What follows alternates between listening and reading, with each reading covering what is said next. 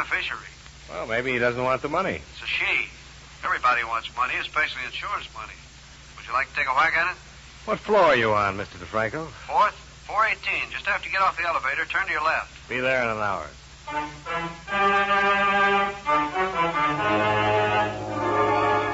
John Lund in a transcribed adventure of the man with the action-packed expense account, America's fabulous freelance insurance investigator. Yours truly, Johnny Dollar.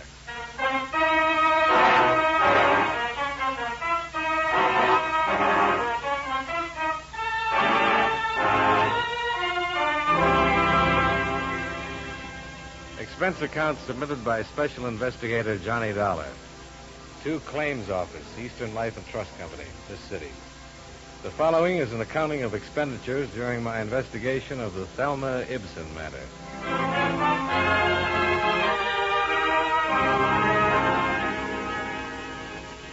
Expense account item 1, 15 cents, bus fare, from my apartment to Milton DeFranco's office, where we got right down to business. The deceased was a man named John Lund. He made his living selling papers in front of the Metropolitan Building. Oh, on 3rd Street? Yes. Did you ever see him? Yeah, I guess I have. Somehow you never think of someone like that leaving insurance money. No, you don't. But he took out 2 policies November the 5th, 1940, both of them $500 lives. Uh-huh. So he has an estate of $1,000 that we have to give to a person named Thelma Ibsen. His daughter or something? No relation at all, just someone who stopped and talked to him one day. She must have had quite a line. Yeah, you'd think so, but I doubt it. He was only 10 years old at the time. Oh. I got all this from the agent who wrote up the policy. Used to buy his papers from old John. One day he told the agent he wanted to take out some life insurance so he could do something nice for a little girl he'd met that afternoon. And that's it. Well, quite a profitable meeting for her, huh? Yeah. Of course, $1,000 isn't a lot of money these days. But from him, it's a lot. Yeah. Thelma Ibsen must be 23 or 4 by now.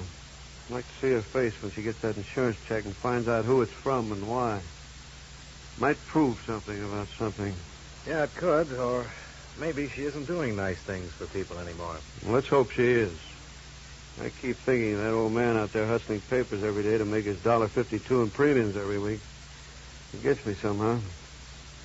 Huh? He only saw her that one day in his life.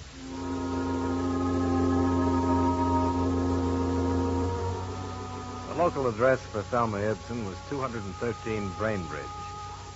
From neighbors, I learned that Thelma's parents had been killed in an automobile accident in 1945. She'd moved cross town to live with an aunt, a Mrs. Mary Seeley. Mrs. Seeley died in 1950. Again, Thelma had moved. Where, nobody seemed to know. But they did know where she'd been working at the time.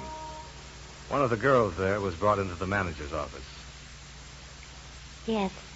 She quit without notice a couple of years ago. She just didn't come back. Were you a friend of hers? Yes. We were good friends. Used to have lunch together every day. We started here together, too. I see. Have you heard from her? No. Any idea where she might have gone? New York, I think. It's the closest place to go, isn't it? Funny she didn't write anybody or say anything when she left, don't you think? Yes, but Thelma was like that. Like what? Well, don't misunderstand me. She was a real sweet girl, but there was something you could tell about her right away when you met her. She had plans of her own, and she just kept them to herself. Mm-hmm. You don't suppose anything's happened to her? I'm just trying to locate her. Did she ever talk about going to New York? No. Well, what did she talk about? Oh, about meeting someone and getting married. Was she going with anyone when she disappeared? Oh, a couple of people around the office. Are they still around? I think so. You going to talk to them? I'd like to. They haven't heard from her either. No one has. She just plain left, bag and baggage.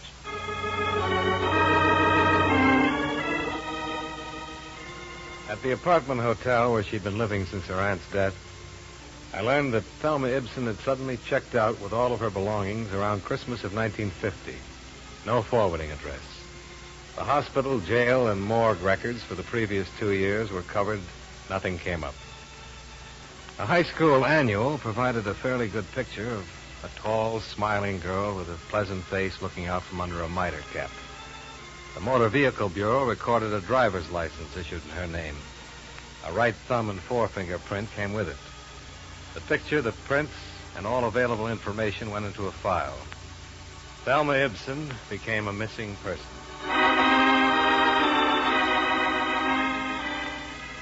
2 days later, the people at her office were re-questioned. And then one of them recalled a man that she had been seen with just before her disappearance. Expense account item 2, $15. Transportation and incidentals, Hartford to New York.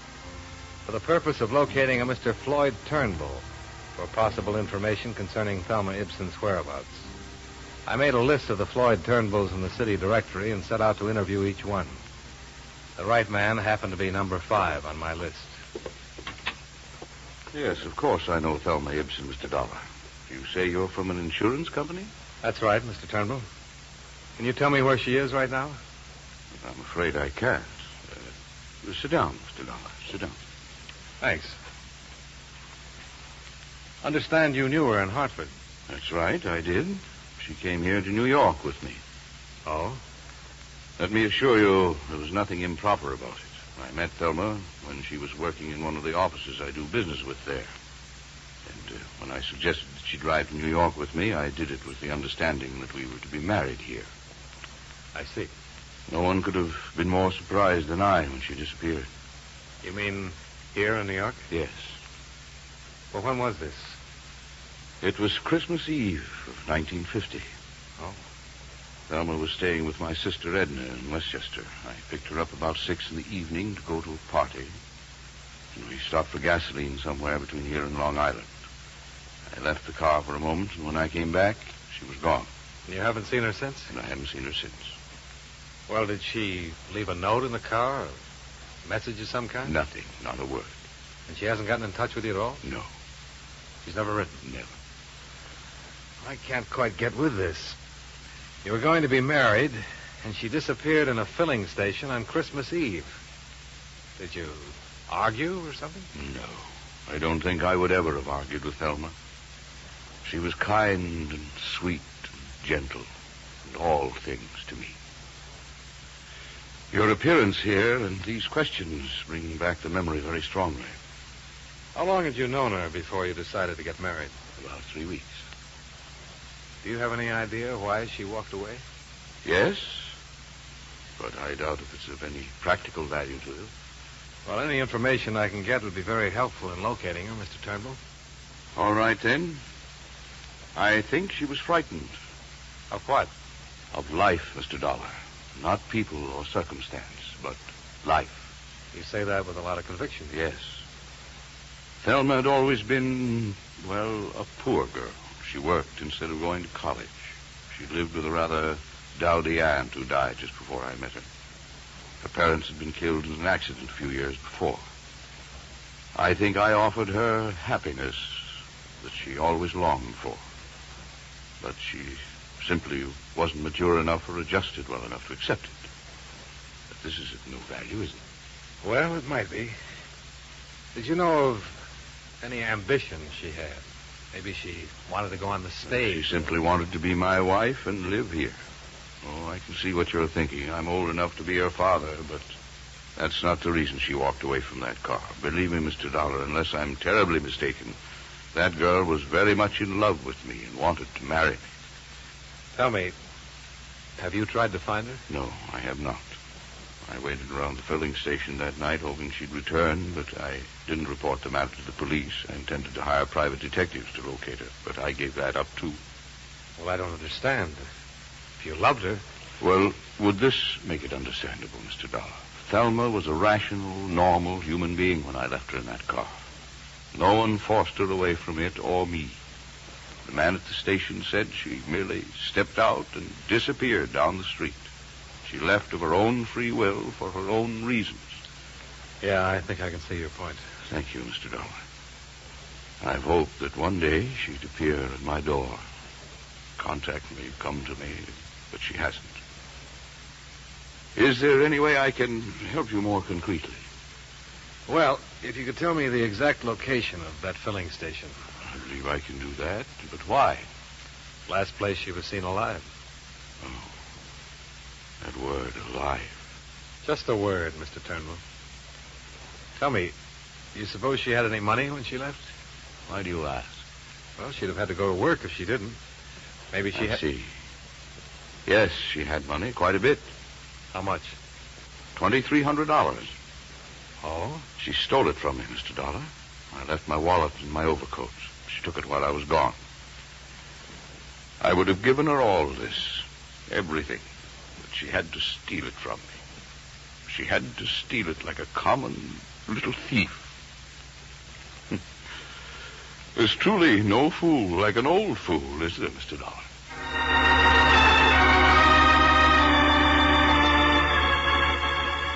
When I left Turnbull, it struck me. Here was the second elderly man in Thelma Ibsen's life.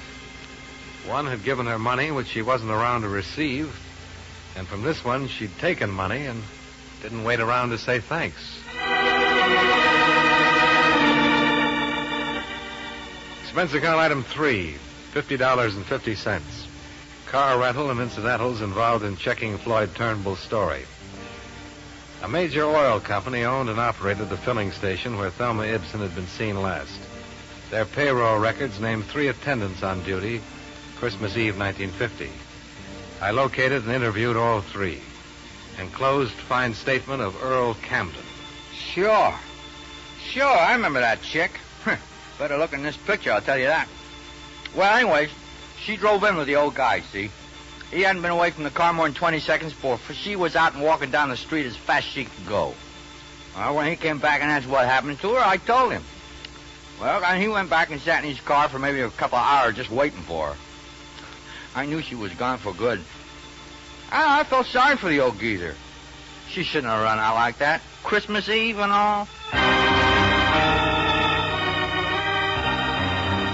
Edna Turnbull Spencer, Westchester, verified her brother's story. Thelma Ibsen had left all of her clothes at the house. Mrs. Spencer had not heard a word from her since Christmas Eve of 1950. The matter went to the New York Police Missing Persons Bureau. A check on the morgue and hospital records was unsuccessful. However, the police fingerprint files turned up an interesting lead. Misdemeanor, drunk, disturbing the peace. She was fined $25 a night, court April 25th, 1951. What's the address? 1212 Yardley. 1212 Yardley. Okay.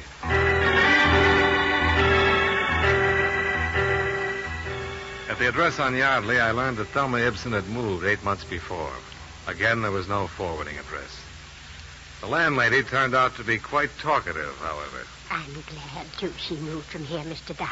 I'd like to help you find her, but I'm awfully glad she moved from here. Well, why do you say that, Mrs. Prentice? Oh, noisy. Parties all the time. I run a quiet place for quiet people, you know. Yes, I'm sure, but... I thought she was the quiet type when she took the apartment, or I'd never given it to her.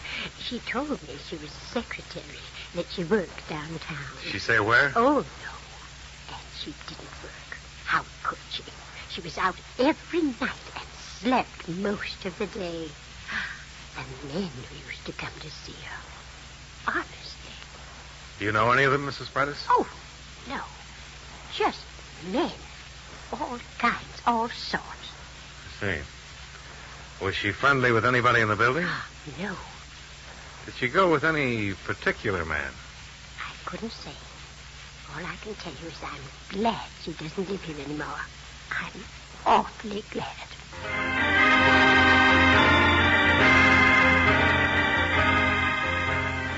The more people I talked to, the more I learned about Thelma Ibsen, and the less I liked what I heard. I went back to the city hall. It had occurred to me that hardly anyone is ever arrested for being drunk and disturbing the peace alone. I was right. The night court files revealed that Thelma Ibsen had been arrested with 8 other people. I took down their names and began to check them out. Number 6 down the line was a man named Unger, who was in the hosiery business. Yes, he remembered Thelma Ibsen very well. No, he hadn't seen her for 6 months, but he could tell me where she lived. He did. And I went there.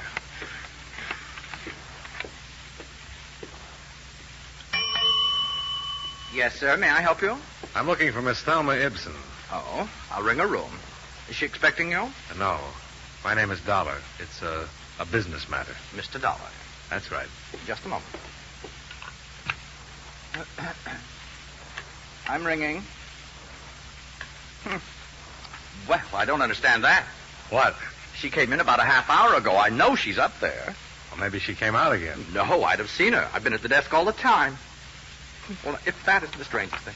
Maybe she's visiting one of the other apartments. Perhaps. Would you like to leave a message, Mr. Dollar? Well, it'll be okay if I go up and camp on her doorstep. I've been looking for her for a long time now. Of course.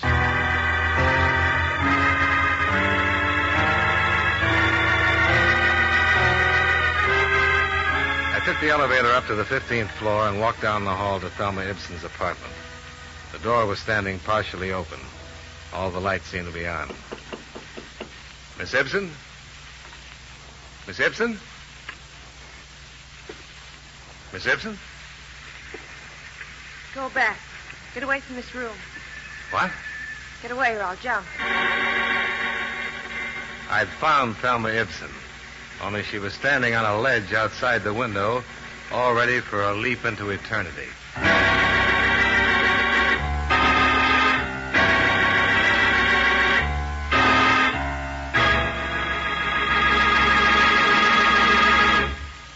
We'll return to yours truly, Johnny Dollar, in just a moment.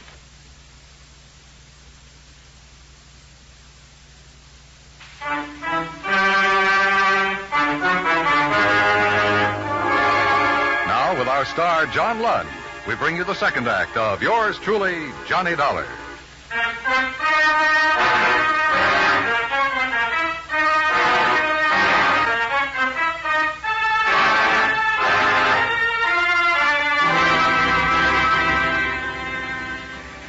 Don't come any closer. I won't. Thelma, What? you better come in now. You don't want to do this. I'm going to do it. It's cold out there. Don't you think you should come inside? I'm going to jump. Stay away now. Don't try to grab me. I'll do anything you say, Thelma. Okay. I never saw you before. How do you know my name? I've seen you. No, you haven't. I remember people. Watch. Just going to light a cigarette. Do you want one? No. Can I have one? All right.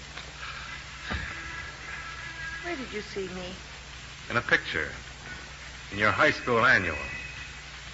You went to high school in Hartford. I don't know you. What's your name? Johnny Dollar? Are you from Hartford? Yeah. Step over there. Let me see your face in the light. No. You aren't from Hartford. You're lying to me. Mr. Dollar, I Go wanted away. to... Go away or I'll jump. Why, Miss Ibsen? Go on. Get out of here. Go ahead. Call the police. Yes, of course, of course. I heard you tell him to call the police. I don't care. They can't stop me. Nobody can stop me. Maybe they won't even try, Thelma. Oh, I know they will. They'll talk to me just the way you're talking. They try to get close enough to grab me. I wanted somebody to call the police. I want them all down there waiting for me to jump. When the crowd's big enough, I'll jump right down there. I'm not afraid to do it. Why do you want to jump, Thelma? I have my reasons. Look, there's a couple of people down there who see me. They'd like to see me jump. I don't think they'd like to see that at all, Thelma. Oh, yes, they would. They might say they wouldn't, but they'll hang around, and if I don't jump, they'll be disappointed. Nobody wants you to jump, Thelma. Oh, sure they do. Those people down there would love to see it happen. You'd like it, too. If I wanted to see you jump, I'd be waiting on the street with those people. But I don't want to see you do that. And neither do they. I want you to live, Thelma. That's more people down there now. Oh, you're getting the big lights up here. God. Thelma, look. If you're broke, if you need money... Don't come any closer, I told you before. I want to help you, Thelma. Nobody wants to help me. Nobody's ever wanted to help me. You're wrong about that. Floyd Turnbull wanted to help you. Floyd Turnbull? You met him? Yes. And he's still very much in love with you. After I stole money from him and walked out on him? The money meant nothing to him. He still loves you, Thelma. Thelma? I don't love him. I never loved him. He thought so. He was just nice. Why did you leave him that way? I'm no good. Never have been, you know. I've never been any good to anybody. Would you like to talk to Floyd? No. I don't want to talk to him or anybody. I know. But after I jump, I want you to tell Floyd something. Sure. Tell him I meant to send the money back to him. I didn't think it was that much. Tell him I never was any good at all. That I left him because of that. All right. You can tell him I loved him. He'd feel good, I think. All right. Go back! I don't care who you are. Go back or I'll jump right now. Wait. Close that hall door.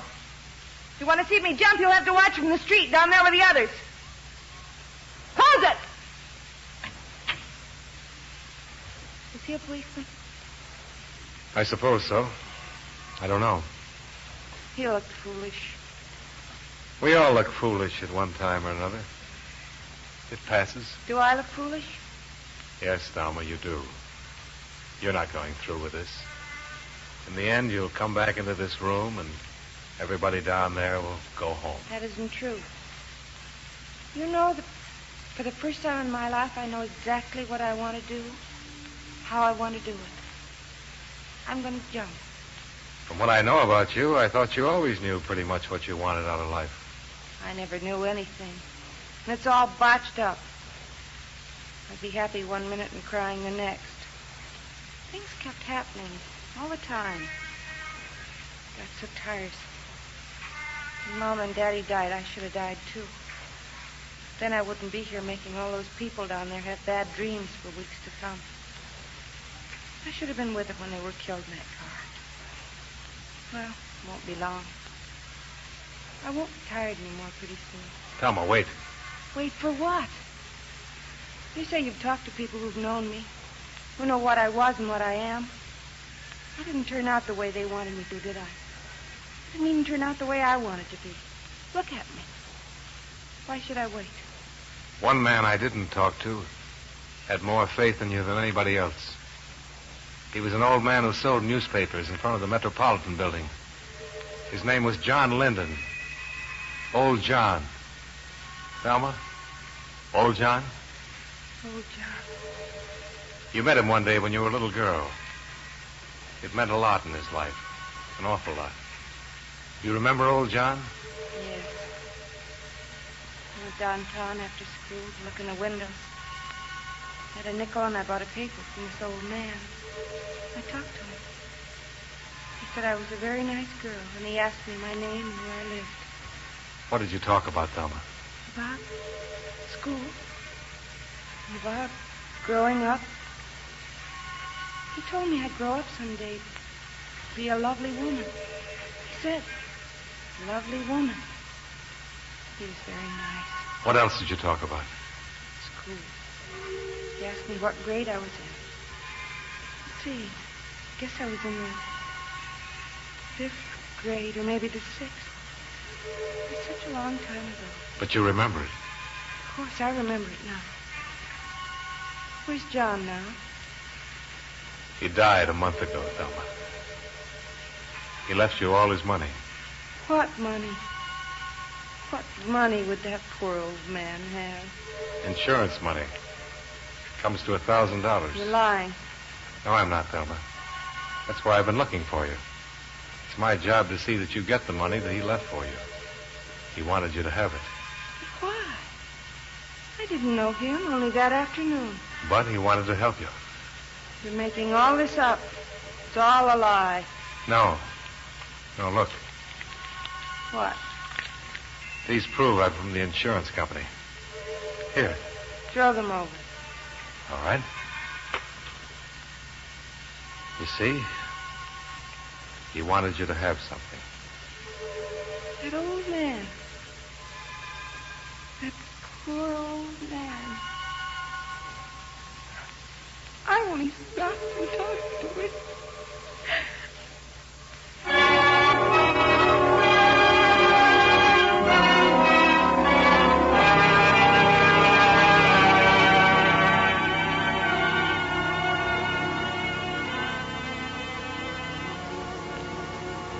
Expense account item 4, $3.50.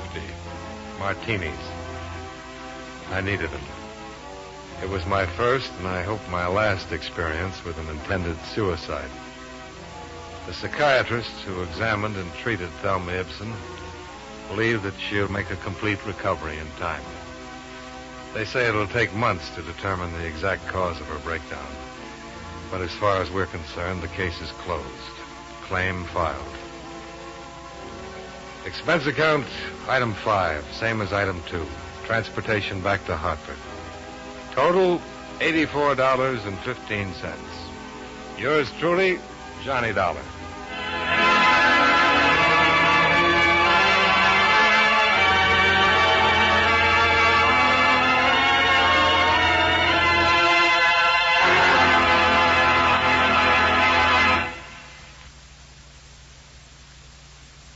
Yours truly, Johnny Dollar, stars John Lund in the title role and is written by E. Jack Newman with music by Eddie Dunstetter.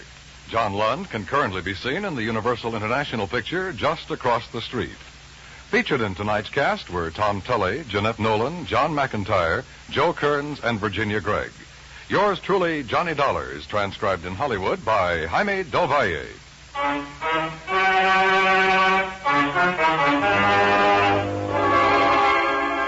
This is Dan Cubberly inviting you to join us next week at this time when John Lund returns as... Yours truly, Johnny Dollar.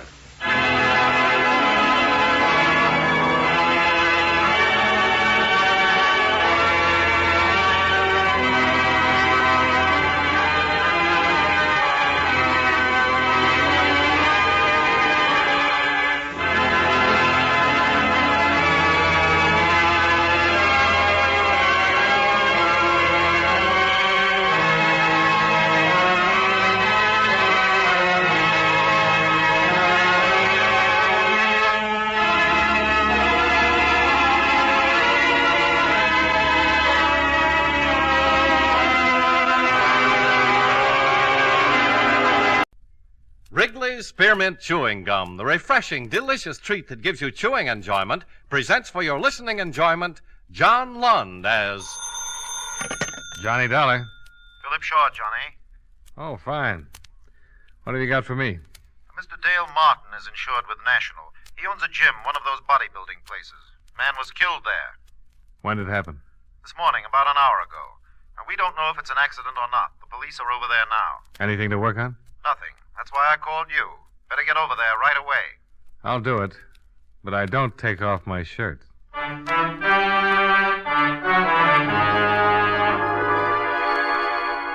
The makers of Wrigley's Spearmint Chewing Gum bring you John Lund in a transcribed adventure of the man with the action-packed expense account, America's fabulous freelance insurance investigator. Yours truly, Johnny Dollar.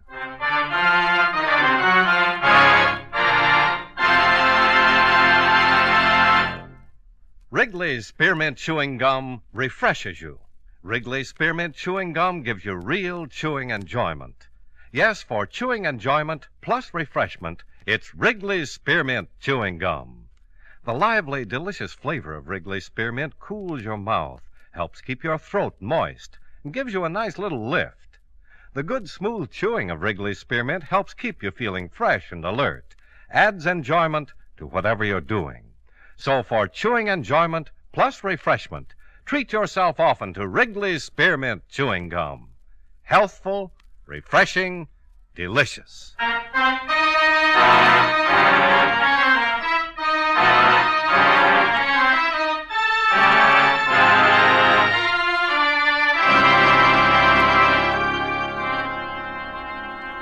Expense account submitted by Special Investigator Johnny Dollar to Home Office, National All-Risk Insurance Company, Hartford, Connecticut. The following is an accounting of expenditures during my investigation of the blackmail matter. Expense account item 1, $1.40. Cab fare and tip for ride from my office to Martin's gym. After receiving what little information there was from you by phone, I arrived at 1215 at 1084 6th Avenue in the heart of downtown. On the second floor, I found Dale Martin, a very nervous Adonis, seated at a desk in his office. A policeman at the door informed me that a Lieutenant Nathan of the homicide detail had stepped out for a minute and the coroner was expected soon. Mr. Martin? Yeah? I'm Johnny Dollar from the National Insurance Company. Oh, that's the outfit I'm insured with. Yeah, I know. That's why I'm here. I want to get the facts in case there's any claim. Now, tell me, what happened? I don't know. I went back to the locker room to check on the towels, and I found him lying on the floor. Found who? His name's Royal, Frederick Royal. He's been coming up here for over a year.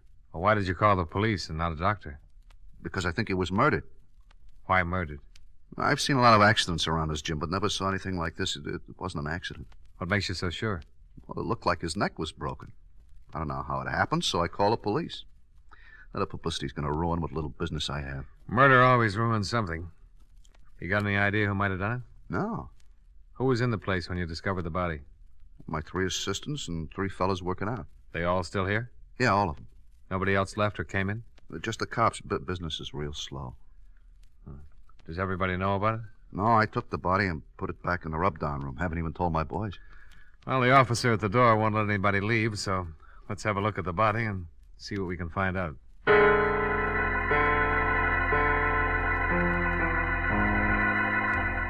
Martin left one of his boys to answer the phone, and everyone else was keeping busy wrestling with weights as he led me through the locker room. So one man was taking a shower. At the end of the room, he unlocked the door, and we walked in. The smell of rubbing alcohol was strong enough to give you a hangover. There were white curtains separating 2 rubbing tables. The first one was empty. In back of that curtain, Mr. Dollar. Okay. Not very pretty. Circus rubber man would need vulcanizing if he turned his head that far. Busted neck, all right. I wish the coroner would get in and take him away. It hurts me seeing his head hanging like that. Why don't you move it? Oh, no, sir, not me. I caught it good from the lieutenant for moving him in here. Well, don't worry about Mr. Royal. He can't feel a thing.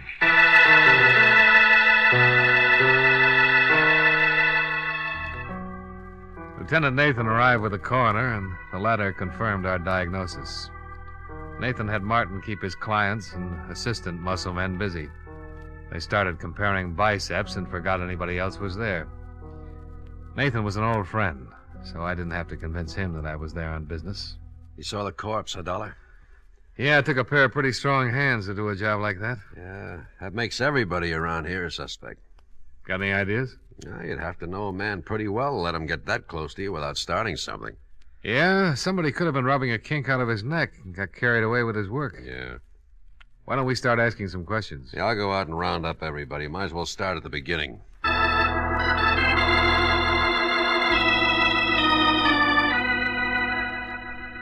Nathan herded everyone together, and the questioning started. The men were very unhappy. This bad publicity that couldn't be helped. Mr. Robert Wells, songwriter, Mr. Michael Darling, car salesman, and the third and last, Mr. Patrick Mullins, jeweler.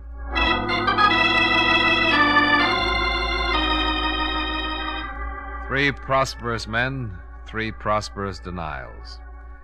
The assistants came next, the 3 men who worked for Martin. First, Bernie Carroll, the man who'd instructed Fred Royal, the one who'd put him through his exercises and sent him in to take a shower before he cooled off and got stiff. Sure. I worked him out and sent him in the shower like always. We tell him to take a good long hot shower to relax the muscles. Isn't that right, Dale? That's right, Lieutenant. That's the way it works. Bernie left him, went over to start on Mr. Wells. Bernie's a pretty strong boy. Yeah. Any one of us could have gone to the locker room at one time or another, Lieutenant. You found him, didn't you, Mr. Martin? Yeah. Why did you happen to go back to the locker room at that particular time? Well, I do it every day. Check on the towels, soap, see that everybody has everything he needs.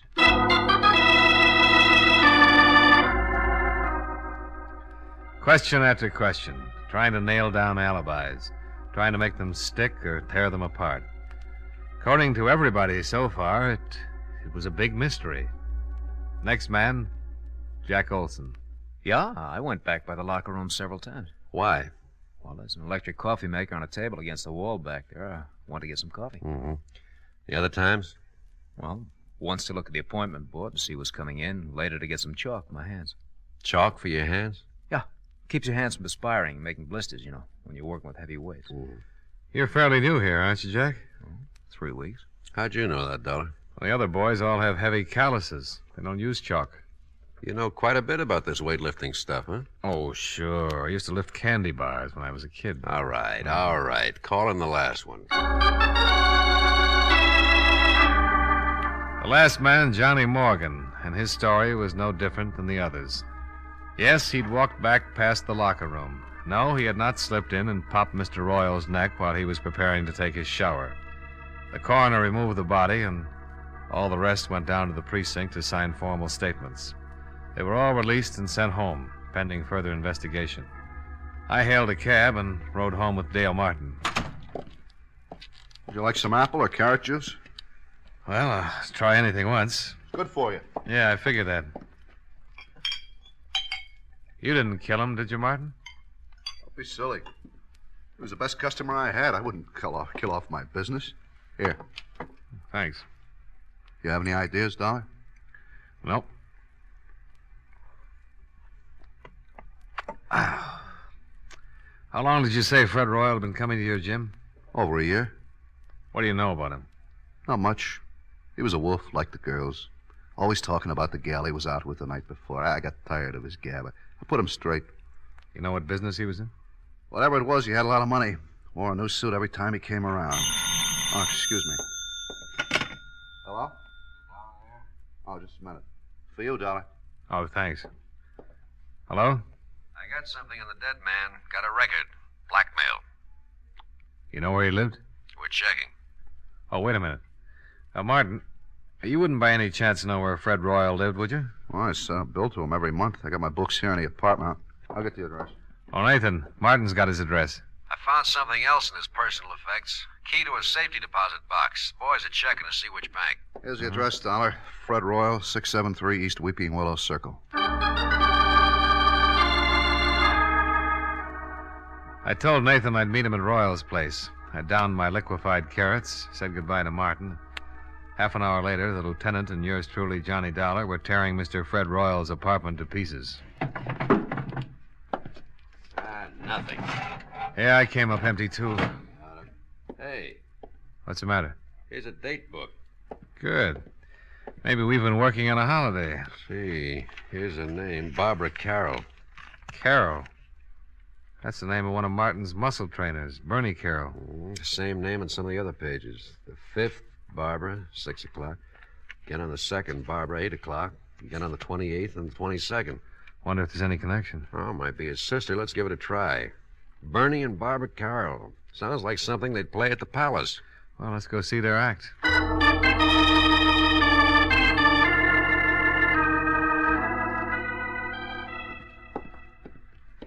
Here's the apartment. They live with that new fella. Jack Olson. Yeah, the quiet one. Police. Yes? I'm Lieutenant Nathan, homicide. This is Johnny Dollar. How you doing? How do you do? We'd like to talk to you, Miss Carroll. Certainly, Lieutenant. Come in. Thank you. I was just making some lemonade. Would you like some? Yeah, thanks. It is pretty hot out. Maybe you'd like something stronger. No, thanks. The lieutenant's on duty. I guess you've heard about the accident. Like your lemonade sweet, Lieutenant? Medium, please. Here you are. Oh, thank you. Your brother didn't mention anything about your going out with Royal. He was probably protecting his little sister. The lieutenant found your name written in Royal's date book. I've been out with him 6 or 7 times. You know what his business was? He never discussed it. Did you ever meet any of his friends? No. Did he ever mention any of the other fellows at the gym? At the gym? I don't think so. Mm-hmm. Jack Olson lives here, doesn't he? That's right. Whose picture is that on the piano? Oh, that's Jack's father. You don't have any idea why anyone would want to kill Royal, do you? No. How did Jack Olson happen to move in here with you and your brother? Bernie asked him to. When he went to work for Martin, he was living in a terrible place. One small room. I told Bernie he could move in here if he shared the rent. Mm-hmm. How well did Olson know Royal? He'd seen him at the gym. Seen him here when he came to pick me up. Where's Olson now? Working, I think. Well, thanks, Miss Carroll. We'll be talking to you again. More lemonade? Later, maybe, Miss Carroll.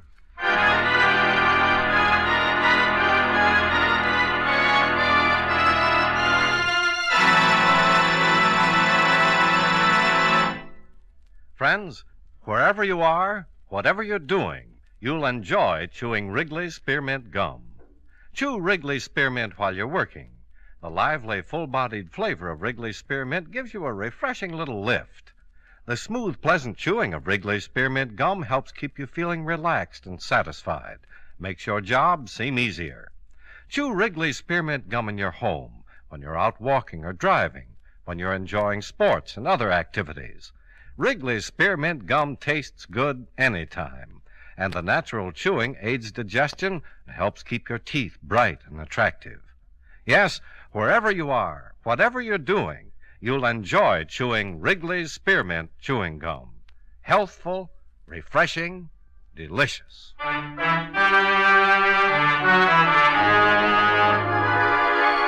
now, with our star, John Lund, we bring you the second act of Yours Truly, Johnny Dollar.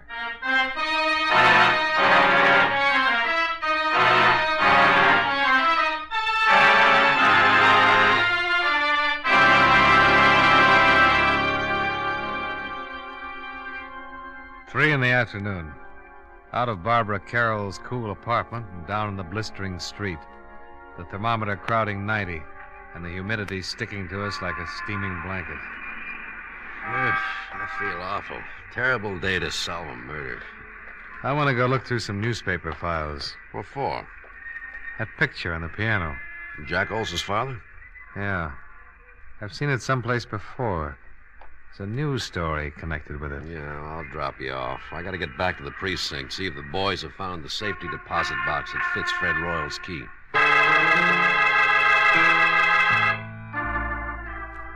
Nathan dropped me off at the newspaper, and I went down to the morgue to do some hunting. The air conditioning made the job easier, and by 4 o'clock I was headed for Nathan's office. We found the bank and the safe deposit box. Oh? Anything turn up? Yeah. Royal was doing some pretty fancy blackmailing. Here's a bundle of evidence and a list of names. Mm-hmm. Well, I can understand why someone would pay to keep these out of circulation. Yeah. Lousy photography. What'd you find out? Here. Newspaper clipping. Oh, picture of Jack Olson's father. Same as the one on the piano. Prominent banker leaps to death. William Barrett. The boy's name is Olson. That's what he calls himself. William Barrett. Barrett. Give me that list we got out of the deposit box. I've just been looking at it. William Barrett's name is on here, all right. Ooh. That article you've got on his suicide mentions that he left a son and a wife. Yeah. Well, let's go pick up Jack Olson, or Barrett, or whatever his name is. Well, it might not have meant a thing, but at least we had found one person who had a strong connection with Frederick Royal other than socially. The boy who called himself Jack Olson was the son of one William Barrett, deceased, and one of Fred Royal's blackmail victims. Barrett had jumped off a tall building, and according to the newspaper, he had left no reason for his actions. There was a possibility that Fred Royal's blackmail had driven him to it, and if that was so, his son would have had a very strong reason for wanting to break Mr. Fred Royal's neck. We climbed into a squad car and hurried back to Barbara Carroll's apartment, where Jack Olson lived as a boarder.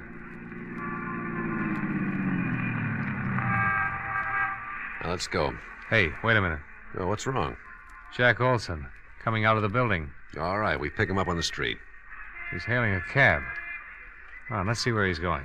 Wouldn't it be easier to just ask him? Oh, stop trying to ruin my afternoon. You know, there's nothing more relaxing than a pleasant drive through quiet, peaceful old New England. We started tailing Jack Olson's cab. Across town. Along the Merrick Parkway. Across a bridge. He's headed for Long Island. Well, your Connecticut badge won't be much good over there. We kept going across the Sound, past the outskirts of a couple of waterfront towns and onto a long highway. Pretty expensive cab ride. Pretty expensive. Pretty important. Yeah. Oh, they're turning off on that road. Hope we don't lose them.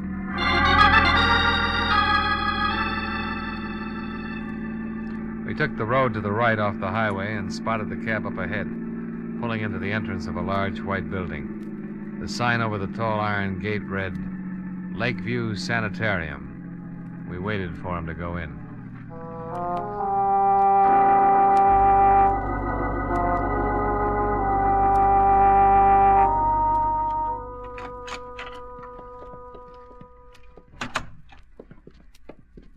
Yes? Is there something I can do for you? I'm looking for a man. Oh, any particular man? Oh, who's in charge of this place? Dr. Feder. Well, run him out, please. I want to talk to him. Which one of you is the patient? Patient? Can't you tell? Look, just go get Dr. Fodder. Feder. Oh, Feder, okay. Go get him and tell him Lieutenant Nathan wants to talk to him. Lieutenant Nathan. Of the cavalry. Huh? Oh, well, I'll get him right away. Lieutenant. You think that's funny? Oh, well, I liked it. Let's see what kind of a reaction it gets out of Dr. Feder. Cavalry. Nice thing to say in a place like this. Lieutenant Nathan? Yeah, that's right. I'm Dr. Feder. Oh, this is Mr. Dollar. How do you do? How do you do? Now, are you related? No, but we've been friends a long, long time, haven't we, Nate? Yeah, I'm a police officer, Doctor. Oh. We've been following a man. He came in here a few minutes ago. Is that right? The lieutenant thinks he might be a killer. I can handle this, Dollar. Doctor, I'm with Central Division Homicide. This isn't my territory, but I'd appreciate it. Which one of you is the patient? Now, look, this is getting a little ridiculous. Here are my credentials. Oh. The man we want came in here a few minutes ago. Well, Mr. Barrett is the only one. And his real name is Barrett. Who's he seeing? His mother. What's wrong with his mother? Mrs. Barrett is seriously ill. Have anything to do with her husband's suicide? Everything to do with it. I doubt if Mrs. Barrett will ever recover. We went back out to the car and tried to put it all together. Jack's father had jumped off a roof. He was being blackmailed and couldn't take it. The shock of his suicide had driven Mrs. Barrett into a permanent breakdown, and Fred Royal had been responsible for the whole thing. Motive enough for Jack to get a job with Dale Martin so he could get his hands on Fred Royal's neck. Cavalry. Oh, stop groaning. Tell me what you think of my theory. We still need a confession. We'll get it. Mind if I make a pest of myself and ask how? Let's ride back to town and see Dale Martin.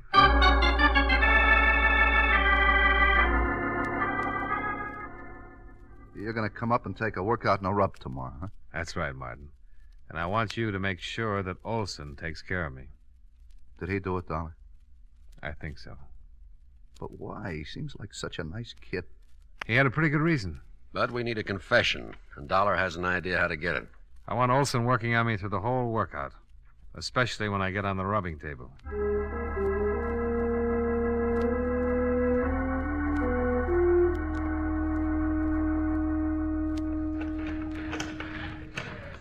You're in pretty good shape, Mr. Dollar.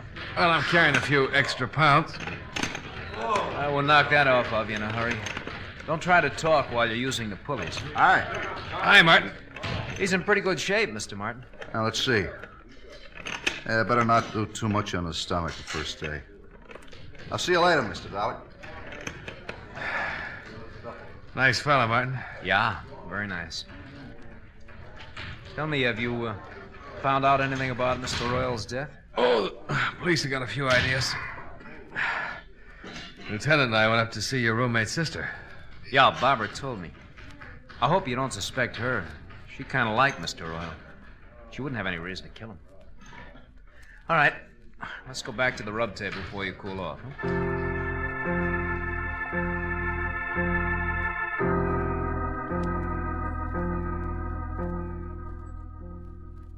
You don't mind going in there, do you? No. Why should I? Oh, some people are funny about rooms where there's been a dead person, you know? Well, it doesn't bother me, Mr. Dollar. Martin's got all his towels piled on the other table. I can move them if you like. Oh, no, it doesn't make any difference. Royal wasn't killed in here anyway. All right. Up on your back. Yeah. Give me a good brisk rub and let me relax for about 10 minutes. All right, slide down a little. Yeah.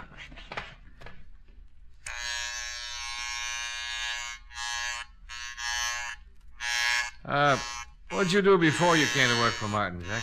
Oh, not much. Went to school, finally decided to look for a job. Found this one. You ever study this sort of thing? No, there's really not much to it. Martin shows us how to use the machines, help the clients, and rub the neck and back. Well, then all you need is a good build, a strong pair of hands, huh? Yeah, I guess so. Your family live in Hartford? No. I noticed a picture of your father on Barbara's piano. Fine-looking man. He's dead now. Oh, sorry. So am I. Your mother still living? No. Oh, I'm sorry. Am I rubbing too hard? Oh, it's okay. Well, you certainly got the strength for the job. Yeah, I'll turn off the vibrator and just use my hands. Did the police find out anything about Mr. Royal? Yeah. He was a blackmailer. Ow! I'm awfully sorry. I'm a little nervous today. Maybe I better get one of the other fellows to finish your rub. Oh, no, that's all right. I'm just a little tied up. The neck is stiff. Try and relax. Guess I keep thinking about Royal and his broken neck. You think I might break yours, Mr. Dollar? Well, wouldn't be hard. If I was good and relaxed, you could snap it in a second. Yeah. Guess I could. So Mr. Royal was a blackmailer, huh? Yeah, had a record. They're the foulest people on earth. Yeah, they certainly are. Could ruin a lot of lives. Probably why he was murdered. You think he was blackmailing someone here in the gym? Oh, not necessarily. Well, if he wasn't, then no one in the shop would have a motive for killing him. Well, I've got a theory about that. I think someone in this gym hated him so much that they waited until no one was looking and Royal was all alone. And they slipped in on him and twisted his neck until it broke and he strangled. Well, why would they hate him so much if he wasn't blackmailing him? He might have been blackmailing someone very close and dear to the killer. Maybe the person Royal was blackmailing couldn't stand it. Committed suicide. It's an interesting theory. Take your family, for instance. Ouch! I'm sorry. You weren't relaxing. Supposing Royal was blackmailing a member of your family. Your father, for instance. I can't rub your neck unless you relax more. Maybe your father couldn't take it. Maybe he couldn't pay him anymore. And instead of disgracing his family, he committed suicide. Just turn your head a little to the side, Mr. Dollar. That better? Much. Well, if that happened to my family, Mr. Dollar, I guess I would kill Mr. Royal, not mind a bit. How does your father die, Jack? He jumped off a roof. Now, if you just turn your head a little more, I'll try to pop your vertebrae, huh? We followed you out to Long Island yesterday, Jack. I'm going to adjust your neck, Mr. Dollar. It's better if you relax so it won't hurt. Well, if you wanted to, you could pop it anyway. I couldn't stop you in time. No, I don't guess you could. There, now the other side, huh? Did you kill Fred Royal? Yes. Relax. All right, Mr. Dollar. Let's go down to the police station. Lieutenant's outside with Martin.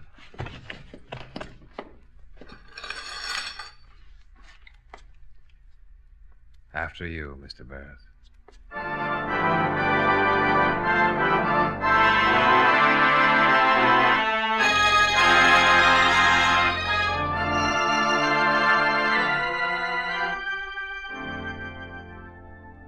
Nathan took Jack Barrett down to the station and got from him a signed confession. I went with Martin, and with every drink I saw another Barrett. So finally I gave it up and came up here to my office. Expense account. Item 2, $4.53. 1/5 of very dry gin. Martin forgot his health and hygiene for a couple of hours and finished what I didn't drink. Item 3, $16.75. Cab fare for a ride up through the country, all by myself. Expense account total, $22.68. Yours truly, Johnny Dollar.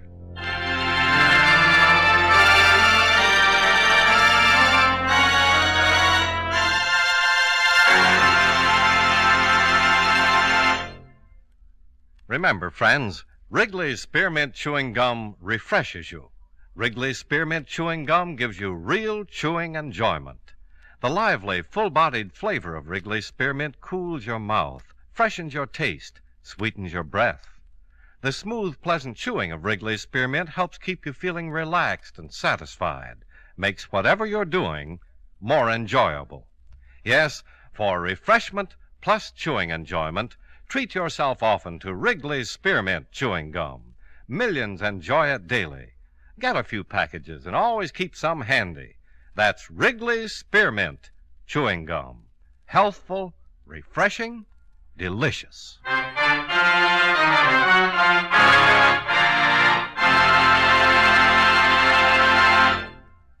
Yours truly, Johnny Dollar, brought to you by Wrigley's Spearmint Chewing Gum, stars John Lund in the title role and was written by Blake Edwards with music by Milton Charles. Featured in tonight's cast were Edgar Barrier, Hy Averback, Hal March, Jim Nusser, Tony Barrett, and Virginia Gregg. Yours truly, Johnny Dollar, is transcribed in Hollywood by Jaime Del Valle.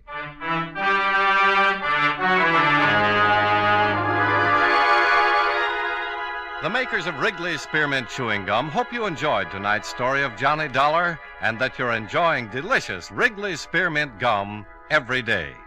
This is Charles Lyon, inviting you to join us again next week at this same time when, from Hollywood, John Lund returns as... Yours truly, Johnny Dollar.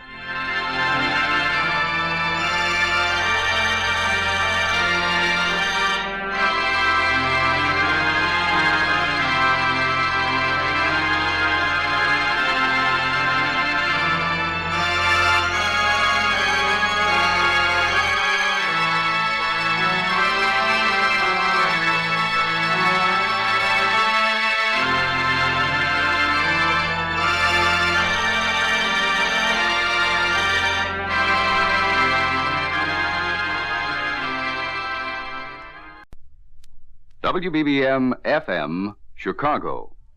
Gum, the refreshing, delicious treat that gives you chewing enjoyment, presents for your listening enjoyment John Lund as... Johnny Dollar. Donald Maynard, Johnny. Oh, hello, Mr. Maynard. You employed? No, not a bit. Just closed out a case. Fine. Can you go to New York? Yeah, I guess so. What's it all about? Well, this company insures Maury Productions Incorporated. It's a film television company shooting in New York. The star is Philip Maury.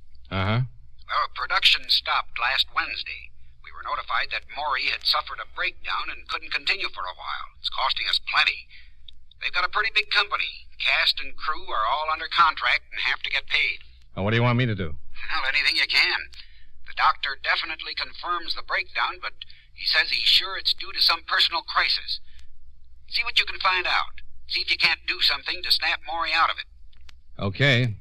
Right away, huh? As soon as I pack a bag.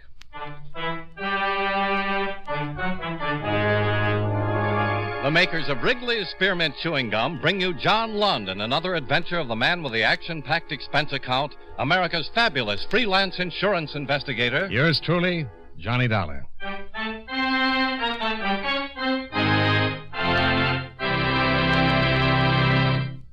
Friends, the makers of Wrigley's Spearmint Chewing Gum present these weekly adventures of Johnny Dollar because they know that millions of you enjoy Johnny Dollar.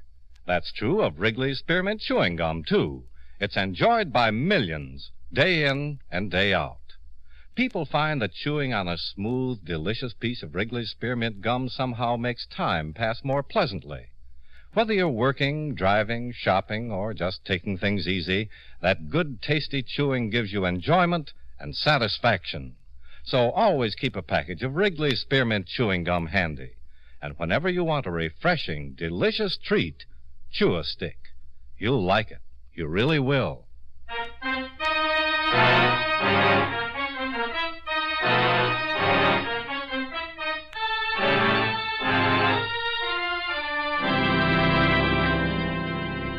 Expense account submitted by Special Investigator Johnny Dollar to Home Office, National Life and Casualty Insurance Company, Hartford, Connecticut.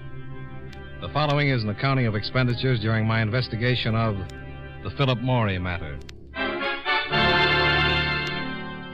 Expense account item 1, $19.85, train fare and incidentals between Hartford and New York City. Item 2, 75 cents, cab fare to a hotel, where I registered and called the offices of the Morey Production Company. I made an appointment to see Mr. Milton Gradke, the producer. Expense account item 3, 55 cents for another cab to Gradke's well-appointed office on 45th Street. Really, Mr. Dollar, I'm just as concerned about this situation as the insurance company is. In fact, I'm probably a whole lot more concerned. A whole lot. Well, we've got a schedule to meet. We've got a sponsor and a network to account to. And if our star is sick, I just came down to see if I could help. It's a breakdown, Mr. Dollar. Who can help with a breakdown? Are you a doctor? You're a close friend, huh? Yes, very close. I can't do anything. How could you? What caused the breakdown? Such a question. What causes the breakdown? What causes breakdowns? Again, it's for a doctor to say. I'm only a producer. Well, the company doctor felt it was something of a personal nature. Something more than just overwork. Well, I know Phil is sick. He's really in a bad shape. And I know if he doesn't snap out of it, this show is going on the rocks. It may be personal, but that's not for me to say. Phil's had enough trouble in the past. Well, this time he could be ruined. Who's his personal physician? Ewing, Charles Ewing. The best man for this sort of thing. I got the best. I'd like to talk to him. He's probably over with Phil now. Oh, fine. I'll stop by. Oh, he won't allow you to see Phil. You can't see him, Mr. Dollar. Okay, then I'll just talk to the doctor. Maybe Ewing's back at his office now. Why don't you go over to his office instead, huh? It'll be a whole lot easier if you go over to Mr. Gradke. Yes? What's the matter? Don't you want me to talk with Philip Morey? He's sick. Very sick. You sure that's all? Of course that's all. You got the doctor's report? Yeah, but if you don't mind, I'll check it myself. Your company may be in trouble, Mr. Gradke, but my company is paying for it.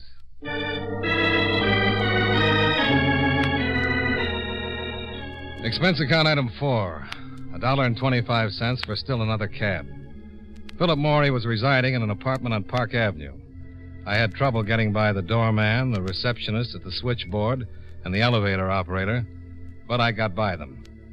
I walked down the 3rd floor of the building and knocked on the door to Philip Morey's apartment. Yes? Dr. Ewing? No, he just left. My name is Dollar. I'd like to see Mr. Morey. I'm sorry, no one can see Mr. Morey. He's quite ill. Who are you? What business is that of yours? I'm a special agent for National Life and Casualty. I was sent here to make a report on Mr. Morey's condition. Then I suggest you talk to Dr. Ewing. Now, wait a minute. Look, I told you to... Hey, Richard. What's the beef? What's going on? Mr. Morey? Yeah? Phil, you better go on back in your room. Why? What do you want, Edward? My name is Dollar, Mr. Morey. Okay. What's it all about, huh? I told him you weren't seeing anyone. Yeah? He's from the insurance company. I don't want any. You already have it. I just came down here to see if I could help. Wait a minute. I don't want any insurance. I'm a lousy risk. Phil. No. Go on, fella. Beat it. You hear me? Go on. Okay. Don't get rough. You're in no condition. You think so, huh? Look, Mr. Morey, my company got a report that you'd suffered a breakdown. Yeah. Well, good for them. It looks to me more like a 90-proof breakdown, and it smells like it, too. Well, what's it to you? Plenty. My company's paying a lot of money while you're laid up. As long as it's a legitimate illness, they're obligated to keep on paying. And if I'm just drunk? I doubt if my company would think kindly of you, Mr. Morey. Well, isn't that just too bad? Mr. Dollar, he didn't start hitting the bottle until last night. Just forget the excuses. Just drop it. And you get out of here now, huh? Go on, get out. Okay. And tell your stinking company I'm gonna stay drunk until we have another blue snow. Okay? It's fine with me. I'll send you a sled with a coffin on it. I was supposed to help Morey straighten himself out, but this wasn't just a breakdown. He was boiled to the eyebrows. And if you could go on past performances, it was an odds-on bet he'd stay that way. Expense account item 5. $1.35 cab fare from the Park Avenue apartment to the hotel, where I went to the bar to cool off. I had a fast one and was reaching for another when I was interrupted. Mr. Dollar?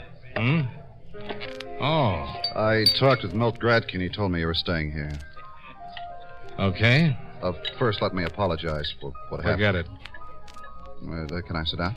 Sure. Well, we really didn't meet officially. I'm Richard Long. I'm the writer-director on the series. Well, if Morey stays loaded, you're going to be out of a job. He just started drinking last night. Insurance doesn't cover a lost weekend. I'll have to report it. They'll cancel. It'll be rough. His wife left him. Oh, that's the reason, huh? Yeah. She's going to sue. They've been trying to do everything we could to get Phil in shape. Well, from the way he looked, you'd better forget it. Well, if this one blows up, he's through. He's finished for good. It's happened before. Yeah. But isn't it too bad? Yeah, I guess it is.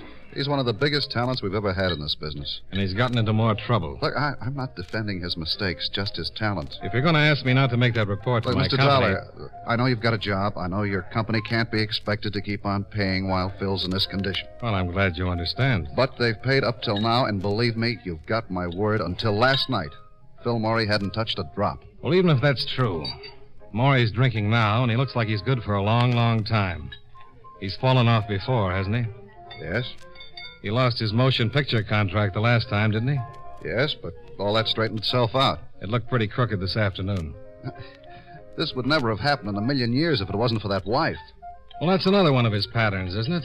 He's been sued by more ex-wives. Mr. Zoller, I've never said he was right. I never said any of the trouble was anything else but his own fault. But you don't know him. Not many people do. This guy is the most considerate, charitable... When he's sober.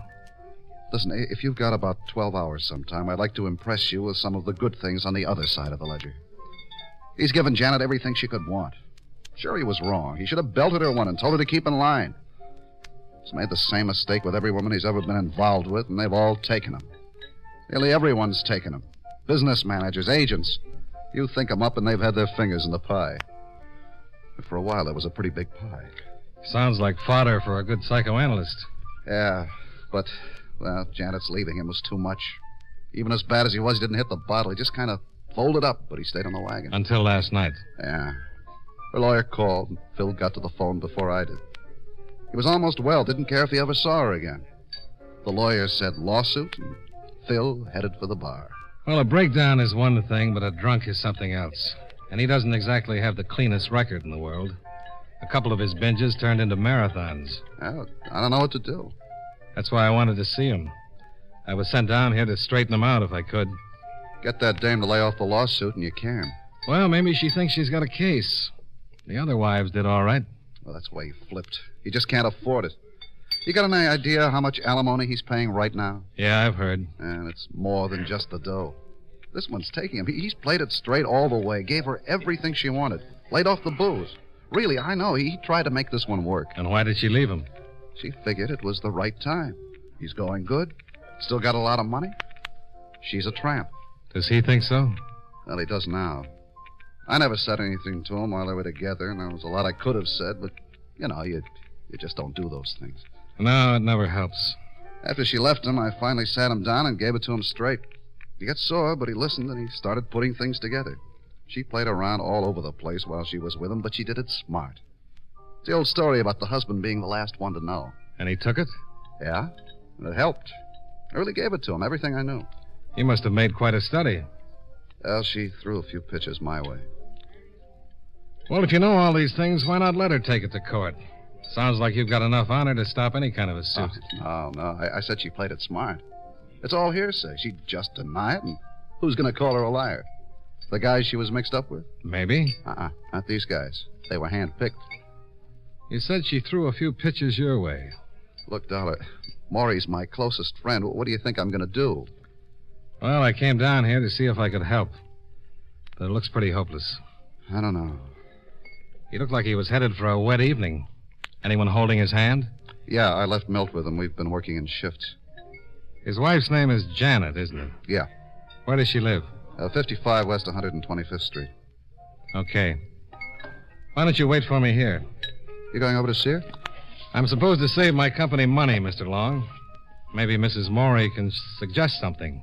Are you kidding? Yeah. But have you got a better idea? Good luck.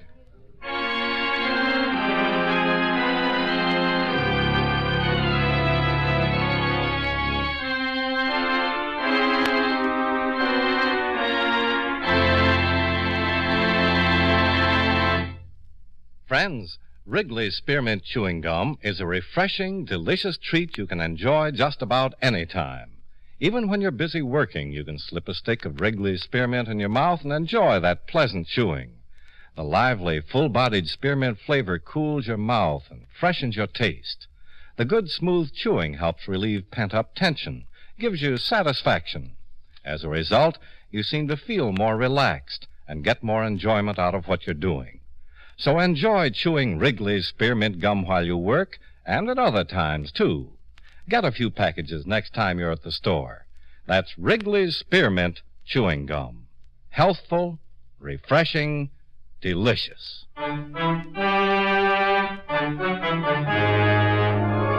And now, with our star, John Lund, we bring you the second act of Yours Truly, Johnny Dollar.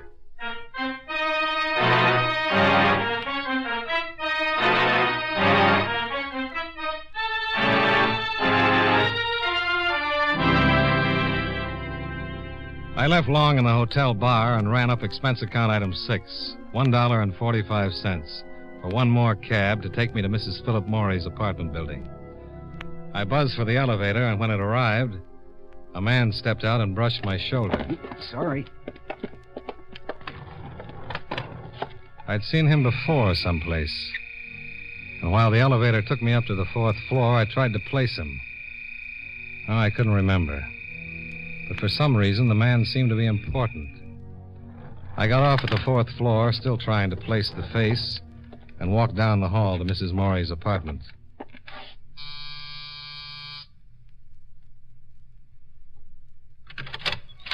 Yes. Mrs. Maury? Yes. My name is Dollar. I'm a special investigator for National Life and Casualty. Insurance? Yes. Well, I'm sorry, but I... My company insures your husband's television production. Oh, You mind if I come in and talk to you? no. Come on in. I don't quite understand, Mr. Dollar. Mr. Dollar. Sit down, please. Oh, thanks. My husband's production company is insured? That's right. Insured for what? Oh, accidents, illness. Oh. Well, how'd you find me? Mr. Long. I see. I have to make a complete investigation, Mrs. Maury. You see, when your husband was taken ill, Taken ill? well, that's the report that was turned into the company. Well, I guess you could call it that. What would you call it? He's plastered. You know what that means. I sure do. I left him. I'm going to get a divorce. Well, aside from your personal differences, if your husband is just drinking, if that's the reason that production has been held up, my company will cancel his insurance. So? He won't be able to get insurance from any other company. Look, Mr. Dollar, do you know anything about Phil? Well, just what I've read. Well, that's been bad, all right, but you've got to live with a guy to really get the full effect. You wouldn't believe it. Well, I understood he's been a pretty good boy until recently. Why don't you go talk to my husband? I saw him earlier today. How'd you like it? It was a little tense. Was he sober? Not even close. Well. But I understand he just started drinking. Oh, that's dandy. Do you think they're going to tell you that he's been blind for the last month? You can take my word for it. He's no good. I tried. I was number 4, and I certainly tried to do everything I could to make it work. Well, if it was that bad, I can't blame you. But this will ruin him. He was ruined the day he was born. Oh, he'll get along. He's still got a lot of money. After all the alimony he's been paying out? Mr. Dollar, Phil has made over $6 million since he started in the business. He could still afford a dozen more wives if anyone will have him. Well, I'm glad to hear that you'll be taken care of. You bet your life I'll be taken care of. After all I put up with, I deserve to be taken care of. Taken care of good. Uh-huh. Well... Oh, you don't have to go. Let me buy you a drink. Well, sure. What's your poison? Anything that's handy. Just water it. Bourbon? Fine. I suppose Richard Long told you what a terrible woman I am. He mentioned something about it. Yeah, he would. He's a jealous little fellow. There you are. Oh, thanks. Cheers. Sure. Richard tried everything he could to break us up. And what a heel. After we'd been married for only a couple of months, Richard started making the old pitch. How do you like that? Well, I can understand it. Thanks. But Richard's supposed to be Phil's closest friend. An attractive woman can fracture a friendship in a hurry, under the right circumstances. The circumstances were anything but right, Mr. Dollar. Well, can't blame a man for trying. Don't you have any scruples? A couple. But I left them back in the 3rd grade. Insurance business, huh? Yeah. You make a lot of money? Enough. It has other compensations. Tell me about them. Well, good drink now and then. I bet you meet a lot of interesting people. Oh, lots. What'd you say your first name was? I didn't. But it's Johnny. Johnny Dollar. Mm-hmm. Nice, expensive sound. You should get a load of my expense account sometime. I'd love to. You know, I saw a picture of you once. Really? Yeah. In a bathing suit. I was a model before I met Phil. I had lots of pictures taken in bathing suits. I think this was taken just before you married him.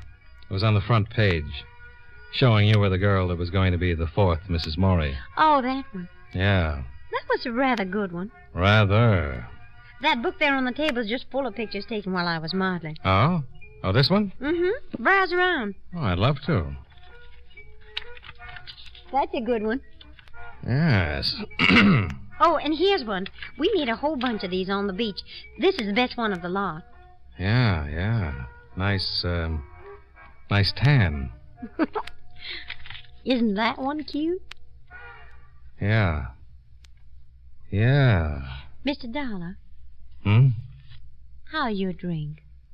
It just curdled. Let me build you a fresh one. Oh, no, thanks. I have to go. Oh, I'm sorry. You won't be, honey. I don't think I understand that, Johnny. I'll tell you all about it sometime. It'll give you a real kick.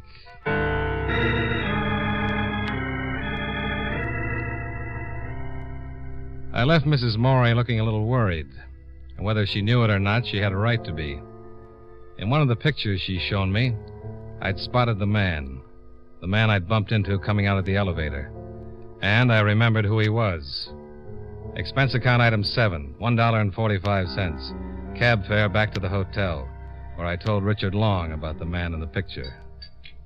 Eugene's Sweet. Ever heard of him? No. I couldn't remember until I saw that picture. There was a big case in L.A. He was convicted and sentenced. Did 3 years for forgery. I was in on the case. Sweet. No, I don't know. And there was a girl mixed up in it. Janet? No. But it was an interesting setup. Sweet introduced the girl to a wealthy old man. The girl married the wealthy old man. Now, it seems the girl would have Sweet sign her husband's name to a check, then she'd fill in the amount and cash it. Not big checks. But after about 4 years, they added up. Well, a man named Swift introduced Phil to Janet. Never did like him. He used to hang around all the time. Phil got tired of him in a hurry and gave him a bounce. What do he look like? I was tall, kind of greasy around the edges, weighed about, I don't know, about as much as I do. Where does he live?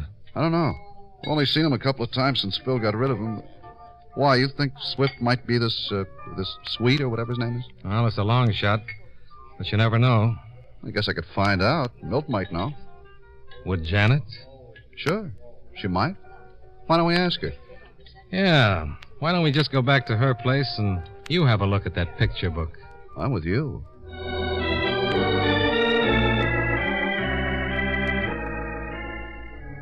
Long's car was parked outside the hotel. We piled in and drove back to Mrs. Morey's apartment building. We parked just in time to see a man enter by the front door. That's him, Swift. He just went into Janet's building. And he came out about an hour ago. You mean Swift's the guy you were talking... Eugene Sweet, arrested in Los Angeles in 1949. Well, come on. Well, it might be perfectly innocent. In a pig's eye. I bet that dame has been working the same kind of setup you told me Sweet worked with the other one. He doesn't do anything. How does he support himself? Well, if he's with Mrs. Morey, we can always ask him.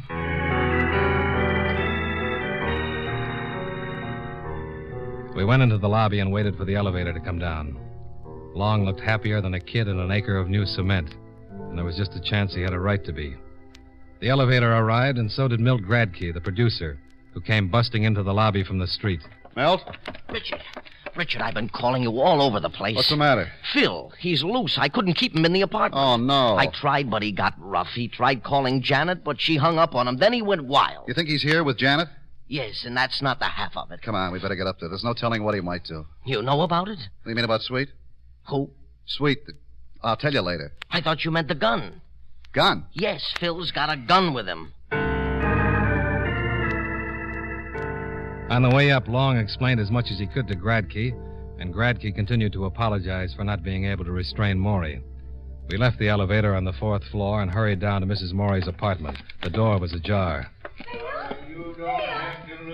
Sounds like they're all in there. Well, what are we going to do? Well, if he's got a gun... He sure has.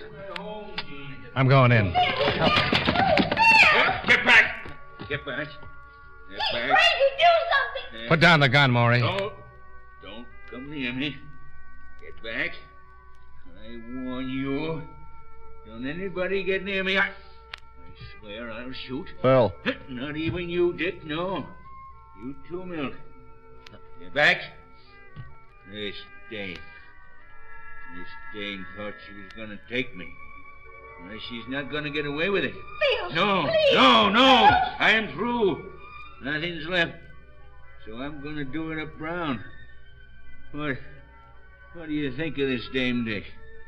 Look who comes to see you. His real name's Sweet, Eugene Sweet. Huh? What? That's right, Morey. He's done time. Yeah? Morey, put down the gun. It's a better than even bet that your wife's been pulling a fancy bit of hijacking with Sweet. Huh? That's right. Tell him about it, you little tramp. Yeah. Tell me about it. Look, Phil. I want the whole thing. How did you take me? Come on. He introduced you to Janet, didn't he? Yeah, he did. They had it all settled. She marries you, sticks around for a while, and Sweet, being a good forger, signs your name to some checks. Tell him, Janet. Yeah. Phil, look, you didn't do wrong. You did everything right. For goodness sakes, Phil, nobody's going to blame you now. Only put away that gun. Put it down, Mr. Morey. Stay back. Mr. Morey, Yeah. these two men have a lot of belief in you. They think you can straighten out in spite of everything that's happened. Now, nobody's going to blame you for anything unless you use that gun. Frankly, what happens to you doesn't make any difference to me. It doesn't make any difference to anyone. It does to these two guys. Why don't you start thinking about somebody else for a change? Let's see you prove you're worthy of their friendship. Stay away. Give me that gun. Now, come on. You're not whipped. Everybody gets in a slump now and then. Come on. Give me the gun, Mr. Morey.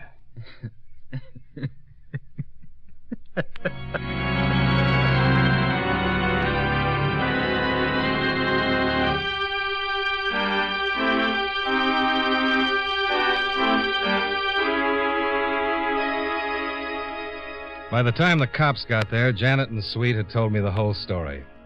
They admitted cashing forged checks to the tune of $300,000. And that wasn't counting what Maury had given her legally. If I hadn't recognized Eugene's suite, Janet would probably have won a nice settlement to go along with everything else.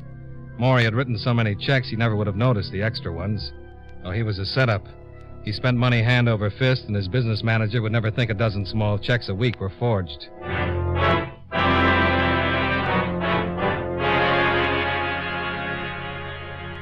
Expense account item 8, $54, hotel bill. Item 9, $18.83, train fare and incidentals back to Hartford. Expense account total, $99.38.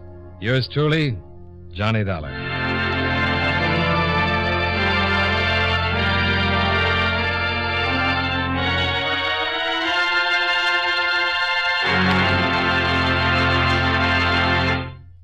Remember, friends, Wrigley's Spearmint Chewing Gum is a refreshing, delicious treat you can enjoy just about any time. Chew a few sticks of Wrigley's Spearmint during the day and see how the good chewing helps you keep feeling fresh and alert. The lively, full-bodied flavor of Wrigley's Spearmint cools your mouth, freshens your taste, and sweetens your breath. The chewing itself gives you a nice little boost, helps you keep going at your best. Millions of people get real chewing enjoyment out of Wrigley's Spearmint Gum every day. And we know that you'll enjoy it, too. Get a few packages and always keep some handy. That's Wrigley's Spearmint Chewing Gum. Healthful, refreshing, delicious.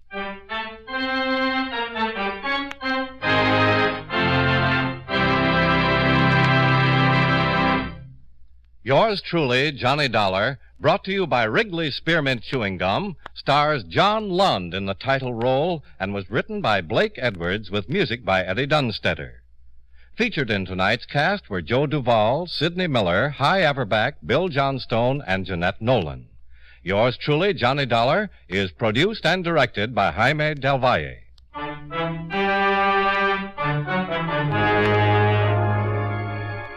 The makers of Wrigley's Spearmint Chewing Gum hope you enjoyed tonight's story of Johnny Dollar and that you're enjoying delicious Wrigley's Spearmint Gum every day.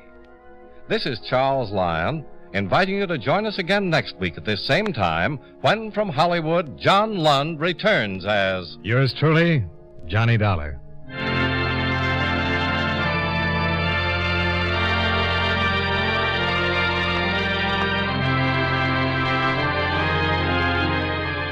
This is the CBS Radio Network. Hear Chicago's favorite shows. John Lund as... Johnny Dollar. Hi, Johnny. Shelley Thomas at Federal. Well, you're up early today. I've already been at my desk for 2 hours. How'd you like to work on one for me? What's it about? In cold, hard claim cash, it comes to exactly $12,482.16. That's interesting. What does it mean? Somebody's been filching a lot of merchandise over in Toledo, and it's beginning to hurt. Could you get over there and have a look around? Sure. Well, it sounds like a police job to me. Well, I don't expect any miracles, Johnny. I just want a good factual report on the whole business for my clients. See you in an hour.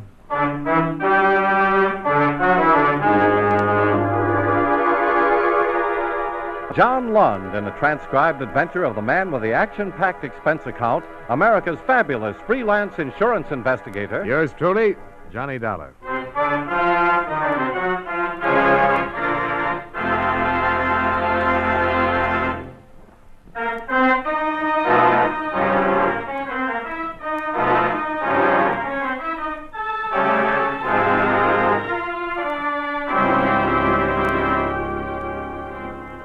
Expense account submitted by Special Investigator Johnny Dollar to the Federal Insurance and Claims Adjusters, 2044 Appalachian Drive, Hartford, Connecticut. The following is an accounting of expenditures during my investigation of the Costain matter.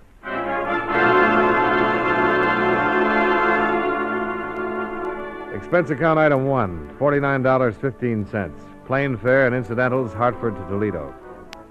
En route, I read over the details concerning the case.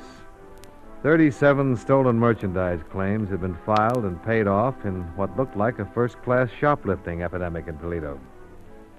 I parked my 2 bags at the Commodore Perry Hotel and went over to the main police station. Lieutenant Sturgis was in charge. Sit down, sit down. Thanks. Federal Insurance and Claims Adjusters, huh? That's right. You're here to find out what we've been doing about all this shoplifting, is that it? Well, we represent the insurance companies who've had to pay off on these theft claims. Yeah, sure, I see. Well, where do you want to start? Let me see. How about this Maumee dress shop, Lieutenant? Okay.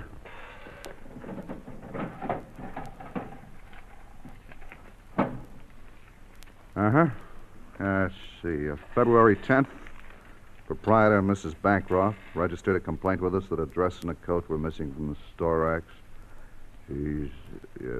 Well, we went over there and talked to her about it, made out the report as another shoplifting job, and put a description of the coat and the dress in the hot sheet. Mm-hmm. Dress wholesaled at $113. Coat had a fur trim. Went at $395. Yeah. Looked a little better than most shoplifting jobs to us. We had it in mind when we got another complaint 3 days later from a place over on Oak Avenue. That'd be, Milady's Shoppy? Yeah. Negligee and a silk robe. Yeah, we covered that one, too. Both of them came to $286. Yeah, same thing as the Maumee. Clerks hadn't seen anyone, didn't know anything. The week of the 15th, we had 2 more complaints. On the 23rd, 3 complaints. They've been coming in regular ever since. Actually, the last one was 3 days ago. Always the best stores, always expensive merchandise. We rounded up every known shoplifter in our files, and we've had our store personnel at all of our lineups. No one's been able to make an identification so far.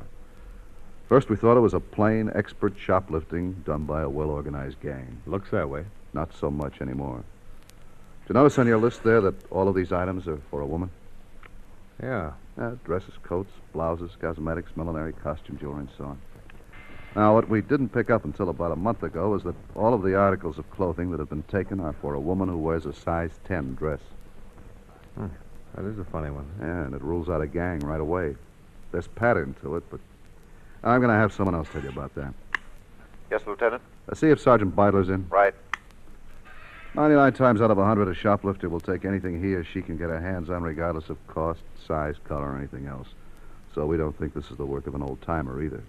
You mean somebody's just gathering up a nice wardrobe at my insurance company's expense? Something like that.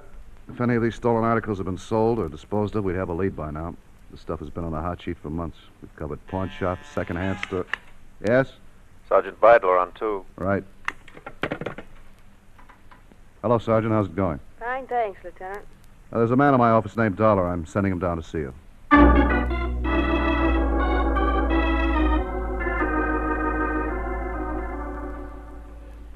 Women in the department reacted a little differently than the men to all this. How's that, Sergeant? Well, when they went over the stolen property sheets, they were first impressed, of course, by the fact that all of the clothing was for someone who wore a size 10. The other thing, though, was the good taste. Well, a lot of thieves have good taste, I suppose. This one seems to have not only good taste, but a pretty exclusive taste. You mean the expensive places that have been robbed? Well, that, but even more. You see here, Uh-huh. on March 4th, one green suede coat missing from Toll's apparel shop, and here on the 13th. A brown organdy dress from the Commodore, and here, cocoa-colored sports coat. Yeah? Hats and gloves in green and brown, beige, sometimes yellow. No other colors. Well, what does it mean? Any woman who restricts herself to these particular colors in dressing, green, brown, beige, cocoa, yellow, must have a very definite coloring of her own. We think a redhead with green eyes. Well, you know best about that. But, why green eyes? Couldn't they be blue or brown? Yes, they could be. But there's been a particular emphasis on green in the coats and dresses that have been stolen. And besides that, there's the cosmetics. Did you cover Jaeger's? Jaeger's, let me see. No. Well, Jaeger's is a very plush cosmetic store here. Nothing but perfumes and makeup. They reported March 2nd, a whole box of green eyeshadow had been stolen from one of their counters. And green eyeshadow only goes with green eyes? Yes, whereas blue eyeshadow would fit a person with either blue or brown eyes. Now, at the same time the eyeshadow was taken, several tubes of lipstick and rouge were also stolen. Both of those items contained orange tinting. That gives us another reason for thinking the eyes are green. I'm convinced. A redhead with green eyes. Oh, and it's a short hairdo. It is? Look at my hair. I am, Sergeant. With a short hairdo like mine, I'd look rather ridiculous in a big picture hat that requires a hair frame. But a small hat, one with a tight contour, would be all right. Hey, I'm coming around. The Case Millinery store, eh? Yes. 4 hats. Total value $185? Yes, those hats that were taken from cases were small, especially designed for a woman with a short hairdo. We think that some of the costume jewelry that's been stolen ties in with the clothes, too. Uh-huh. Well, how does it stand right now? We've had our troubles on this one. It's impossible to tie up the manpower it would require to cover every dress and apparel shop in town, not to mention the department stores. Sure. We're doing the next best thing. No store's been taken a second time, so we've spotted a dozen policewomen from my department and as many stores around town that still hasn't been hit. And they're posing as clerks. How long has this been going on? Since Monday. Maybe we'll get a lead this way. Yeah. Sergeant, this is just a wild one, but suppose a red-headed woman with green eyes isn't doing it after all. Suppose somebody's doing it for her. We've thought of that, and it looks like a possibility. None of the personnel we've questioned in any of these stores has been able to say definitely whether or not they saw anyone with red hair on the premises or around the shop to fit the time incidents of the particular robbery. I see. And there's another thing we're working on, too, beauty shops. Oh? She's a redhead, and she's got all of these expensive clothes. It's a good bet she keeps herself up. You know, has her hair and nails done regularly. Yeah. We've covered about 50 different beauty salons in town, the best ones. Told them the kind of woman we're looking for and given them an idea of what she'll be wearing. Well, if she's still in town, something should break pretty soon. I'd like to go over the original complaints, if it's possible. Main filings on the second floor. Ask for Sergeant Kelly, and he'll give you what you want. I'll do that. Thanks a lot.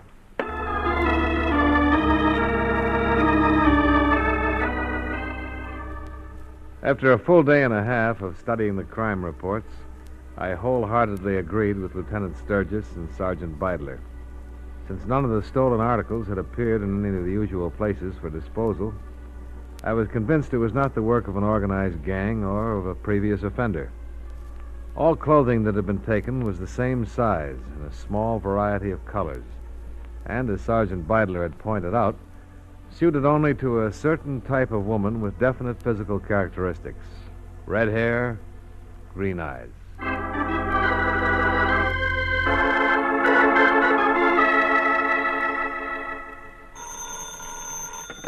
Johnny Dollar. I think we've got something here. What? A lead on one of the coats.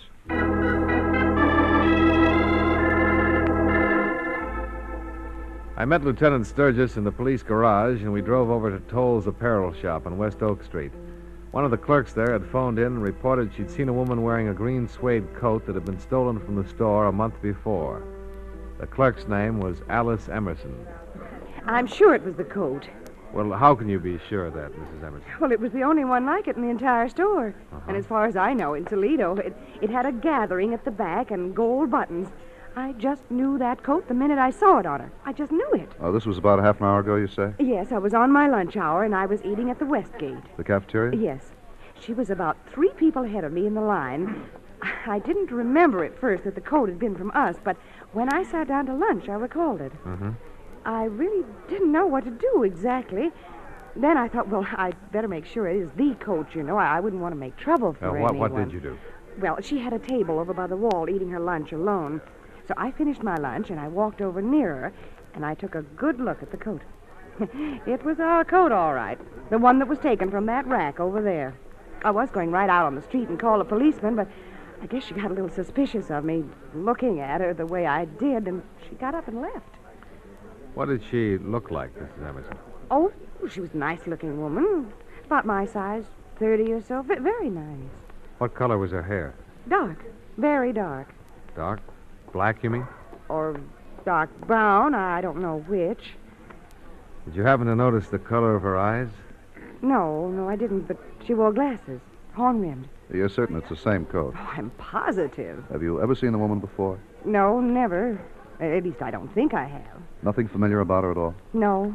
Did you happen to notice which direction she went in when she left the cafeteria? No, I don't know where she went. She just got into a taxi cab.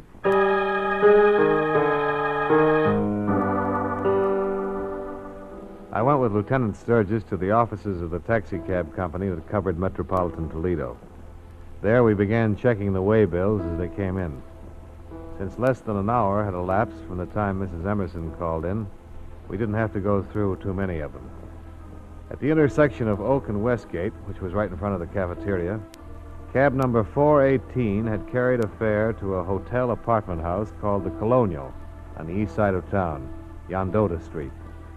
We spoke with the driver of the cab on the phone when he checked into the office. He remembered the fare. A woman in a green suede coat.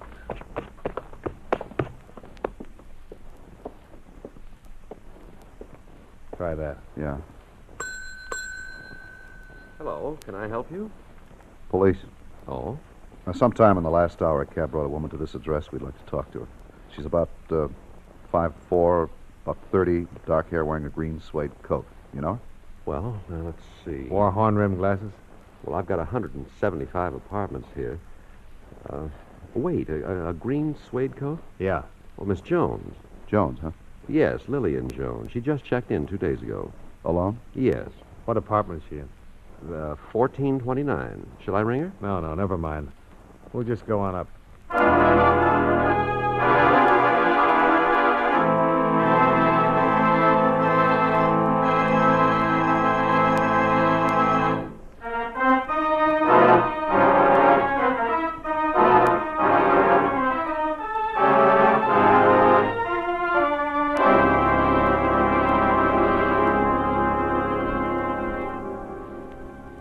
From the description we gave the desk clerk at the Colonial Apartments, he identified our suspect as Lillian Jones, apartment 1429. She'd come in approximately 20 minutes before we'd arrived. As far as the clerk knew, she was still in her apartment. We took the self-service elevator up to the 14th floor. Ought to be down this way. Hey, wait. 1410, then it goes to 21. Yeah. Oh, the corridor. Oh, yeah.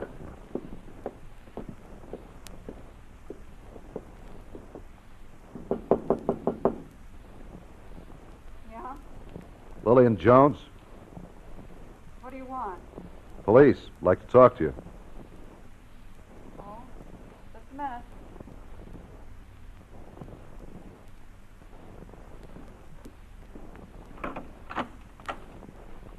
May we come in? We can talk here. It'll be easier inside. Here's all right for me. Let's go inside, Miss Jones. Okay. What's this all about? A woman who works at Toll's apparel shop saw you in the Westgate cafeteria at lunchtime today. She said you were wearing a coat that was stolen from them. She's a liar. I don't even know where Toll's apparel shop is. She was pretty certain about it. I've been here all day. I had my lunch here. Anybody with you? What do you mean? Did you eat alone? Sure, I ate alone. Miss Jones, we can get the woman from Toll's to come over here and identify you. Say, listen. And we can get the cab driver who brought you here to identify you, too.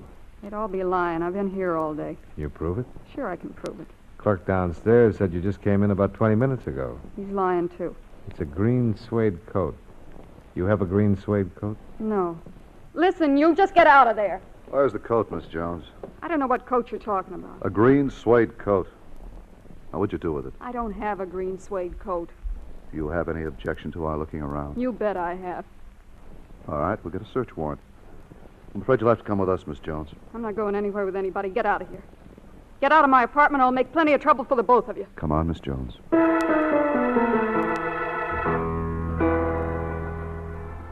Lillian Jones had a record of one previous arrest 2 years before. The charge, grand theft. She'd been released for lack of evidence. Her profession was listed as a domestic. The saleslady from Toll's apparel shop appeared and positively identified her as the woman she had spotted in the Westgate cafeteria wearing the stolen coat. The cab driver who'd driven her from the intersection of Westgate and Oak to the Colonial Apartments was called in. He also identified her. She still refused to admit anything, maintaining that she hadn't left her apartment all day. Lieutenant Sturgis took a detail of men to her place to search the premises. I stayed with Sergeant Beidler while she questioned Lillian Jones. Why won't you tell us what you did with the coat, Lillian? I don't know what coat you're talking about. Honest, I don't. Mrs. Emerson saw you wearing it at the cafeteria today. The cab driver saw you wearing it. The clerk at your apartment desk saw you wearing it. They're all liars. I don't own a green suede coat. You people have no right to hold me like this and ask me all these questions. I haven't done anything. What did you do with the coat? There isn't any coat. Where'd you hide it? I want a lawyer. Can I call a lawyer? Tell us about the coat. You stole it from Toll's apparel shop on March 4th. Isn't that right? I don't know anything about Toll's apparel shop. I told you. It's on Oak Street. I'll drop in and say hello sometime. What about the other thing? What other thing? You know what we're talking about, Lillian. Why don't you get it off your chest? We'll find out sooner or later. Who are you working with? I want a lawyer. Where's it hidden? I want a lawyer. You can make a statement now and save yourself a lot of trouble. I want a lawyer.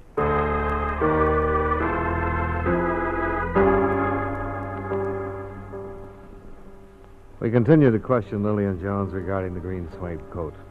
She denied ever having such a coat in her possession. However, at 3:45 that afternoon, Lieutenant Sturgis returned with his detail of men. They had found the coat, stuffed into a clothes hamper. I took it over to the shop, and the people there positively identified it as the one stolen on March 4th. Yeah? Yeah, it had their label and one of their stock tags in the pocket. Well, that should do it. Well, I don't know what we've uncovered here, though. There wasn't anything else in the apartment that fit any of the other thefts. Yeah? Well, you can hold her on this. Oh, sure. I'll have her booked in right away.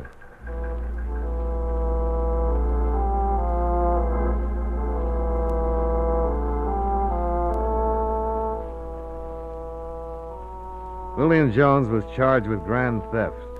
Before she was taken to the main jail, she admitted that she had stolen the coat.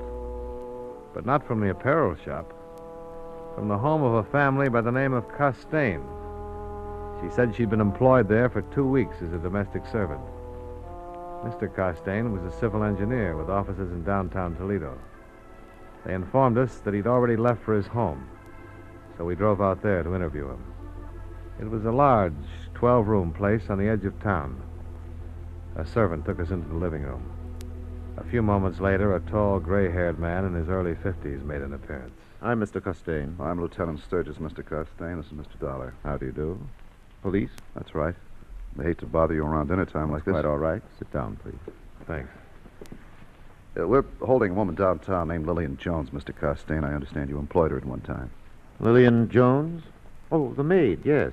Is she in trouble? We're just checking her story. I see. She was in possession of a green suede coat at the time we took her in, Mr. Costain.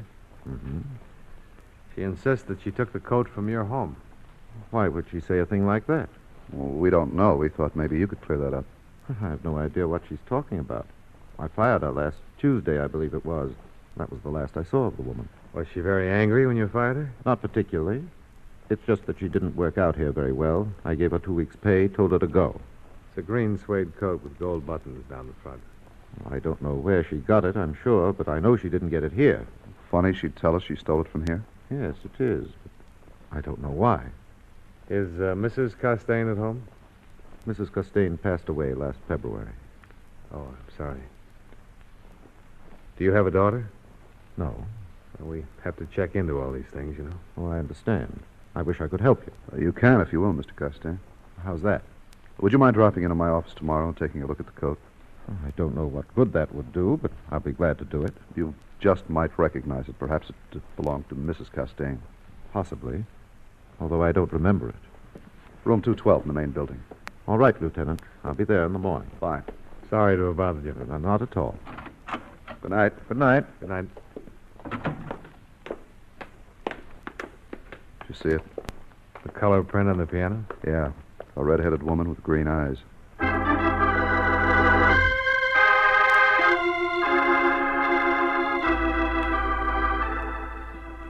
A check in the neighborhood revealed that the Costains had been living in Toledo less than a year. Before that, they'd lived in Detroit. Financially, they were in the upper income bracket. The house was completely paid for. There were 2 expensive late-model cars in the garage. The Office of Vital Statistics informed us that Mrs. Costain had died on February 6th of a heart condition. It also noted that her hair had been red, her eyes green.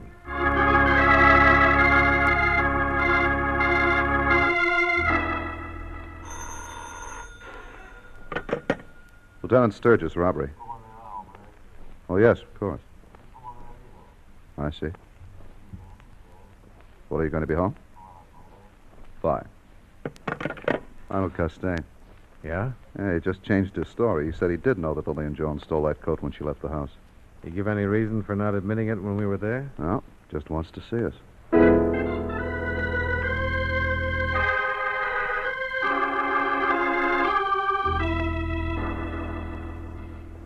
I'm afraid I've caused you some trouble on this.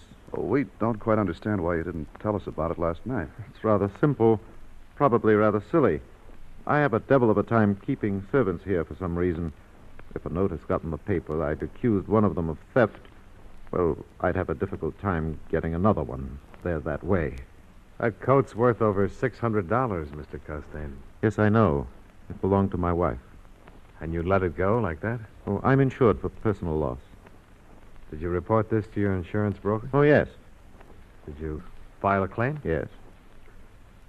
What's your broker's name? Mr. Levant. He has offices in the Metropolitan Building. When did you report the loss? On Wednesday. You mind if I call him and check this? I don't see why that's necessary. I've just told you what I did about the matter. Oh, we're still puzzled, Mr. Costain. That coat was reported stolen from Toll's apparel shop last March 4th. Oh, that's absurd, of course. Mrs. Costain bought that coat for herself a week or so before her illness. Did she handle it, or did you? What do you mean? Well, did she pay for it, or were you billed? I suppose I was billed. I don't recall. Are you insinuating that Mrs. Costain might have stolen that coat? No, Mr. Costain. Your wife was already dead when that coat was stolen. Oh, no. You're wrong. What do you mean? Edna's not dead. She'll come back. And when she does, I'll have all these things for her. The things I denied her before. Denied her? Yes. I always told Edna she was too extravagant, that she didn't need all those expensive things. Well, you could have bought them. Why did you steal them? I always denied her the things she loved. When Edna went away, I don't know what came over me. I mean, the loneliness seemed too much somehow. And I'd go out during the day from my office and wander through the stores that she used to love very much. And whenever I had the opportunity, I stole the things she always wanted. What did you do with them? They're in Edna's bedroom, hanging in her wardrobe. Would you like to see them?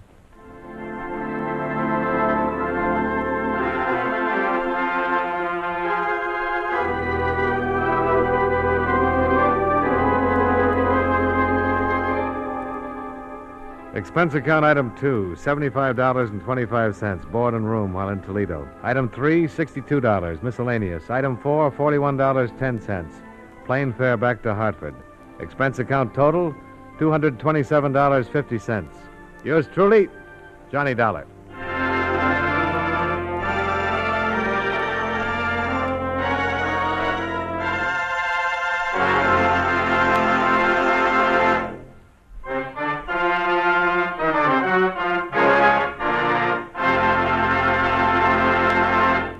Yours truly, Johnny Dollar, stars John Lund in the title role and was written by E. Jack Newman with music by Milton Charles. Featured in tonight's cast were Hal March, Hy Averback, Edgar Barrier, Virginia Gregg, Mary Lansing, and Peggy Weber. Yours truly, Johnny Dollar, was transcribed in Hollywood by Jaime Del Valle.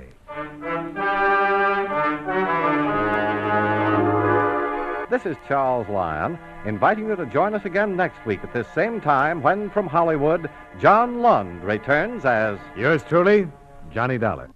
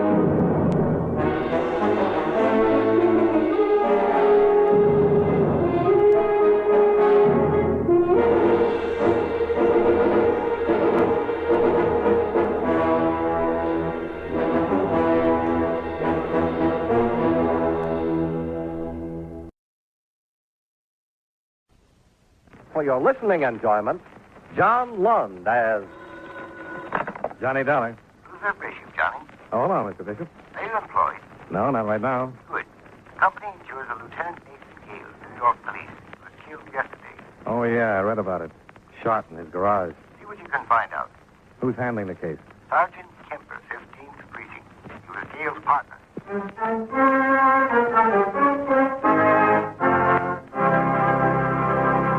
How about taking a minute or so to talk about seals and fish that have some connection with the government of the United States? Now, that isn't as strange as it sounds. You take the matter of seals, for example. There are two types of seals that are the responsibility of the Secretary of State. First, there's the Great Seal of the United States, which is stamped on all official documents. The Secretary of State makes sure it's always on hand when it's needed. The other kind of seals he takes care of are the ones that swim in the ocean, since it's up to the Secretary to work out agreements with representatives of other countries and let them know how many seals can be caught in what is called international waters and when. The Secretary of State works out similar deals for the catching of fish and lobsters because these agreements are actually treaties. Before they can be put into effect, they have to be approved by 2/3 of the Senate. As a matter of fact, any time our government wants to work out a deal with a foreign country on trade, mutual assistance, fish, seals, or lobsters, it's done by treaty. And all treaties are signed by the President, though some of them aren't drawn up until after the Secretary of State has worked over the rough spots in order to pave the way for prompt ratification. So, just remember, the Secretary of State is a mighty important wheel in the machinery of your United States government.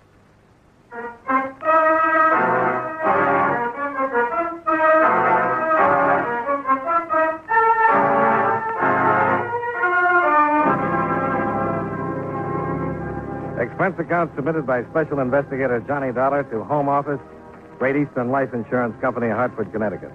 The following is an accounting of expenditures during my investigation of the Nathan Gale matter. Expense account item 1, $23.55. Train fare and incidentals from Hartford to New York City. Expense account item 2, 75 cents. Cab fare to the hotel. I registered and put in a call to Sergeant William Kemper at the 15th Precinct Police Station. Kemper said I could stop down anytime. So in 20 minutes, I was sitting in the homicide squad room, listening to Sergeant Kemper's version of the killing of a fellow police officer.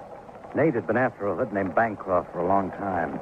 Word was out that Bancroft had finally gotten a little tired of it and was going to hit Nate the first chance he got. Do you think Bancroft killed him? Yeah, but so far we can't prove it. The day Nate was killed, he called in and told me he was onto something hot. Said it concerned Bancroft. Told me to meet him at his house in an hour. Said he was contacting a stoolie named Virgil Cummins. Hi. Hello, Dave. Anything for me? I don't think so. You have any idea what he was supposed to get from this Virgil Cummins? No, he didn't say just what it was, but he indicated it was a big score. Enough to fry Bancroft for keeps. I went to his house in an hour, like he'd asked, and I found him in the garage, shot twice. No witnesses? Yeah, a neighbor, George Fisher, said he saw a man running away. We brought him down here and showed him the mugs. He picked out Bancroft. Well, then... We picked Bancroft up, put him in the lineup, and the witness changed his mind. Said Bancroft wasn't the man after all. Somebody got to him, huh? Of course. But the witness won't change his story again. He insists that Bancroft's not the man he saw running away, and that's that. He's scared stiff. He's got a wife and 4 kids. Has Bancroft got an alibi? Says he was with his girl at the time of the killing. And his girl agrees? 100%. We've questioned them both for hours. What about the stoolie, Cummins? I went looking for him right away. Bill. Yeah. Didn't mean to interrupt. It's okay. If Ed comes in, tell him I'm down in Basker's office. Oh, yeah. So we found Cummins all right. Found him in his room, strangled by a light cord. Whoever shot Gale got the evidence. Sure. So it's got to be Bancroft. But without the stoolie, we can't prove there was any evidence. Bancroft's girl swears Bancroft was with her the whole afternoon. And your only witness won't identify Bancroft. That's the way it stands so far. But I'm working on that witness. I'm going to keep working on him until he admits Bancroft's the man. Well, I've got to go talk to Gale's widow. Oh, Ab's taking it pretty good. She's a wonderful person. You'll like her. I'm sure I will. Well, so long, Sergeant. I'll keep in touch with you.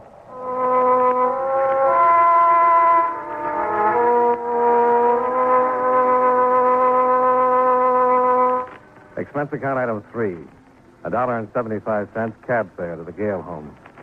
I introduced myself to Mrs. Evelyn Gale, the dead officer's widow. She showed me into a small, attractively furnished house where I met her 2 children, Greg, 5, and Mike, 3.5. She told the boys to go out in the tiny backyard and play until we were finished talking. They just think their father's gone away on a trip. They're too young now to really understand. Greg would understand in a way, but it'd be too hard on him. When they get older, they won't miss their father so much it'll be easier to tell them. Yeah. You said you talked to Bill Kemper? Yes, I just left him about half an hour ago. He and Nate were partners for a long time. I think Nate's death hurt Bill just about as much as it did me. But you want to talk about insurance, don't you? Just a few questions and I'll get out of here. Of course. Tell me a little something about the day your husband was killed. Well, there was nothing particularly unusual about it. It was like most any day, except that it was our anniversary. He didn't say anything or tell you anything that was unusual? I don't think so. I would have remembered if he had. Did he call you during the day? No. What time did you expect him home? He was off duty at 6. He had the day watch. He was usually home around 6:30. Were you here in the house when he drove into the garage? No. I was down at the corner, the grocery store. When I got back, Bill was waiting for me. I saw the other officers around the garage, and then the ambulance pulled up. Where were the children? With their grandmother, Nate's mother. I left them with her around 4 that afternoon. Nate and I were going to have dinner and go to a show. Celebrate the anniversary. It was our 7th. Do you know George Fisher? Yes, he lives across the street in a white house. I've spoken with him since. He's avoided me, but I saw him this morning backing out his car, and I went over and talked to him. He says he saw the killer. But he told the police he saw a man running away from our garage right after the shot. He made an identification. Yes, I know about it. Bill Kemper told me he changed his story. Yes. Do you think he can really identify the killer? Well, I think so, but he's so frightened. Oh, I don't blame him. He has a family, and he wants to protect them. What did you say to him? Well, I told him that I understood, but that he should make an identification if he could. I told him that protecting a killer isn't the way to protect your family. But he wouldn't listen. No. And I really wonder what I'd do in his position. George has a lovely wife and 4 adorable children. I don't know. Well, I think I'll have a talk with Fisher. I doubt if you can do any good. Bill's worked on him and worked on him. The whole department's trying to get an identification or a statement. Well, I'll have a shot at it anyway. Thank you, Mrs. Gale.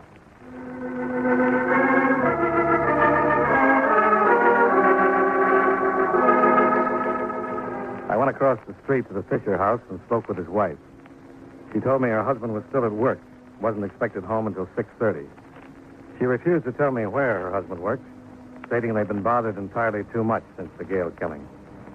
It was obvious she also was frightened. Very frightened. Expense account item 4, $1.25, cab fare back to my hotel, where I put in a call to Sergeant Bill Kemper to ask where George Fisher worked. Kemper was out, so I left my number and went downstairs to have some lunch. Around 1:30, I was paged and told that Kemper was waiting for me in the lobby. Hello, John.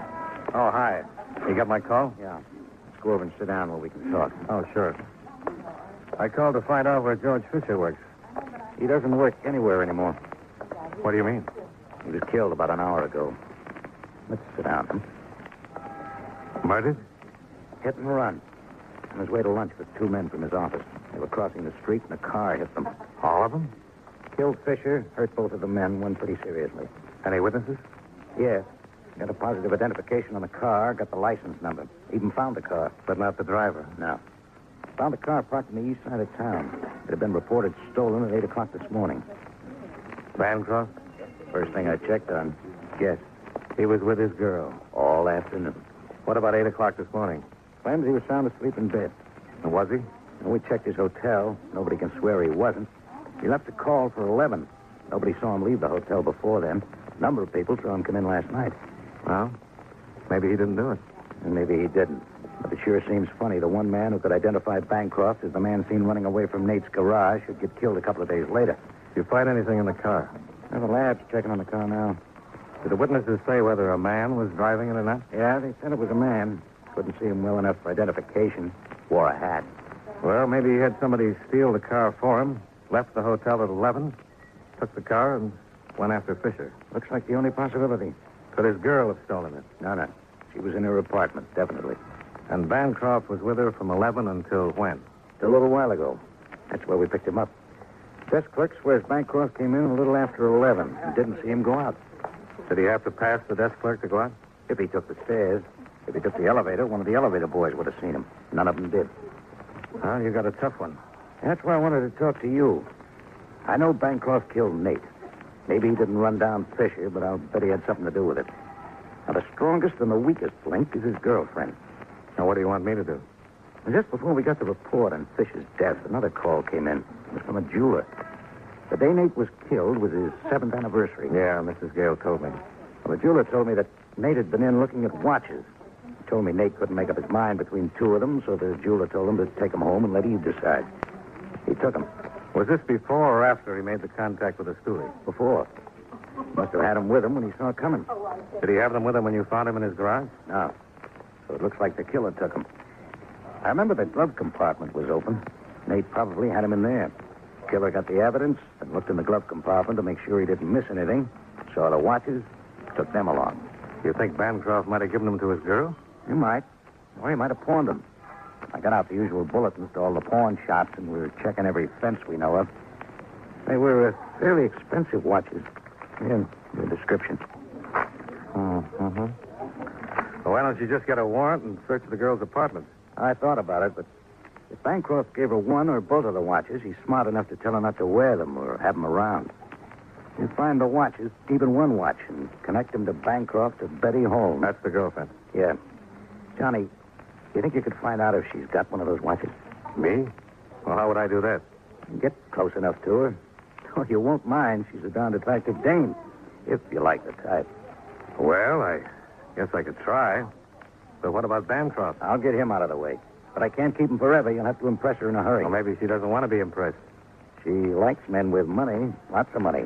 Sergeant, I hate to tell you this, You but... just put up a good front. We'll figure a way for you to meet her, and we'll make sure she knows you're loaded. Okay, but if someone gets careless and asks me to change 4 bits, the whole plan goes right out the window.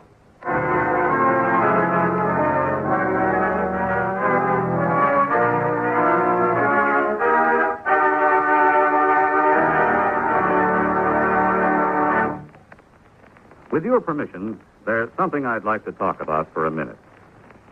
You know, too many times people try to escape from their responsibilities by having someone else take them over.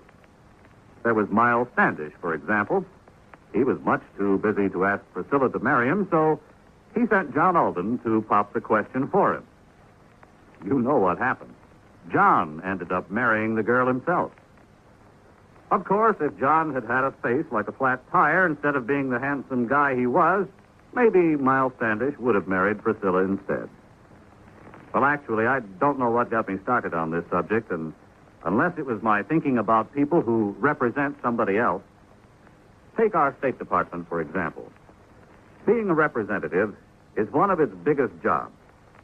Through the Foreign Service, it helps the Justice and Treasury Departments handle immigration, narcotic, and quarantine problems. And the Secretaries of Agriculture and Commerce look to the Secretary of State to help keep their fingers on the pulse of foreign markets so they can keep the business firms and farmers of America informed on matters of import and export. I guess the only connection between these facts and the courtship of Miles Standish is that, like John Alden, our State Department speaks for itself.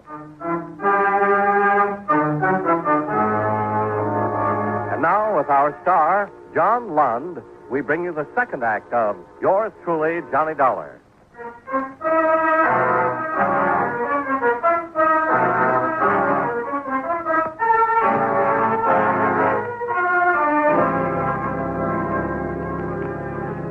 Sergeant Kemper made arrangements for me to move into another hotel, where Johnny Dollar, the insurance man, would be known as Johnny Dollar, the Texas oil man. Kemper got me a fancy pair of boots and a 10-gallon Stetson. I was all ready to turn the lovely Betty's head.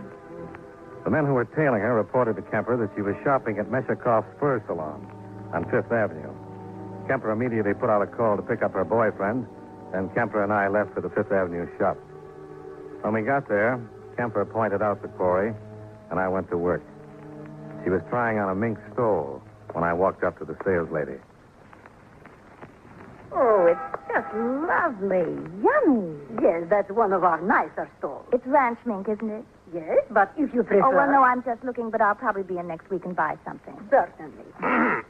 Oh, yes, sir. Can I help you? Well, yeah, I thought I'd like to buy a fur coat or something like that. Would you excuse me? Oh, sure. Go right ahead. I'll just look around. Oh, no, I didn't mean to bust up nothing. Well, that's all right. The lady's just looking. Well, okay. You sure you don't mind? Not a bit? Sir, what kind of fur coat would you like? Well, I'd like something real nice.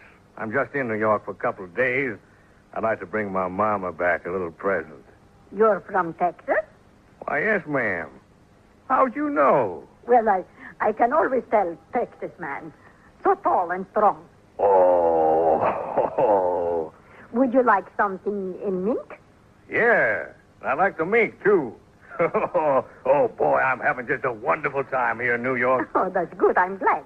First vacation I had since 43. Just been too busy with the whales. That's oil well? You don't buy mink coats with water, lady. Well, what about this lovely stole the young lady was just trying on? Well, no, ma'am. It's too skimpy. I want something can keep Mama warm.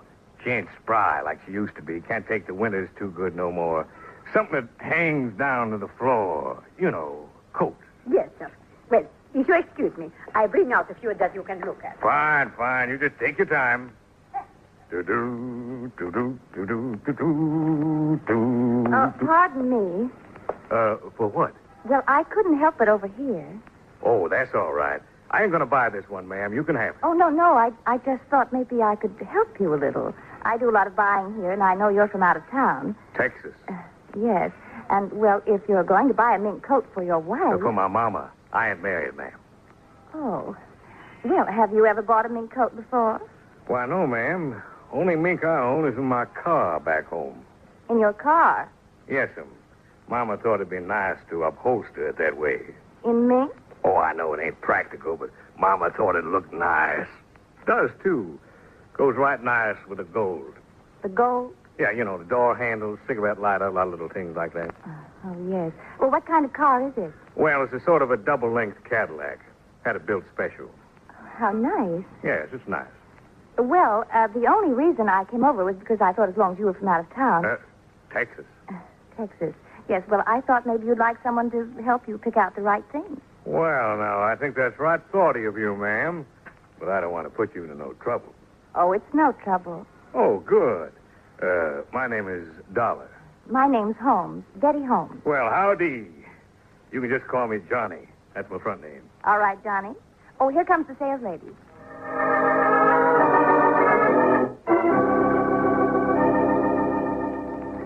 We looked at mink for the next hour, and Betty Holmes offered her most discriminating advice. Before we left, I'd ordered Mama 2 mink coats, one for just setting and one for going out. On the street, I thanked Betty for her help, and naturally, she accepted my dinner invitation on the spot. Expense account item 5, $1.40 cab fare back to my hotel, where I waited until Bill Kemper showed up. Pretty funny, huh? I couldn't hear what was going on, but I had to stay out of sight because she knows me. But, boy, you were really pretty awful. Yeah, I know, but she loved it. I'm going to have dinner with her. Good. What about Bancroft? We got him. We'll keep questioning him. If his lawyer gets a writ, we'll move him to another precinct. How long can you keep that up? Long enough for you to have dinner and get better acquainted. I hate to pick her up in a cab. Don't worry about it. What time's your date? 8 o'clock. I'll have you a limousine, complete with chauffeur. Officer Dankers. We'll get one of the cars we use for parades and VIPs. Boy, if this backfires, they'll hear the explosion clear up in Maine.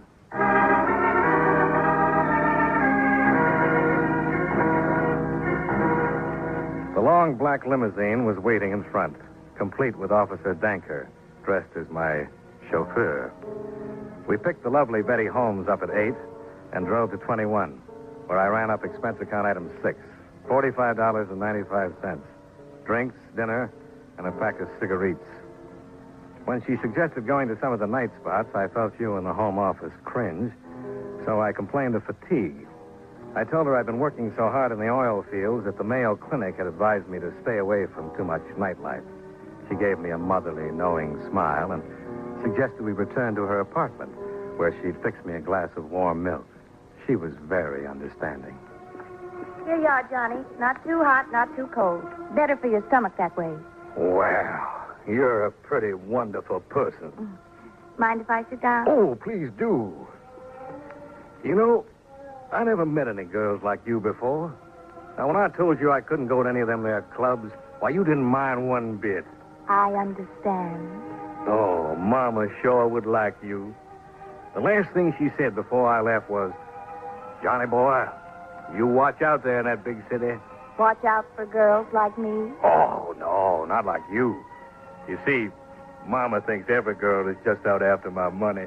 There are some nice girls left in the world, Johnny. Why, sure. And you're one of them. Why, you got a nice place to live, nice clothes. I guess you got everything you want. Yes, I guess I've got just about everything a girl would want, but I've never met the right man. Someone I could really settle down with, make a good home. Oh, that's too bad. I guess it ain't easy living in a big city like this. No. But someday I'd like to get back to the farm. The farm? Yes, I was raised on a farm. That's the life. Yeah, I guess it is. Oh, the cows and the chickens. Well, we ain't got them no more. Just a lot of oil wells. But it's still a farm. Well, more like a refinery with beds. But it's out in the wide open spaces. Yeah, but all you can see is them blasted oil wells. Oh, it's a rugged life, full of the great outdoors, the smell of the sagebrush. No, just oil. But you love it. Yeah. But say, what time is it? I must have left my watch in my suite. Oh, well, I don't have a watch. There's a clock in the kitchen. You ain't got a watch? No, why? Well, I'm in luck. I sure am. What? Well, you've been so nice to me. Helped me pick out those coats for Mama. I've been trying to think of something I could buy for you. Oh, now, Johnny. No, I want to. I've seen the things you're wearing tonight. You got that nice mink and all that there jewelry, but you ain't got no watch. Oh, please, I really don't. No, when I want to do something, ain't no use trying to talk me out of it. I'm going out tomorrow morning and buy you one fine watch. Oh, that's really wonderful. Oh, it ain't nothing. Johnny. Now, wait a minute. Oh, I'm sorry. Oh, I don't really mind. Kind of like it. Well, about the watch. Where's a good place to get a nice watch? Well, there's... No. Wait a minute. Johnny, would you like a really nice watch? I don't mean it's too expensive. Oh, I don't care about that. Can't pay too much for a watch. How much would you want to pay? Well, I want to get you something real nice. Well, I know a friend. He's in the jewelry business. He's got several beautiful watches. I know him very well. And he'll sell them wholesale. Well, you're really pretty wonderful. Mm-hmm. Always thinking of me. I could send him over to your hotel. Well, why don't you just do that? All right, I'll call him and I'll have him stop by tomorrow. Good. Now, I'd like to ask you a little favor. Yes, Johnny? Could I... Yes? Well, could I... Yes, Johnny? Could I have some more milk?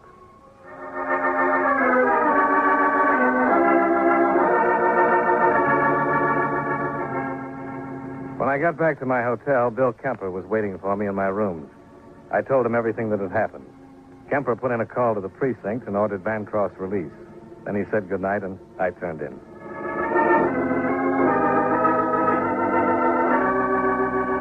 The next morning, Kemper was knocking at my door, and we settled down with breakfast to wait for Bancroft to arrive with the watches. Yeah, it's good coffee, Johnny. Yeah, it is. Hey, maybe this is it.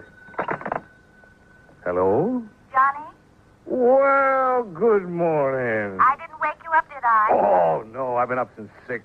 Can't get out of the habit. Oh, good. Well, the reason I called, Johnny, the man who was going to bring the watches by, Yeah? well, he can't. Oh, that's too bad. But he gave them to me. I can bring them by if you want. It was a sure bet Bancroft was playing it safe.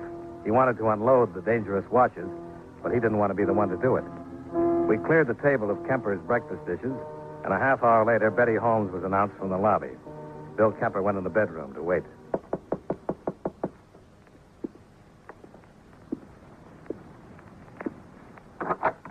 Well, good morning again. Good morning, Johnny. You sure do look nice. Come on over and sit down. Have some coffee. Oh, I'd love some coffee. I didn't particularly want to bring the watches myself, but my friend was busy. Oh, that's all right. That's all right. He gave me the prices and everything. Well, let's see him. All right. Oh, they're right pretty. Mm-hmm. Now, this one, he wants $700. Mm-hmm. And how much for this one? He said that one wasn't as expensive, only $500. That's wholesale, hmm? Oh, yes. He said they're very unusual watches. Yeah. What's the matter, Johnny? Something wrong? Yeah. Bill? Well, what is it? What's going on? Hello, Betty. What is all this? Don't you know? These are the watches, Bill. I thought they'd Why, be. you crummy, no-good, rotten Just take it easy. You're a cop. No, not quite. You can't get away with this. You don't have anything on me. Give me those watches. Now, wait a minute. Who gave you these watches? You can't pinch me. You haven't got I anything. got all I need. I got the watches that were taken out of Nathan Gale's glove compartment right after he was murdered. I don't know anything about it. The guy just gave me the watches. Who? Bancroft? Okay. And you're going to take the rap. I don't know anything about it. You know I didn't have anything to do with Gale's death. You know I was in my apartment. These watches are all I need. They'll send you right up. No. Then tell me who killed Gale. Bancroft. How did he get out of your apartment without anyone seeing him? The service elevator. But I didn't have anything to do with it. Did he kill Fisher? Yes. He was afraid Fisher would talk. Who stole the car? Who stole it? I did, but he killed Fisher. He killed Gale and Fisher, and I didn't have anything to do with it. You had enough to do with it to get your life. Come on. I'm going to book you and then get me a cop killer. See you later, Johnny. And thanks. Yeah. Thanks. You all.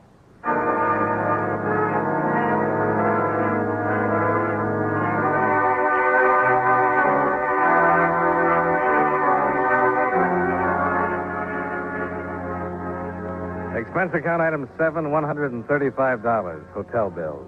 Item 8, $25.35, train fare and incidentals back to Hartford. Expense account total, $235 even. Yours truly, Johnny Dollar. Wrigley's Spearmint Chewing Gum, the refreshing, delicious treat that gives you chewing enjoyment, presents for your listening enjoyment John Lund as Johnny Dollar. Donald Maynard, Johnny. Oh, hello, Mr. Maynard. Haven't talked to you in a long time. Want to go to work? Sure. What is it? We insure a Miss Isabel James, Tulsa, Oklahoma. She's been killed. How? Murdered. Like you to leave as soon as you can, Johnny. Won't take me long. See you at your office in an hour, and you can fill me in on the details.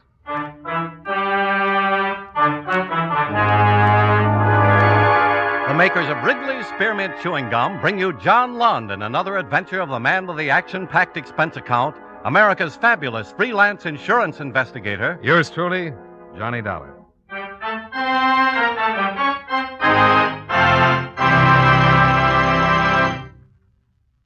For refreshing taste plus chewing enjoyment, treat yourself to delicious Wrigley's Spearmint Gum.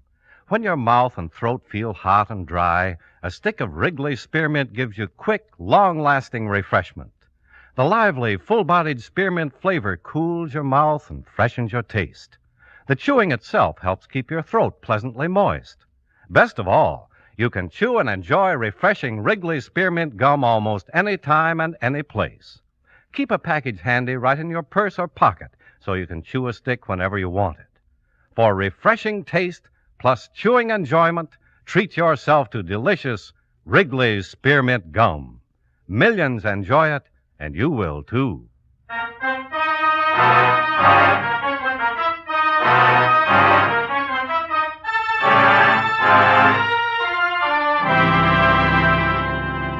Expense account submitted by Special Investigator Johnny Dollar to Home Office, National Life and Casualty Insurance Company, Hartford, Connecticut. The following is an accounting of expenditures during my investigation of the Isabel James matter. Expense account item 1, $103.65, plane fare and incidentals between Hartford and Tulsa, Oklahoma, after receiving from you the necessary information concerning the case. I arrived in Tulsa the next morning, registered at the hotel, and went directly to the police station where I introduced myself to Captain Clifford Kissig. Yeah, got a teletype from your company. Said you'd be in this morning. Good trip? Fine. You're investigating the Isabel James murder. That's right. I was hoping you could give me some help. I'd sure like to, but it's got us stumped. We've had 3 others like this already. 3 others? Yeah, all the same. Isabel James was the 4th. Looks like Tulsa's got a Jack the Ripper. All with their throats cut? Yeah, 4 killings in the last 3 weeks. You're after a madman. Yeah, pretty smart madman. Haven't got a lead. Not a what? Always picks a lonely spot, never a witness, never anyone who saw anything or heard anything. What's he use, a knife? The lab thinks it's a razor. Straight razor. Got the town a little jumpy. I can understand. But we'll get something. Sooner or later, the killer will make a slip, or somebody will tell us something. What happens in the meantime? We just gotta pray there ain't no more killing. How far is Dawson from Tulsa? Not very far. Going over to see the dead girl's uncle. Yeah, he's the beneficiary. Mm-hmm. I found the policy in her belongings. I was the one notified your company. You know the uncle? Had him come down and identify the body. How much does he get? $10,000. Well, he can use it. Just an old farmer. Well, I'm going to run over and see him. All right. How long are you going to be in town? Well, I'm being paid to investigate a murder. I guess I'll be around until somebody catches a killer.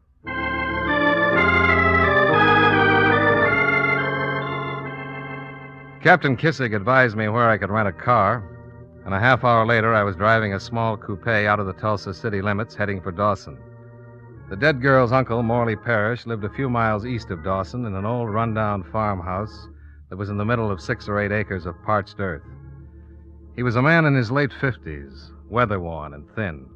He met me at the door with a look of suspicion. What do you want? Mr. Parrish? Yes? My name is Dollar. I represent the insurance company that covered your niece's life. I'd like to talk to you about it. About what? About your niece. Her death. She's dead. What's there to talk about? You're the beneficiary. You got $10,000 from the insurance company. Come in. Sit down. I get, how much you say? $10,000. You want a drink? Well, I don't... I got a jug of whiskey. I've been saving it. You say your name's, Dollar. What company you work for? National Life and Casualty. I get $10,000. That's right. Yeah, have a swig.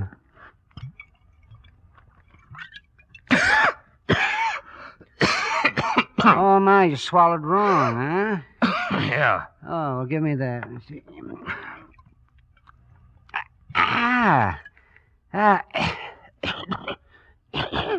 Well, no wonder. I didn't shake it up. Shake it up? Why, sure. Gotta shake it to make it smooth. You sure that didn't come with a fuse in it? Emmett Willis made it himself. Brung it by last month. Here, you try it now. Well, I really don't think I... Oh, go ahead. You got a bad sample. Okay. You see how much smoother it is? Yeah. Well, you just got to shake it up. Now I'll have one. Yes. Oh, my. Yeah, well, that's right tasty. Yeah. Let's talk about your niece. All right. Let's talk. You know why anybody would want to kill her? No, it's that fella that's been killing all them other girls, ain't it? Yeah, I guess so. That's what the police say. Well, it seems to me he don't care who he kills, just as long as it's a girl. Another swig? No, thanks. Your niece left you when she was 16, didn't she? Yeah, I'll take another cigarette. Yeah, 17, I think. She ran off to Tulsa. You see her much after that? Well, not much. Maybe once, twice a year. When was the last time you saw her? The other day in the morgue. No, I mean before that. Oh, my. Well, that was about a month. She didn't write or... Oh, look, Mr. Police, they ask all them questions. I know it. And you got to ask them all over again, huh? If you want to get your $10,000. Well, okay. No, she didn't write. She never wrote. At least in the last 5 or 6 years, she never wrote. When she first got to Tulsa, she used to write now and then. Last time I seen her, she didn't say nothing about what she was doing or who she was seeing or anything, so I can't very well help you find out who killed her. Come on, have a swig. No, thanks. I'm in a rented car. Suit yourself. But once I open the jug, it gets finished. Then you better finish it. Naturally, I will. Oh, man, oh, man. Delicious, huh? Oh, you bet.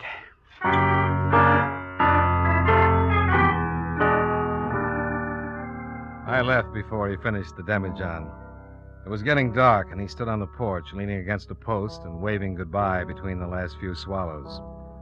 Back in Tulsa, I went to the hotel, where I took a hot shower, then stretched out on the bed to relax for a few minutes before going out to dinner. I smoked a few cigarettes and had just about decided to have some food sent up to the room when the phone rang. Johnny Dollar. This is Cliff. Huh? Captain Kissig. Oh, hi. Got back from Dawson about 40 minutes ago. What'd you think of the old boy? Quite a character. Thought if you weren't doing anything, you might like to drop down to the station. You got something? Yeah, just picked up a suspect. Might be our man. What makes you think so? He was following a girl. She spotted him and got worried. When he got too close, she began screaming, and he ran. She gave us a pretty good description, and about 15 minutes ago, a couple of the boys picked him up. The girl identify him? Yeah, said he was the one who followed her, all right. Well, it seems to me you're going to need more than that. Well, we might have it. When the boys searched him, they found a straight razor in his pocket. Coming down? Right away.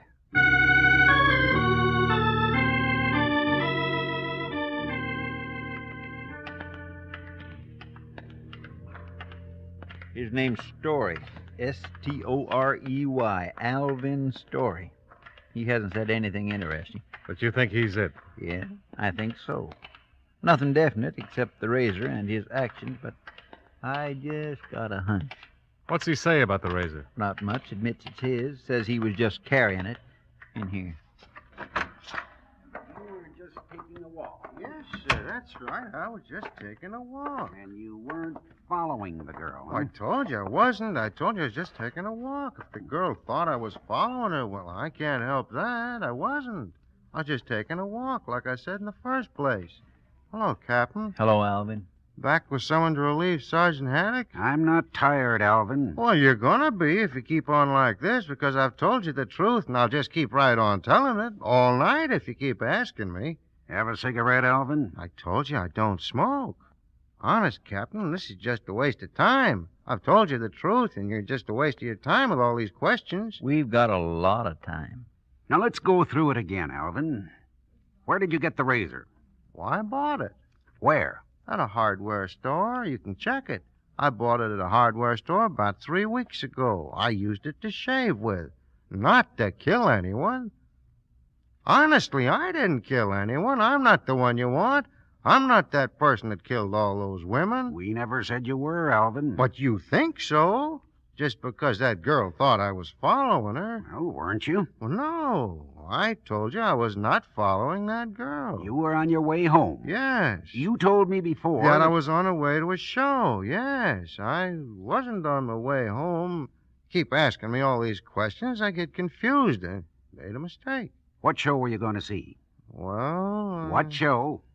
Oh, no one in particular. I was just going downtown to see what was playing. You were headed downtown? Yes, to see what was playing at the shows. The girl says you were following her. Well, I don't care what the girl says. She's lying. I wasn't following her. But you were walking behind her. Yes, I might... Yes, I was probably walking behind her. Well, she was going in the other direction from town. Well, then I wasn't behind her. I tell you, I was going... Police sergeant named Haddock kept working on the suspect, quietly, persistently. Alvin Story, a tall, frail-looking man dressed in blue jeans and a leather jacket, sat behind the table trying desperately to be calm and anticipate the sergeant's next question. After half an hour, the captain and I left and went upstairs to his office where he fixed coffee. Cream and sugar? Black will be fine. Well, what do you think? I don't know. He's a strange one. Yeah. If I had to pick types, I don't know. It's hard to tell about anybody in a police station. Maybe he was following the girl. She starts screaming her lungs out, and he panics. The law picks him up, finds a razor on him.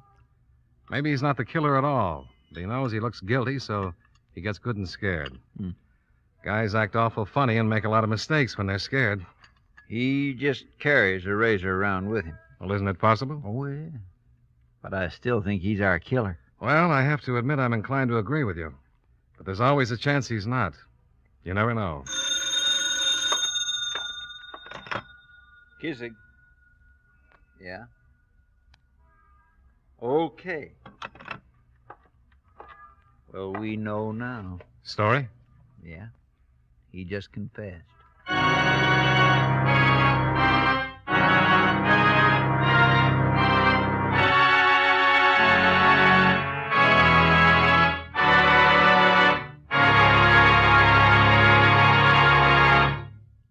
Friends, no matter what kind of work you do, it's a real help to chew delicious Wrigley's Spearmint Gum right while you're working. When you're warm or tired, for instance, the lively, full-bodied spearmint flavor is really refreshing. It helps keep your mouth and throat feeling cool and moist. Chewing on that smooth, good-tasting piece of Wrigley's Spearmint makes the time pass more pleasantly, too.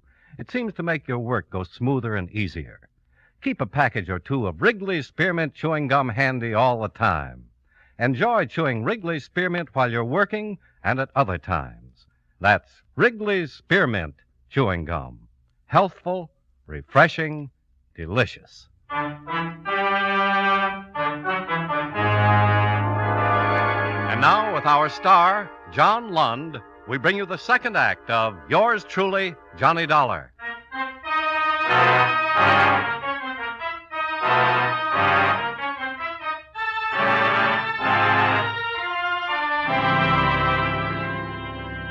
Alvin Story still sat at the table in the dim, bare little room.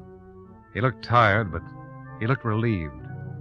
A stenographer was set up at one end of the table, while Sergeant Haddock leaned against the wall and smoked a cigarette. Captain Kissig crossed to the table and sat on the edge of it, facing the suspect.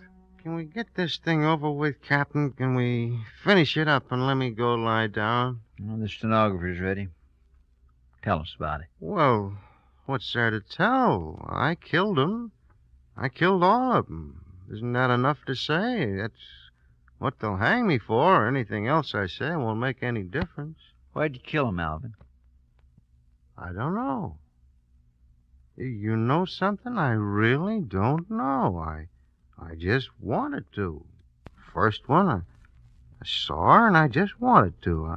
I guess I thought about it before I saw her. Yes, I used to lie in bed and think about it. I used to dream about it, too. I used to wake up and feel like I'd really done it. Sick all over and scared. I felt so terrible. Like I feel now, kind of. Yeah. It's like a dream now. Right now, it's like a dream, but it isn't. Tell us about the first one. Do I have to? It'll help. Well, it's kind of hard to remember exactly. I bought the razor and I waited for her. On Garvey Boulevard? I guess so. Try to remember. Yeah, it was Garvey. It was late at night. What night? The night of the 11th? Maybe. I think so. I think it was Tuesday night. That's right. And I killed her. You knew her? No, not really. It's hard to explain. Well, did you know any of the other three girls? 2. No, with the last one, it makes 4 altogether. No, 3. Now, think about it a minute, Alvin. There were... Only 3. I ought to know. 3 girls. No, now try to remember, Alvin. I don't have to try and remember anything. There were 3, just 3. 1, 2, 3. I know. Why would I want to lie? I'm not saying you're lying, Alvin. I even know the names. I cut the pictures out of the paper. Tell me the names then, Alvin. Well, certainly. Mary Knapp, Virginia Vitello, and Thelma Greer. I know all of them. I kept a record. What about Isabel James? Who? Isabel James? Oh, yes. She was in the papers the other day. That's right. Somebody killed her like the others. I read about it. I thought it'd be blamed on me, but it didn't make any difference. 1 or 10, what difference would it make? For a half hour, they questioned Alvin's story. Time and time again, he admitted the 3 killings, and time again, he denied any connection with the 4th, the murder of Isabel James.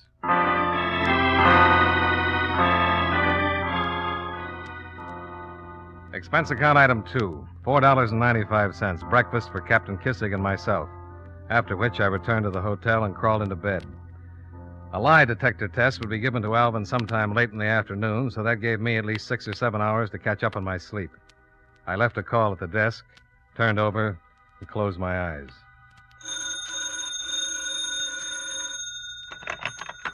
Johnny Dollar. 3 o'clock, Mr. Dollar. Oh, thanks. And Mr. Parrish has been waiting in the lobby to see you. Parrish? Yes, sir. Mr. Morley Parrish. He's been waiting over an hour. Okay. Send him up. Yes, sir.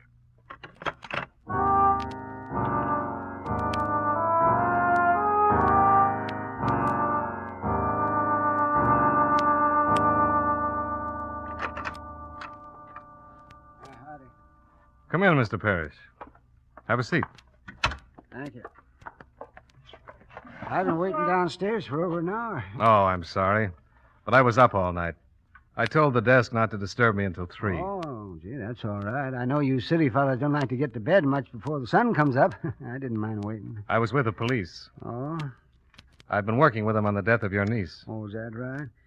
Well, that's the reason I come to Tulsa to see you. I was wondering when I was going to get the money.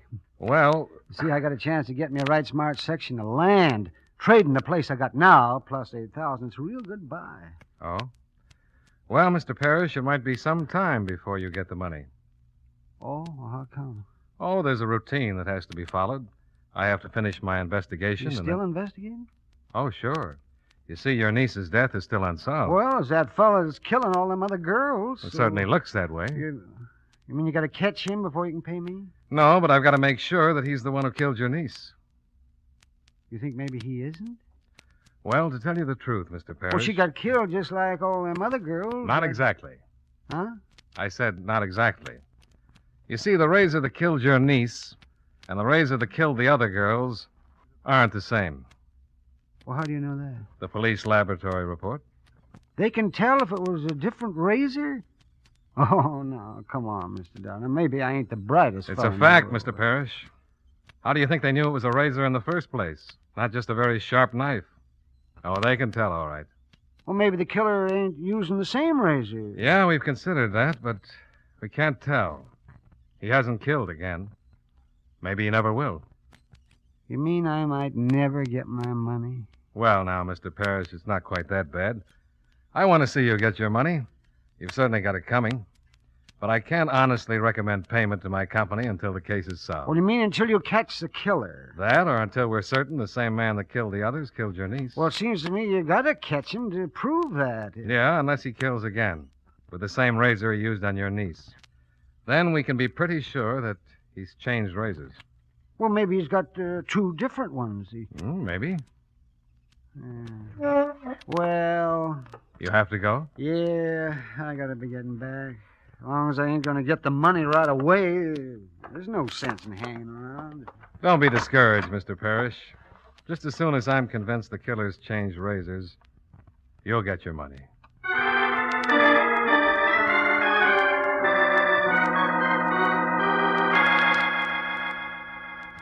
Yeah, Dollar, we just gave Troy the polygraph test.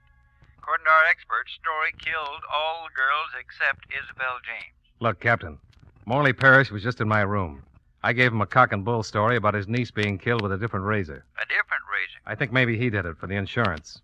Read all the stories in the paper about the killings and decided to kill his niece. And then everybody just chalk it all up to Alvin's story. Right. Only I didn't tell him that Alvin Story had been arrested. Explain about that different razor. Parrish left here thinking he wasn't going to get the $10,000 until I was certain the same man killed his niece that killed the others. He thinks your police lab proved that Isabel James was killed with another razor.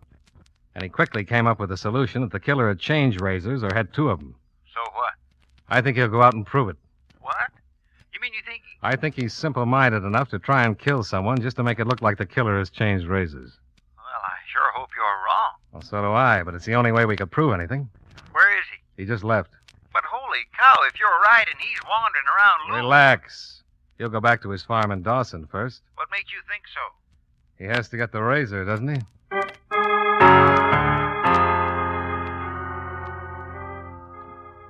Ten minutes later, Captain Kissig picked me up in his car, and we drove well over the speed limit getting to Dawson. Just west of old Morley's farm, we pulled off the road and turned off our lights. Well, the house is dark. Where is he? Still on his way from Tulsa. We got here pretty fast, Captain. Yeah, we did, didn't we? Come on, let's walk down to the house. He have a car? I don't know, but I doubt it. I didn't see one the last time I was here. Dollar? Hmm? What if you're wrong? What if you've guessed wrong? What if he did have the razor on him? Well? That's a pretty good question.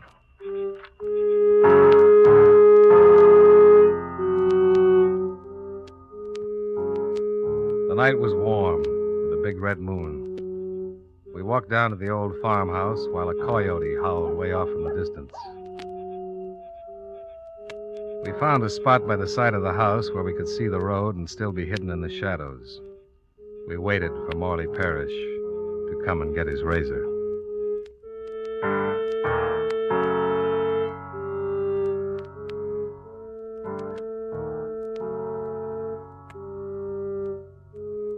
About an hour later, the old man came walking down the road and went into the house.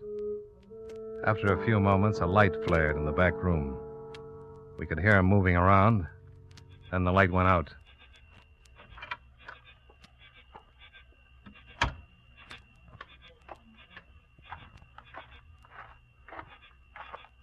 Hold it. Who's there? Who are you? It's me, Mr. Parrish. Mr. Dollar? Yeah. This is Captain Kissig with me. What do you want? Just came down to see you. Well, I got business. I got to be going. In a minute. There's a drink in the house, another jug behind the stove. Go on in and make yourself comfortable. I'll be right back. Just a minute, Mr. Well, Parrish. look, I got to hurry. Where are you going? I got business in Dawson. You gonna walk? Oh, sure, I always walk. I hitchhike if I get a lift. We've got a car. We'll give you a lift. No, I don't want to put you in no trouble. No trouble. Mr. Parrish, what did you pick up in the house? Huh? What? Oh, nothing. What have you got in your pocket? Well, nothing. What do you want? You ain't got no right to do... Do you own a straight razor, Mr. Parrish? You better give it to us, Mr. Parrish. And be careful how you do it. I've got a gun pointed at you. Well, you knew it all the time, huh? I had a hunch. Now, here you are. Hmm. Is this the one you killed your niece with? Yeah. You were going to kill somebody else? Oh, there ain't no difference after the first one, and I sure could have used that money. Gee. Man, oh, man, that was a wonderful little farm, but, I just guess you can't beat them scientific police methods. I sure thought I had it all figured out, too. We gonna go now? Yeah. What's gonna happen to my farm? They'll sure hang me, and I ain't got no relatives to The take state'll take care of it. Come on. Mr. Dollar. Hmm? Why don't you just sneak back later on, get that jug? There's no sense in wasting it on some stranger who wouldn't appreciate it.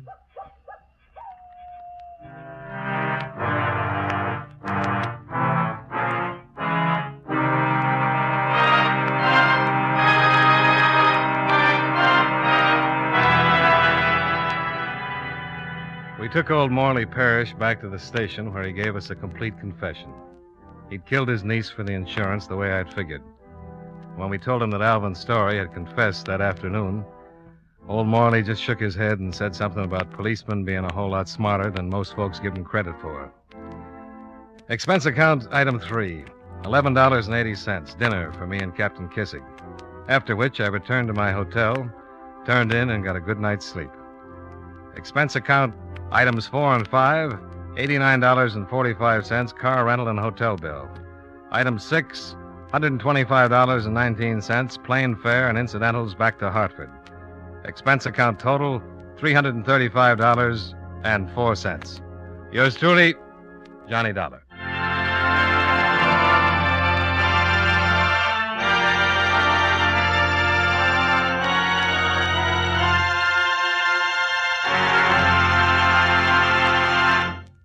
Remember, friends, for refreshing taste plus chewing enjoyment, treat yourself to delicious Wrigley's Spearmint Chewing Gum.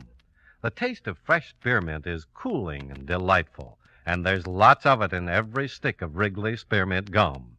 It freshens your mouth, helps keep your throat moist, and sweetens your breath besides.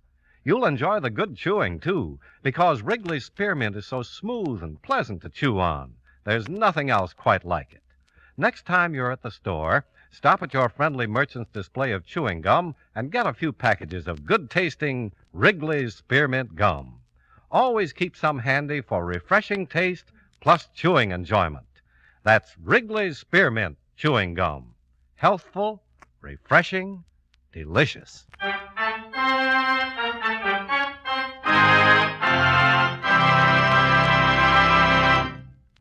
Yours truly, Johnny Dollar, brought to you by Wrigley's Spearmint Chewing Gum, stars John Lund in the title role and was written by Blake Edwards with music by Eddie Dunstetter. Featured in tonight's cast were Joe Duvall, Parley Bear, Howard McNear, and Clayton Post. Yours truly, Johnny Dollar, is produced and directed by Jaime Del Valle.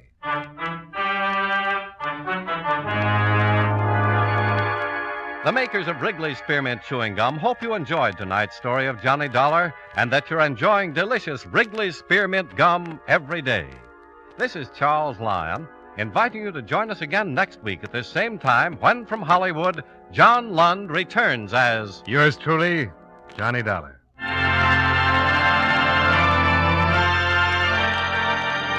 This is the CBS Radio Network.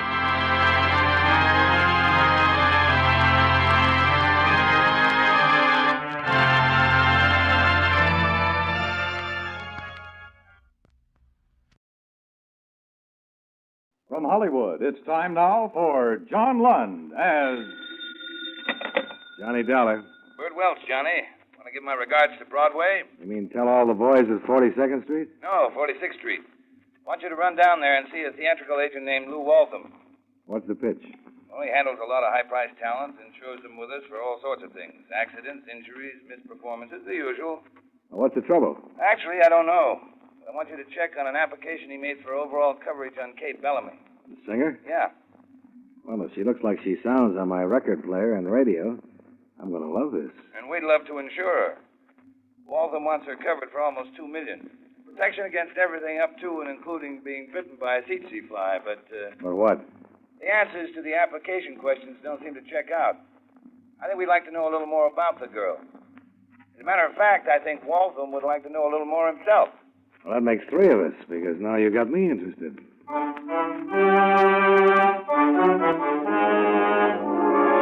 John Lund in a transcribed adventure of the man with the action-packed expense account, America's fabulous freelance insurance investigator. Yours truly, Johnny Dollar.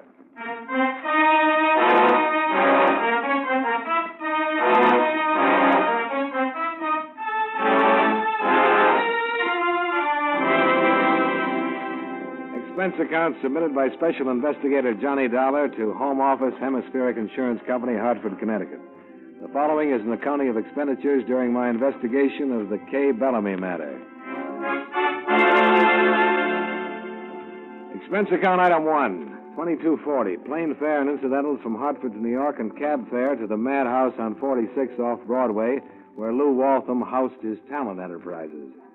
I ran the gamut of would-be thespians, and his haggard secretary covered my rear valiantly as I plowed my way from the outer office to the inner sanctum.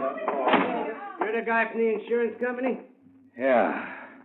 Is it always like that out there? I think I went suddenly deaf. Yeah, you're all right. This office soundproof.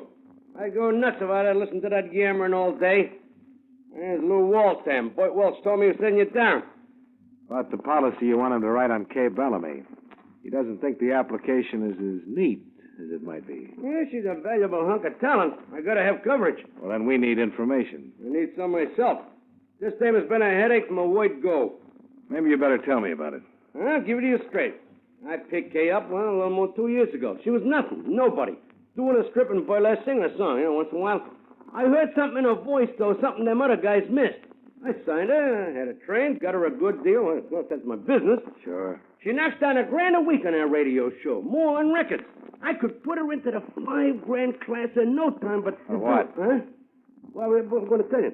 See, she won't let me. She keeps sending me to the aspirin factory. Look, let me tell you this. 2 months ago, I get her a picture deal, Hollywood. Got it all sewed up. Big dough, billing. So what happens? I tell her and she screams like a banshee. No pictures. What is she, a screwball? Screwball? Take any nut in that outer office out there, and I'd lay 8 to 5 that handling them would be a vacation after Kay Bellamy. Yeah, I may be talking to myself right out of the policy I want. But listen, you want to know something? One of the things she does. Just Go one. ahead. Figure this, will you? In between her radio shows, she disappears for a whole week. For months, I couldn't never find her except on show days. Till I found out. Where did she go? So help me, you can sue me if I'm lying. She spends her time working in burlesque.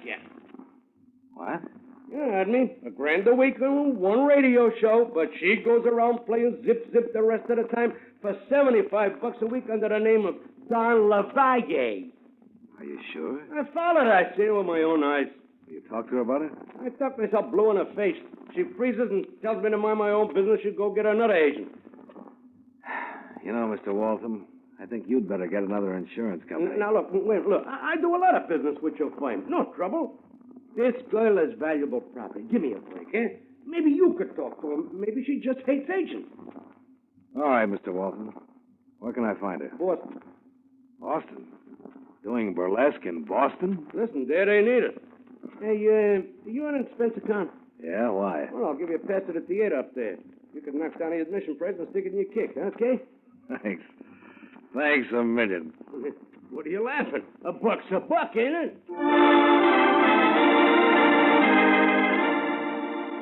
Expense account item 2, 1945. Cab and plane fares between Lou Waltham's New York office and the Burley Q Review in Boston, where Kay Bellamy, with a little Turkish veil hiding her face on the billboards, was dancing under the name of Dawn LaValle.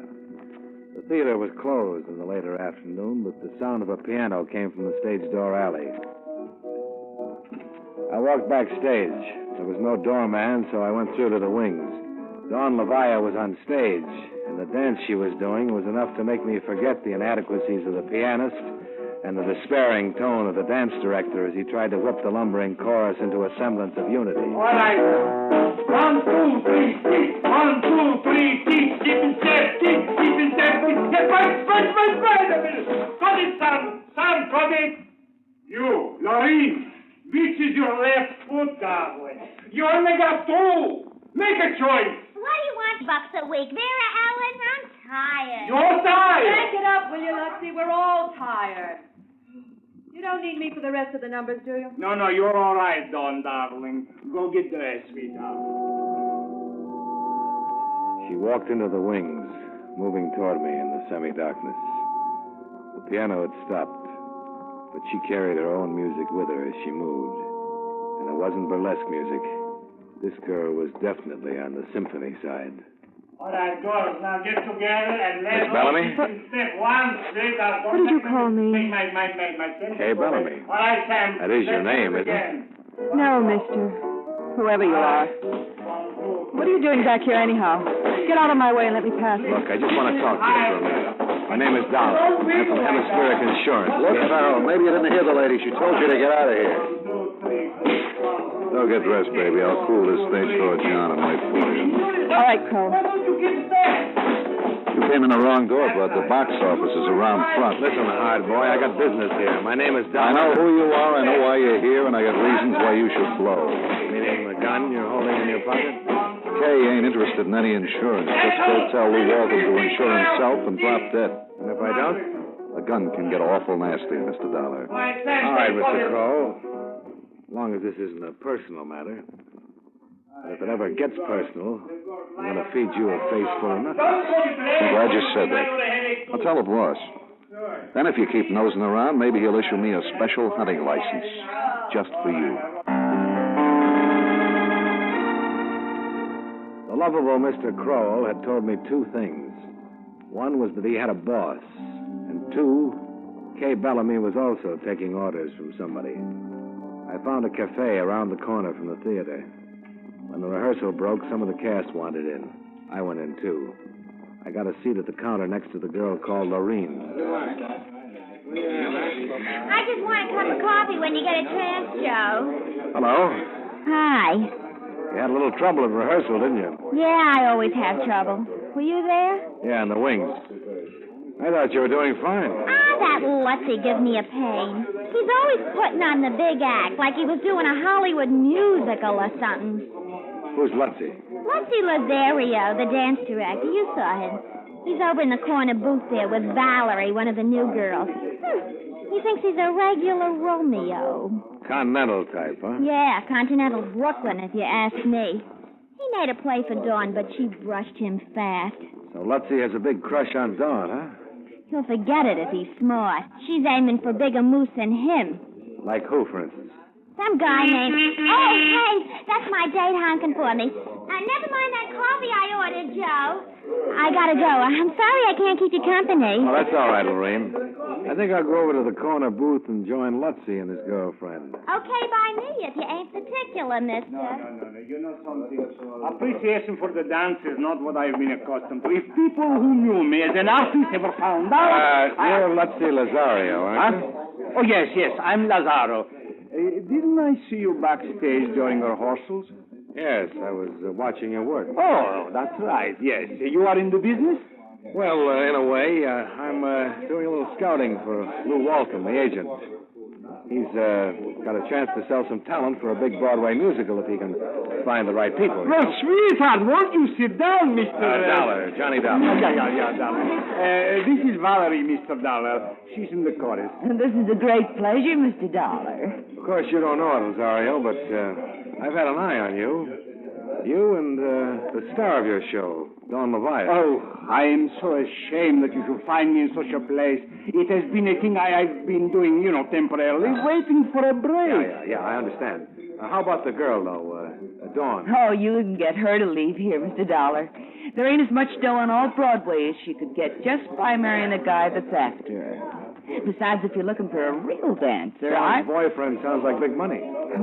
More than just money, Mr. Dollar. Real big shot family. He's Martin Bayard Cullen III. Her breath was singeing my eyebrows, but it was the name that really made them curl. Martin Bayard Cullen III. Connections with a capital C.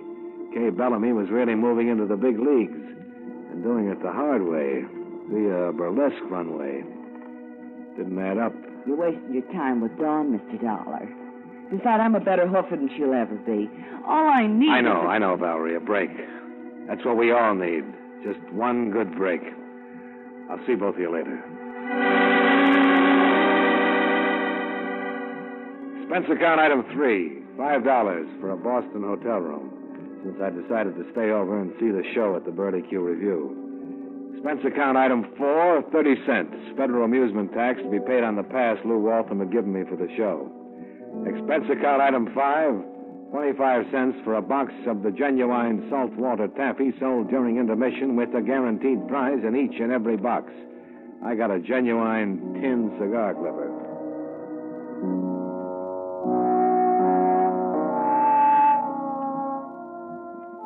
I watched Kay Bellamy, masquerading as Dawn Leviat, take off everything the law would allow except the veil that covered the lower half of her face.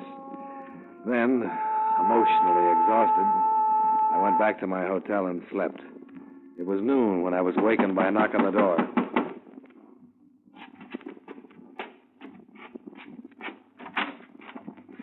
Surprised to see me? Well, a little, Miss Bellamy. You weren't happy with me yesterday. Well, I was angry with Lou Waltham for sending you. See, Mr. Dollar, I started out in burlesque, and frankly, for some reason, I like it, that's all. Oh, you must, to mix it with a $1,000 a week radio career. Sometimes a farm kid makes good in a big city, gets his own swimming pool. But when he gets a chance, he takes off his shoes and goes wading in the brook. Sometimes. That's the way it is with me. A lie like that ought to get your pretty mouth washed out with soap. Why should I lie to you? Besides, Lou Waltham has no right to insure me unless I want myself insured, does he? So why don't you forget it? And let's be friends. Johnny Dollar. Johnny, Bert Welch. I've had an awful time finding you. A few more minutes and I put through a call to you, Bert. I think you'd better forget about that Kay Bellamy policy Waltham wanted. The lady doesn't want to be insured. Even if she did, it wouldn't matter now. What do you mean? Lou Waltham is dead. What? We shot and killed in his private office sometime this morning. Police just found the body.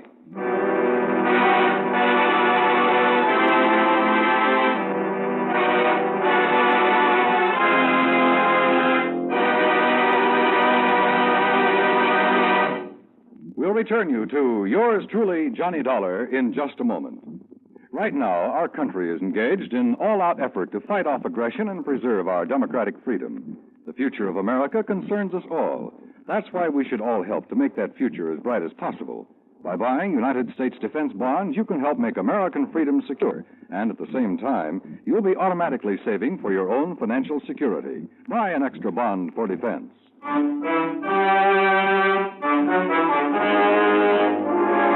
Now, with our star John Lund, we bring you the second act of yours truly, Johnny Dollar.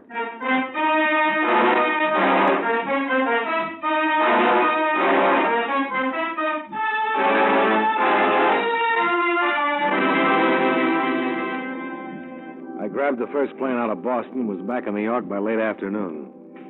Charlie Dyer from the police lab was going over Lou Waltham's private office with dusting powder and camera. Some of them actors still outside? Yeah. Charlie, you find anything? About 200 sets of fingerprints, all different. This one's going to be fun. Probably turn out that Shakespeare did it. Well, half the talent in the outer office there might confess if they were sure the last meal is all it's cracked up to be. Maybe they're waiting to see if we're going to cast pallbearers. Hey, what are you doing here? Just looking over some papers on the desk, Charlie. Oh, come off it, Dollar. You know better than that. The lieutenant finds out I let you in here, he'd All right, call... Charlie. Look, just give me one break. You got the keys to this file cabinet? Yeah, why? Open it for me, will you? Just this one drawer, A through C. Come on, Charlie. Can't hurt anything. Oh, there's nothing in those files but contracts, Johnny. I know. I just want to look up a few things on Kay Bellamy. Singer? You think she did it? No, but... Well, I want to see the file, that's all. Come on, Charlie, will you? One peek. 5 minutes. All right. I finished that side of the room anyhow.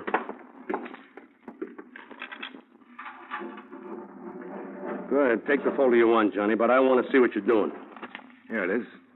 Kay Bellamy. Just curious about something. What?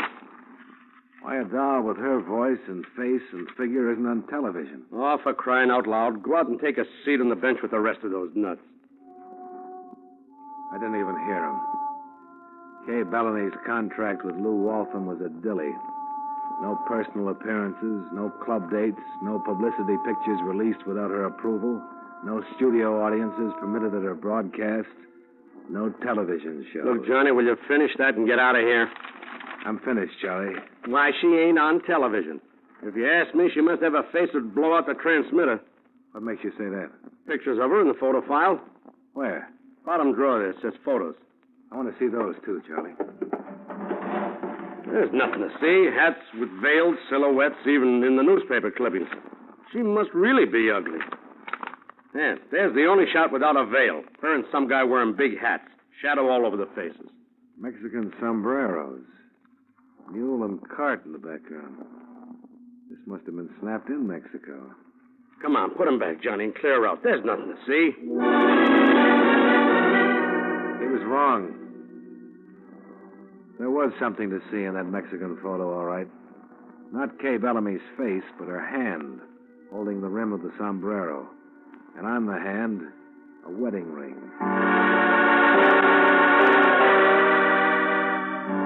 Expense account item 7. Same as items 2 and 6. 1945. Cab and plane fare between New York and Boston. I made the plane just in time and then got another little shock. There was a vacant seat on the aisle. I took it. The window seat was occupied by a dancer named Valerie. Well, I fancy meeting you here, Mr. Dollar. You better fasten that seatbelt. You're a long way from Boston, aren't you? Well, I flew down this morning. He said Mr. Walton was looking for people for a show, so I thought I ought to see him. Did you? No, well, you must know about the murder and police and everything. I know about the murder and the police, but not everything.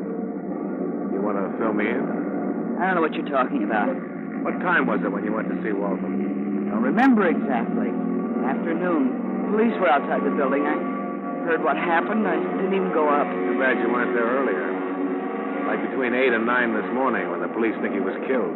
What would he be doing in his office so early? It was his hour for thinking, before the arrival of the howling mob. Didn't you know that? Well, how would I know it? Yeah, maybe you would. It was a thing that was known only by his better clients, like Fay Bellamy, or friends. Which plane did you take from Boston to New York this morning? Why don't you ask the airlines? Leave me alone. I'm in mourning. For Lou Walton? Maybe for you, honey. Maybe for you.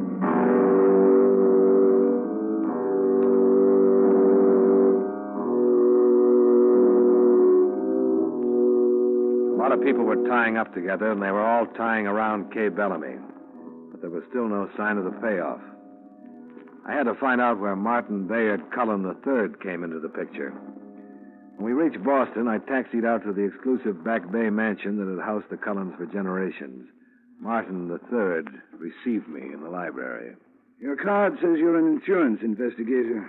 Whatever your business is, I would prefer it if you would take the matter up with my business counselors. Well, it's the kind of business they might know about. I want some information about a girl you've been seeing. What girl and what sort of information? Dawn Levi at the Burley Q Review. I'll answer any questions concerning Dawn. Look, Cullen, this is important. A man has been murdered. Are you implying that Dawn is involved in a murder? I'm not implying. I'm saying it right out. Are you going to get out of here, Mr. Dollar, or shall I throw you out? Now, don't try. You might bend your suit.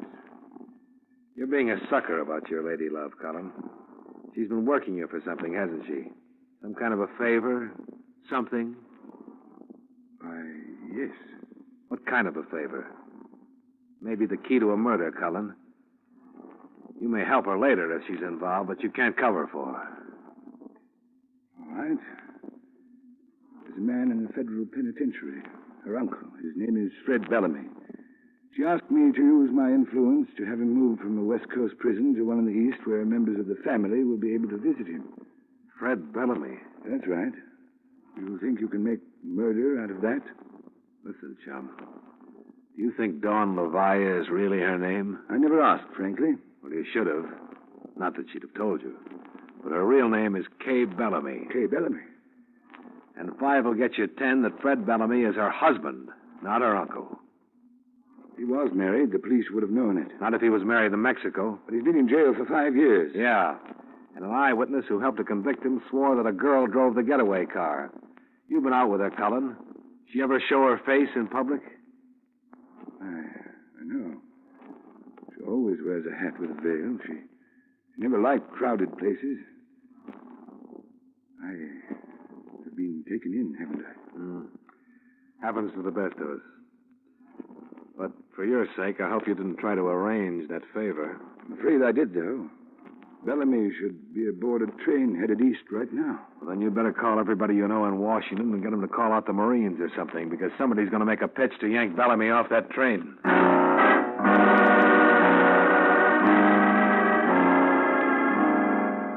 But it still didn't solve the murder of Lou Walton. He'd found out the same things.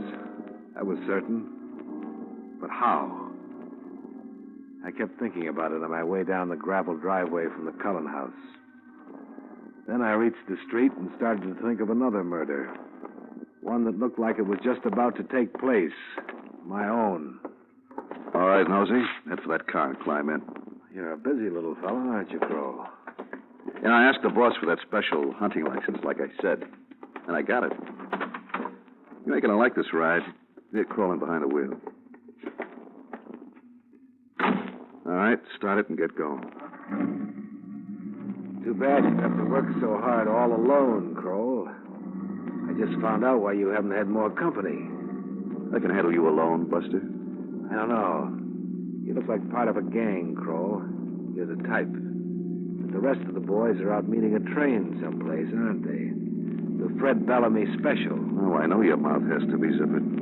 It'll be getting nice and dark, so... Pick a road out of town. Let's see a little country. Sure. Going fast enough for you? And I'll get funny. Slow down. Why? I like the breeze. You want this gun barrel across your teeth? No, but I don't want the bullet you're planning to give me either. It's got me scared. When I get scared, I get crazy. I don't like the idea of dying alone. You trying to bluff me? No. You ever hit the back of a 10-ton truck at 80 miles an hour? No, smart guy. Well, you're going to, smart guy, because there's one right in front of us. He turned his eyes away from me and saw the back of the truck looming up suddenly in the dusk. For a minute, fear paralyzed him. Then he gave a wild shriek and opened the door and jumped. I yanked the wheel hard, and the car missed the truck by inches. But Kroll didn't. His leap had smashed him right into the back of it. I felt my heart kicking up at something in my throat. I turned the car around and drove back to the Burley Q Review at 15 miles an hour.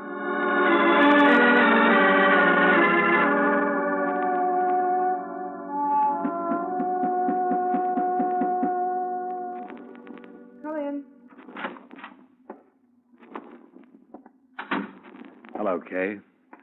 Oh, it's you. Yeah. Tired of running, Kay? Yeah, tired. Your husband isn't going to get off that train. The gang will be picked up, too. I know. I just had a phone call from Martin Bayard Cullen III. He made me feel like it. It was rotten. I did it because I had to. Your husband wasn't going to let you enjoy the comforts of life while he rotted away in jail, was that it? Yes. He let me take the radio job because he thought he might be able to buy his way out with the money. Out of a federal pen? He was dreaming. I'm glad it's over. He had Kroll and the other boys watching me. Told him to keep me working in burlesque. Make things rough for me. So I'd never forget what a bad time he was having. I'd better call the police, Kay. You don't have to, Mr. Dollar.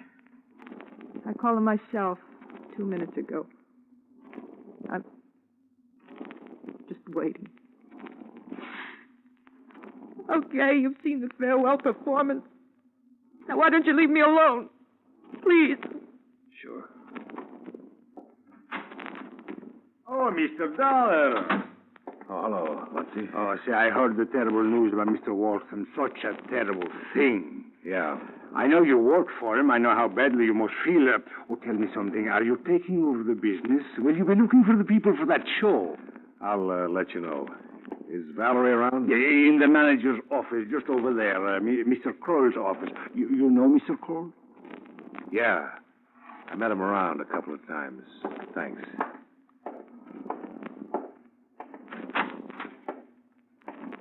Hello, Valerie.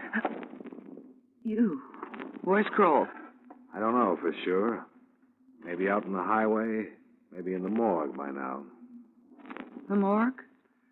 His hunting license expired. You lost your boyfriend. He was nothing to me. No?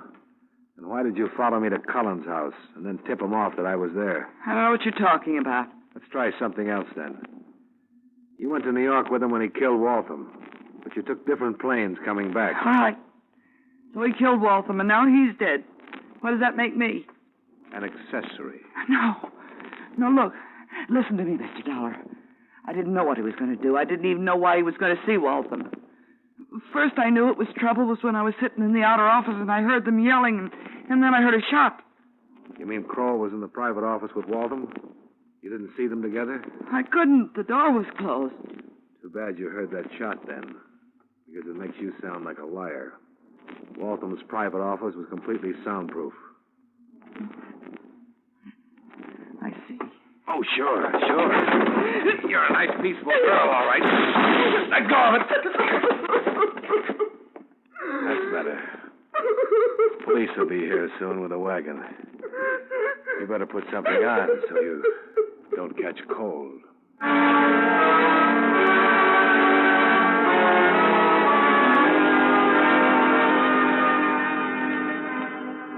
And that's about it for the bump and grind artists. Lou Waltham never insured himself because he had nobody to leave it to, so there's no loss there. Of course, the Kay Bellamy policy was never issued. You lose a fat premium, but don't fret over it. Clause 42A would have cost you a mint, the one about missing performances. She'll be missing them for the next 10 years. I guess your total loss lies in my expense account. Item 8, $43 miscellaneous. Item 9, $6.10 train fare from Boston back to Hartford, Connecticut. Please note that I did not charge you for the admission pass that Waltham gave me to the Burley Q Review, nor did I charge you cab fare from the Cullen Mansion to town, since Kroll provided car service. Expense account total, $135.40. Yours truly, Johnny Dollar.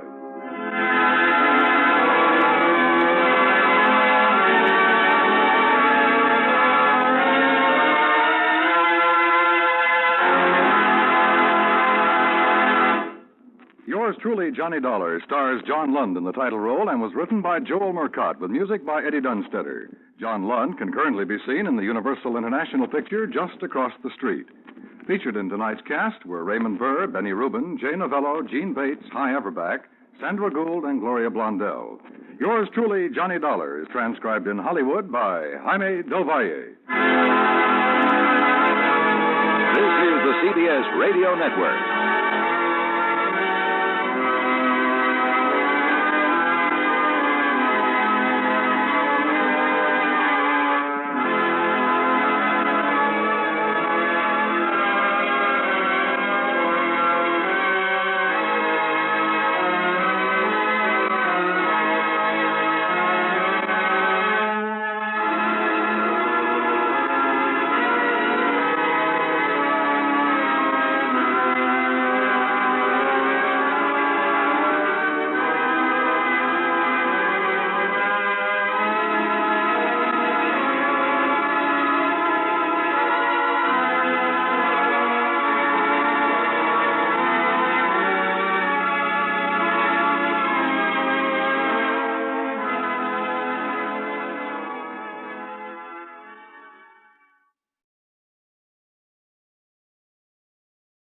Wrigley's Spearmint Chewing Gum, the refreshing, delicious treat that gives you chewing enjoyment, presents for your listening enjoyment John Lund as Johnny Dollar.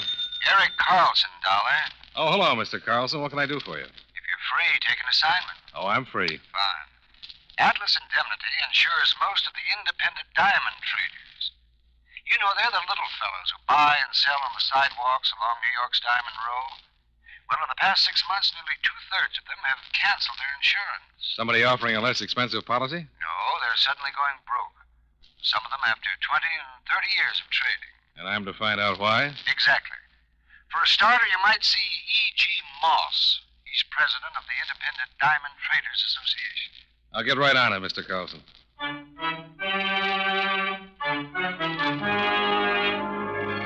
The makers of Wrigley's Spearmint Chewing Gum bring you John Lund in another adventure of the man with the action-packed expense account, America's fabulous freelance insurance investigator. Yours truly, Johnny Dollar.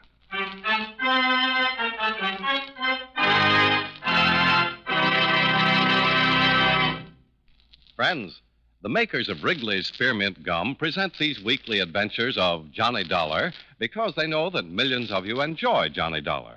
That's true of Wrigley's Spearmint Chewing Gum, too. It's enjoyed by millions, day in and day out. People find that chewing on a smooth, delicious piece of Wrigley's Spearmint Gum somehow makes time pass more pleasantly. Whether you're working, driving, shopping, or just taking things easy, that good, tasty chewing gives you enjoyment and satisfaction. So always keep a package of Wrigley's Spearmint Chewing Gum handy. And whenever you want a refreshing, delicious treat, chew a stick. You'll like it. You really will.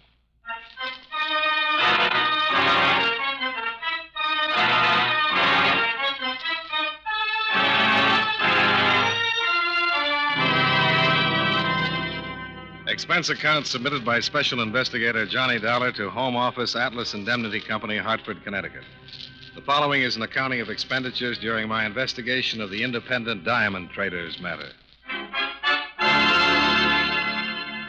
Expense account item 1, $21.30, train fare and incidentals between Hartford and New York City.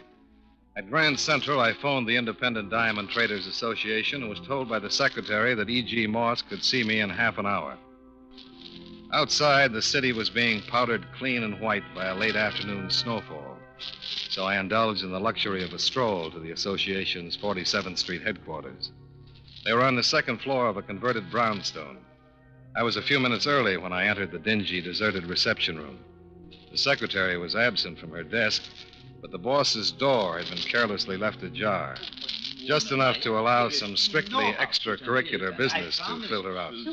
Susan, I'm sick to death of the name. She runs your life, Edgar, like she runs this office. But, dearest. Why the traders ever elected you their president, I can't imagine. A man who can't even protect his own interests against the selfish snip of a stepdaughter. That is enough, Mona.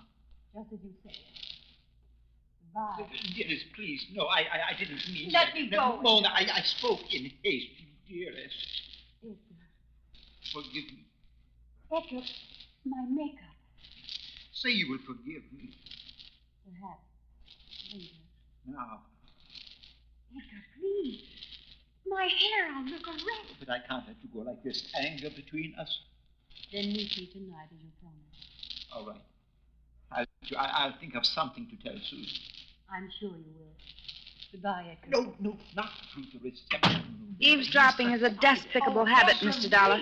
Oh, hello. I didn't hear you come in. That is obvious.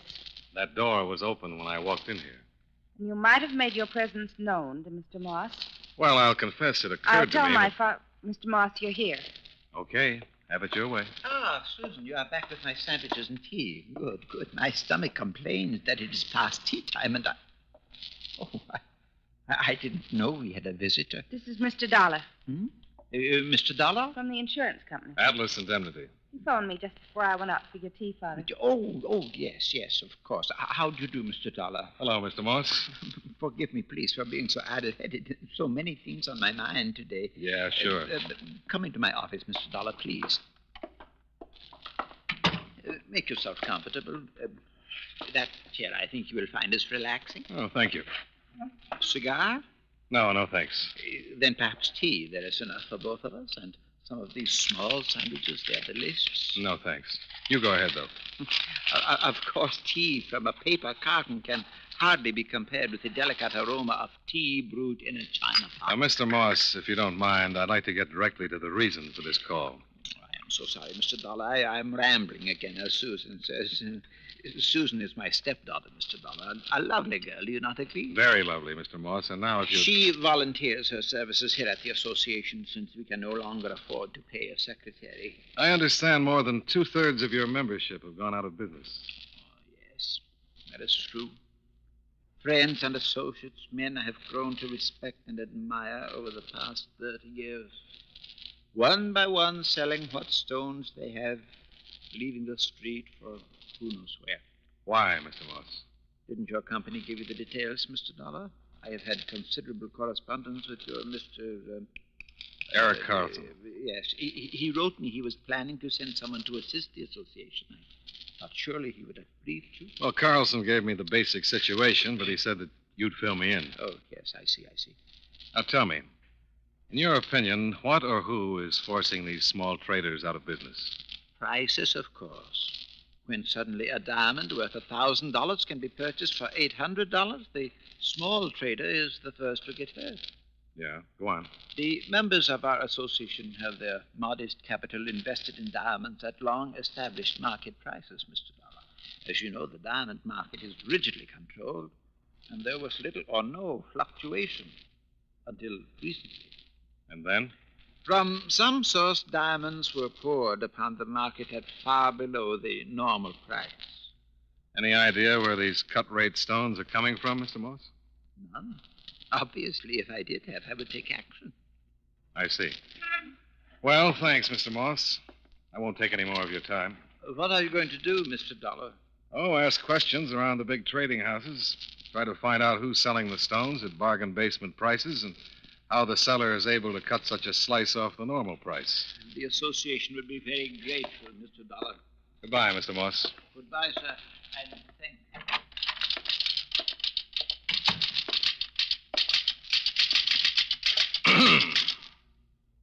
Yes? Any chance of burying the hatchet, Miss Carla? You seem to be very anxious to save face, Mr. Dollar. Look, I said I was sorry. I was listening and you caught me cold. But considering the dialogue that was coming out of your father's office, wouldn't you have listened? Well, I suppose Daddy is a little silly over that woman. And maybe I did leave his door ajar. I accept your apology. Hey, I didn't apologize. I said maybe I left his door ajar. Now who's trying to save face? I didn't apologize. Shall we call it a draw? You're very persuasive, Mr. Dollar. Goodbye, Susan.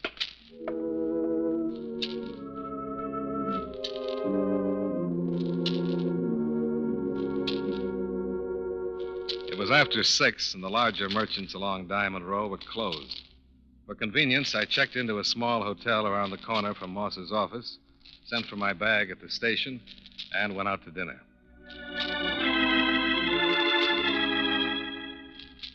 Expense account item 2, $3.05. Note, I don't want this to set a precedent in low dinner tabs. I just wasn't hungry.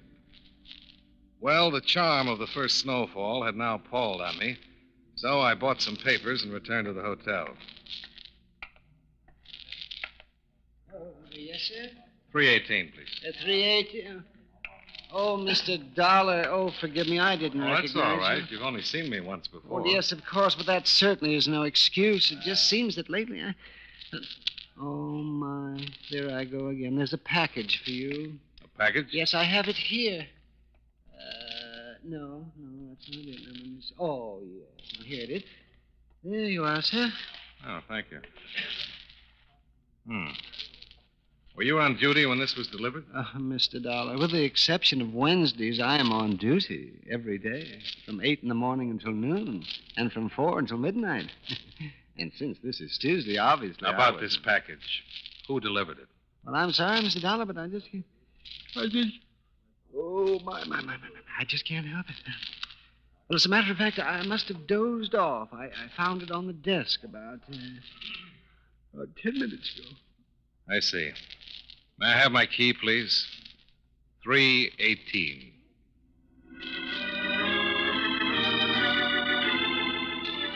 I went up to my room and opened the package.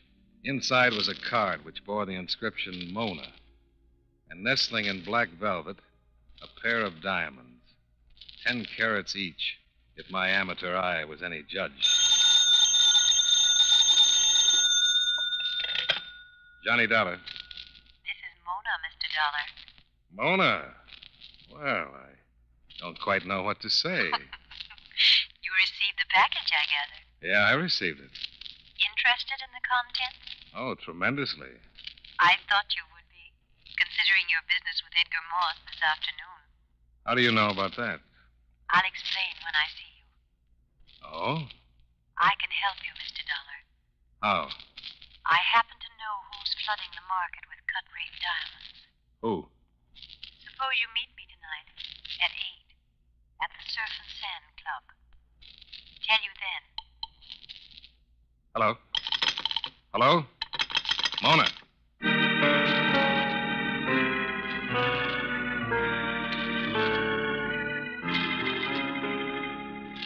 The Surf and Sand was a new night spot on the north shore of Long Island.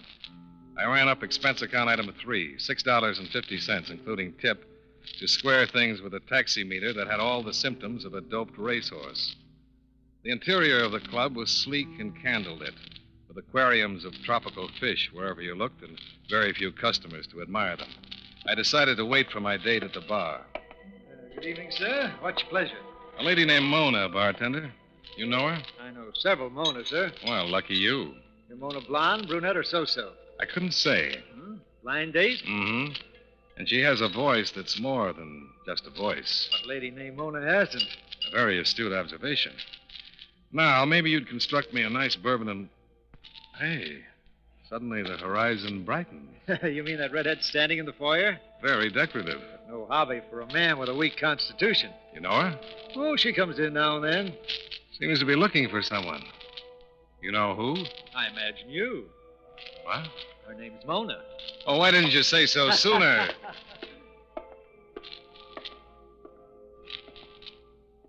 Hello, Mona. Hello. I'm Johnny Dollar. Yes, I know. I saw you at the bar. Well, why didn't you come over? Or are you waiting for someone else? Just you, Johnny. My car's outside. Let's drive somewhere.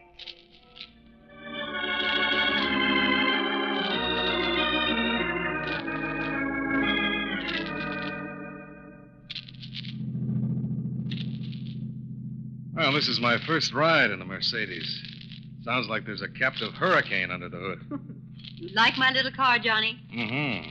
Tell me, is that speedometer scale optimistic, or can this car really do 120 miles an hour? I don't know. Let's try it. Oh, hey, never mind. I was only curious. Well, I'm curious too, Johnny. Have you lost your mind? Slow down. Why? The highway's deserted. I like to drive fast. Mona. Oh, Johnny. Why did you switch off the ignition? Are you afraid? You bet I'm afraid. Now promise to keep your heel off the accelerator, and I'll turn on the ignition. All right. I'm sorry, Johnny. I acted on impulse. I like to act on impulse. Was it impulse that prompted you to send me those diamonds tonight? No. Now, what then? I wanted to arouse your curiosity. Why? Because we hadn't met before. Oh, talk sense, Mona. Well, I just couldn't think of any other way to make certain you'd keep a blind date. And you just happen to have a pair of 10-carat diamonds with RSVP carved on them. I can afford it. Well, a quick look at this car and that sable you're wearing, I'm inclined to believe you can. I like expensive things. Let's talk about cut-rate diamonds. You said on the phone you could help me. You know who's selling them? I do. But Captain LeDrew will tell you. Captain LeDrew. That's where I'm taking you now, to meet him. Why didn't he come to the club with you? He didn't care to take the risk. The risk? Captain LeDrew is wanted by the police.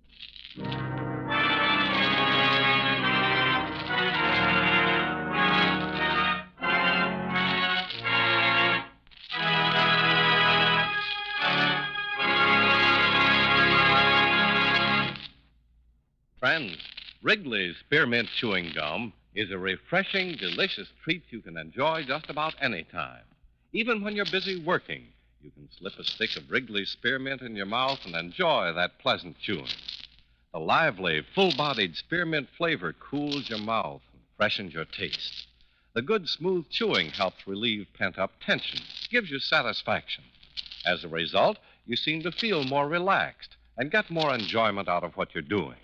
So enjoy chewing Wrigley's Spearmint Gum while you work and at other times, too. Get a few packages next time you're at the store. That's Wrigley's Spearmint Chewing Gum. Healthful, refreshing, delicious.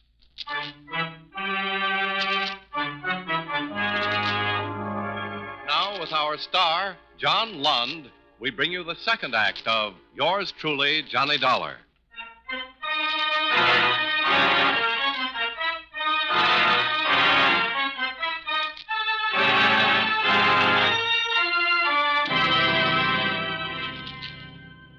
For the rest of the ride north on the Jones Beach Highway, Mona kept the Mercedes at a sane speed and the talks at trifles. When we finally stopped, it was before a ramshackle beach cottage. He's inside. What took you so long, Mona? I've been waiting an hour. Johnny, Mr. Dollar doesn't like to drive fast, Captain LeDrew. Everything okay? He was alone. No one followed us. Would you mind telling me what this is all about? Sit down, Dollar. Pour him a drink, Mona. I'll skip the drink. Then sit down. I should. I'll come right to the point, Dollar. I'm sailing tonight, out of the country. Bon voyage. Don't waste my time with your attempted humor. Up to now, my time has been wasted. Several hours of it. Now, let's get down to cases, Captain. Mona said you'd tell me who's dumping cut-rate diamonds. I am, Dollar. Oh. I smuggled them into the country. That's my business. Racket, you mean? Johnny, be smart.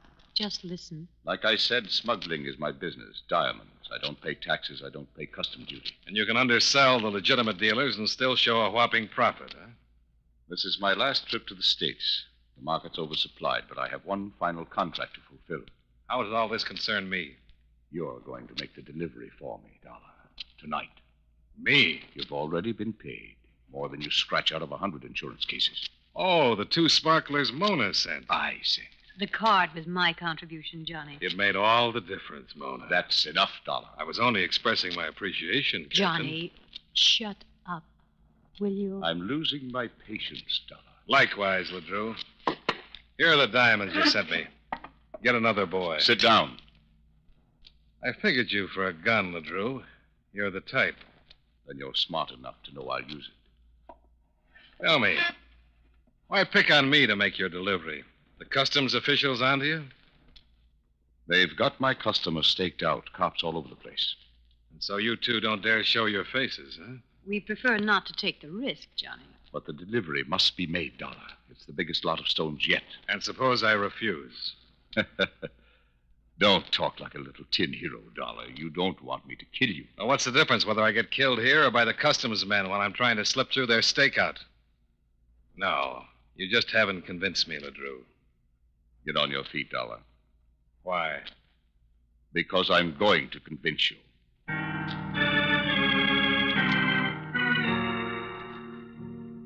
As I got to my feet, I expected LeDrew to start convincing me with the butt of his revolver. But I guessed wrong.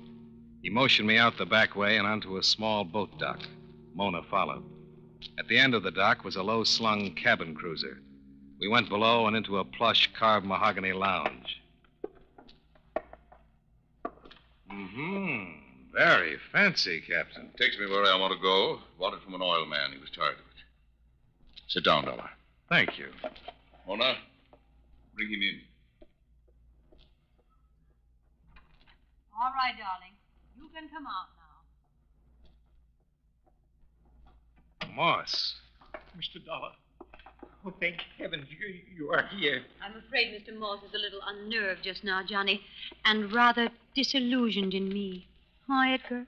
Mr. Dollar, for heaven's sake, help me. Do whatever they ask. I think he'll help you, Mr. Moss. What do you say now, Dollar?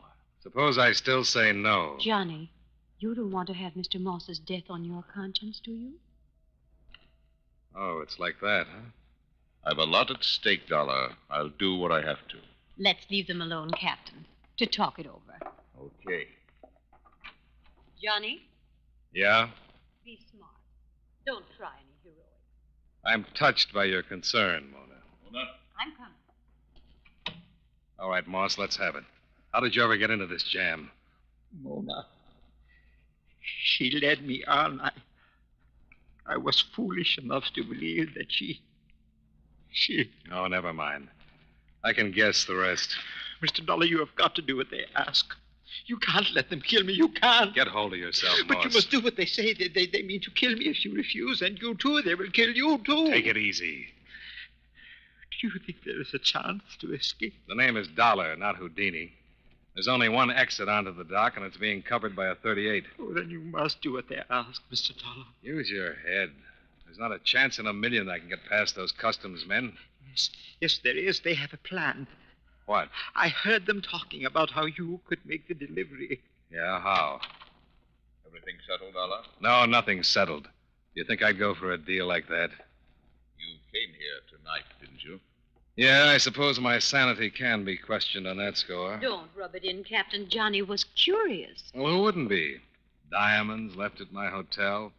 A blind date with a voice that would melt a marble saint. Always was a sucker for a mystery. And a chase, Johnny. You decided to cooperate, Dollar? Yes, he has. Don't rush me, Mr. Moss. First, I'll have to hear more about that plan you overheard. If there's a chance, well, under the circumstances, maybe I'll try to make the delivery. Now you're being smart. Let's hear your plan. It's very simple. You phone my client. Tell him who you are and why the insurance company sent you to New York. Yeah, and? You insist on seeing him tonight. You say you're interviewing all the big diamond merchants, Johnny, to get their opinions on why the market has fallen so suddenly. Why don't I just tell your customer the real reason I want to see him?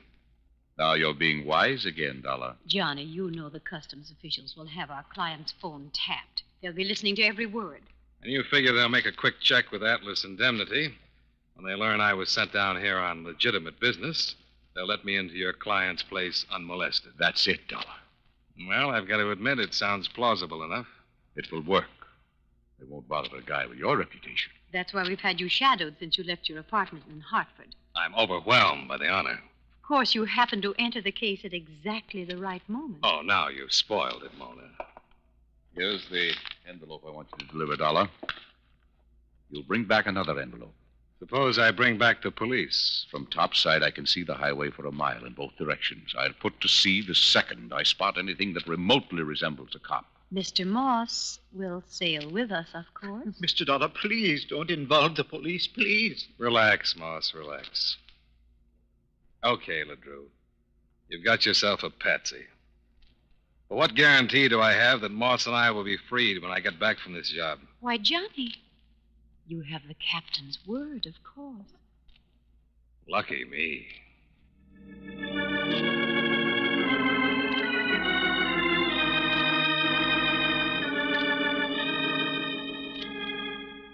Mona drove me to the nearest gas station where I phoned LeDrew's client. The voice on the other end of the wire was irritated and uncooperative, but I insisted and finally got an okay for a personal interview. Next, I phoned for a cab, and 20 minutes later was dropped at the gate of a swank Plandome estate. I paid off the cabbie, expense account item 4, $3.50, and went inside. No one stopped me, and I made the delivery without a hitch. LeDrew's client gave me the money, and I ran up expense account item 5, $3.80, cab fare back to the beach cottage. On the dock, I found that LeDrew was indeed prepared to put to sea at the slightest sign of a double cross. The cruiser was straining on a short bow line, pulled away from the pier by the tide, the engines throbbing. That's far enough, Dollar. Freeze. Hey, take that light out of my eyes. Keep the flashlight in his face. Cover, Dollar. Keep your hands in sight. I didn't bring a gun, if that's what you're looking for. Smart of you. Where's the money? Under a dozen yards of adhesive. I'm papered with it from my waist to my neck. What's the idea? Your client felt there was still danger of my being stopped and searched. All right, get aboard. I'd rather be unwrapped in the cottage. Get aboard. Easy on the spine with that gun, will you? Move.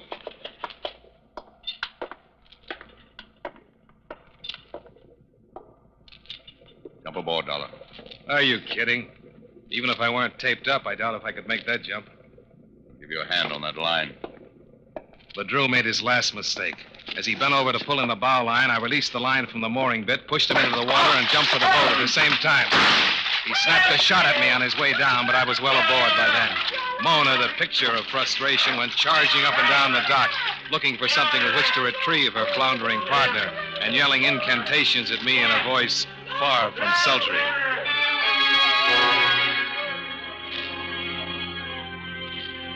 I went into the wheelhouse, set the wheel to drift for what I judged to be the center of the bay, and was turning for the door when... Relax, Mr. Dollar. Moss. Don't move or I'll shoot. What is this? A surprise twist, I think it is called. You see, LeDrew, Mona, and I are associates. And I'm a prize sap. Oh, don't be too hard on yourself, Mr. Dollar. I thought I was very convincing as the deceived suitor, the frightened hostage. You fooled me, Moss. The deception was necessary to enlist your cooperation. We knew you could never be hired to make that delivery, Mr. Dollar, your professional ethics being what they are. So you staged that little lover spat I overheard in your office this afternoon, huh? Mona thought it would quicken your interest, make my supposed betrayal more plausible. What about your stepdaughter? She mixed up in this business, too? Susan knows nothing about any of this. Keep away, Dollar. You better make the first shot count, Moss.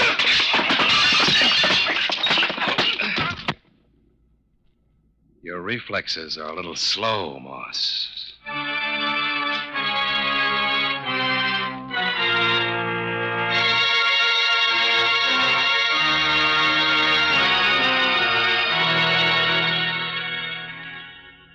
I used the ship's radio telephone to contact the police. In that Mercedes, Mona and LeDrew weren't hard to find. The rest you've already read in the papers, Mr. Carlson. Moss, LeDrew, and Mona will be out of circulation for a long time.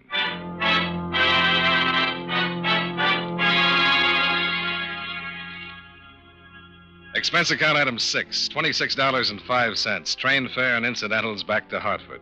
Expense account total, $64.20. Yours truly, Johnny Dollar.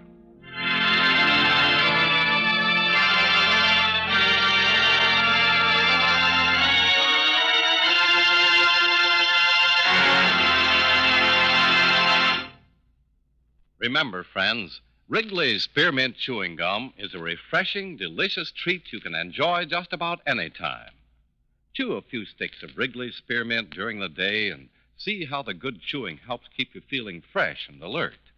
The lively, full-bodied flavor of Wrigley's Spearmint Gum cools your mouth, freshens your taste, and sweetens your breath. The chewing itself gives you a nice little boost, helps you keep going at your best. Millions of people get real chewing enjoyment out of Wrigley's Spearmint Gum every day, and we know that you'll enjoy it, too. Get a few packages and always keep some handy. That's Wrigley's Spearmint Chewing Gum. Healthful, refreshing, delicious.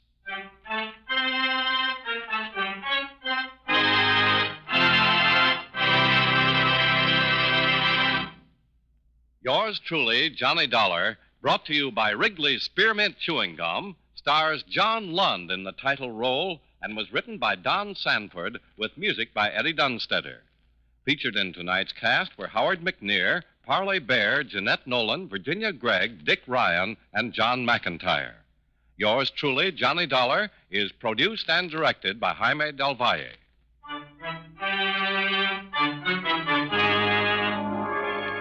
The makers of Wrigley's Spearmint Chewing Gum hope you enjoyed tonight's story of Johnny Dollar and that you're enjoying delicious Wrigley's Spearmint Gum every day. This is Charles Lyon, inviting you to join us again next week at this same time when, from Hollywood, John Lund returns as... Yours truly, Johnny Dollar.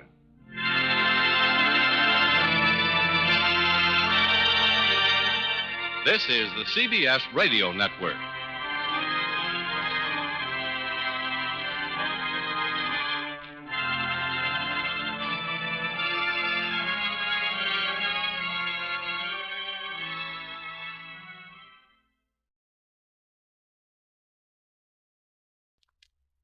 Wrigley's Spearmint Chewing Gum, the refreshing, delicious treat that gives you chewing enjoyment, presents for your listening enjoyment John Lund as... Johnny Dollar. Dupree, Johnny, down at International. Oh, hello, Paul. Nice to hear your voice again. How are things? All about the same. Hey, Johnny, would you like to come over to my office and meet a girl? She pretty? Very. Interesting? Very. As a matter of fact, she just told me the most interesting thing I've ever heard. Oh, yeah? What's that? She just told me that she was dead. I better come over.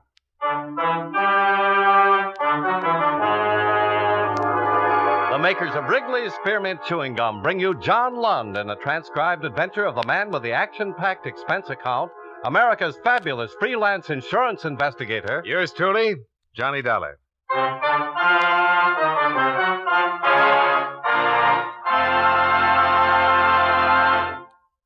Wrigley's Spearmint Chewing Gum refreshes you.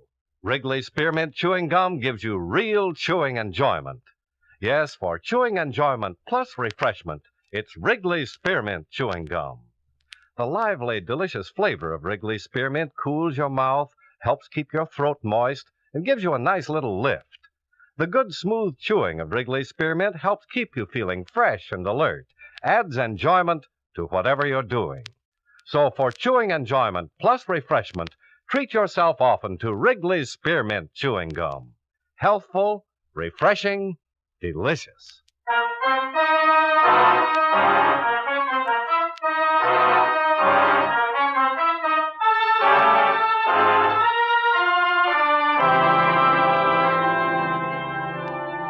Expense account submitted by Special Investigator Johnny Dollar to the International Insurance Corporation, International Building, Hartford, Connecticut. Attention Claims Division. The following is an accounting of expenditures during my investigation of the Madison matter.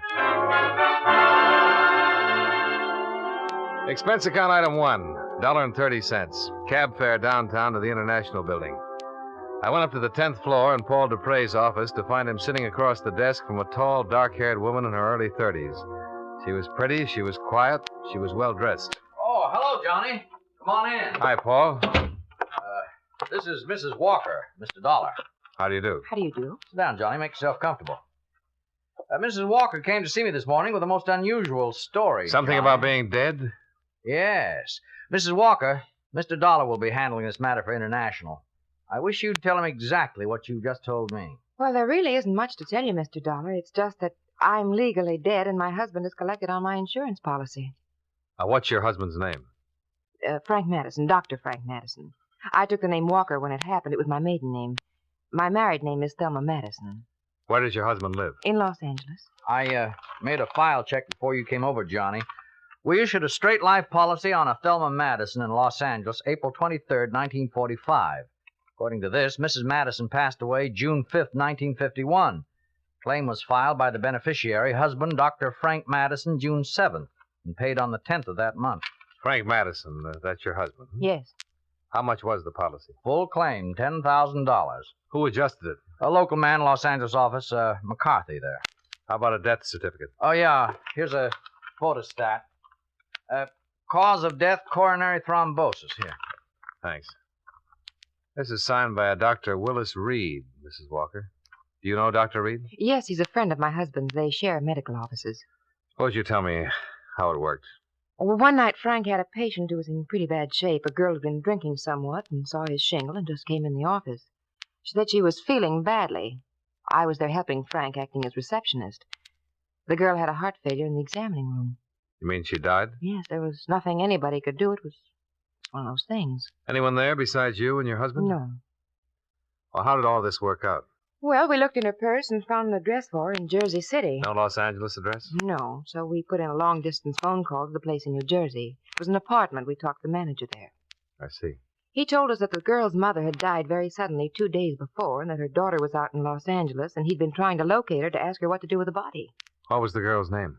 Wanda Thompson. Go on. The man we talked to on the phone was quite upset. He didn't know what to do about the mother who had died in his apartment building, and he told us that the daughter was all she'd had in the world. In other words, Wanda Thompson was completely alone. Yes, as far as we knew. I see. Well, we didn't tell the man that she was dead, too. When Frank hung up the phone, he turned to me and said that we were in luck. I asked him what he meant, and he told me his idea. You mean to use her body? Yes, he called Dr. Reed and asked him to come over. Dr. Reed had never seen me, and he made out the death certificate. In your name? Yes, that's right. And your husband collected your insurance? Mm-hmm. Why? Well, he needed money. Seemed a good way to get it without too much trouble. Well, what was supposed to happen? Well, I don't know. We didn't plan that far. I mean, I thought that Frank would eventually close his practice and come to New York, and we'd be together again. Is that where you've been all this time? In New York? Mm-hmm. And your husband never joined you? No. Did he write to you? Yes, for a while. Do you have any of the letters? No, I'm sorry. Do you know why he stopped writing? No. Why he never joined you? No. Is there any way that you can prove you're Thelma Madison? Well, not here in Los Angeles, I could. How? Well, people there know me. No friends I've had all my life. Were you ever fingerprinted? No, I don't think so. During the war, did you work in a defense plant, maybe? No. Did you ever have a postal savings account? No. How about a California driver's license? No, I'm sure I don't have my fingerprints on file anywhere. Mm-hmm. Would you be willing to furnish me with a list of names, people who'd identify you if asked to? People in Los Angeles? Yes. Yes, I would. You've been living in New York under the name of Thelma Walker since June 1951. Is that right? Yes. Where? 2218 East 57th Street. I still have my apartment there. Have you been working? Yes, as a laboratory assistant, Hyde Park Stations Incorporated. My boss is Mr. Platt. Oh, I put in a call to them earlier, Johnny. Mr. Platt said he's employed an assistant named Thelma Walker for the last 16 months, but she hasn't been in for a week or so. I described this woman to him, and he said it sounded like her. Mm-hmm. Did you get any of the insurance money, Mrs. Walker? Not a dime. Were you supposed to? I suppose so. Would you say that this whole thing was your husband's idea? Yes. Well, you're the one who seems to have lost all around, Mrs. Walker. Well, what did you expect to get out of it? Well, I did it for Frank. What about Wanda Thompson and her people, if she has any? She hasn't. Very few people in this world are without somebody, somewhere. Would you be willing to sign a statement containing all the information you've given me here today? Yes. You realize that if what you tell me is true, that you'll be criminally charged? Yes.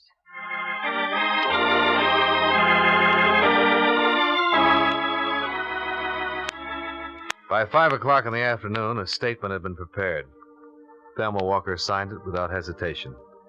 I talked with Dupre in the outer office. Well, Johnny, I don't even have to go up to legal to know that every word of this will have to be verified before we can take any action. Well, if half of it's true, we're in business. Oh? She didn't give us any good reason for coming here.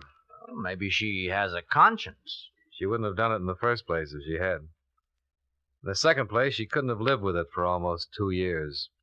And in the third place, there's an awful lot of coincidence. Yeah, but suppose it's true. Well, then it's the neatest thing since the ball bearing.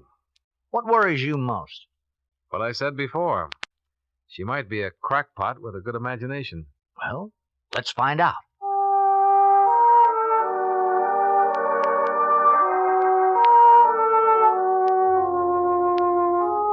Expense account item 2, $38.14, transportation, Hartford to New York City. I checked my bag at the airport and took the limousine as far as the Waldorf. Expense account item 3, $3, cab fare and tip, to 2218 57th Street, Thelma Walker's residence. I talked to the manager. This is her apartment, Mr. Dollar. I see. How long has she lived here? July 1951. Good tenant? Very. Quiet. No drinking or parties. Wish we had more like Mrs. Walker. Do you know her very well? Just as a tenant. You ever talk to her? Not much. At Christmas time, we had a drink together down in my apartment. She seem all right? What do you mean? Normal. Oh, yes. Does she have any friends in the building that I could talk to? No, she doesn't. One thing she keeps to herself. Minds her own business. May I ask where she is now? In Hartford. New Hartford Hotel, if you want to talk to her about anything. I'll remember that. You mind if I look around? I'll have to stay with you.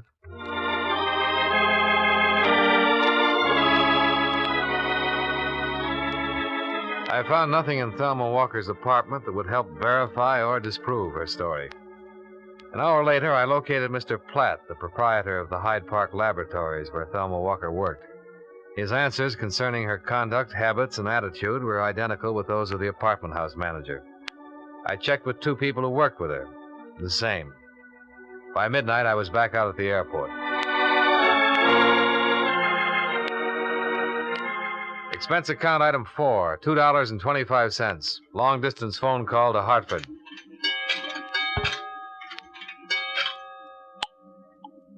Here's your party. Hello? Hello? This is Johnny Dollar. Oh, hi, Johnny. What'd you find out? All clear here. Her story checks out about living in New York. Well, we better go on with it then. Oh, I have some news. I talked to the coroner's office in Jersey City. Oh? Mabel Claire Thompson, age 61, died there June 3rd, 1951. The body was unclaimed and the county buried her. They were unable to locate her only known kin, a daughter, Wanda Thompson. She's believed to be in Los Angeles. See if you can find a picture and some prints on Wanda Thompson. All right, Johnny.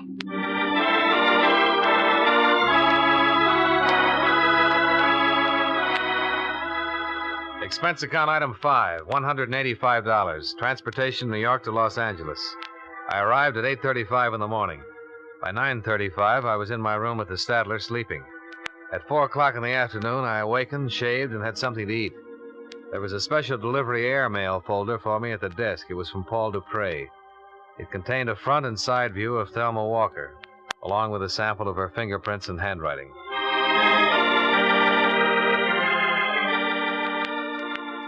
Expense account item 6, $15. Car rental, so I could get around to very big Los Angeles. I caught a woman by the name of Quincy just as she was having a bite of dinner. Please excuse me for eating like this while you're here, Mr. Dollar, but I'm in a terrible hurry tonight. I have a date. Oh, that's all right, Miss Quincy. I'm intruding anyhow. No, not at all. You say you're from an insurance company? That's right. I thought perhaps you could help me. I'll try. What do you want? Well, I'd like to have you look at this. Mm-hmm. You know the woman in this picture, Miss Quincy? Well, she looks terribly familiar. Do you know her name? Let me think. Yes, I know that girl, of course. That was Thelma Madison. Frank Madison's wife? Yes, poor Thelma died a year or so ago, very suddenly. How well did you know her? Oh, we played bridge together occasionally. We went shopping. I used to work for Dr. Madison as a receptionist. How long ago was this? A couple of years ago. I quit to take the job I have now. But you did know Mrs. Madison. Oh, yes, of course. She was in the office a lot of the time. And you're absolutely positive this is a picture of her? Well, yes. Is there any doubt? Well, we just want to be sure. The poor girl's been dead almost 2 years. Aren't you sure? Yes. You know, I don't think you've been exactly telling me the truth. I just had your name on a list, Miss Quincy. I was told you'd be able to recognize a picture of Thelma Madison if you saw it. Oh, who told you that? I'd rather not say. So mysterious. You want some coffee? No, thanks. Well, you look nice enough, I'll say that. Oh, thank you. Miss Quincy, when did you hear about Mrs. Madison's death? The day after it happened. I dropped in to see Dr. Madison about some things I'd left there, and he told me what had happened. It was quite a shock. She was always so healthy. I see. Did you go to Mrs. Madison's funeral? No, there wasn't one. Dr. Madison had her body cremated.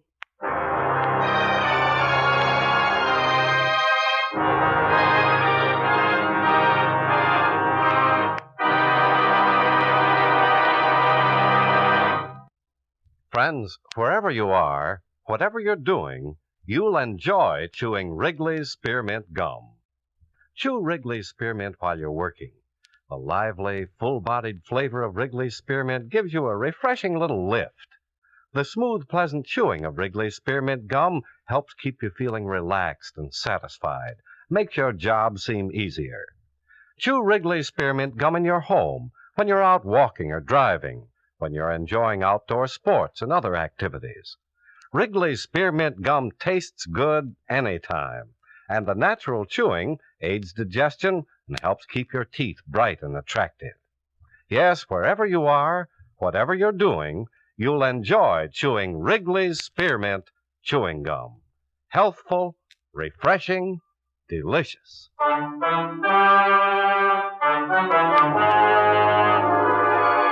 And now, with our star, John Lund, we bring you the second act of Yours Truly, Johnny Dollar.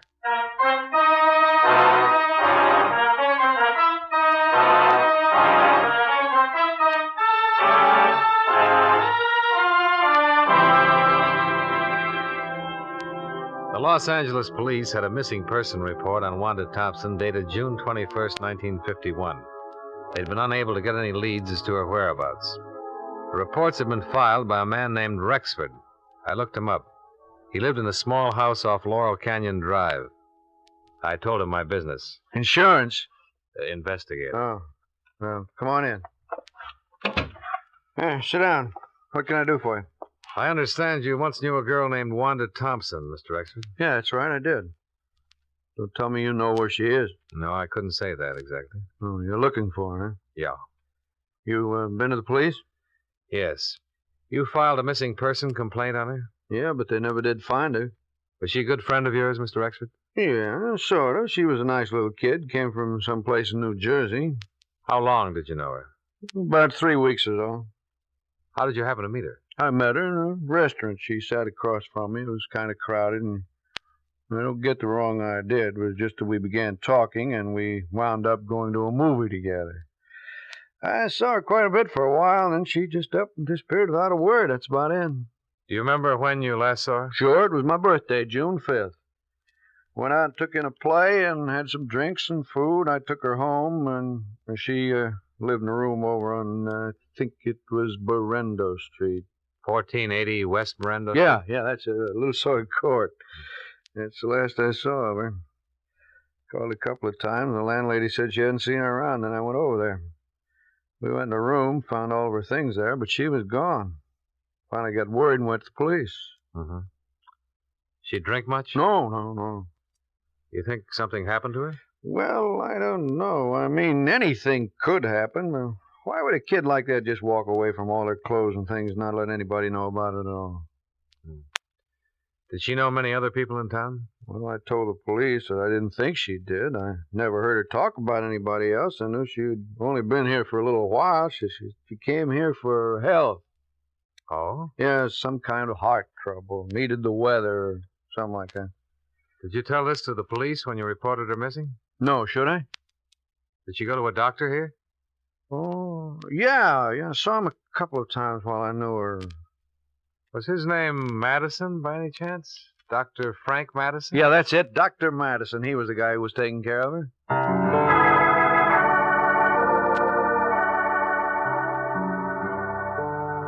I spent another hour questioning Anthony Rexford. As far as he was able to remember, Wanda Thompson's heart condition had not been a serious one, or at least she had explained it that way to him.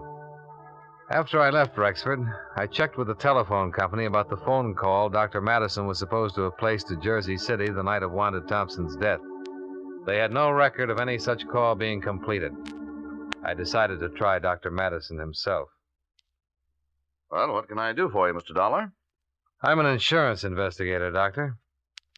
I understand you once treated a patient named Wanda Thompson. Wanda Thompson? Wanda Thompson? I don't remember. What did I treat her for? A heart condition. Oh, well, soon find out.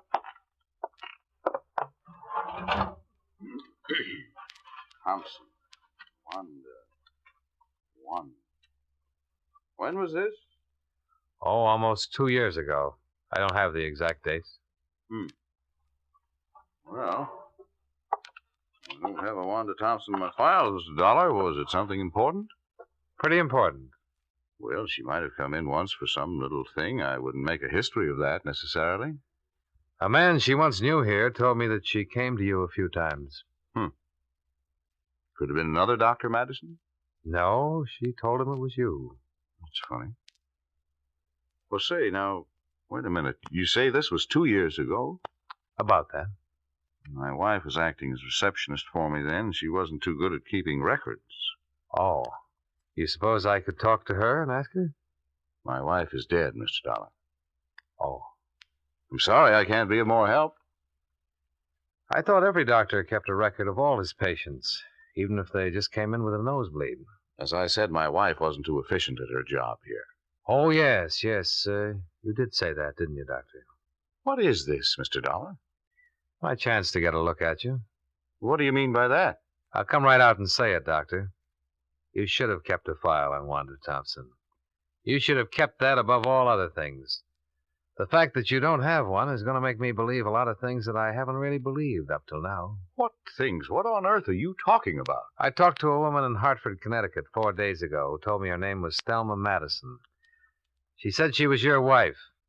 She said that Wanda Thompson died in your office one night and that you identified the body as your wife's. What? And what's more, you collected $10,000 worth of insurance on her. Here's her picture, Doctor. Is this your dead wife? Well? All right, I'll tell you. It is your wife. And she's still very much alive. And the story she told me in Hartford is pretty much the truth. I've never seen this woman before in my life. That's funny. 14 people in Los Angeles who knew her pretty well have seen that picture, and all of them say her name is Thelma Madison, that she was your wife. I've talked to every one of them, and I've got statements from them to that effect. And what's more, I have a rather long statement from Thelma Madison herself. Tells the whole story. Would you like to read it? No. Then maybe you'd like to make a statement yourself. I have nothing to say, Mr. Dollar. No, I didn't think you would, Doctor.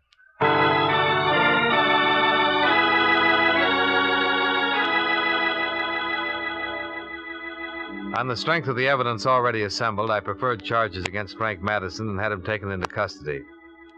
He refused to talk with the police or with me about any of the charges of which he was accused. He was held without bail pending investigation.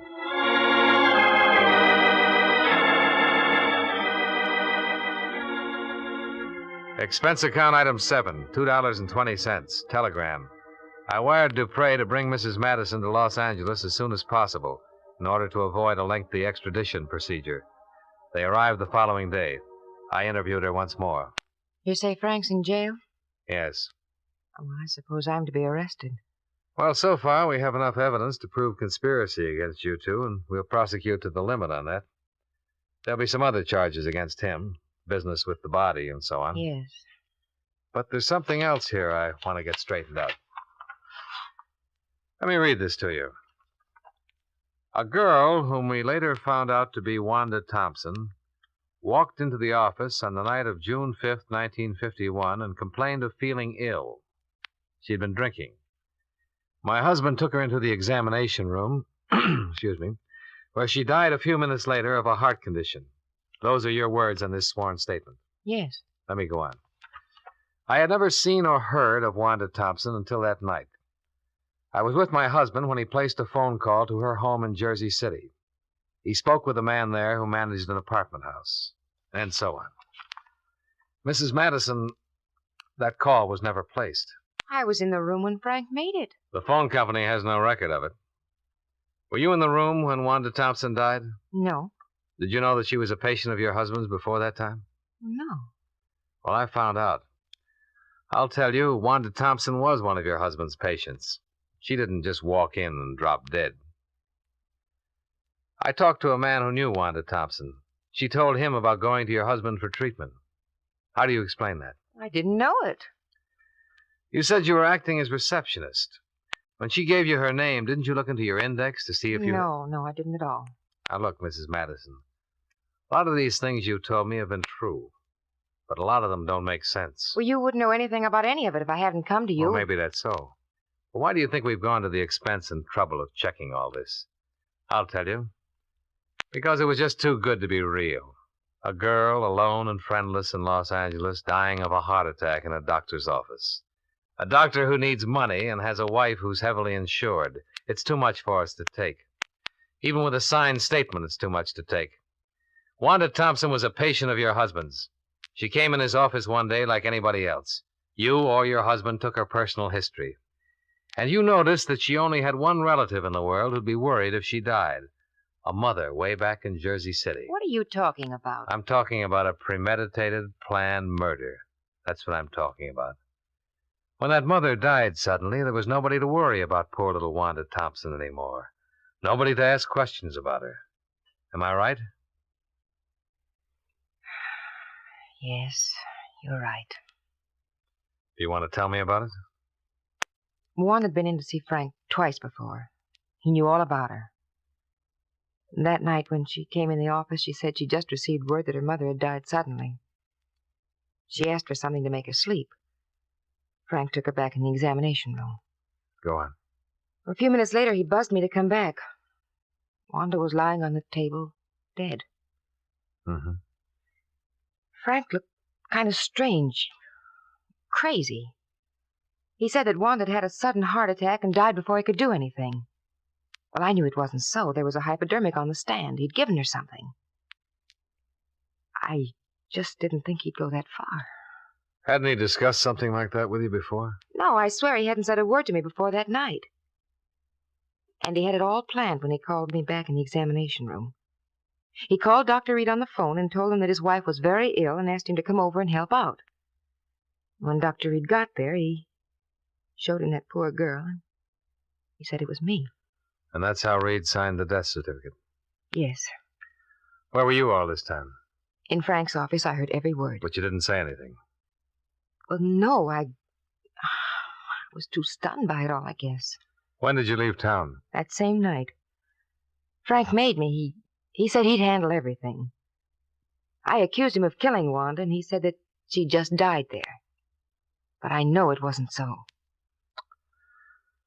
Okay. You want a cigarette? Yes, please. Here you go. Thank you. Thanks. Oh, I'm glad it's all over now. I'm terribly glad.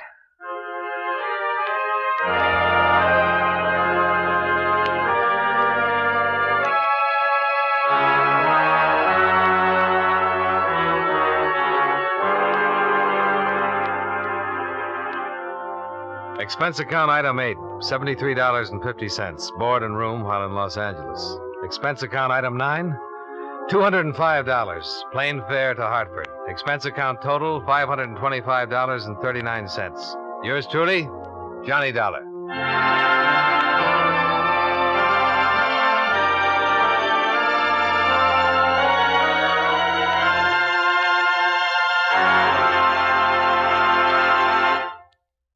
Remember, friends, Wrigley's Spearmint Chewing Gum refreshes you. Wrigley's Spearmint Chewing Gum gives you real chewing enjoyment. The lively, full-bodied flavor of Wrigley's Spearmint cools your mouth, freshens your taste, sweetens your breath. The smooth, pleasant chewing of Wrigley's Spearmint helps keep you feeling relaxed and satisfied, makes whatever you're doing more enjoyable. Yes, for refreshment plus chewing enjoyment, treat yourself often to Wrigley's Spearmint Chewing Gum. Millions enjoy it daily. Get a few packages and always keep some handy. That's Wrigley's Spearmint Chewing Gum. Healthful, refreshing, delicious.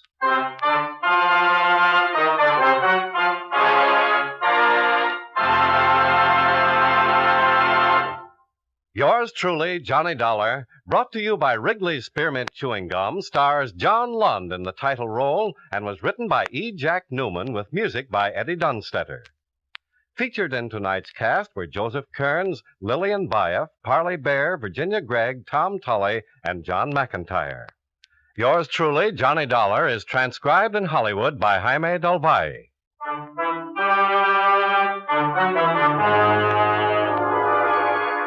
The makers of Wrigley's Spearmint Chewing Gum hope you enjoyed tonight's story of Johnny Dollar and that you're enjoying delicious Wrigley's Spearmint Gum every day. This is Charles Lyon, inviting you to join us again next week at this same time when, from Hollywood, John Lund returns as... Yours truly, Johnny Dollar.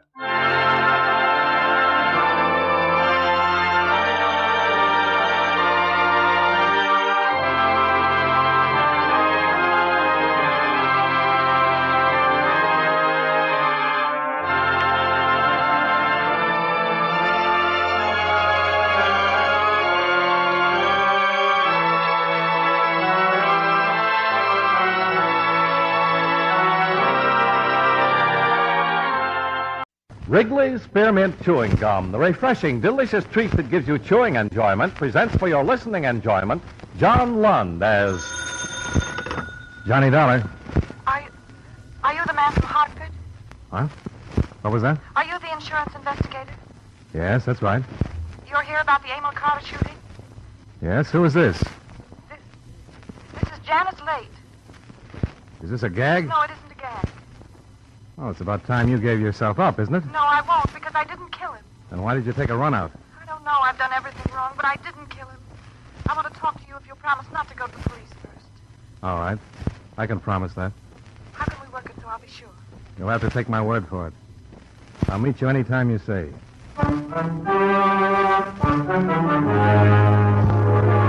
The makers of John Lund in another adventure of the man with the action-packed expense account, America's fabulous freelance insurance investigator. Yours truly, Johnny Dollar.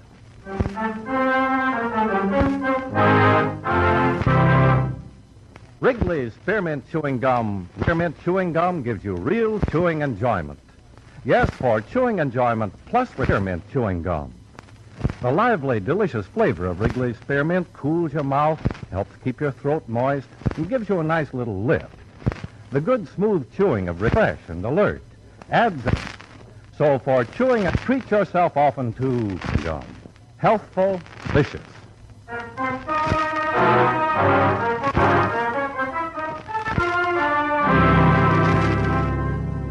Expense account submitted by Special Investors, Columbia All Risk Insurance Company, Hartford, Connecticut. The following is an accounting of expenditures during my investigation of the Emil Carter matter. Expense account item 1, $219. Airfare and incidentals between Hartford and Los Angeles. For a day and a half, the police investigation of the murder of your policyholder had taken the form of a search for the girl who phoned me, Janice Late. 4 witnesses, tenants in the dead man's apartment house, had seen her running away in the corridor outside his door immediately after they'd heard the shots. I was more interested in the existence of a beneficiary, Carter's brother. I made a statement to that effect, It was printed in the papers, and I assumed that the call from the chief suspect on my second night in town was the result. Naturally, I was more than anxious to set up a meeting. Later, I wasn't so happy about it.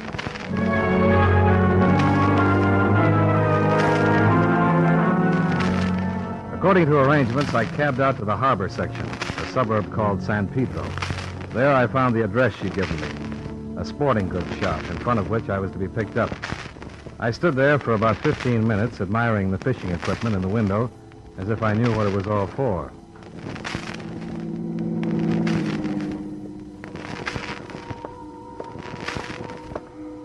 You got a match, mister? Huh? Oh, yeah.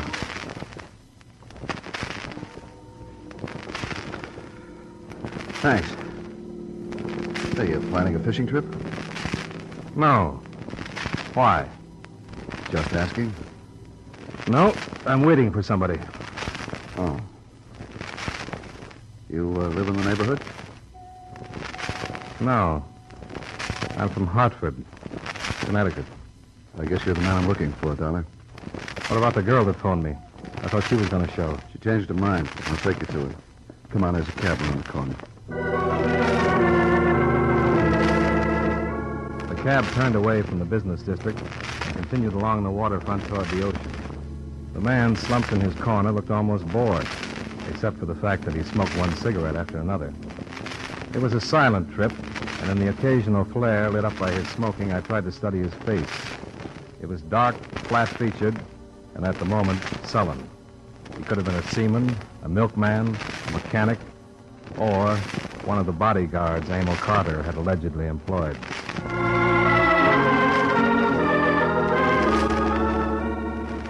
We left the cab in front of an isolated cafe, and he led me down a narrow road to a parking lot near the outer breakwater of the harbor. In the single car on the lot sat Janice Lake.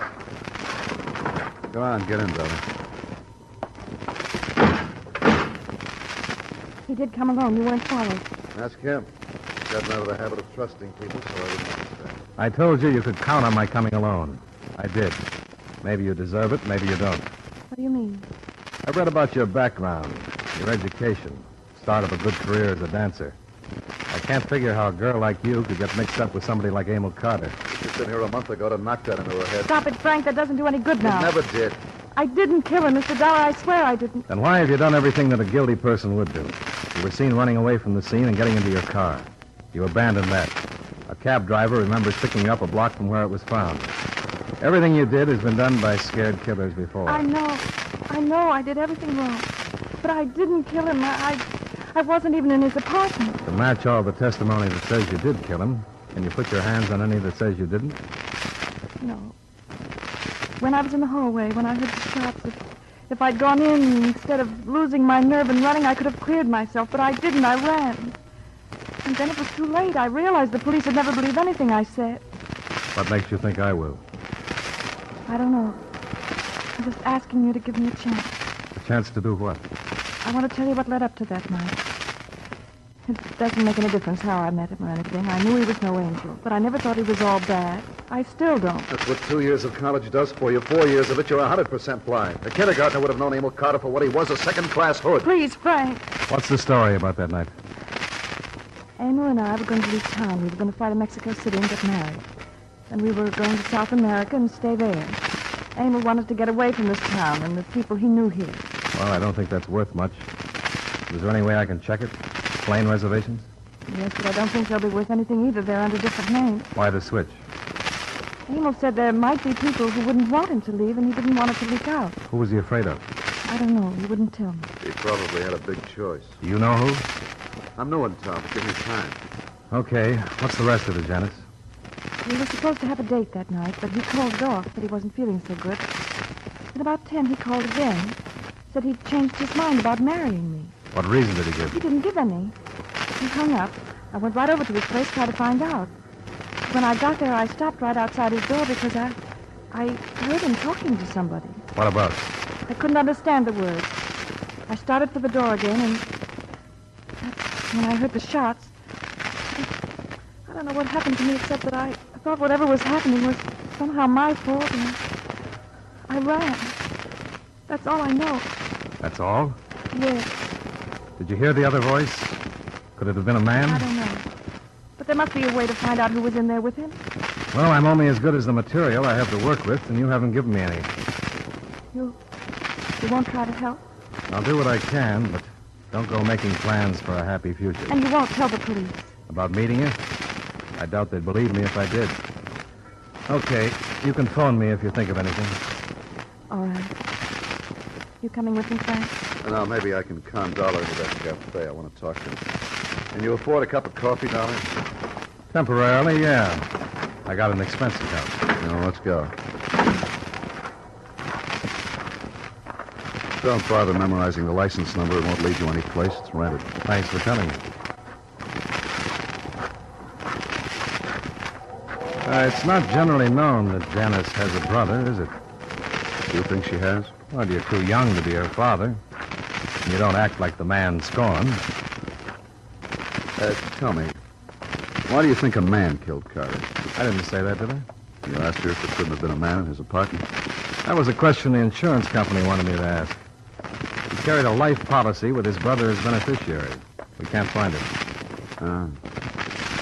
Hadn't even thought of that kind of an angle. Neither of the police. It's open and shut against Janice. Do you think she's guilty? No. Can you prove it? No.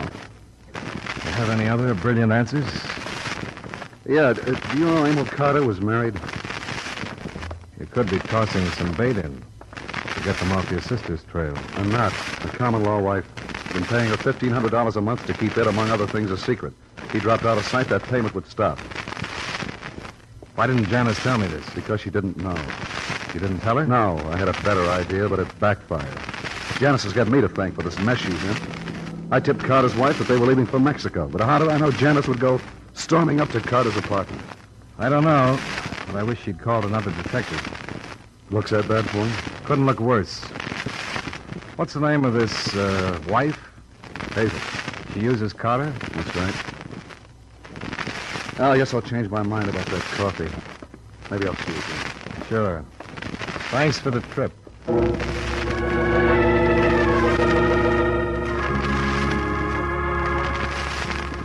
I cabbed back to town, but to my hotel, not the police. I had no idea of sharing with them the vague hearsay evidence that had been given me that night. It seemed to me the logical place to go was back to the tenants of Emil Carter's apartment building. I did, the next morning. And the developments that followed paint a fairly true picture of that hindrance to accurate investigation, the average eyewitness. I won't bother quoting all four at the address, but Mr. Samuel Nelson will serve as a composite. Why, yes, Mr. Dollar. I'm glad I can be of some service. I'll do anything I can. Thanks, Mr. Nelson. I've just come from talking with Mrs. Roberts down the hall. Oh, yes. Didn't you say that she was already in the corridor when you got there the night of the shooting? Yes, she was. Well, she seems to think now that you were there before she was. Oh, but she's wrong. I remember distinctly. I went out, and as you know, the Roberts apartment is across and to the rear of the one Mr. Carter lived in. You were looking toward the rear of the building? Yes. Why, the first person I saw when I went out was Mrs. Roberts standing there. Then I heard the sound of running up toward the front and saw this woman. She was running toward the street entrance. Yes, she was, definitely. So you looked very briefly toward the rear. And saw Mrs. Roberts. And then turned toward the sound. Yes. Are you absolutely positive that it was Mrs. Roberts that you saw? Well, of course I am. Was anything said? No. Oh, nobody said anything for a minute. We were startled, you know. Now, Mrs. Roberts remembers that as soon as she came out and saw you, she asked you what had happened. Well, she's wrong. She was there when I came out. And if she said anything, I didn't hear her. Could it be that you expected to see Mrs. Roberts where you'd so often seen her? And that after a glance that took maybe a second, your mind automatically said, that's Mrs. Roberts? Well, Mr. Dollar, I know what I saw. What's the meaning of this? It's just possible that there was a second woman mixed up in this. A woman who might have come out of Mr. Carter's apartment and instead of bolting toward the front entrance, headed quietly to the rear and out the back way. Well, I hardly think that... Oh, now I am confused. I was so sure. But I shouldn't like to call Mrs. Roberts a liar if she truly believes that I was in the corridor when she came out. After all, it was all so sudden and shocking. I suppose anybody's mind could play tricks.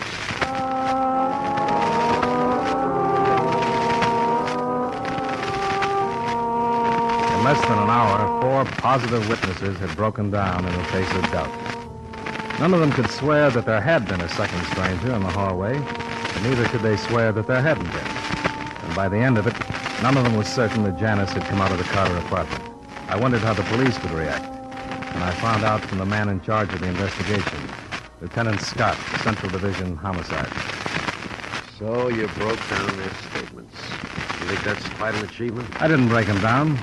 I asked them if they were sure of what they'd seen, and they said they weren't. Well, I'll lay you 10 to 1 that if I had time, I could go out there and make them swear that their first statements were true.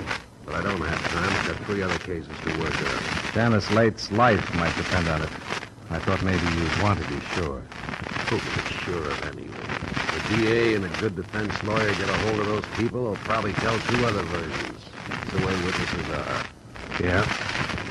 What makes you think this late girl is innocent? I didn't say that. I'm still dreaming about an insurance motive. You better drop it. Every day she stays in hiding makes the case against her stronger. She could be afraid of all the circumstantial evidence stacked up against her. Plus, it isn't circumstantial. What about Carter's wife? Well, what about her? Have you questioned her? No more than we've questioned his other relatives or friends. Now, look, we've got a case against Janice Late Dollar, and when we get a case, we don't start out to break it down. If we did, nothing would ever get settled. Okay, Lieutenant. Sorry I took up your time.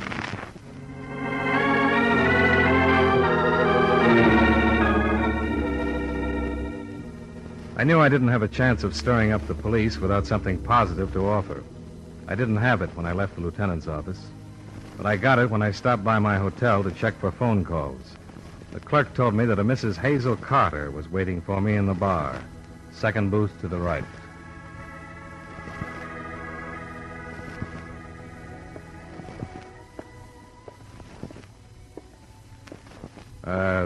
Mrs. Carter? Yes? My name is Dollar. Oh, yes. Would you like to sit down? Thank you. Why did you get in touch with me? I think we have a common problem. The death of my husband. I thought you didn't talk about the marriage. I haven't for a long time. Not because I didn't want to. But I have been notified by the brother of Janice Late that I was called a possible suspect. Yes, your name did come up. Naturally, I'd like to do away with that suspicion. With a semi-legal arrangement that comes close to blackmail, I can't say that I blame you. How do you plan to do it? I want you to tell me how to go about offering a reward for any help in bringing about the arrest of Janice Late. Reward or the price of getting the pressure off you? Couldn't we go to your room to talk about it? Sure, Mrs. Carter. I'm anxious to hear the amount we're bargaining for.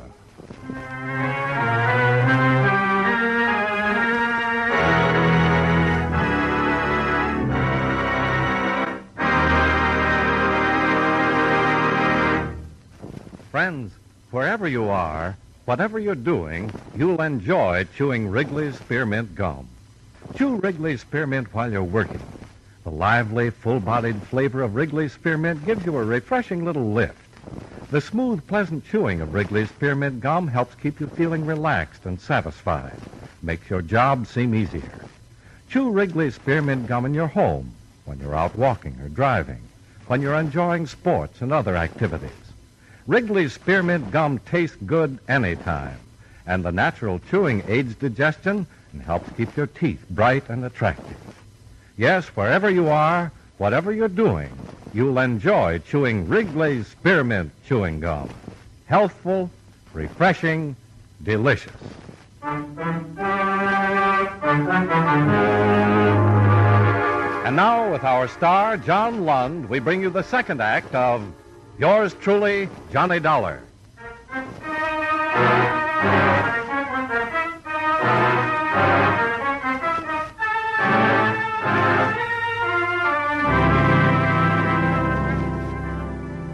Mrs. Emil Carter was a rather plain, brown-haired woman who appeared to be slightly older than her dead husband. As she talked about him in my hotel room, it seemed as though she were discussing something she had lost a long time ago. And it was hard to decide whether she was bargaining for a frame to be put around Janice Late, or was sincere about the reward? I knew that sooner or later the truth about our marriage would come out. So I was almost relieved when Janice's brother phoned and said that he told you. Then at least I had some place to go. You always had the police. I've heard that in these situations, widows are almost automatically suspect. Well, in your case, that's not hard to understand, is it? No, I suppose not. You knew your husband was leaving the country. Yes. You knew that his $1,500 a month payoff to you was likely to stop. Yes, but I don't see how killing him would change that. I know this isn't the time to think of myself, but with him gone, there's nothing for me. He left me nothing. Then there's the chance you were just plain in love with him. You didn't want him running off with someone else. I was in love with him. But during the years of being separated from him, I've gotten over any feelings of jealousy. When I heard that he was leaving, I talked to him on the telephone. For the first time in months, I asked him if he realized what he was doing. How leaving me could be used against him by the people who hate him. Do you have any particular people in mind? I think it's fairly well known that Emil had enemies. And I don't know why they aren't being questioned. Because the witnesses in the apartment house saw at least one woman leaving the scene. Nobody saw a man. Then that woman was Janice Late. And I want to offer $5,000 if it will help arrest her. If you aren't interested, I'll go to the newspaper. I think you'd better, Mrs. Carter. When you lay it in front of me, it sounds too much like a pitch.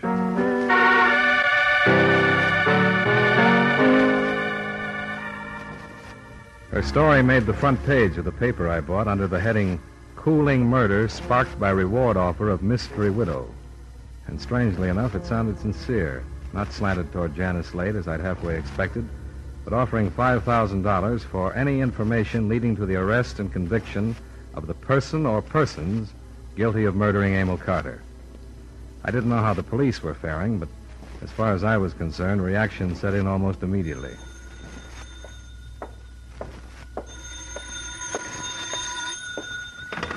Johnny Dollar. This is Janice Late. Oh? How are you making out? What kind of a trick is she trying, this reward in the papers? I don't know. It's got news value, and she must have laid cash on the line. It might even be on the level. Oh, you're crazy. It can't be on the level. You know that. She says she didn't kill him. You talked to her? Yeah, What'd she say? just that. She didn't kill him. I'm surprised that you're so upset about her. According to your brother, you didn't even know about her. He told me about it last night. What's this going to do to me? I don't know. But I think you'd better give yourself up. No, I won't. There's too much against me. The police don't care that I didn't kill him. They don't care who they get, just so they get somebody. So they'll have to find me. The longer you stay out, the worse it looks for you. Now listen to me. The witnesses who saw you outside Carter's apartment aren't sure now that they didn't see somebody else, too. On the strength of that, give yourself up. Maybe we can do something with it. No. I'll have to think. I'll have to talk to Frank. I don't know what this reward's going to mean. I'll have to think. I'll call you back.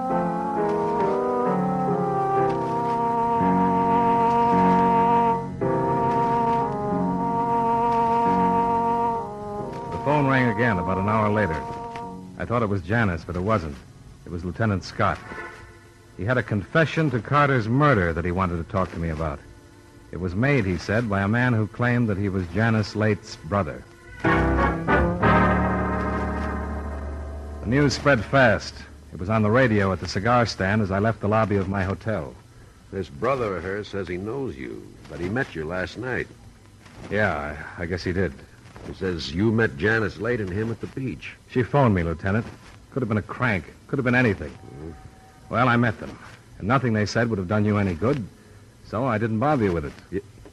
Bother me with it? With what we haven't had, did you think that picking up a suspect would bother me? Well, you know my racket. Sometimes I have to give my word about running to the police. If I get out of the habit of keeping it, I'm going to miss a lot of bets. Yeah. Last night, did he question you as to why you thought a man might have killed Carter? Oh, yeah. I was thinking of the beneficiary. He said that when you mentioned that, he figured you had something on him, and when the reward was posted, he decided to give himself up. You sound like you don't believe him, Lieutenant. I'll be honest, I don't know. You think he's protecting his sister? I said I don't know. You want to talk to him? If it'll help. Well, it might. I'll send you in.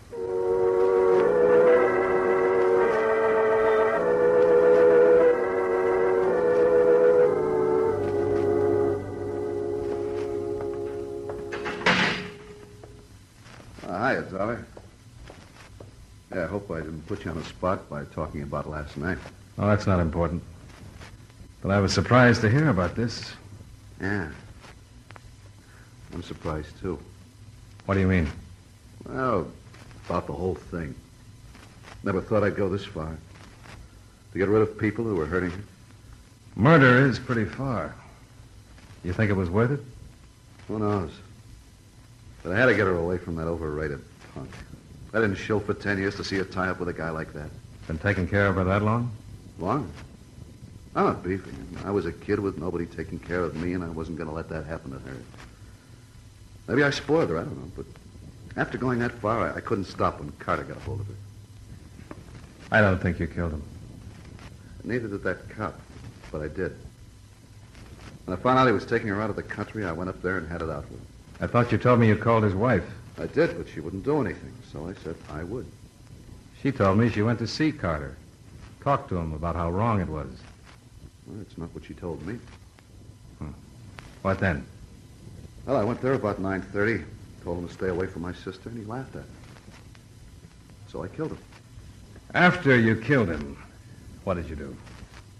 I just stayed in the apartment until I figured the time was right. And then I looked out the door, and when people were out of sight, I left. The back way? Yeah, that's right. What street did you come out on? Franklin Avenue. Mm-mm. The back way comes out on Gower. Well, maybe that was it. I wasn't thinking of what street I was on. I don't think you were there. Yes, I was. Janice didn't kill him. You kill something you hate, not something you love, and she was in love with him. Why, I don't know. She didn't kill him, I tell you. I did. Oh, Dollar. Yeah? 2 women shot each other up over in Serrano.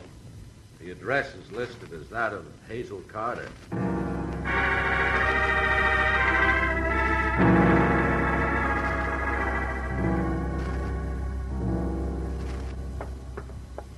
Hi, Lieutenant. Hello, Doc. Everything under control? I think so. How are they? They're both still alive. That's about all. Here's the late girl over here. Janice? Janice. Do you remember me? Yes. Yes, she did. We don't know yet. I hope I killed her. Why, Janice? Because my brother thought I killed Amy. He tried to save me by lying. When I heard, I knew it had to be Hazel. It could be anybody. Better leave her alone. Here's the other one. Hello, Hazel. Never thought this. Well, take it easy. Did you kill your husband? Yes. He was going away with her. I didn't mean to. But he was going away with her. I couldn't let him leave me.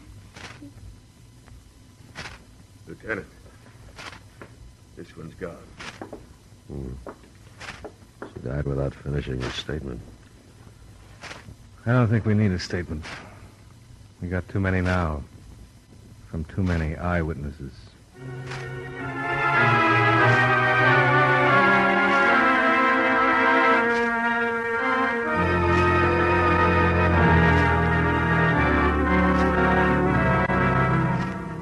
Expense account item 2, $134, miscellaneous. Item 3, same as item 1, transportation back to Hartford. Expense account total, $572. Remarks? Well, I was wrong right from the beginning. I'm not making excuses for it, but I wasn't as far wrong as the brother, Frank. If his false confession had ended it, he wouldn't have taken the rap for his sister, who he thought was guilty, but for Hazel Carter, who he was afraid was innocent. Yours truly, Johnny Dollar.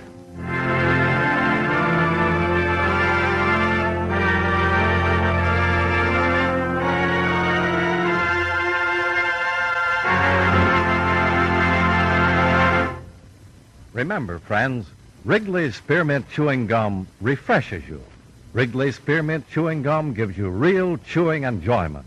The lively, full-bodied flavor of Wrigley Spearmint cools your mouth, freshens your taste, sweetens your breath. The smooth, pleasant chewing of Wrigley's Spearmint helps keep you feeling relaxed and satisfied. Makes whatever you're doing more enjoyable. Yes, for refreshment plus chewing enjoyment, treat yourself often to Wrigley's Spearmint Chewing Gum. Millions enjoy it daily. Get a few packages and always keep some handy. That's Wrigley's Spearmint Chewing Gum. Healthful, refreshing, delicious.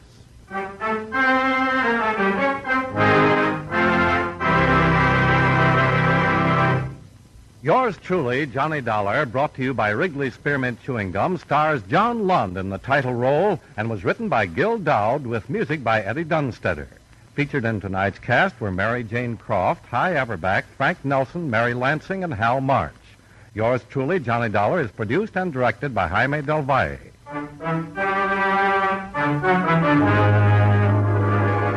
The makers of Wrigley's Spearmint Chewing Gum hope you enjoyed tonight's story of Johnny Dollar and that you're enjoying delicious Wrigley Spearmint Gum every day.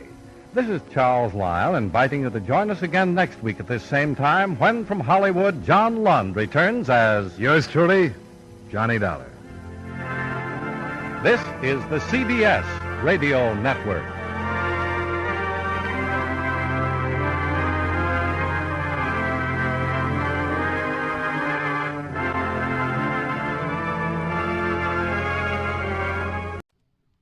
Wrigley's Spearmint Chewing Gum, the refreshing, delicious treat that gives you chewing enjoyment, presents for your listening enjoyment John Lund as Johnny Dollar.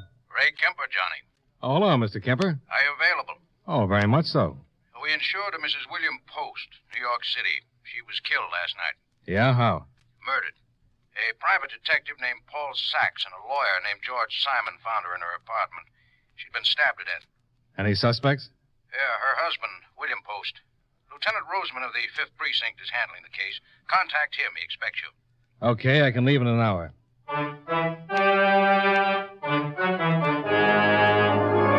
The makers of Wrigley's Spearmint Chewing Gum bring you John Lund in another adventure of the man with the action-packed expense account, America's fabulous freelance insurance investigator. Yours truly, Johnny Dollar.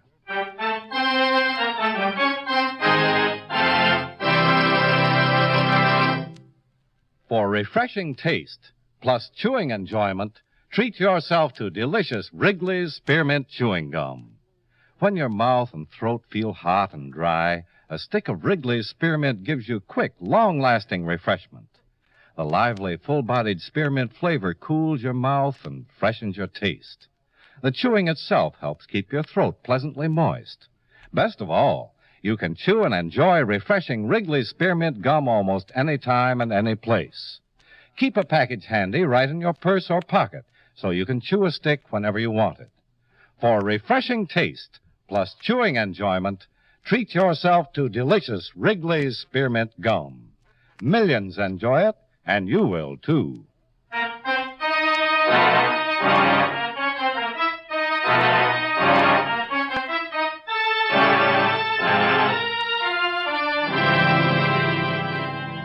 Expense account submitted by Special Investigator Johnny Dollar to Home Office, Columbia All Risk Insurance Company, Hartford, Connecticut.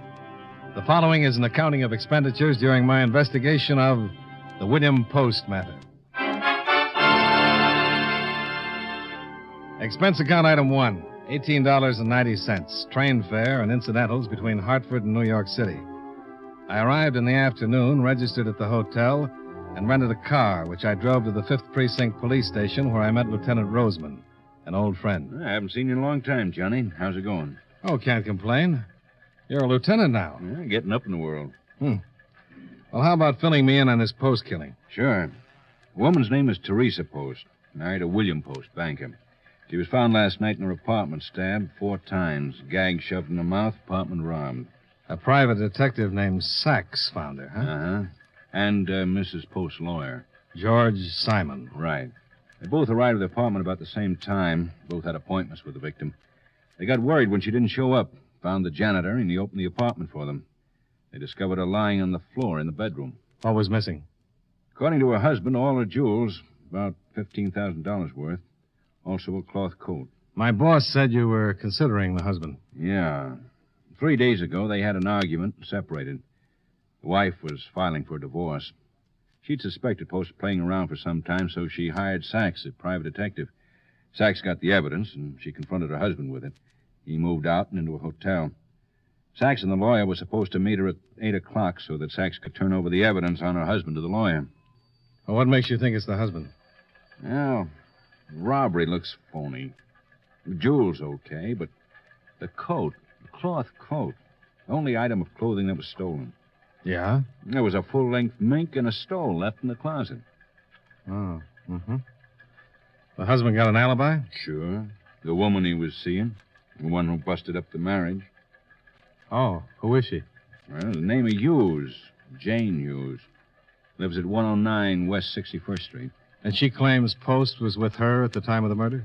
The victim had been dead about 3 hours, killed around 5 in the afternoon. The Hughes woman swears Post was with her all afternoon from about 1 till late that evening. How'd the killer get into the apartment? That's another thing that makes me suspect the husband. No evidence that shows the killer broke in. No way he could get in a window. The apartment's on the 8th floor, and a fire escape's at the end of the hall. Well, I'd like to talk to the people involved. Oh, sure, Johnny. What do you want to start with? The men who found the body. Sachs and Simon. I'll take Sachs first.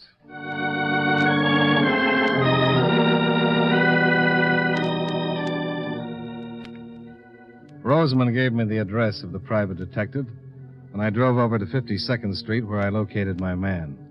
Paul Sachs was small, with a sour look and a wet handshake. What can I do for you, boy? I'm investigating the Post murder. Uh-huh. So, well. Insurance man, huh? That's right. She insured for much? I forgot to ask. Yeah, probably is. Old man's loaded, boy. When did Mrs. Post retain you? Oh, about a month ago. Well, the 5th, to be exact. Wasn't too hard. The old man was pretty open about it. He was careful, all right, Stayed to the more discreet places, but he was... Well, you know how those fellas are. Last one to think someone's checking up, so they aren't as careful as they should be. Want a drink? No, thanks. I was lucky. Lucky? Yeah. Paid me up in full before the old man cut her up. Sure you don't want a little belt? No, it's a little early. Don't blame the old boy much, though. How's that? I mean, a little bit of fluff he was chasing around with. Mighty nice. Oh, yes, sir. Mighty nice. Yeah, I got a couple of pictures here. Cops have got duplicates. I keep these for the family album. You think Post killed his wife? Oh, yeah, sure. He certainly had the motive. Threw him out and was going to take him for everything. I've been in on things like this, boy. A man like me gets mixed up in all kinds of things. Murders like this, cut and dried. I tell you what, he made his mistake by taking that coat and leaving the mink. Stupid mistake. Real stupid, boy. The police say she was killed around 5 in the afternoon. Yeah, that's right. Oh, she was cut up something awful. Where were you at 5, Mr. Sachs? Me? Oh, nothing personal. You're barking up the wrong private detective, boy. I didn't have no motive. I was right here in my office. Didn't finish work till around 6. I got other cases, Can you prove you were in your office? Can I prove? Well, boy, if I gotta prove it, I'll prove it. But there ain't no motive, boy. Why would I want to kill her, huh? You ain't thinking, boy. When you've been investigating as long as I have, you won't run around asking ridiculous questions like that. Yeah, I should be ashamed of myself. Well, Mr. Sachs, it's been a real pleasure. You gotta go, boy? Yeah, I'm afraid so, but it's been charming. Good. You need any help? Just give me a call. Oh, I'll do that, boy.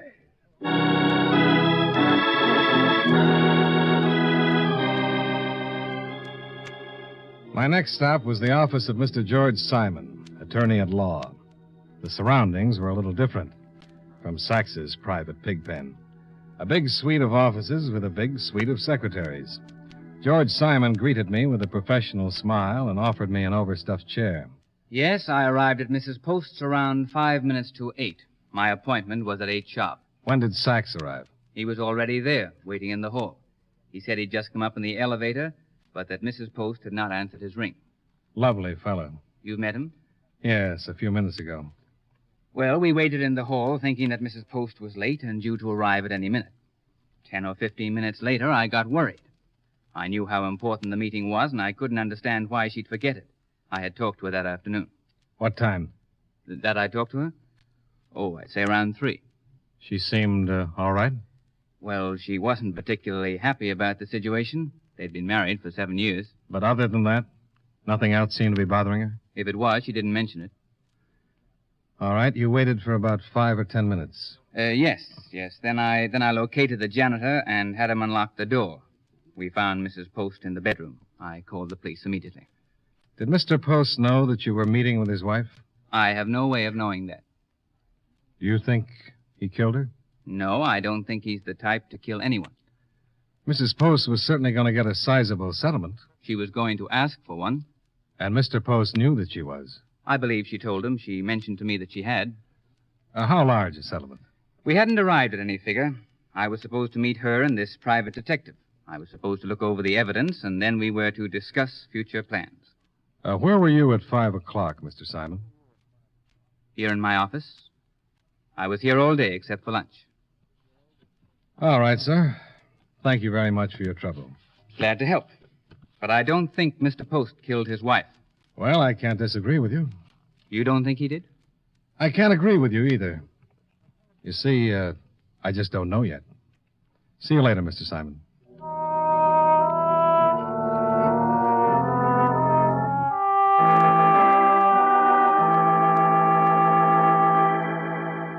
The next person on my list was Miss Jane Hughes, the reason for the marital rift between William Post and his wife. She lived on the 7th floor of an attractive apartment house on West 61st Street. And when she opened the door for me, I could understand how any man might stray a little if Jane Hughes smiled at him once too many times. Hello. Can I come in? You might if I knew who you were, what you wanted. The name is Johnny Dollar. What do you want, Johnny? Just a little talk.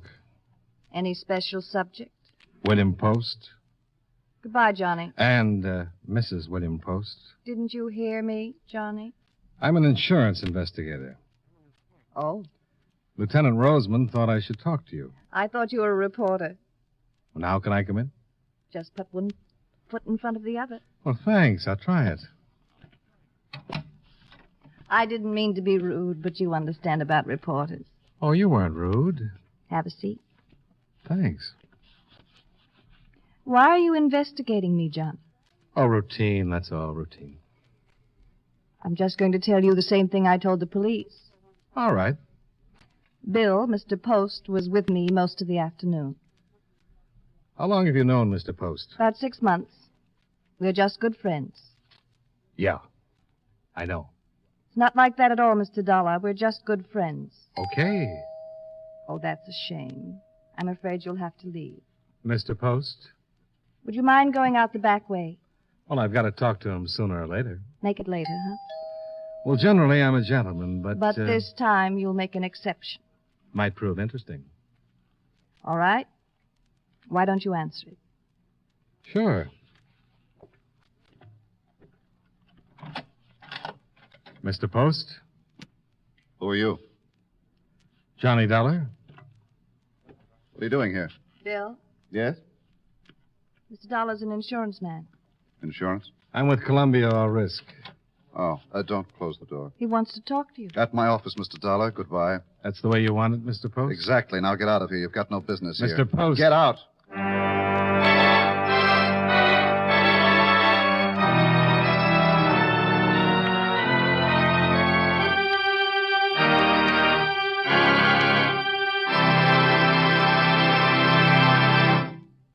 Friends, no matter what kind of work you do, it's a real help to chew delicious Wrigley Spearmint gum right while you're working. When you're warm or tired, for instance, the lively, full-bodied spearmint flavor is really refreshing. It helps keep your mouth and throat feeling cool and moist. Chewing on that smooth, good-tasting piece of Wrigley's spearmint makes the time pass more pleasantly, too. It seems to make your work go smoother and easier. Keep a package or two of Wrigley's Spearmint chewing gum handy all the time. Enjoy chewing Wrigley's Spearmint while you're working and at other times. That's Wrigley's Spearmint chewing gum. healthful, refreshing, delicious. And now, with our star, John Lund, we bring you the second act of Yours Truly, Johnny Dollar.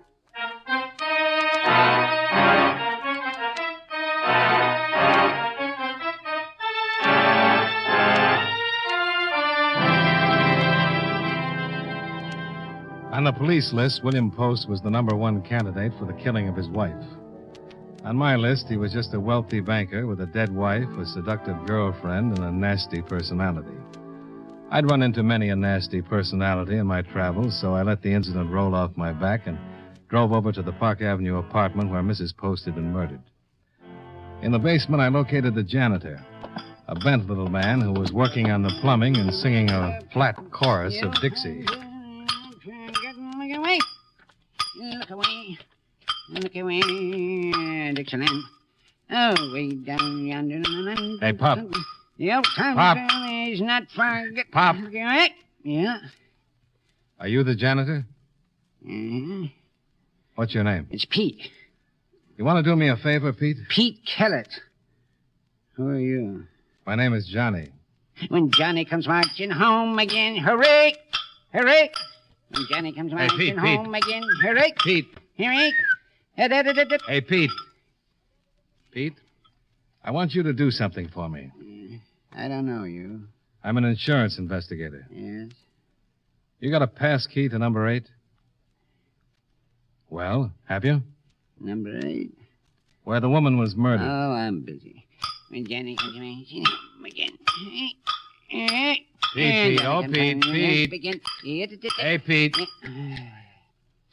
Pete, I want you to let me into #8. What for? Because I'm investigating Mrs. Post's murder. Can't. It's all right. I'm working with the police. Who'd you say you was? My name is Dollar. You said it was Johnny. That goes in front. It's Johnny Dollar. Oh, Johnny, oh, that's a funny name. When Johnny comes marching home again, hooray!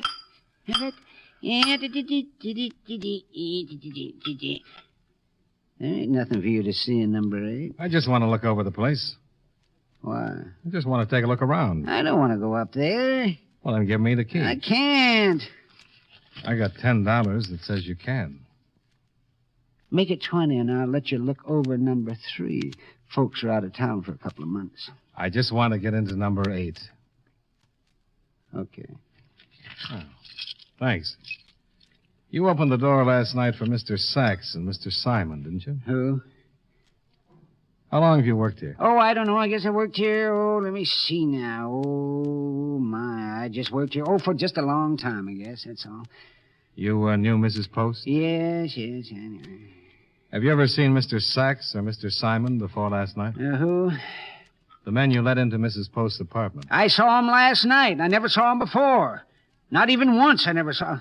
Oh, I didn't like that one of them. Oh, that one with that squinted face. He squinted it all up, and he had those dirty teeth. Sachs. Who? The one that squinted his face all up. Oh, I didn't like him. Well, thanks, Pete. I didn't like Mrs. Post either. Why not? I just didn't like her. Swing on, sweet chariot, coming to carry me home.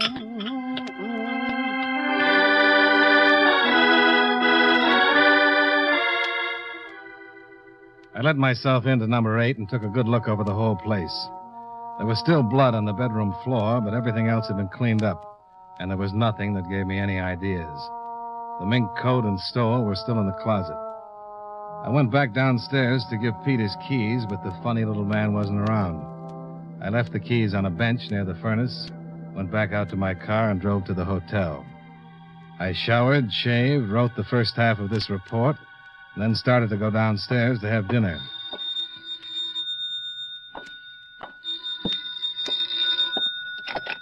Johnny Dollar. Roseman, Johnny. You got something interesting on the post case. Oh, good. Somebody pawned that cloth coat late this afternoon. You know who it was? No, I'm just on my way down to the pawn shop to get a description from the pawnbroker. You want to meet me? Where is it? 945 East 185th Street. I'll see you there.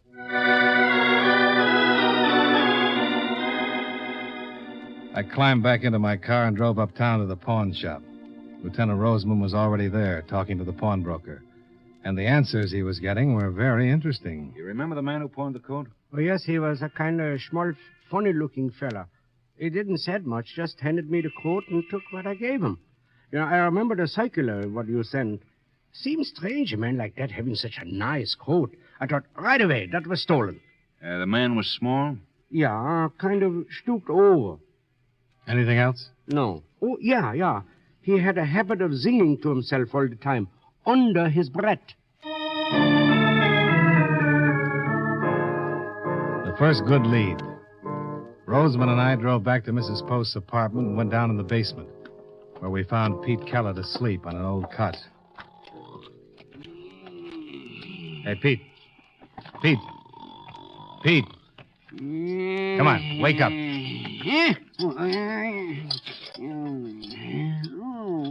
What do you want? You remember me? Should I? I was down here this afternoon. Oh, I guess I do. You remember Lieutenant Roseman? Was he with you? Come on, Pete. We're going down to the station. Now? Yeah. You pawned a coat late this afternoon. Huh? A cloth coat. The one that was stolen from number 8. You pawned it. I don't know nothing about no coat. Let's go, Pete. Right now? Right now. Okay, but I ain't had much sleep. That plumbing, it keeps a man awake all night. Just let me get my shoes. I got shoes and you got shoes. Oh, God's children got shoes.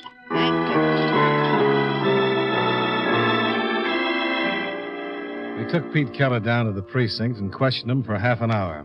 But he refused to admit that he'd ever pawned the coat or that he knew anything about it. The pawnbroker was sent for, and we all went down to the lineup for an identification. Pete Kellett was in the first line.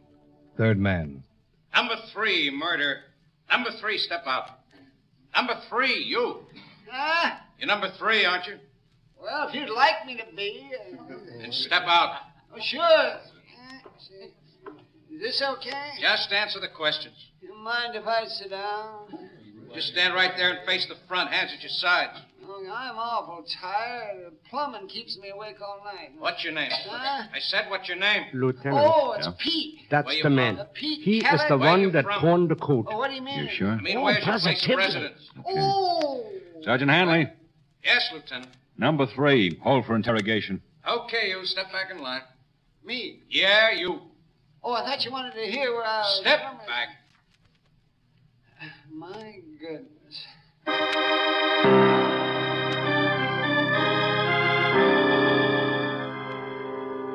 We had a positive identification. The pawnbroker had pointed out Pete Kellett as the man who'd pawned the coat. We took the little janitor down to the interrogation room and worked on him for 5 long hours. But he didn't crack. Pete,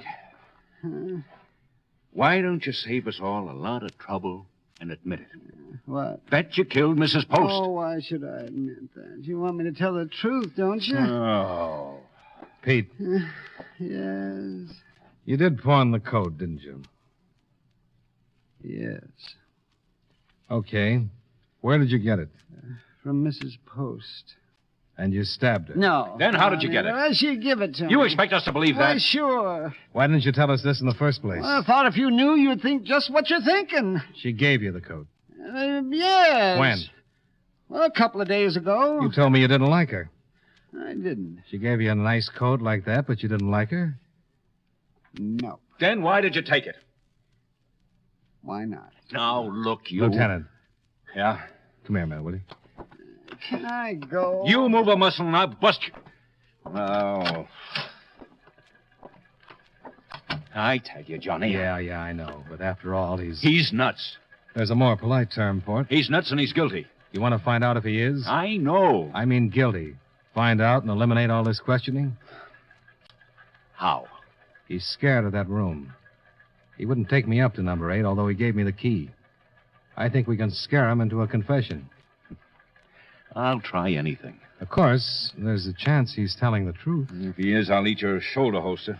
Well, turn him loose. Send him back to his job. What's that going to do? You just hang around and watch.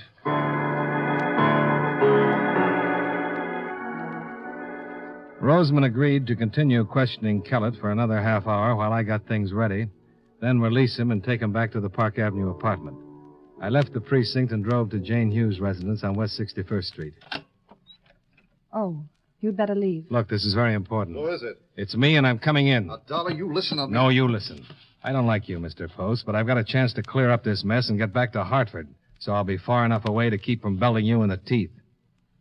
Now, we think we know who killed your wife. Well, who is it? The janitor of the building. Old Kellett? That's right, but we've got to prove it. I'll need your permission and Miss Hughes' help. I can't let Miss Hughes get involved in anything that might in any way... Okay. I'll see you later. Wait a minute, Johnny. What do you want me to do? Jane. It's all right. It's important to me. This hasn't been the most pleasant situation, Johnny, but regardless of what anyone thinks, I'm going to marry Bill. We're in love. I'll send you a box of rice if this works. What do you want me to do? I want you to be Mrs. Post. The dead Mrs. Post. What? Let him finish.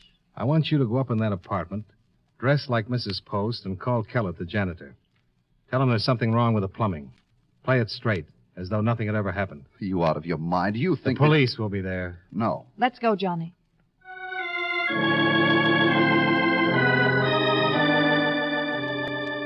I drove Jane Hughes to the apartment where Roseman was waiting. She got dressed in one of Mrs. Post's nightgowns and a robe, then buzzed the basement. Well, what about my voice? Just keep it low.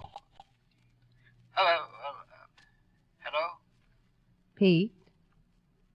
Who is this? Mrs. Post. What? There's something the matter with the plumbing. Will you come up and fix it? Pete? Did you hear me? Yes. Will you come right up? Yes.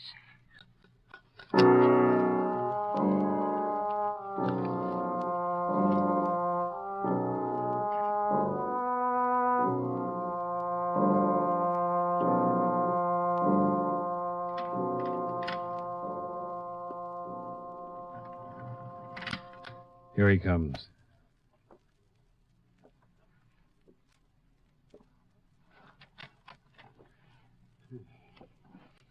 Come in, Pete. What's the matter? You're dead. No, I'm not. Come in. Didn't I kill you? No, I'm all right. No. Something's wrong. No, you're dead. Stop being silly. Come in here. Well, if he ain't dead, if I didn't kill you the first time, I better do it now. Don't move, Pete. Snap on the lights, Miss Hughes. Put down that knife, Pete. Is it all right? Yeah.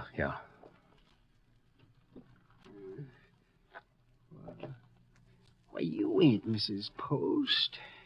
No. Well, then she is dead. I did kill her. That's right, Pete.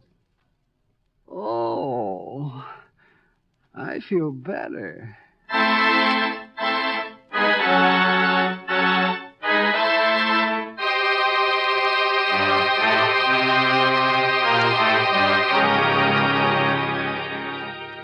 Pete had the jewels hidden in a bucket of paint in the basement.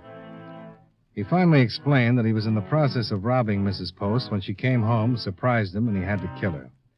He didn't take the minx because he thought the cloth coat was prettier. I drove Jane Hughes back to her apartment, where a grateful William Post was waiting with open arms. And that was that.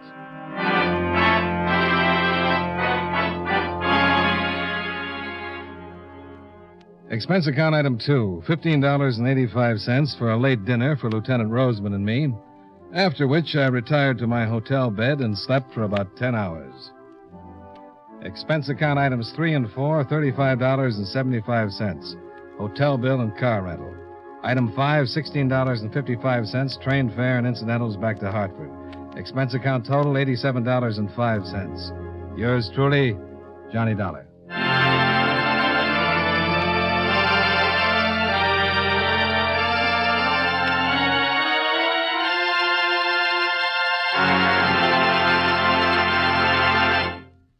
Remember, friends, for refreshing taste plus chewing enjoyment, treat yourself to delicious Wrigley's Spearmint Chewing Gum. The taste of fresh spearmint is cooling and delightful, and there's lots of it in every stick of Wrigley's Spearmint Gum. It freshens your mouth, helps keep your throat moist, and sweetens your breath besides. You'll enjoy the good chewing, too, because Wrigley's Spearmint is so smooth and pleasant to chew on. There's nothing else quite like it. Next time you're at the store, stop at your friendly merchant's display of chewing gum and get a few packages of good-tasting Wrigley's Spearmint Gum. Always keep some handy for refreshing taste plus chewing enjoyment.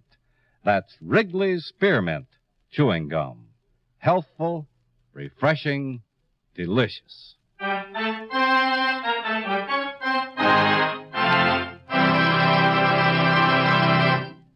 Yours truly, Johnny Dollar, brought to you by Wrigley's Spearmint Chewing Gum, stars John Lund in the title role and was written by Blake Edwards with music by Eddie Dunstetter.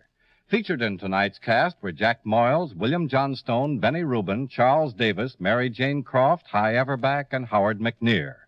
Yours truly, Johnny Dollar, is produced and directed by Jaime Del Valle.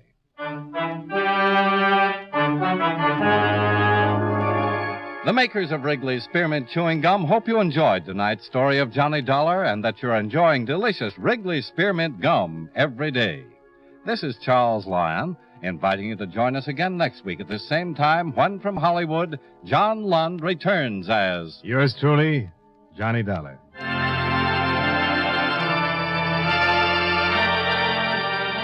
This is the CBS Radio Network. From Hollywood, it's time now for John Lund as Johnny Dollar. Ken Ralston, Johnny. Oh, hi, Ken. How's Kansas City? Take my word, in Hollywood it's better. Oh? You always liked Hollywood, didn't you, Johnny? You want me to? Now, there's a man there named Phil Gardner. He's up to here in starlets. In what? Starlets, young girls with big careers in front of them. Phil Gardner's an agent for them. So he needs me? Oh, we do, Johnny. Twin State Insurance. Gardner's been calling me every half hour. It's like this, Johnny. Gardner's insured a few of these starlets with us. One in particular for $50,000. So? So, mostly Gardner's been babbling. He says this starlet in particular might not live. Babbles somebody wants her dead any second. You like Hollywood, Johnny? Commission? Fat. Real fat. Hollywood. I like it.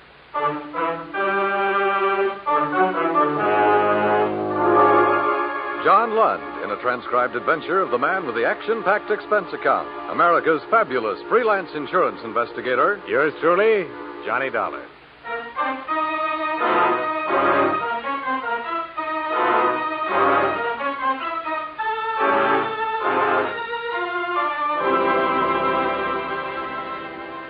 Expense account submitted by Special Investigator Johnny Dollar to Twin State Insurance Company, Kansas City, Missouri. The following is an accounting of expenditures during my investigation of the starlet matter. Expense account item 1, $227.70. Airfare round trip on coach out of LaGuardia, flight 601, flying west.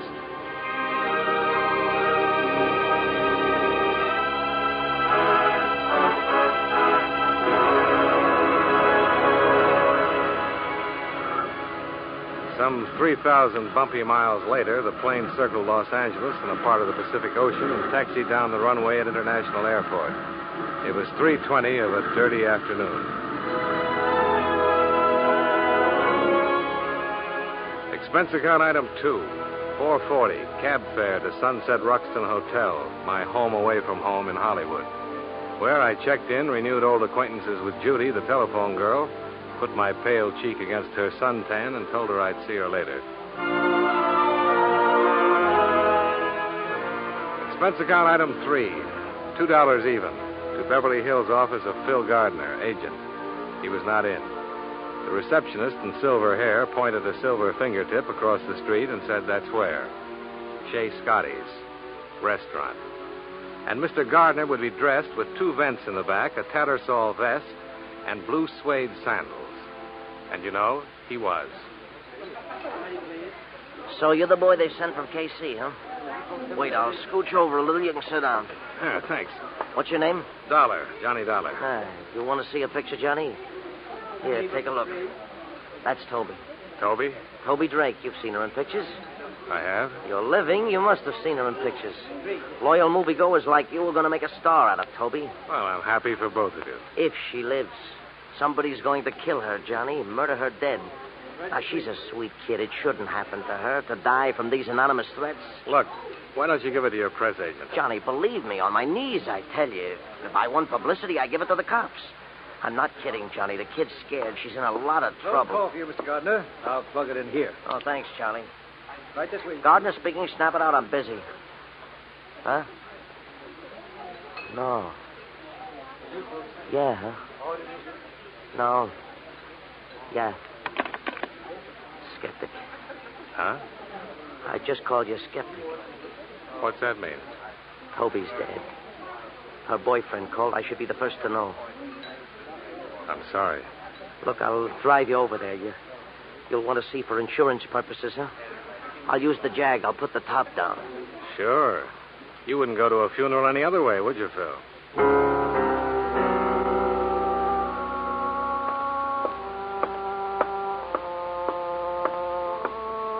Here's where. Johnny, get me something. A drink of water or something like that. The place swarming with things. Chintz curtains, plump upholstery, and Beverly Hills Oriental knickknacks cluttering the Grand Rapids highboy. I walked over to the three-piece sectional. Toby Drake was lying there, her hand trailing down to the floor. I couldn't see her face until the big man stood up. Somebody wrapped that black silk stocking too tight around her neck. You wrapped the stocking? Look, Buster, a call came to headquarters and said get here because there was a dead girl named Toby Drake. There is. And all of a sudden you're here. Why? Something they have around this town.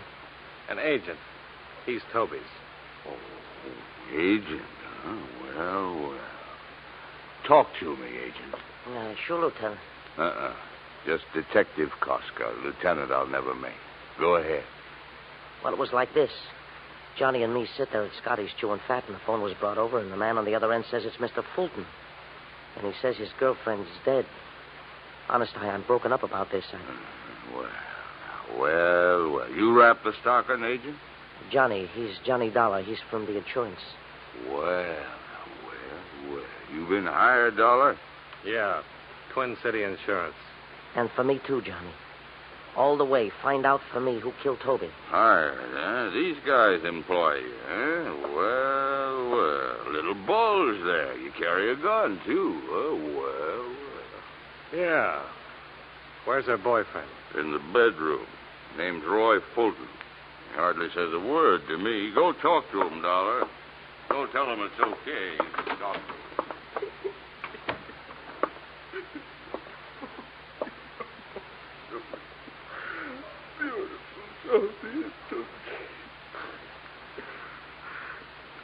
Who are you? Johnny Dollar. I'm an insurance investigator. Toby's dead. She was murdered, Mr. Fulton. I'm trying to find out who did it. We had a date. I came here. I saw her. I didn't lose my head. I called her agent, and then I called the police. Did you kill her? No. But you should have been more careful. Girls like her. What kind of girl did you think she was? Very pretty. Just beautiful. Now no more. Toby. Just beautiful Toby. Mr. Fulton. Lost. Forever. Mr. Fulton. For always. Nowhere. Toby. Beautiful Toby.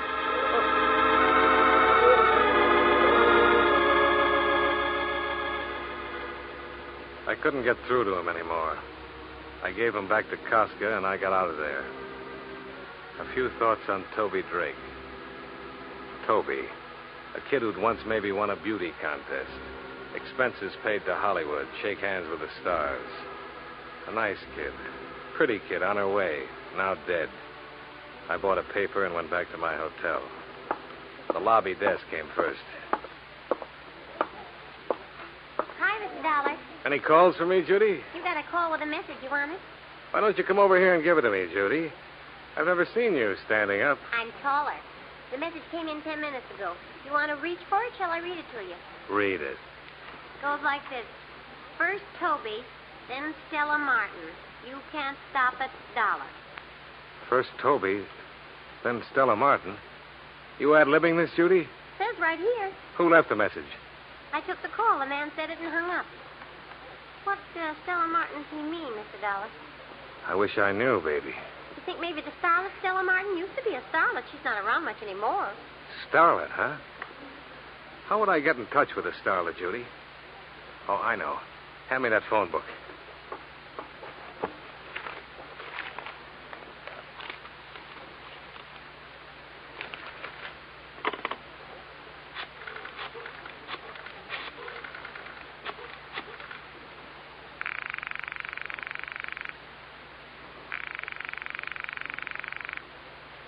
Come on, come on. Who are you calling? A man who knows starlets past and present. Agent Phil Gardner. Oh. Not in, huh? Why don't you try Hollywood Casting, Mr. Dollar? They'd know. Yeah. Thanks a lot.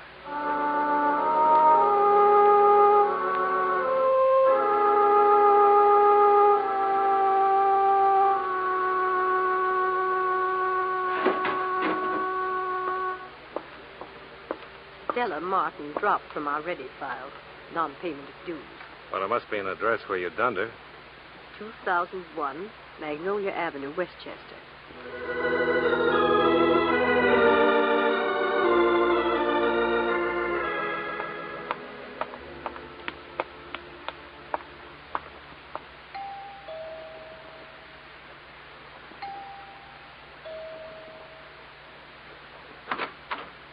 You want what, mister? Stella Martin. She live here? Uh-huh. You're who?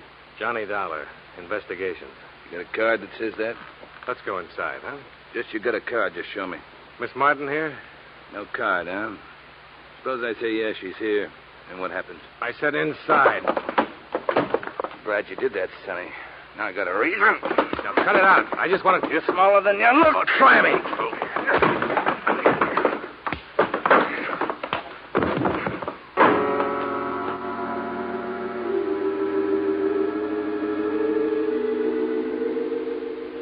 Later, when I opened my eyes, he was gone.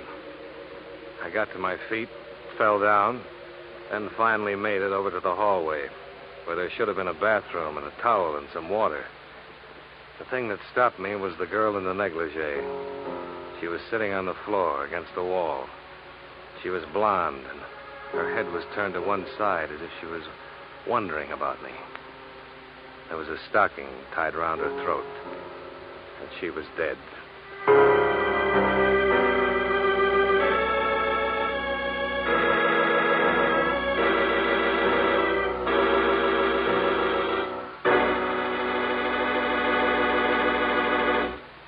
We'll return to yours truly, Johnny Dollar, in just a moment.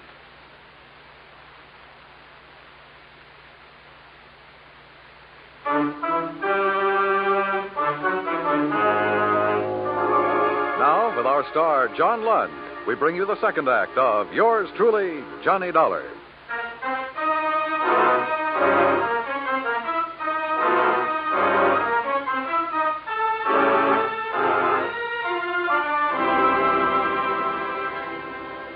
I'd seen the dead girl a couple times. In the jungle picture, spliced between the main feature and the newsreel. The girl in the South Sea apron who gets chased by the gorilla. I stopped trying to convince myself it wasn't real. It was real, all right. I didn't need the pounding on the door to knock it into my head. I didn't need Detective Koska either. What is it, Dollar? You on a rampage? Now, you want to know what happened, or you want to be a big man? Just be gentle with me. That's all I want you to do. 15 minutes ago, I was in a warm bed. So just be gentle. I got slugged. A man 7 feet tall in a black leather Look, jacket. I spent 5 hours questioning Roy Fulton about the murder of this girlfriend of his, Toby. Nothing. I let him go. Then I climbed into this warm bed, and I was sleeping fine. Then Sergeant Hurd called. Seems someone phoned in this address to Sergeant Hurd. Now, you were saying what, Dollar? She's in the hallway, propped against the wall. Show me.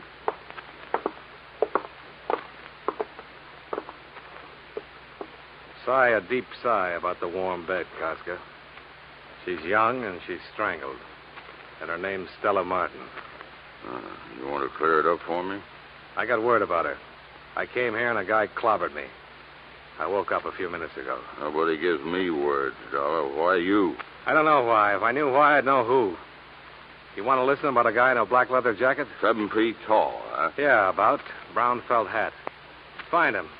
That oughtn't to be tough for a big man like you. Don't be sour on me, Dollar. You took some lumps. You see this, kid? What? Yeah. She's holding something in her hand. What? Well, now, well. Read it, Johnny. Read what it says. There'll be another one tomorrow, Dollar. Another one tomorrow, Dollar. Well, now. What makes me so popular, Casca? Why doesn't it say your name? Because it says Dollar. Because it says the name of a guy I stumble over when I get out of a warm bed. What am I going to do with you? Take you downtown and sweat you? Get out of here, Dollar. Get out.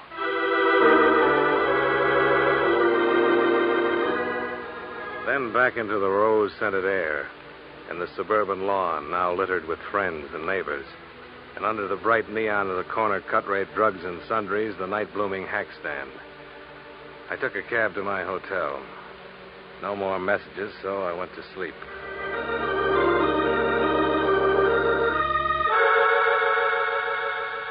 And the next morning, the sound of the telephone screaming the name of Phil Gardner, agent. Get here, it said.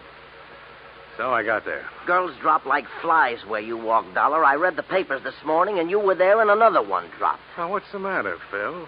Only yesterday we were in love, you and I. Now, don't ask me. Can't we even be friends? It's a tired line from a tired guy. I don't like tired. Let me tell you something, Phil.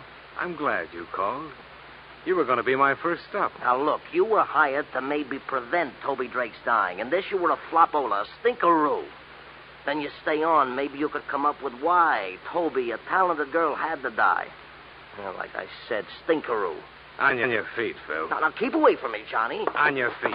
Now, Now we talk. I'm talking. You killed Toby, Phil? My arm, Johnny. Toby was on her way, maybe a star soon. Also with insurance, $50,000. Beneficiary you. My arm. That why you killed her? Johnny. And all this big talk on the phone this morning. Get down here. Cover up talk, Phil. All right. And we'll try the name Stella Martin. I'll level with you. Just let go of my arm. Stella Martin, a 3 months ago pickup. From Dorcas Drive-In on Santa Monica. A guy gets lonesome for a car hop like Stella. A friendly pickup, so help me. You did lovely, Phil. Now, one thing more. You know a man who wears a leather jacket who's 7 feet tall? Somebody help me. I got a madman loose. Goodbye, Phil. You've made the morning even worse.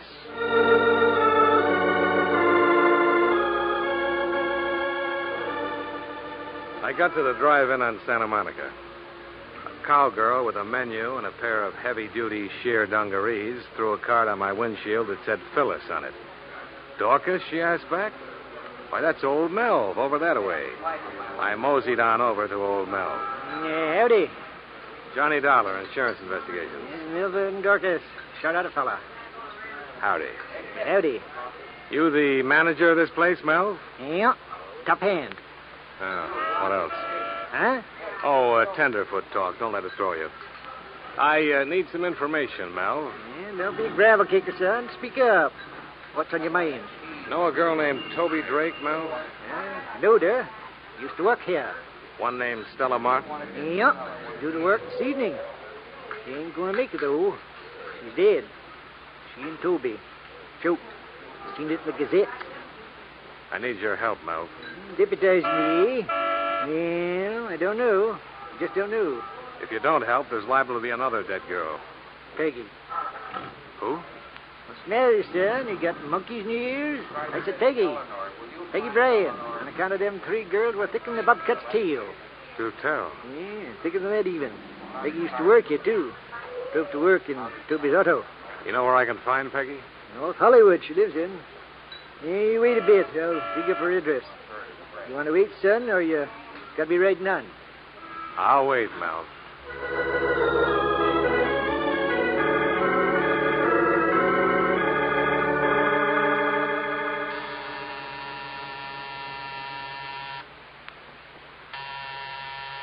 Get away. Get away from me, whoever you are. Get away. Listen to me, Miss Bryan. I've come to help you.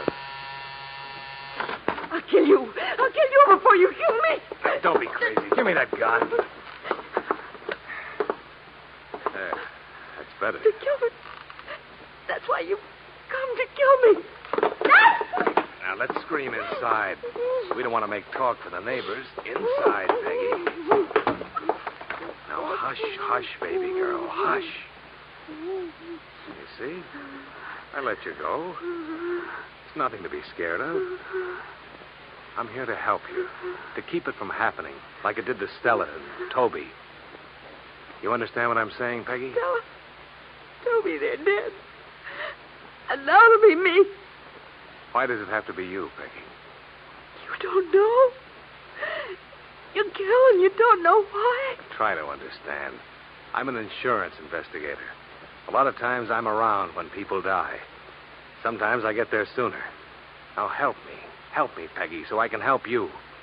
That way we'll save us both a lot of pain. I'm so frightened. Because I'm so frightened. Whoever killed Toby and Stella, why would they want to kill you? I know why. I think I know. Well, tell me, Peggy. A woman was killed. We killed her. Tell me about it. It was 3 years ago. Toby, Stella, and I, we had a little car. We used to take trips. A few summers ago, we took a trip to Oregon. One day. One day what? This woman crashed into us. It was her fault. Honest, it was her fault. And she was killed? Married woman. Young and pretty. And married. Police said it wasn't our fault. And let us go. Only reason. Why else would anyone want us dead? It's Saturday, Peggy. What do you do with yourself on Saturdays? I shop. For groceries. A new dress sometime. We'll go buy you a new one. You and me. And tonight? What do we do tonight? You mean you're asking me for a date? Uh-huh. What do we do tonight? Saturday nights I usually go to Ocean Park. It's fun. Rides with people. It's fun. Sure it is. Saturday night, Ocean Park. We'll have fun.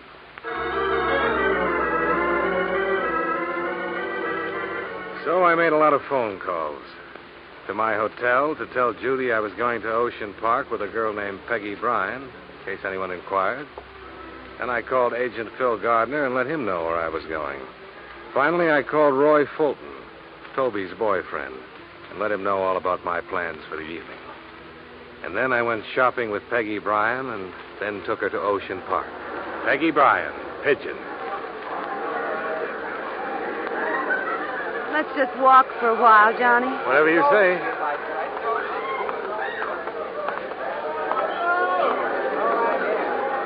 You hungry, Peggy? Let's go on the roller coaster. Sure.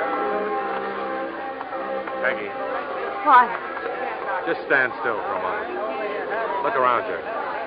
Do you see anybody you know? No. I know what you're doing, Johnny. Why, sure. I'm on a Saturday night date with a nice girl. You think you'll find me here, Johnny? You want me to level, don't you? Is he going to kill me? I'm going to try to stop him, Peggy. Come on, let's eat.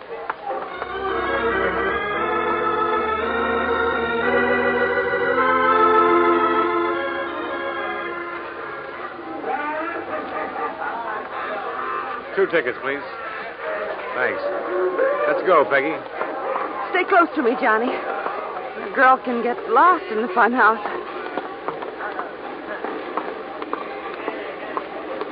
Johnny. Oh, Johnny. What's the matter, Peggy? Nothing. I'm having such a good time. Ever been through that spinning barrel? Oh, I always fall down. I'll hold your hand. Johnny. What? That man over there. He watched us buy our tickets. Which man? The tall one. Yeah, I see him. Peggy, walk through that spinning barrel. Fall down if you have to, but get right up and get out on the other side. Is he the one? Go on. I'm right in back of you.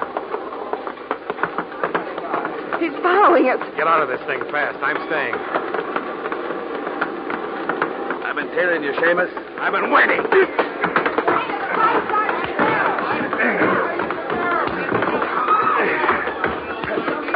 You had enough, Shorty?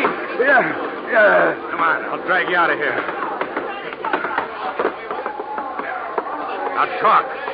Talk or so help me. You crazy, Seamus. Talk. You think I killed her? I didn't kill Stella. She was dead when I got there. I swear she was dead. Yeah, sure she And was. you came in. I went crazy. I wanted to kill. Something to get even. And why are you following me? Because you're a Seamus. If we get to the killer, I want a piece of him. I didn't kill Stella. I was in love with her. You gotta believe me. You got to.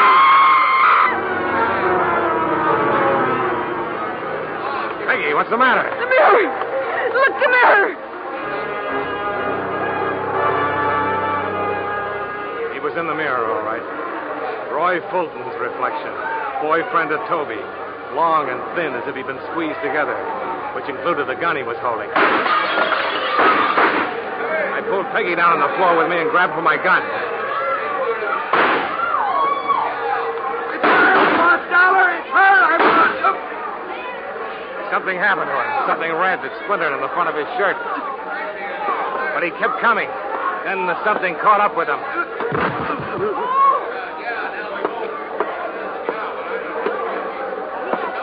Fulton, are you... They killed my wife. They killed her.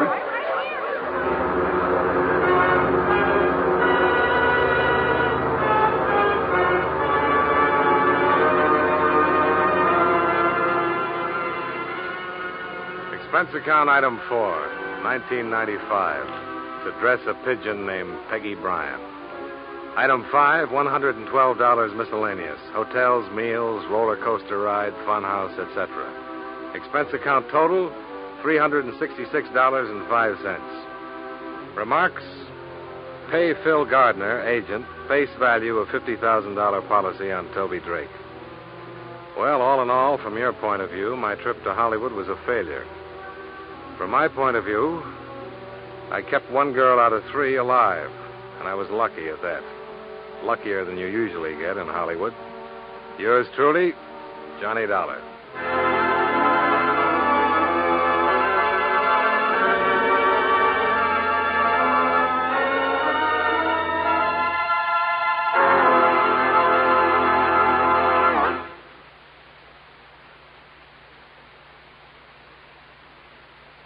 Yours truly, Johnny Dollar, stars John Lund in the title role and was written by Morton Fine and David Friedkin with music by Eddie Dunstetter. John Lund can currently be seen in the Universal International picture Just Across the Street. Featured in tonight's cast were Raymond Burr, Dick Ryan, John McIntyre, Sidney Miller, Victor Perrin, Virginia Gregg, and Jeanette Nolan. Yours truly, Johnny Dollar, is transcribed in Hollywood by Jaime Del Valle.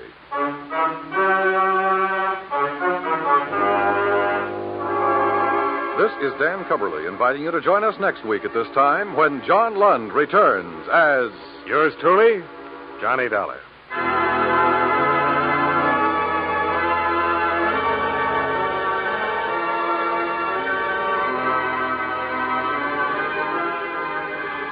Tomorrow, Gangbusters brings you on CBS Radio another true crime story, naming names and places, giving complete details on the operations of a ruthless criminal gang, showing you how the cops, after a bitter manhunt, put them out of business. Every Saturday night on most of these same stations, hear Gangbusters, the program that gives criminals wanted descriptions that help the public enforce the law and often collect rewards for their good citizenship. Gangbusters, Saturday nights on CBS Radio.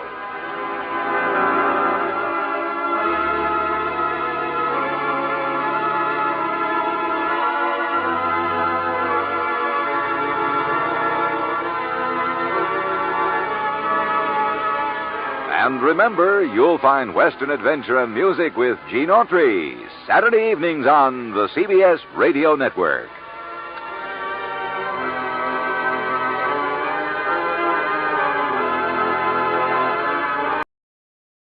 for your listening enjoyment, John Lund as Johnny Dollar. George Dean, Johnny, Congress Mutual. Oh, hi, George. Johnny, how did Las Vegas sound you?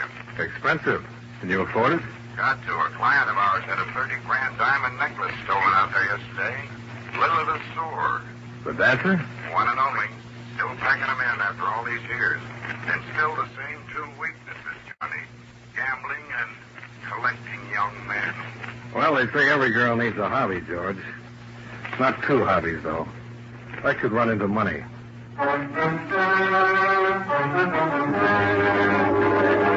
The makers of Wrigley's Spearmint Chewing Gum bring you John Lund and another adventure of the man with the action-packed expense account, America's fabulous freelance insurance investigator. Yours truly, Johnny Dollar.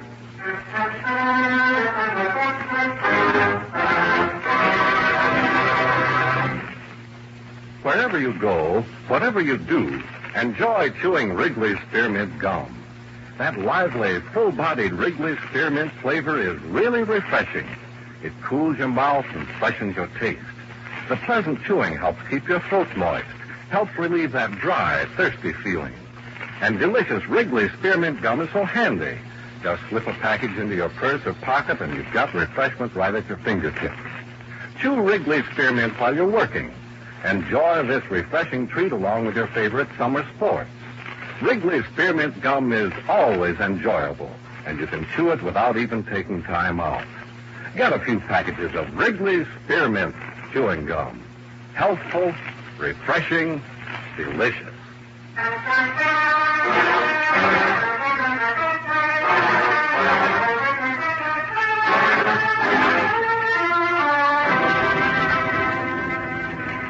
Expense account submitted by Special Investigator Johnny Dollar to Home Office, Concourse Mutual Assurance Company, Hartford, Connecticut. The following is an accounting of expenditures during my investigation of the Jones matter. Expense account item 1, $318.60, transportation, round-trip airfare and incidentals to Las Vegas and the Flamingo Hotel, where the ordinary citizen lives like an Oriental potentate wishes he could live. After checking in, I took a short walk down the street to Lily Lesueur's hotel.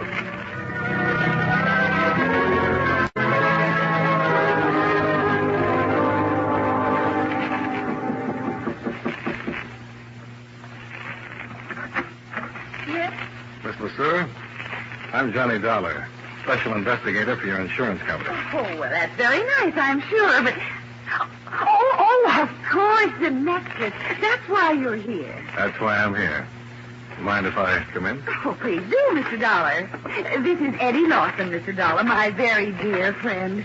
Just a doll, really. Hello. How are you? I think it's awfully droll and nice of the insurance company to take such an interest in my poor little affair. I imagine they regard $30,000 as more of a rich, big affair. Oh, dear.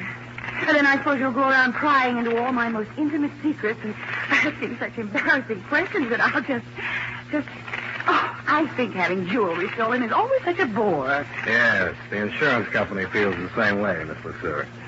Now, if you just... good heavens, look at the time. I've got to fly. Lily, you remember what I told you? Now, Eddie, don't start being a child.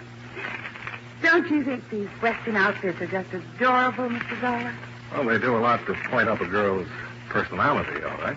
Well, maybe this investigation won't be such a chore after all.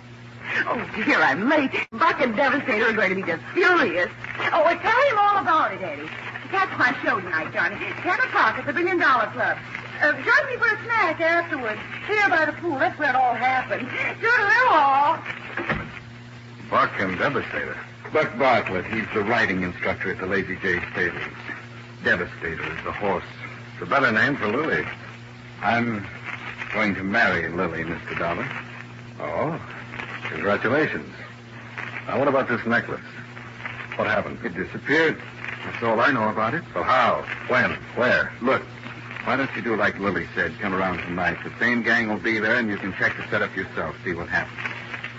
You can keep an eye on this Buck Bartlett if you want a kiss from me. And the other eye? Anywhere. As long as it's not on Lily.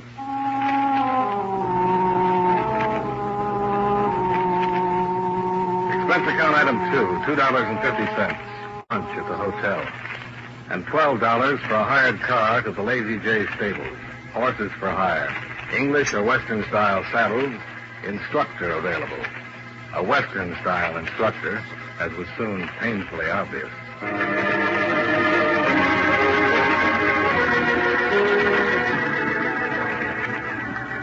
Mighty pleased to make your acquaintance, Mr. Dollar.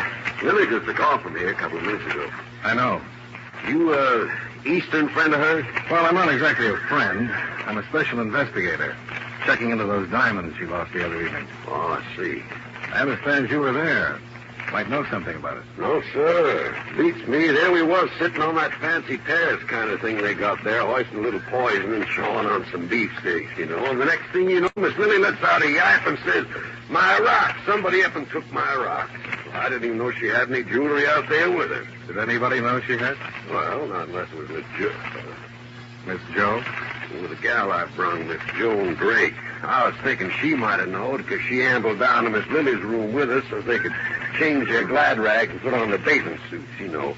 She'd been pestering me for a week to meet Miss LeSueur, but she sure wouldn't take nothing that didn't belong to her. Buck, I wonder if there was a diamond necklace on the terrace. Well, you ain't able to say Miss Lily lied about it, are you? Well, that little woman is true blue, mister. Matter of fact, Mr. Dollar, I wouldn't want this to get around, but I'm sort of aiming to... Well... Let me guess, Buck. You're aiming to marry her. Yeah. I reckon it just sticks out all over it. Don't it, Dollar?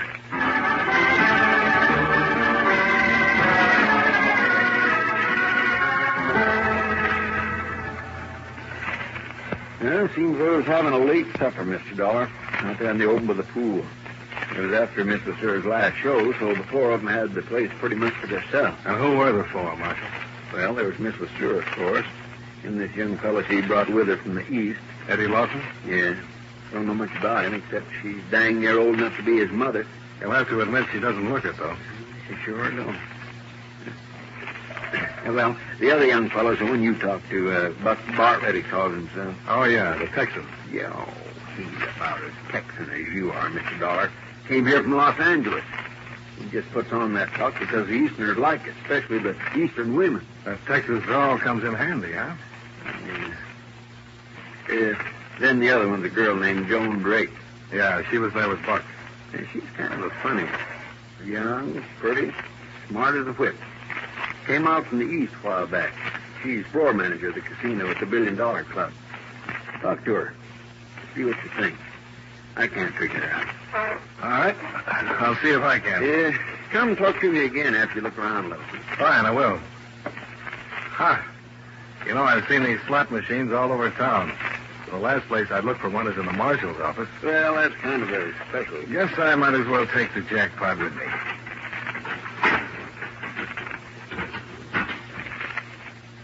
Lemon. Yeah, that's all it ever is. Huh? It's rigged. I send the money it takes in over to the county orphanage. Charge it up to experience, Mr. Dollar.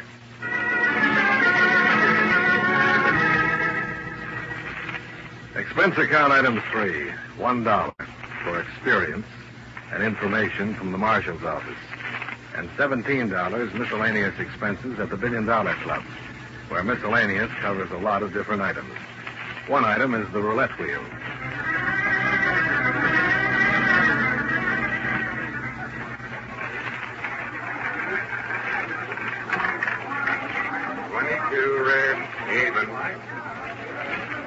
You're not having very good luck. Oh, I'm only paying for conversation anyway. Of course, I haven't had much yet. What would you like, the story of my life? We could start with that. All right. Lay out $1.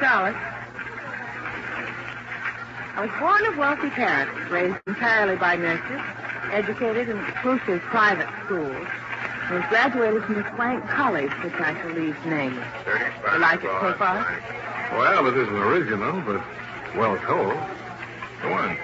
Lay out another $1. You just lost that one. Now, where was I? Oh, yes, the divorce. Quite sensational, really. Father's clients withdrew their accounts and support. He was bankrupt within 3 months and dead by suicide within 6.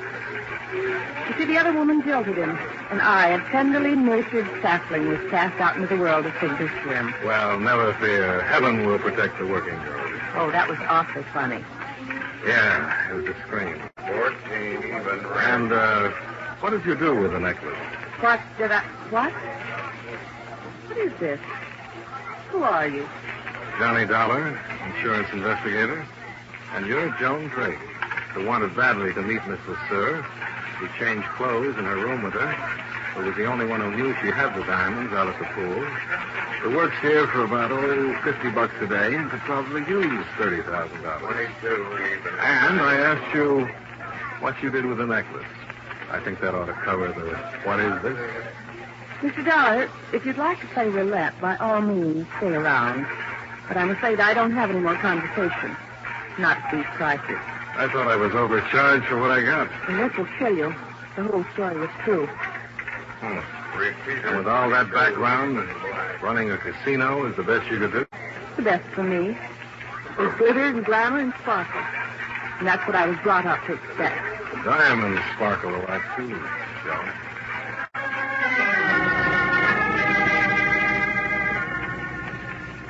I missed Lily's first show at the $1 Billion Club, but I met her by the pool at her hotel right afterwards. It was a warm night. The stars blazed against the desert sky, and Lily and her guests scintillated back from the terrace below. Except me. I didn't scintillate. So far, I wasn't any closer to that necklace than I'd been when I got off the plane.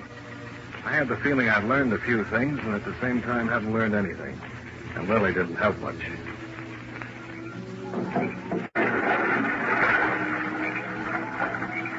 Did you see him? Did you see Eddie dive? Isn't he just utterly gorgeous, Johnny? Yeah, the original Catalina ad. Just look for the flying fish. Oh, he's just beautiful. He was a lifeguard in Miami, you know, much tanner than he is now. I see. Look at Buck watching. It makes me so terrifically jealous, and Eddie knows it, too. Aren't they both just screamingly cute? Screaming. How about that necklace, Lily? Oh, it's too nice tonight. Let's worry about it tomorrow. Let's worry about it tonight. Oh, Johnny. Might as well go along with him, Lily. He's got a one-track mind. Joan, darling, I didn't see you there in the shadow. Just soaking up glamour, honey. Where were you sitting that night, Lily? Why, by the oddest coincidence possible, right in his very chair.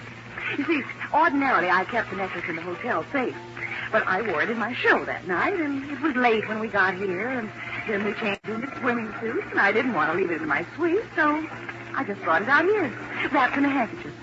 And I kept it right here on the seat beside me all the time. So all of a sudden it wasn't there, did it?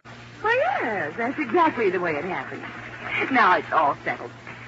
Let's talk about something else. Lily, you know as well as I do it's not settled. You can't tell the insurance company the thing just disappeared, and that's all there is to it. They want to know how it disappeared, when and where. Well, you must be so hideously persistent. It happened while I was playing the slot machine. That one, right over there. I left the necklace lying here in the chair. And where were the others while you were over there waltzing with the slot machine? Oh, around, I suppose. I don't know. When I hit the jackpot, I simply went right out of my mouth. How about you, Joan? Where were you? Like she says, around. Oh, plenty of opportunities. That's what you mean. Oh, how utterly fantastic. She's a dear girl, Johnny. And I insist that you stop suspecting her. Or anybody else, either. Were all of you searched? Well, I wasn't, of course, but the others were. That wasn't really much of a problem, Johnny. We were wearing swimsuits, you know. Joan, I doubt if you went out of your mind over the jackpot. Did you notice where the boys were at the time? Well, as far as I can remember. I reckon a man ought to have the privilege to answer for himself, Mr. Dollar. Why, sure. Pull up an empty saddle and join the party. You too, Eddie. All right, Buck. Where were you? I was over there with Miss Lily. I was standing right behind her when she up and hit that jackpot. I was in the pool. I came out when I heard everybody yelling about some diamonds being missing. You checked them out on that, Joan? Sure. That's how I remember. Well, I'm certainly glad it's all settled. Oh, Johnny, you'll simply have to excuse me now. I've got to get ready for my show. I'd be mighty proud to escort you to your room, Miss Lily. Now, wait a minute, Stable Street. Oh, Here. boys, you can both escort me. Come along now. I'll be right back, Johnny. Don't go away now. Curvy and soft as a kitten on the surface, but inside all angles and hard as a rock. She belongs to a different age, Joan. The last of the champagne slipper girls. Johnny, how much are those diamonds worth to you? To me? To the insurance company. Sometimes they make deals, don't they? Sometimes. No questions asked? Sometimes. How much? Depends. I have to find out. Everything about life, Johnny. Not if I can help it. It's real crazy the way it works out. I didn't finish that story of my life, Johnny. My real name is Jones. My father was Jonathan Vanderley Jones. Jonathan Vanderley Jones? But if that's true, then... Yeah. It's real crazy. The correspondent my mother named in that divorce case was Lily LeSueur.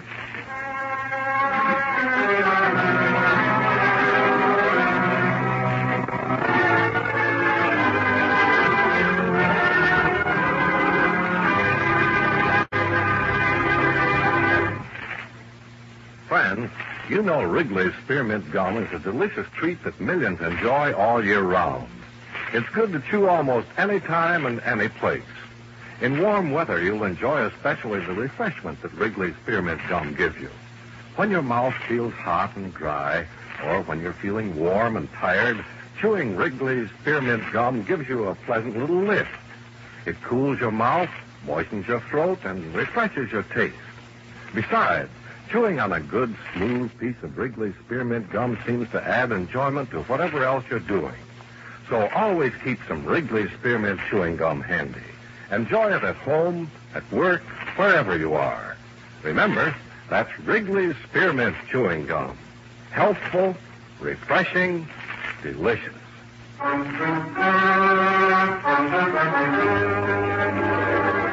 And now, with our star, John Lund, we bring you the second act of yours truly, Johnny Dollar.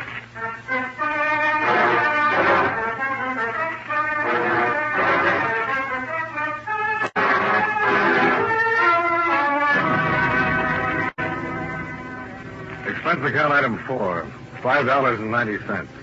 Supper snack with Joan on the hotel terrace. I sat there trying to put things together.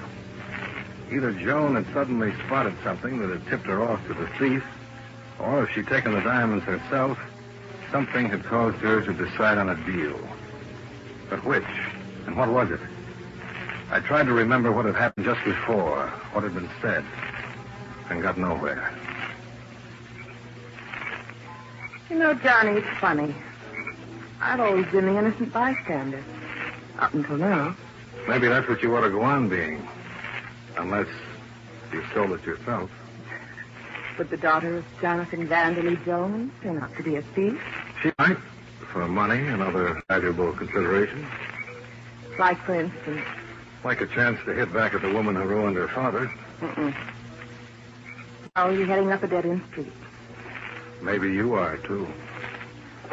Well, I guess we're expecting at the $1 Million Club. Not I. Little Jones got work to do. So is little Johnny. Maybe we'll meet in the same playpen.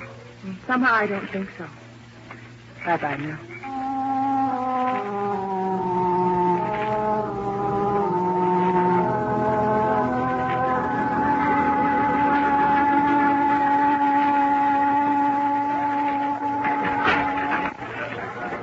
Johnny, what would happen if I just waived any claim of insurance on the necklace?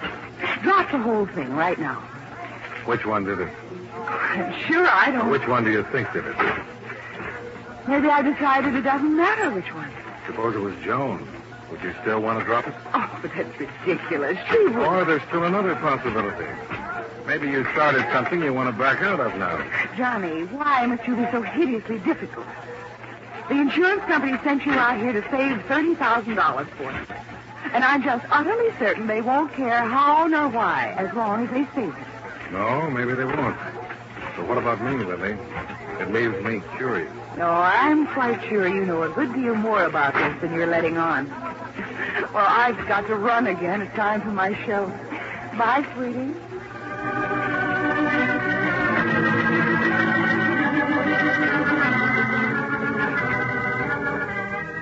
Expense account item 5, $10. for an hour and a half of more miscellaneous at the $1 Billion Club. Lily was in too much demand for any chance of a quiet talk. My other three chums weren't around. I was trying to decide whether to go back to the hotel when I was paged over the public address system. I picked up the phone at the end of the bar. Johnny Dollar. Marshal Kimberly, Mr. Dollar. Oh, yeah.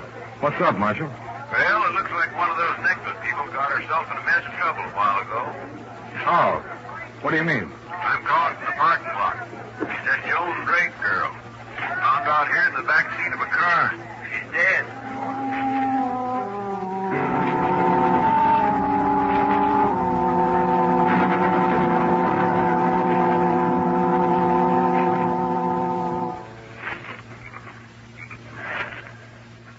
I guess you can cover her up now, Marshal. Poor kid never knew what hit her. She the one you thought might make a deal, Mr. Dollar? Yeah. Well, somebody made sure she didn't. Hit her 3 or 4 times with something heavy. I'd been arranged, judging by the marks. A wrench, huh? Did you find it? No. Did you notice her hands? Yeah. Apparently she'd had them around something greasy, rusty. I wonder if... Wait a second. Radiator's still warm. She may not have been killed here at the club. She could have been brought here and left. It's possible. Who's this car belong to? Buck Bartlett. We got the boys out looking for him now. Comfortable, all right. It almost ties up. Do you want to let me in on it, Mr. Dollar? Let me check first. I'm doing a lot of guessing.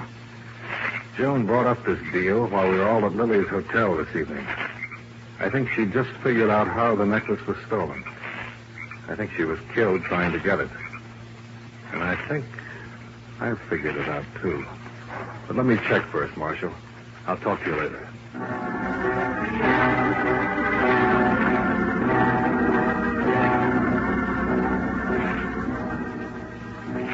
10 minutes later, I was alone on the deserted terrace beside the swimming pool at Lily's hotel.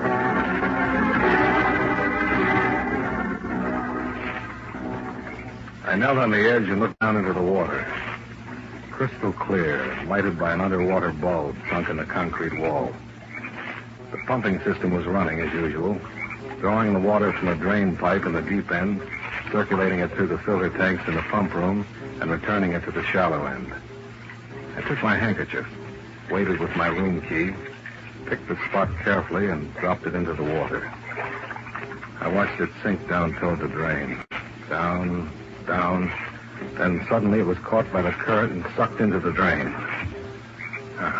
So far, so good. The next step was the pump room.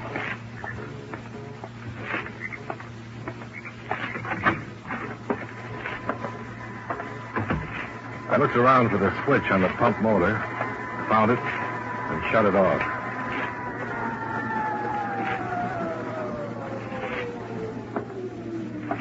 There was a crescent wrench laying on the window ledge. It was shiny and clean. No use worrying about fingerprints. I picked it up and started to work on the rusty cover bolts on the strainer tank. Probably the same way Joan had started. Not if you're clever, she said. Well, she was clever. Well, not clever enough. Inside the strainer tank, laying in the wire basket, was my handkerchief and room key. And beside it was Lily's diamond necklace.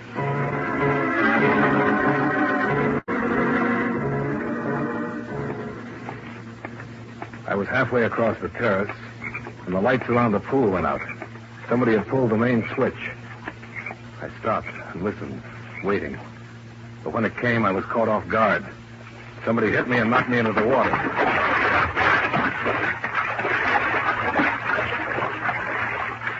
When I came up, I heard someone swimming. Whoever it was had come into the pool after me. I made the side, grabbed hold of the ledge with my left hand, drew back the wrench in my right. As the splashing came close, I lifted it and swung. Hey, what's going on over there? Marshal! Marshal! Over here with that flashlight. What happened to the light? Switch was pulled. Here, help me get him out of the water. Yeah. Let me have it. There we are. His luck ran out, Marshal. This time, I had the wrench.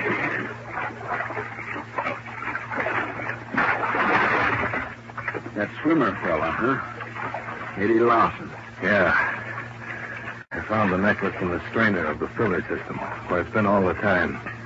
He was lying when he said he was in a pool when Louie hit the jackpot. He went in right afterward.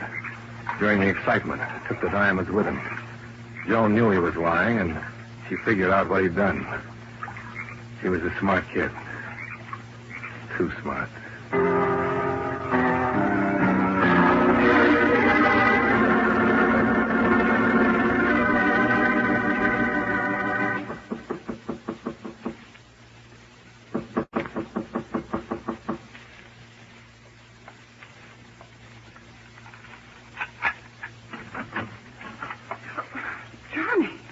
Sorry to wake you, Lily, but... Good heavens, wait, let me put on some makeup. I must look a positive prize. I got your diamonds back, Lily. Oh, you did? Here. Thank you. Which one of your boyfriends? Why don't you give up, Lily? Time moves along. The years add up. I'm not harming anyone. Aren't you? Joan is dead. Eddie killed her over these diamonds of yours. Dead? She's dead? It's all right, though, as long as you're not harming anyone. But how could I know? I didn't mean any harm to that poor girl. Eddie could have had the diamonds if I'd known. They didn't matter, Johnny. Just a gift a long time ago. I don't even remember who it was. JVJ? Those are the initials on the clasp. That's who it was. Jones. Some fool named Jonathan Vanderley Jones. They didn't mean a thing to me.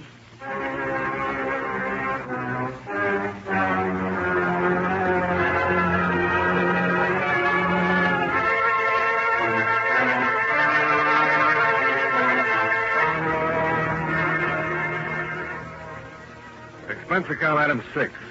$51.40. Hotel charges and additional miscellaneous. Expense account total, $418.40. Remarks? Suggest you reconsider this account. Client should be regarded as a bad risk. It'll happen again. Yours truly, Johnny Dollar.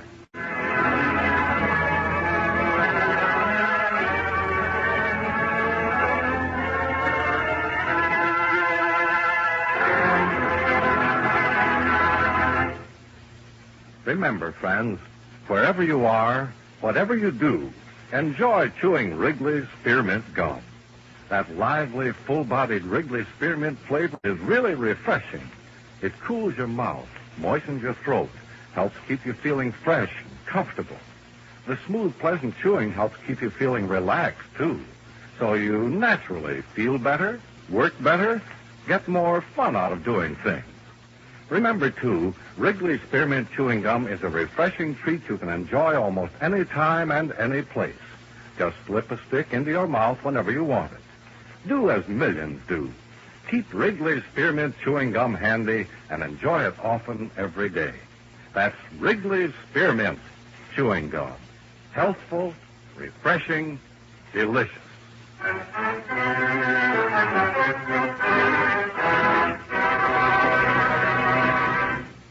Yours truly, Johnny Dollar, brought to you by Wrigley's Spearmint Chewing Gum, stars John Lund in the title role and was written by Les Crutchfield with music by Eddie Dunstetter. From Hollywood, it's time now for John Lund as Johnny Dollar. We're ready on your call to Boston. Go ahead, please. Hello? Yes? Mr. Semplin? Yes, but I don't believe I remember you, Mr. Dollar. Oh, we've never met. Your company hired me here in Hartford to investigate the Jean Maxwell death. Oh? It's odd that they didn't advise me. Oh, they probably will. I called you to find out the name of the officer in the charge of the case, if you could give it to me. But it's a, Lieutenant DeRosa. DeRosa, huh? Do you happen to know what their theory is, if any? Theory? Well, I don't think they've arrived at a definite theory. Still a toss-up between murder and suicide, huh? Okay, Mr. Semplin. I'll be in touch.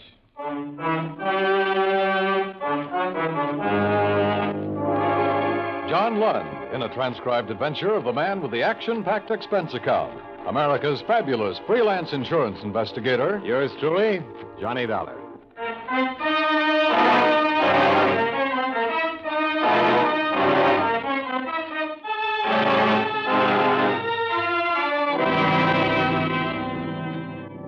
Expense account submitted by Special Investigator Johnny Dollar to Home Office, Corinthian Life Insurance Company, Hartford, Connecticut.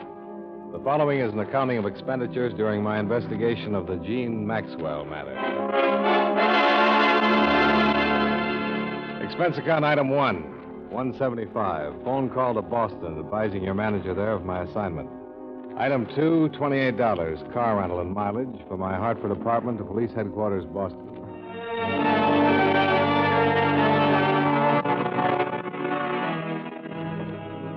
What's the matter, Dollar? Don't you trust us? It's not up to me to distrust you, Lieutenant.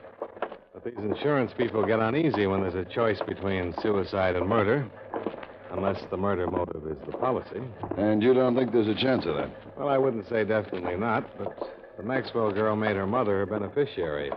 And her mother's an invalid in a rest home. Did you know the mother had taken up with an old flame? No, I didn't. Goes to see her a couple, 3 times a week. Crazier things have happened. I'll get the file.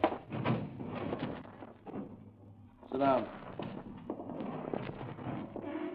Now, this is all we've got so far, pending coroner's inquest and autopsy report. Here's a photo of where she was found.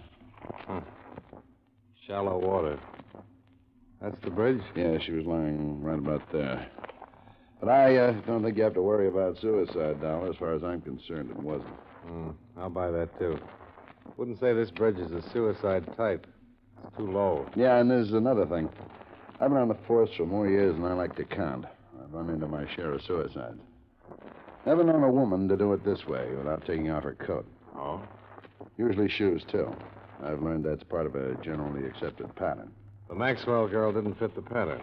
Well, here's the way she looked. Coat on, belt still tied, shoes. Purse is missing. Searching the stream for it. How old was she? 21. She was a beautiful girl. I noticed that. I'm trying not to, but with her I couldn't help it. How much questioning have you done, Lieutenant? Not much. Or rather, not as much as we'll do after the inquest. When'll that be? The day after tomorrow. You want anything more here? No, thanks, Lieutenant. I'll check with you later. I drove out to the stream where they'd found the girl's body, and there I chalked up another point against her death being a suicide. The bridge from which she had dropped was a good 4 miles from town. Boston had better bridges to offer within the city limits. I followed the riverbank and found the approximate spot from which the police photograph had been snapped. On the assumption that she'd been brought there in a car, the placement of her body in relation to the 2 lanes on the bridge made it look as if the car was going toward Boston and not away from it. 5 minutes later, I was heading the same way.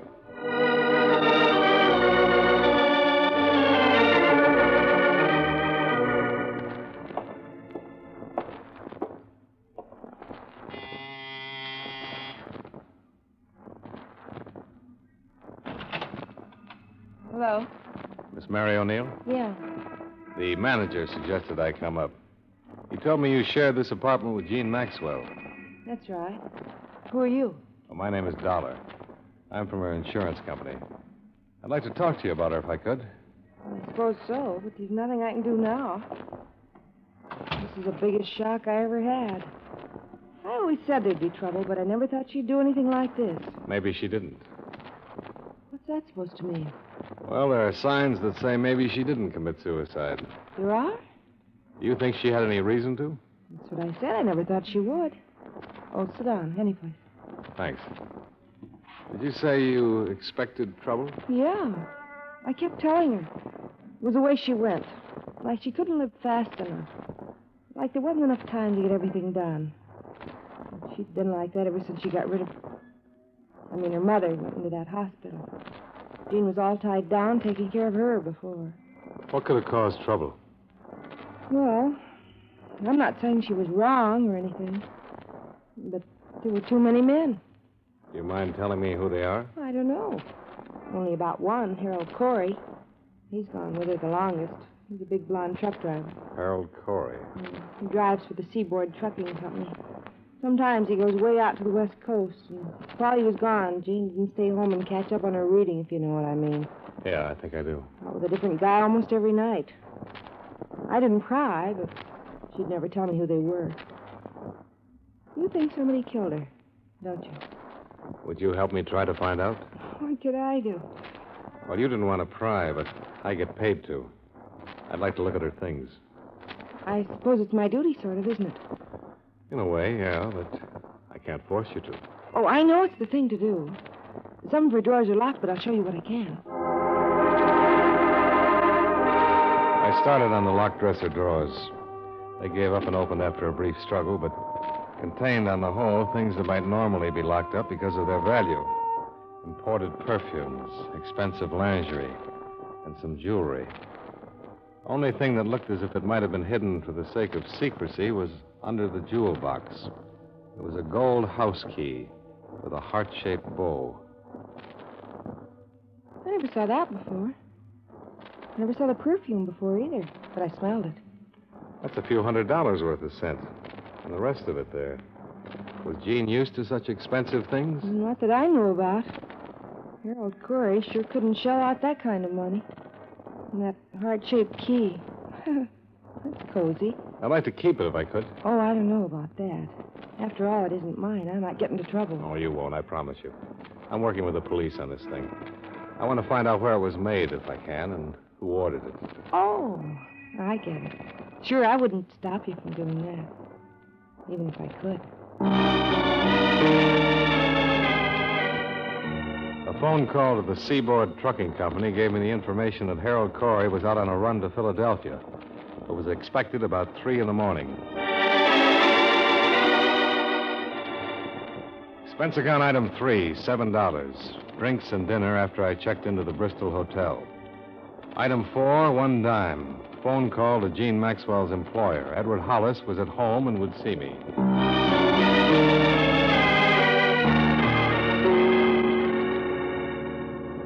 Come into the living room, Mr. Dollar. You may as well be comfortable. It's nice of you to see me, Mr. Hollis. I thought it would be better to do it this way rather than bother you at work. Of course, and I appreciate it. The atmosphere at the office has been gloomy enough. Oh, this is Mrs. Hollis, Mr. Dollar. Well, how do you do? Quite well, thank you. I didn't know the poor girl, but it's a dreadful thing. Yes, I'm afraid it is. I simply don't understand. A young girl like that with everything to live for. May even be worse than that. Worse? How could it be worse? Looks more and more like her death was not a suicide. Mr. Dollar. I didn't mention it on the phone. The police think it was murder. So do I. I thought it'd be better to save the blow until I got here. Murder's pretty messy. I can't believe this. Why do they think that? Well, almost intuition, not quite. They know how people commit suicide. On an average, all suicides do certain things. The Maxwell girl didn't do any of them. Well, this is a shock. I suppose I could be dragged into a courtroom along with everybody else who knew her. Beatrice, you run along upstairs. There's no reason for you going through this. All right, Edward. I think I'd rather. Good night, Mr. Dollar. Good night. I'm sorry, but it couldn't be helped. Of course it couldn't. I understand. Please don't be long, Edward. No, I won't, dear. Could I mix you a drink, Mr. Dollar? No, thanks. I'll make this as fast as possible. I don't know how much you knew about Jean Maxwell's private life. I knew nothing. I have a number of girls in the office, and it's been my philosophy to remember that not too long ago I was young, too. As long as they do their work well, I ask no questions. As a matter of fact, I have no right to. Sure. From what I've gathered, she was mixed up emotionally. She didn't have much freedom because of an invalid mother she took care of. Yes, I did know that. When the mother went into a hospital, Jean began to make up for lost time. She led her friends to believe that she was friendly with a lot of men. But I don't believe that. Oh? I think it was one man. One with enough money to buy her expensive things, perfumes, jewelry, even a gold key. I'll have to admit that she was a beautiful thing. You say she worked with a number of girls at your office? Yes, there were 11 others. Out of those 11, did she have any close friends that you know of? Well, let's see. The Dyer girl, Grace, that is. They seemed to be quite friendly. I couldn't be sure of any others. Well, would you give me all their names then? I'd like to talk to them. You know, find out if something might have come out over lunch or cocktails. Yes, of course. Perhaps it'd be better if you phoned me at the office in the morning. I could give you their addresses as well. All right, we'll do it that way. Well, thanks very much, Mr. Hollis. I'm sorry meeting you couldn't have been more pleasant. The next morning, I had a list of 11 feminine names and the address of Gene Maxwell's truck driving friend. By 10:30, I was following up the ladder.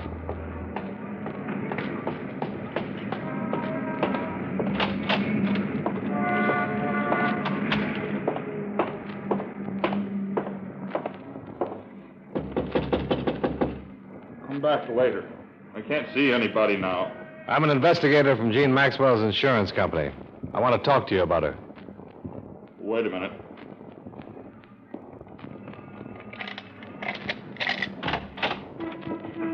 Sorry to bother you. My name is Dollar. Come on in. I've been out of town. I didn't know about what happened until I got the paper this morning. It's really got me rocking. Yeah, I can understand that. How much do you know about it? Why'd she do it? She didn't. What do you mean by that? It's not suicide, it's murder. Murder? You knew her pretty well, didn't you? Oh, yeah, pretty well. Did you buy gifts for her? Oh, once in a while. Birthday, Christmas, times like that. What kind of gifts?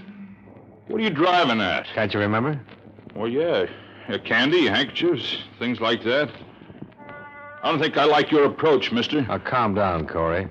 I'm giving you a chance to rehearse before the police get at you. When did you see her last? Night before I left for Philadelphia. When was that? 2 nights ago, Tuesday. I left at 5 Wednesday morning. She was found Wednesday morning. I know that. You're in a bad spot. Do you know that? You telling me people think I killed her? Me? Well, I loved her. I wanted to marry her. I'm sorry, friend. In this situation, that's a motive, not an alibi. Get out of here, will you?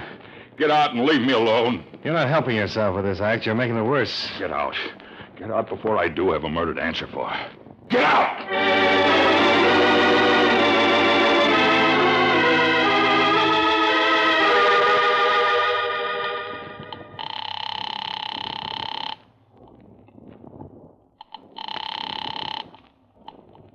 Lieutenant DeRosa. This is Dollar, Lieutenant. I just left a friend of the Maxwell girl. Name of Harold Corey. Dollar, I've been kicking myself on not getting the name of your hotel yesterday. I didn't have one then. Well, I've got a few things to pass along to you now. Oh, that's what I meant. If I could have located you, I could have saved you the trouble. What do you mean? The death was suicide after all. What? How come? Autopsy report. There was a concussion from the drop from the bridge, but it wasn't the cause of death. Hey, wait a minute. Not so fast. The cause of death was carbon monoxide. Looks like she pulled the suicide where it embarrassed somebody, and her body was tossed from the bridge to get her out of the way.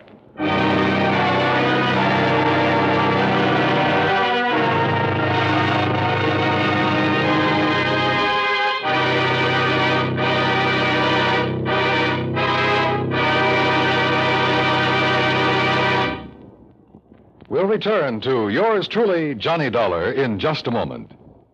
Tomorrow night, Gangbusters brings you authentic, hard-hitting proof that crime does not pay. All the facts right out of police files.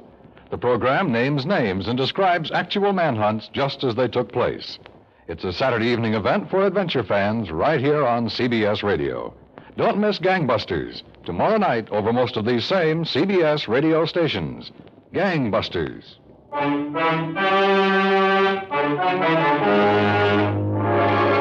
Now, with our star, John Lund, we bring you the second act of yours truly, Johnny Dollar.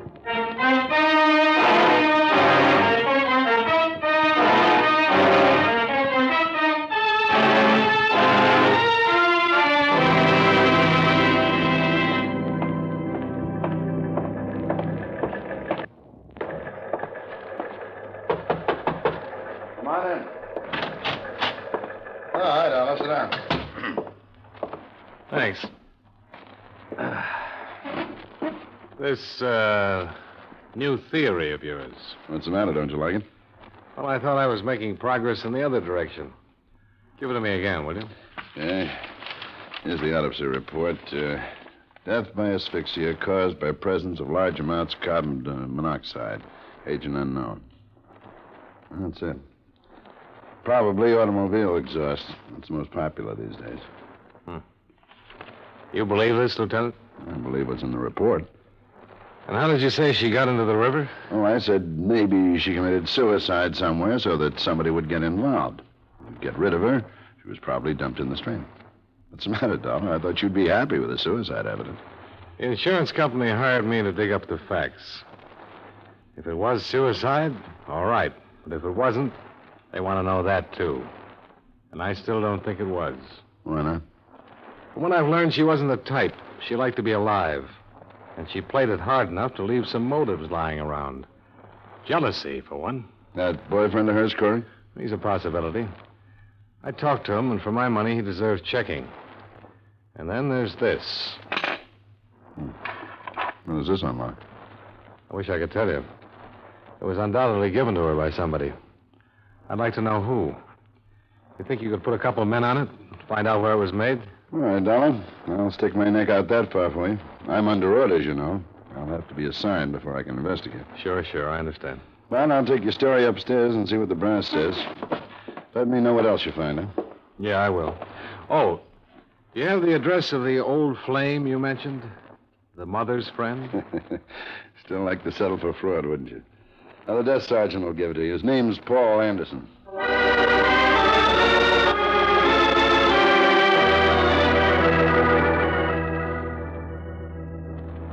I'm from Gene Maxwell's insurance company, Mr. Anderson. Wonder if you could spare me a few minutes. Yes, I suppose so. Come in. You're the adjuster? So soon? I'm an investigator. Oh? I didn't know she had a policy. Yeah, she did. $25,000 to go to her mother. I see. But her death has been classed as suicide, which voids the policy. The 2-year self-destruction clause is still in effect. That's a pity. Why do you say that? It's the least you could have done for poor Mildred. That's her mother? Yes. An extremely young mother. Who has almost ruined her life for that girl. Oh, I didn't know that. Yes, the daughter was born when Mildred was only 17. And she was left to care for the child herself. I've helped as much as I could. Oh, I don't want you to misunderstand. There's nothing to be hidden. I suppose it is unusual. I did meet Jean first. But when she took me to her home and I met her mother, I realized that Jean was no more than a cheap little opportunist. The complete opposite from her mother. As I say, I suppose it is unusual. Yeah, but that doesn't make any difference. The point is that you dropped the girl in favor of her mother. Is that it? It wasn't the gross situation you evidently wish it had been. Now, look here, this has gone far enough. You've asked me these questions for one reason. So that you can draw your own conclusions. Haven't you? I didn't know it showed. Well, it does. You think I sent Mildred to the home to get her out of the way, don't you? Well, that's not the case. But you can think what you like. Go ask Mildred if you care to. I won't bother her. Do you know anything about a gold key that Jean had? A gold key? No, I don't know anything about a gold key. I've known very little about Jean at all these past months. Yeah. So many people seem to know so little about her.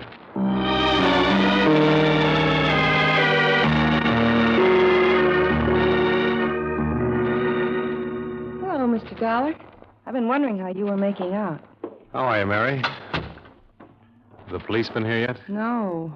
I'll be scared to death if they do come. I feel guilty the minute one looks at me. That's common enough.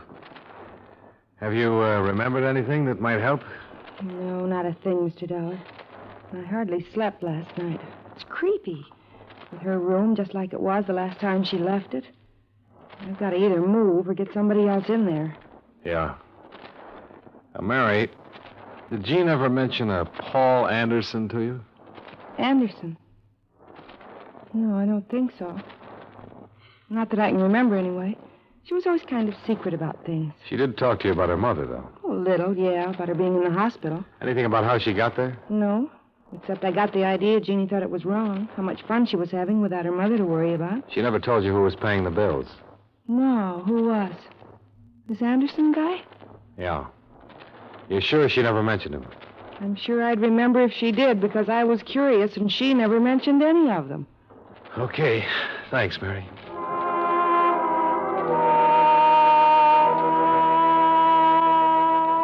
It was 4 p.m. then, and at 5, I was standing in front of the Seaboard Trucking Company building on Columbus Avenue as Harold Corey backed a big rig into a parking area and headed for a short-order restaurant across the street. Hello, Corey. What this time? The dispatcher tells me you're going out on another run. Pretty short layover, isn't it? Yeah. You decided to look into the way I do my work? Oh, I just wondered if there was a reason for this quick run. Yeah, there is. I asked for it. I figured driving, I could get my mind off this thing. Anything wrong with that? Maybe not. You know how she died? I read about it. Carbon monoxide. Yeah. The police have decided that doesn't sound much like murder. What do you think? She's dead. That's as far as I can think. You knew about Paul Anderson, didn't you? What about Paul? Well, that he might have been more interested in Jean than he was in her mother. I suppose you're just doing a job, aren't you? Well, if what you say is true, I didn't know about it. If I had known about it, I would have killed him, not Jean. Now leave me alone, mister. I can't take any more. Well, I don't enjoy it either. As you say, I'm just doing a job. I checked that night with 6 of the 11 girls who had worked, lunched, and chatted with Jean Maxwell. Their collective description was of a girl who listened to and enjoyed what other people said, but had little to offer herself. None of them knew anything about her private life. But the next morning, the police located a goldsmith who said he remembered making the heart-shaped key. I went out to see him, then got back to Lieutenant DeRosa. How'd you make out with that fussy little man, Dollar? Well, we found the day the key was ordered, and he remembered a few things, because a councilman's wife came in the same day. What? The customer, J.E. Carter was the name he gave, mentioned a cottage on the bay. That's east. The girl's body was found northwest of here. I think she was dumped from a car coming toward Boston from out there. So, I think the cottage is in that direction. Deduction yet. Well, if I were going to dump a body, I wouldn't carry it through town to take it to that bridge, would you? I'm being paid to think about another case. I couldn't sell the murder pitch upstairs, but I tried, and I'll buck for promotion if you're right and upstairs is wrong. I don't suppose you could earn that promotion by assigning some men to cover that northwestern section, could you? Not a chance. That's county. Division of responsibility. Yeah. And we'd all be surprised to know how many criminals take advantage of that.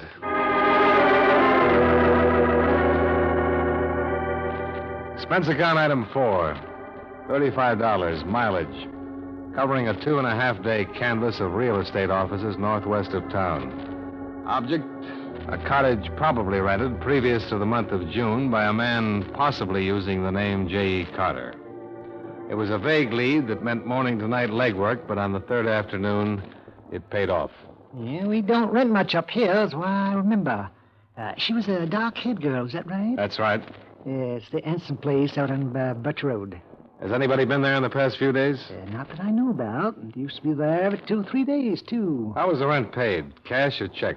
By, cashier's check. Or was it regular? Definite day of the month, I mean? And do you know the bank? Yeah, between the 1st and 5th of each month since May.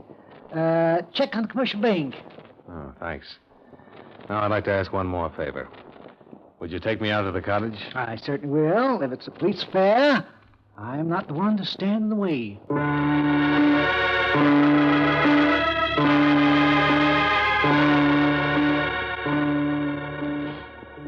Mr. Dollar, I've always said that I personally vouch for the people I do business with.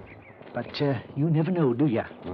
That's a profound truth in any business. I'll certainly try to be more careful in the future. Do you want to go now? Yeah, I think I've seen enough.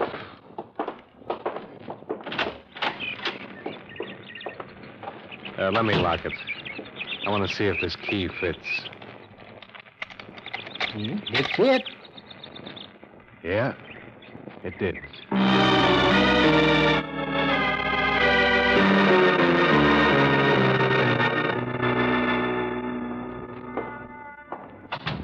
Well, Didn't expect to see you again. Didn't you, Mr. Hollis? You thought you'd get away with it? What did you say? Well, there's no reason to be clever with each other. I know you killed her. You rented a cottage out beyond Mystic River. You used the name J.E. Carter. Come into the other room. Yes, you're right. I did become infatuated with her. If you'd known her, you'd understand. I realized last week that it had to stop, and I told her. She'd been with that young Corey boy. I told her that even if I were single and eligible to marry her, I would advise her to hang on to him. Someone her own age. That was last Tuesday night? Yes. She left the cottage, and I heard her drive off. Or at least I thought I did. When I went out, I learned what she'd really done. She'd committed suicide in the car. You can hardly blame me for wanting to keep the secret. It wasn't suicide, Mr. Hollis. You know it, and I know it. All right, Mr. Dollar. I'll make my statement to the police. Fine. I'll drive you down. Thank you. Edward. Beatrice, go back upstairs. No, Edward, I won't. I insist, Beatrice. What good would it do? After what I've done because I lost you, why should you ask me to go upstairs while I lose you again? I forbid you to say another word. Mr. Dollar. She had taken him away from me because she was beautiful, and I no longer am. I was waiting in their cottage.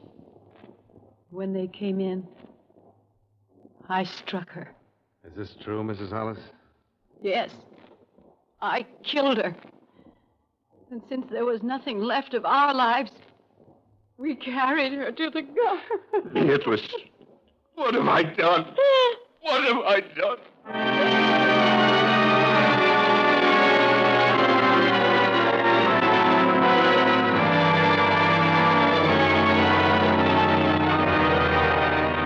Expense account item 5, $110. Final bill for car rental. Item 6, $85 miscellaneous. Expense account total, $266.85. Yours truly, Johnny Dollar.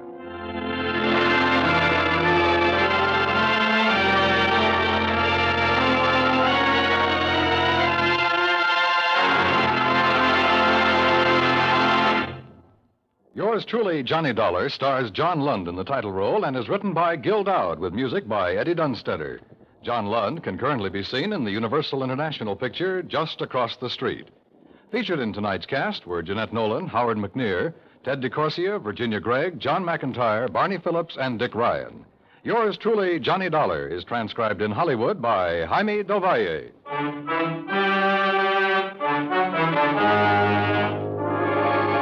This is Dan Coverly, inviting you to join us next week at the same time when John Lund returns as... Yours truly, Johnny Dollar.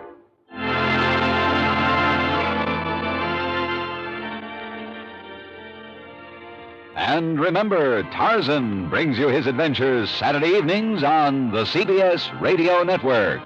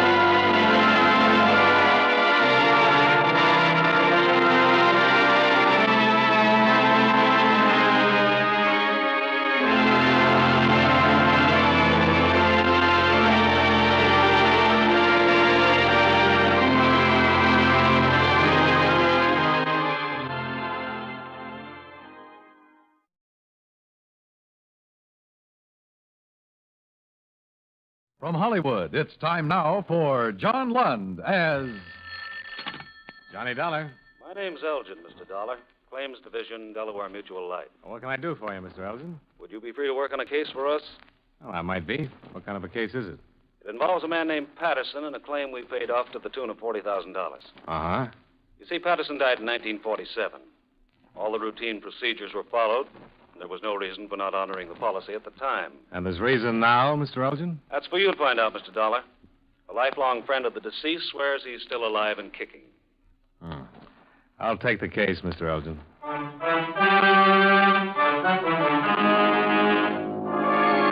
John Lund in a transcribed adventure of the man with the action-packed expense account, America's fabulous freelance insurance investigator. Yours truly, Johnny Dollar.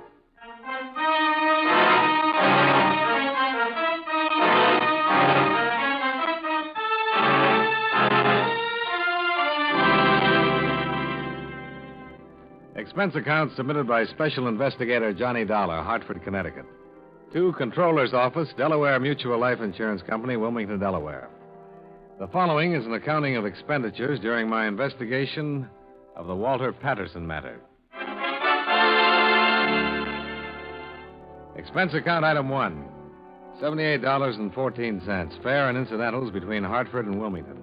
I arrived at 2:30 in the afternoon, found a room at the Chesapeake Hotel, stowed my luggage, and went directly to your headquarters, Mr. Elgin. Of course, reports like this cross my desk ever so often. If I ran them all down, I'd get nothing else done. And 10 times out of 10, the report's wrong. Yes, I know that, but this report bears investigation. I can remember 3 years after my father's death, I saw a man on a subway train to New York who, well, he looked exactly as I remembered my dad. I finally walked up and asked him his name. The minute he spoke, I lost the impression altogether. I think a lot of people have had that same kind of experience at one time or another, don't you? Yes, I suppose so. We all have a double somewhere, they say.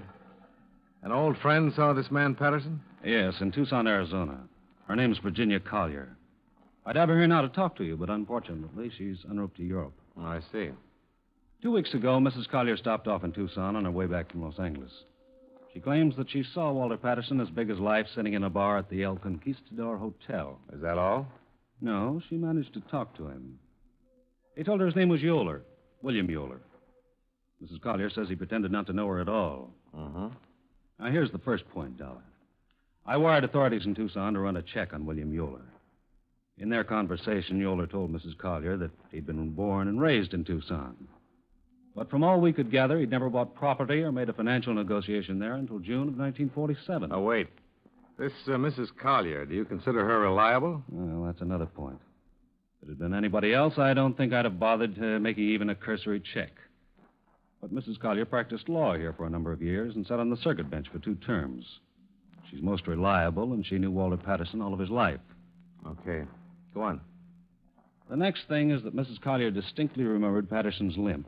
He was a pilot in the war. One leg was about half an inch shorter than the other from injuries he received in the crash. Mrs. Collier said this man Yoler had an identical limp. Well, with the similarity of features, it'd be easy for her to imagine that part, don't you think? Yes, I know what you're driving at, but there are some other things, too. Mrs. Collier asked Yoler if he'd ever gone to Amherst. That's where Patterson went to college. Yoler denied it, said he was a Notre Dame graduate. That didn't check out either. Now, we can assume that William Yoler merely looked a great deal like the late Walter Patterson and told some inaccuracies in a conversation at the bar. Or we can assume that he's really Walter Patterson, covering rather badly in the face of an old acquaintance who recognized him. At any rate, this is Mrs. Collier's entire statement duly notarized. All right. Now, this is a copy of the original policy on Patterson. How long with this company? Since 1936. Started with 2 $5,000 policies and built up to a master over a period of years. I see. Here. $20,000. Patterson was killed in a plane crash, and we paid double indemnity on the accident clause. Oh. It happened in April of 1947. Patterson took off on a rented plane one day and crashed offshore down the coast. Part of the plane wreckage was recovered, but his body was never found. The appellate court declared him legally dead after the usual 3-year waiting period, April 5th, 1950. Patterson's lawyer filed claim for the widow April 17th, and we issued a full check April 30th of that year. Investigators' reports? Right in this folder. Now, this is the last picture ever taken of Patterson, and these are his vital statistics. Uh-huh. I didn't know exactly what you'd want to do first, so I thought they might prove helpful. If we had a body to exhume, it could all be handled rather simply. Is Patterson's widow the beneficiary? Yes, Gloria Ann Patterson. Incidentally, she knows nothing about this report yet. Oh? Well, where'd these things come from? Pictures and fingerprints aren't stock material in insurance files. Mr. Brennan, Patterson's lawyer, gathered them for me. He's been very helpful. Oh. Has Patterson's widow been checked? As far as the money goes, she simply banked it in a savings account. Hasn't been touched at all. Well, on the face of it, that would eliminate the probability of any fraud on her part Yes, for the moment. it would. Well, I want to look this all over. Sure. You'll keep in touch with me, won't you? You bet.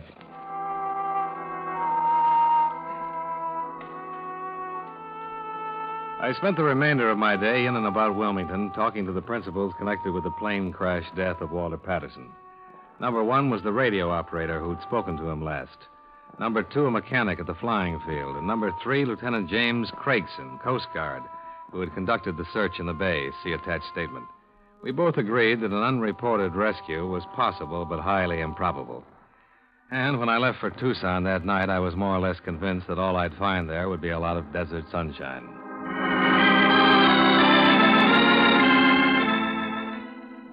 Expense account item 2.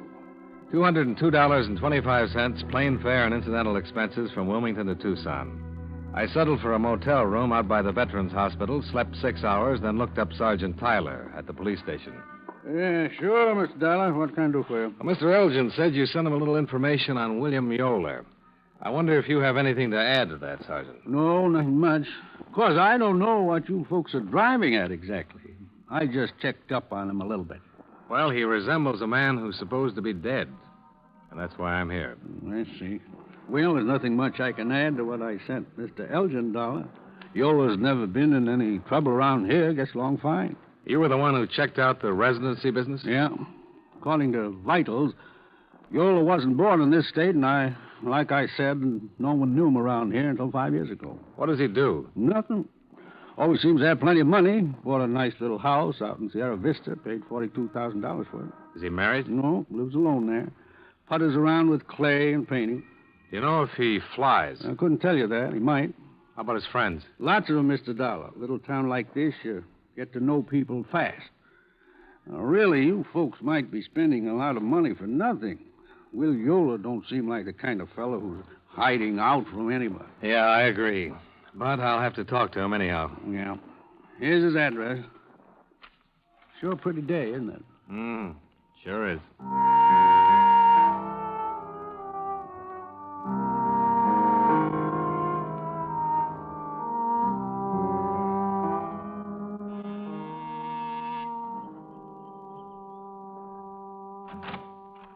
Mr. Yoler?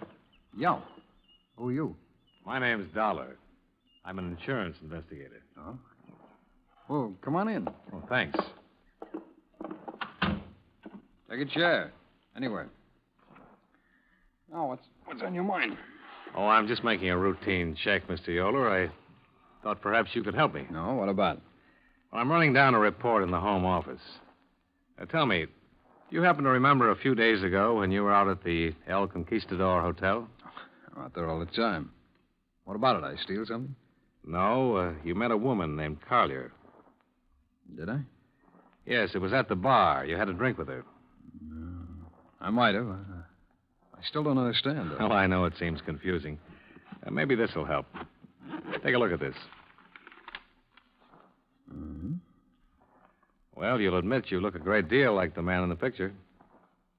Yeah, I suppose I do. I'll be darned. I do at that. Well, that's why I'm here. You see, the company I represent insured the man in this picture for quite an amount of money. He was lost in a plane crash 5 years ago. The Mrs. Collier, who saw you here, thought you were him. Mm-hmm. Well, I'm not. Oh, I wasn't in the Army. You want to smoke? Oh, thanks. Yeah. She was a lifelong friend of the man, Mr. Yoler. I have her sworn statement about the identity. Well? What years did you go to Notre Dame? I didn't go to Notre Dame. What is this? Well, that's what you told Mrs. Collier. Oh. Oh, now I remember that woman. Well, that was on Sunday. Yeah, well, I might have told her anything, Mr. Dollar. You know, she was one of those inquisitive kind. I never could make out what was on her mind. Oh, now I get it. She thought that I was this man. Yeah. That's funny. Did you go to college? Yeah, Tulane. I got out in 36. You haven't lived in Arizona all your life. Where else have you lived? Mr. Dollar, I don't want to be unpleasant, but do you have any right to ask me questions like this? Well, no, I don't. But you'll help me a lot if you'll answer them, Mr. Yoler. All right, why not? Well, I've lived in Cincinnati, Buffalo, around the country. I came here a few years ago for my health. I got a little asthma that bothers me. Ever been married? Yeah, once, 1944. It didn't last very long. Anything else you want to know? Well, you in a hurry? I can come back later. No, not exactly. I've got to go downtown today, that's all. Look, you seem like a nice enough guy, but it makes me uncomfortable answering these questions of yours. Well, and I appreciate the time you've given me already, Mr. Yoler. Please understand, it's just a matter of identity. Well, you know who I am. I just told you. That's true. I don't like this business much. Is there any way that we can eliminate it? I have a birth certificate and some other papers. You can have them. Make photostats if you like. Well, that's very kind of you, Mr. Yoler. Well, they're in my safety deposit box down at the bank. I'll get them for you this afternoon. Okay. My job is to check them. Sure, it's okay by me. Well, how do you like Tucson? Well, it's a lot different from Connecticut. Yeah, I'll bet. The birth certificate and whatever else you have will help a lot, but wonder if I could ask another favor. Sure, what is it? The most positive identification would be fingerprints. Oh?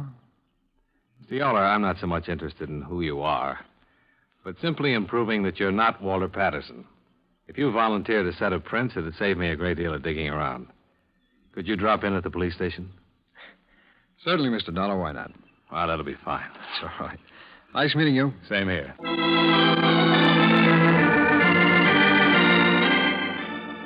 If he was trying to cover something, it certainly wasn't apparent from his conversation or his actions. He was almost too anxious to help me.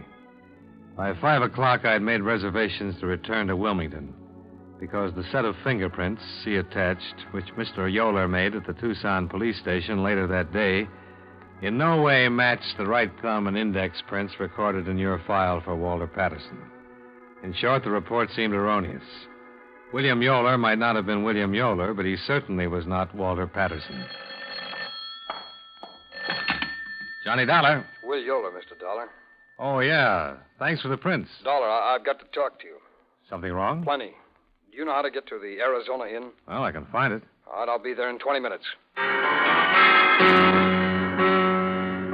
the tone of his voice, I felt compelled to get there in half that time. I sat down at the bar and ordered a drink and waited for him to show up.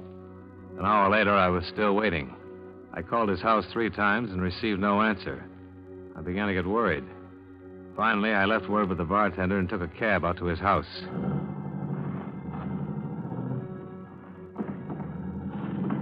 I arrived there at 8:35. There were no lights on and apparently no one around. I walked up to the front door and found it partially open. Yoler? Yoler?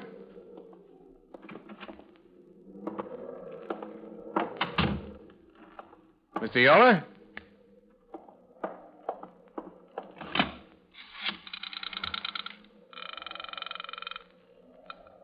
Operator, Give me the police, please.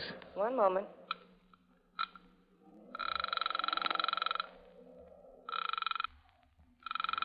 Sergeant Tyler speaking.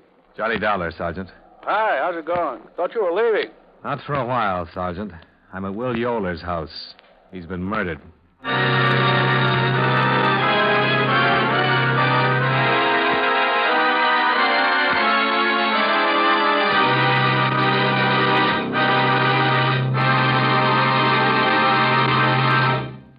We'll return to yours truly, Johnny Dollar, in just a moment.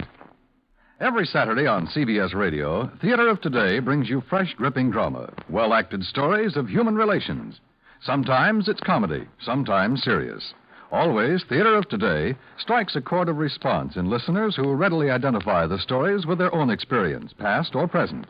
Remember to hear Theater of Today every Saturday in the daytime on most of these same CBS radio stations.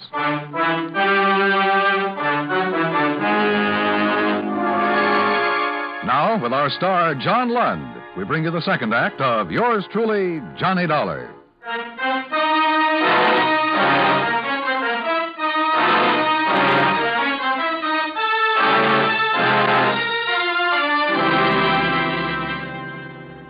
Turned out to be a long night. Sergeant Tyler and several homicide officers arrived at the murder scene within a matter of minutes and got right down to the matter at hand. Yoler had been beaten to death. There were signs of a violent struggle having taken place all over the house, kitchen, bathroom, living room. As far as the police could determine, nothing was missing. The motive, the name of the killer, and any probable suspects were all up in the air as Sergeant Tyler drove me back to my motel room. The whole thing's a mess, Dollar. You sure he didn't say anything else to you on the phone? Just asked to meet me. I'll admit he sounded frightened and worried about something. But I don't get it. Our business was all finished. He wasn't the man I was looking for. You going to be around for a while? Well, if I can help you, I'll stick around, sure. Otherwise, I'll get back to Wilmington as soon as I can. I'd like to have you around for a day or two. You have a particular reason, Sergeant? Yes, I do. What? I want to find me a killer, and I think you can help. Nobody walks into a man's house, fights with him, breaks up furniture and lamps, beats him to death without making a lot of noise about it. Well, the wind was pretty strong. I don't care if a hurricane was blowing. When people fight like that, there's always noise. Somebody heard something. Somebody saw something. Somebody saw someone. My men will cover every house in Sierra Vista if they have to turn up a witness. Bound to be somebody, somewhere.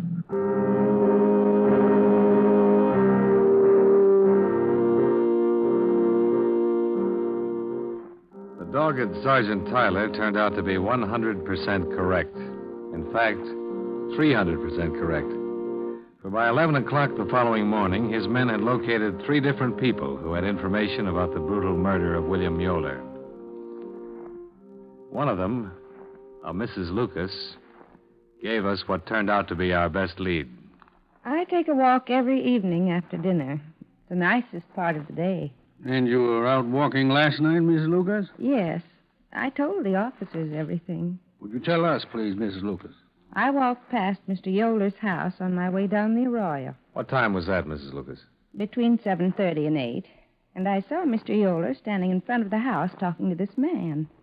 I spoke to him, and he spoke to me. Can you describe the man he was talking to? Yes, I saw him very well. He was a very large man. Bigger than Mr. Yoler, and Mr. Yoler always struck me as a big man. Go on. Well, this man was a good 2 inches taller. He had on a top coat, a tweed one, and he had his hat in his hand. His hair was red. How old would you say? Not over 40. Have you ever seen him before? No. I noticed him when I walked by on my way down the arroyo, as I said.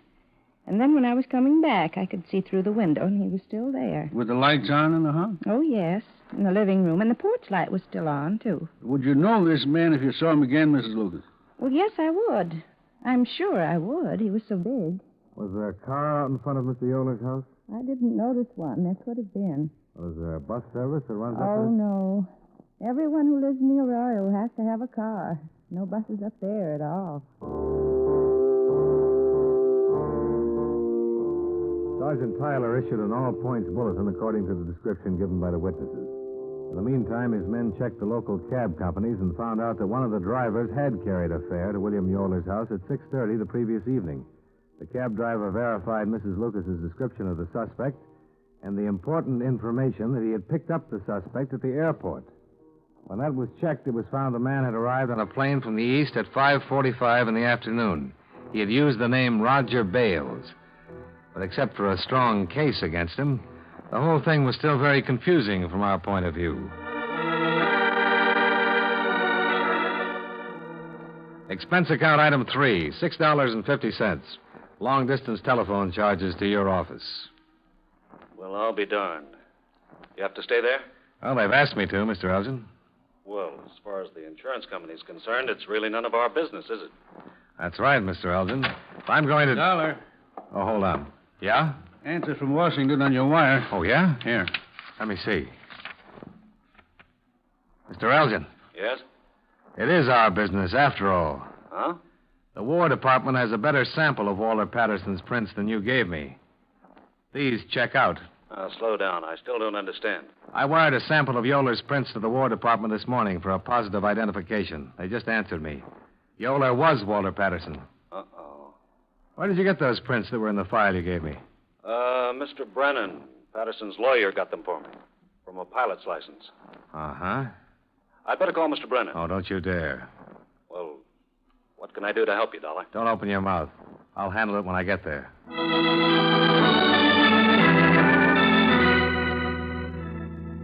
Expense account item 4, $42.85. Expenses while in Tucson. And item 5, same as item 2, traveling expenses from Tucson to Wilmington. I arrived at 10:15 in the evening, called you, obtained lawyer Brennan's home address, and went directly there. The house was English, conservative, expensive. And the fire in the living room looked cheerful when the door opened. Yes? Good evening. I'd like to see Mr. Brennan, please. It's rather important. My name is Dollar. Bob's been ill for the last 2 or 3 days, Mr. Dollar. He's up in his room reading now. If you're sure it's important, I'll disturb It you. is, Mrs. Brennan, very important. I'm not Mrs. Brennan. I'm Mrs. Patterson. What? Is there something wrong? Oh, no, Mrs. Patterson. Come Nothing in, at all. Mr. Dollar. You'll excuse me, please. I'll see if he can see you. I watched Walter Patterson's widow disappear up a column stairway. I hadn't been ready to meet this attractive, well-groomed woman. But after I had met her and seen her for that brief moment, I was partially prepared to meet Robert Brennan, attorney at law. Mr. Dollar, Bob. Oh, hello, Mr. Dollar. You're a late caller. Yes, I'm sorry about that. Bob, I'll run along. It's almost 7. All right, dear. Good night, Mr. Dollar. Good night, Mrs. Patterson. Brennan, I just flew in from Tucson, Arizona. I'm an insurance investigator. Oh. Well, good night. Gloria, you'll be interested in what Mr. Dollar has to say. What? I don't understand, Bob. Let's go into the living room. Come on, dear. Are you sure you want Mrs. Patterson here? Yeah. Gloria, I didn't get these bruises falling down a flight of stairs. I got them in a fight. What? I flew to Tucson the day before yesterday to see Walter. Why? Yes, Walter's been alive all this time. Bob. This is only for her benefit, Dollar. I'll tell it just once. When you get me in court, it'll be different. How'd it happen, Brennan? Gloria, Walt didn't die in that crash. He was picked up in the bay by a fishing boat on its way to Florida. The first port they came into was Charleston. He phoned me long distance from there and told me all about it. This was 10 days after we all thought he was dead. Gloria, it was his idea. You've got to believe that. What was his idea? He hated you. You know how often he asked you for a divorce? It was the idea he had when he phoned me from Charleston. He said it was his chance to get away from you. He knew how I always felt about you, and he said I could have you. For a price. You've been supporting him wherever he's been since then? $25,000 a year, regular monthly payments. I could afford it. I could afford anything for you, Gloria. Did he tell you he hated me? Did he? He just wanted to be away from you, from everything.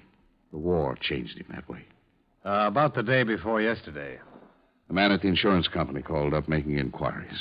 I didn't know if he'd sent an investigator out there or not, but I gave him a lot of information and material that, well, it should have helped throw you off. It threw me off, all right. Especially the fingerprints. Mr. Dollar can tell you, Gloria, how Walt didn't want to be here with you. Isn't that right, Dollar? Didn't he do everything he could to make you think his name was Yoler? Uh-huh. You see, Gloria? Where is he now? He's dead, Mrs. Patterson. Truly dead now. Oh, That's all I have to say, Dollar. you've fought with Walter. You killed him. It was him or me, Gloria. He phoned me 2 days ago and said that the police had been checking on him. I told him what it was all about, not to get scared, but he was scared, and I got a plane the first chance I had. What did you argue about? Apparently you'd been there that morning. He was going to tell you the truth and claim he had amnesia. He said he had a date to meet you. You didn't answer my question. What do you mean I didn't answer it? I just told you he was going to blow the whole thing. Oh, Bob. All I wanted out of this was you, Gloria. He didn't want you. I did. Last week you said you decided to marry me. It took you 5 years to decide that. And it took him one lousy afternoon to decide he was going to come back to you.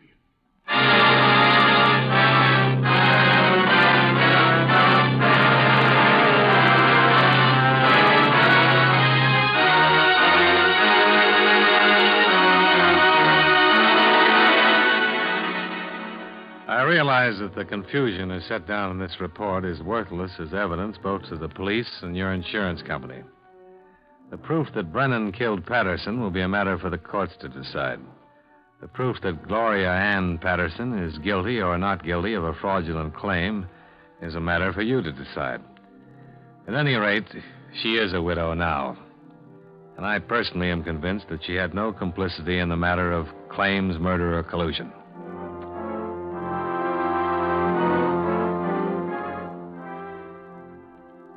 Expense account item 6, same as item 1. Expenses from Wilmington to Hartford. Expense account total, $610.13.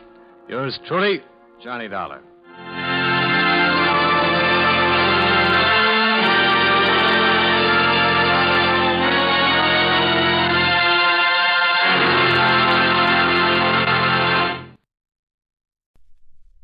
Wrigley's Spearmint Chewing Gum. The refreshing, delicious treat that gives you chewing enjoyment presents for your listening enjoyment John Lund as Johnny Dollar. Roger Stern, Dollar. Oh, hello, Mr. Stern. What can I do for you? We insure Mr. James Forbes. He was killed last night. It looks like an accident, but there's always the chance it might not be. Can you take the job? Sure. How about the details? Well, come on down to the office as soon as you can, and I'll give you what we've got. I'll catch the first train out.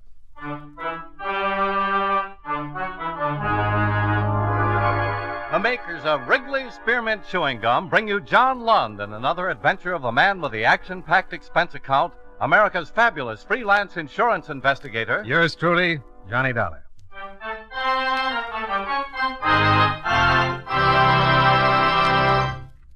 For refreshing taste plus chewing enjoyment, treat yourself to delicious Wrigley's Spearmint Gum.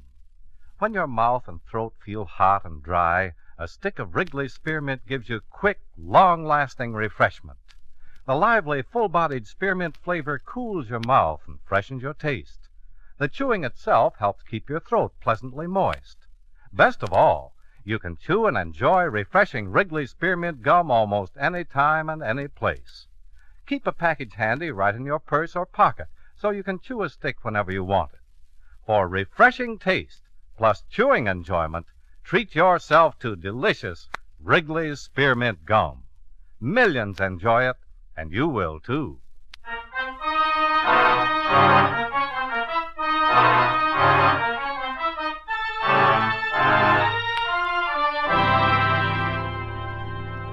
Expense account submitted by Special Investigator Johnny Dollar to Home Office, Intercontinental Indemnity and Bonding Corporation, New York City. The following is an accounting of expenditures during my investigation of the James Forbes matter.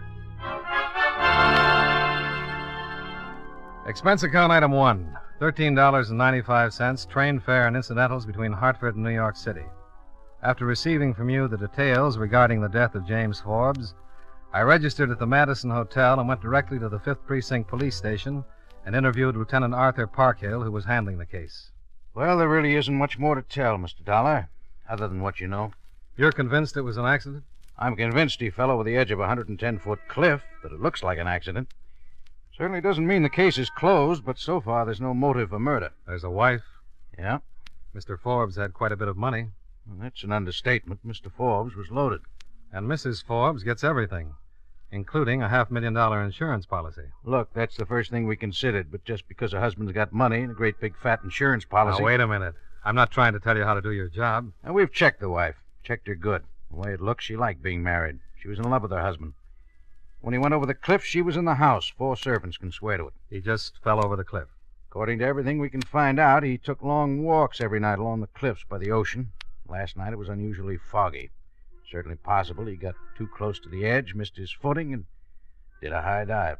How about suicide? At least there's no reason we can come up with. Good health, business doing better than it ever has. Textiles, isn't it? Yeah, biggest in the country. There's absolutely nothing that indicates suicide, especially no suicide note. There usually is. Uh-huh. The Forbes estate is out on the island, isn't it? Yeah. Gonna take a run up? Yeah, I thought I might. Well, thanks for your help. Nice meeting you. Nice meeting you, Mr. Dollar. Let me know if you come across anything.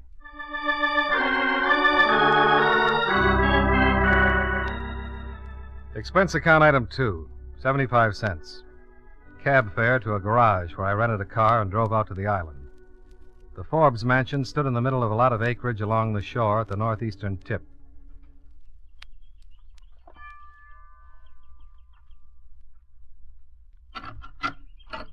Yes? I'd like to see Mrs. Forbes, please. I'm afraid Mrs. Forbes is seeing no one. Tell her Mr. Dollar is here. I believe Mr. Stern from my company called Mrs. Forbes and told her I was coming out.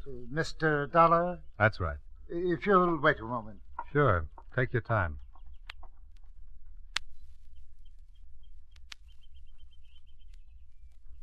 Mrs. Forbes will see you, Mr. Dollar. Mrs. Forbes was expecting you, but neglected to tell me. Mr. Dollar, ma'am. Come in, Mr. Dollar. I'm Mrs. Forbes. How do you do? Won't you sit down? Thank you. Mr. Stern called, said you were coming out. He seemed to think it was necessary. Yes, routine. Unfortunately, in a matter like this... I understand. Better to get it over with. I suppose so. Just a few questions. What time did Mr. Forbes leave the house last night? Right after dinner, around 9. I understand he was in the habit of taking walks. Yes. Last night was the same as any other night. Yes. He seemed all right? He was fine. Wonderful spirits. Who found him? The police. Did you call them? Yes, after he'd been gone longer than usual, I began to worry.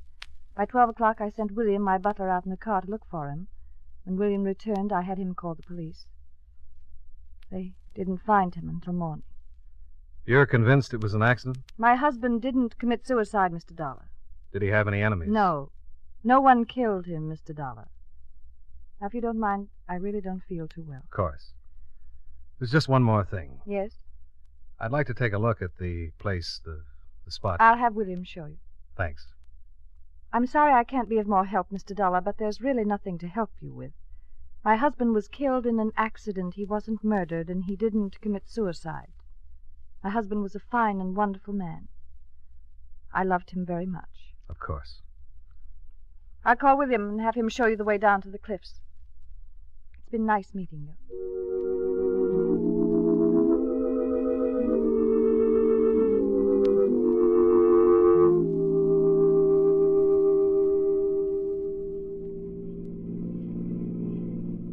This is a terrible thing, William. Yes, sir.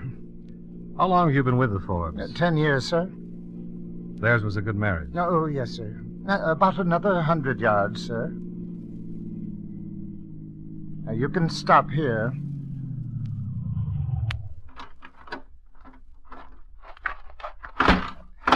Right over here, sir.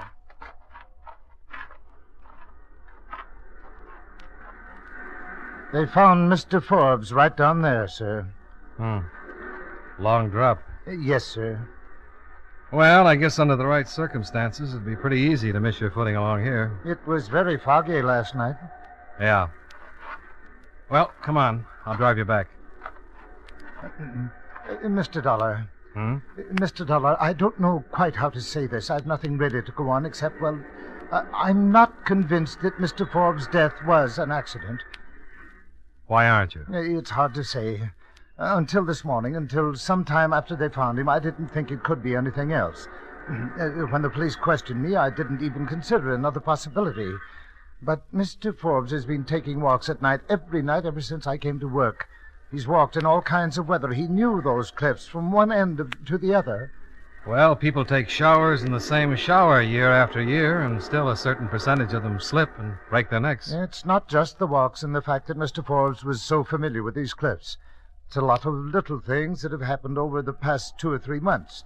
Nothing really definite. Telephone calls. What kind of telephone calls? Several times Mrs. Forbes has made calls. Several times I happened to overhear part of the conversations. They were affectionate. Affectionate? Yes, I thought she was talking to Mr. Forbes, but several times I discovered through dinner conversations between Mr. and Mrs. Forbes that she hadn't spoken to him during the day that he'd been out of the city. Well, it's really awfully hard to explain. Just how affectionate were these calls? Quite affectionate. You think Mrs. Forbes has been playing around? I don't know, sir. But in the last few months, when Mr. Forbes left, she'd informed me she was going to town to visit with friends. And she'd very seldom return until the day before Mr. Forbes was supposed to be back from his trip. Why, on one of these occasions, Mrs. Weatherwax, the woman Mrs. Forbes was supposed to be visiting, came to the house calling on Mrs. Forbes. Well, from her conversation, I gathered she hadn't seen Mrs. Forbes for some time. Did you say anything about it? To whom? To Mr. Forbes? Certainly not. I didn't think that much about it at the time. Anything else? No, sir. But I suddenly felt that I must tell someone. Sir, if Mrs. Forbes should find out, she'd surely dismiss me, and I couldn't blame her. I won't say anything. Thank you, sir. Well, come on. We'd better start back. I do hope I haven't started something I'll be sorry for. Do me a favor. Well, certainly. If Mrs. Forbes gets any more of those phone calls, see if you can find out who's on the other end of the line. I'll try. You can reach me at the Madison Hotel. Yes, sir.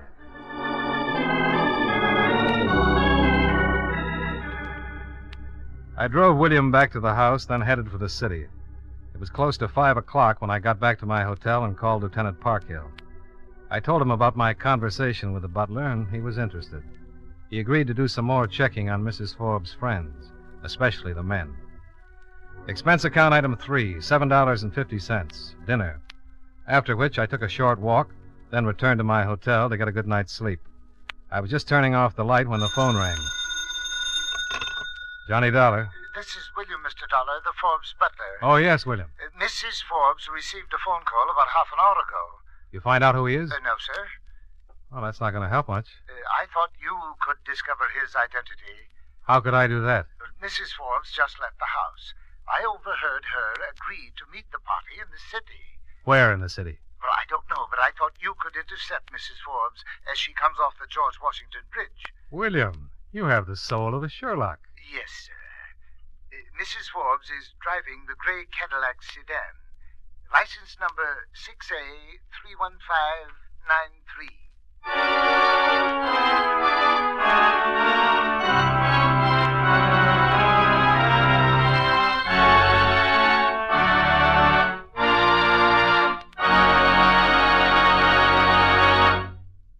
Friends, no matter what kind of work you do, it's a real help to chew delicious Wrigley's Spearmint Gum right while you're working. When you're warm or tired, for instance, the lively, full-bodied spearmint flavor is really refreshing. It helps keep your mouth and throat feeling cool and moist. Chewing on that smooth, good-tasting piece of Wrigley's Spearmint makes the time pass more pleasantly, too. It seems to make your work go smoother and easier.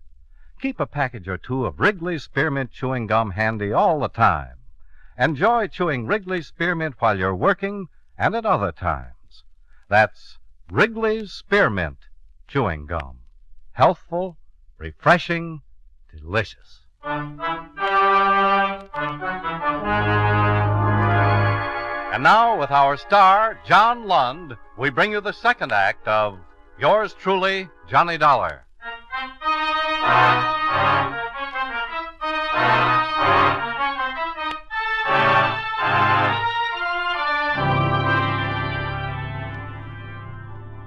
It took me 5 minutes to get back into my clothes and make it down to my car. 20 minutes after that, I was parking at the city side entrance of the Washington Bridge, waiting for Mrs. Forbes to show up in her gray Cadillac. I waited about a half hour. She came off the bridge doing a little better than the speed limit and turned south. I started tailing her.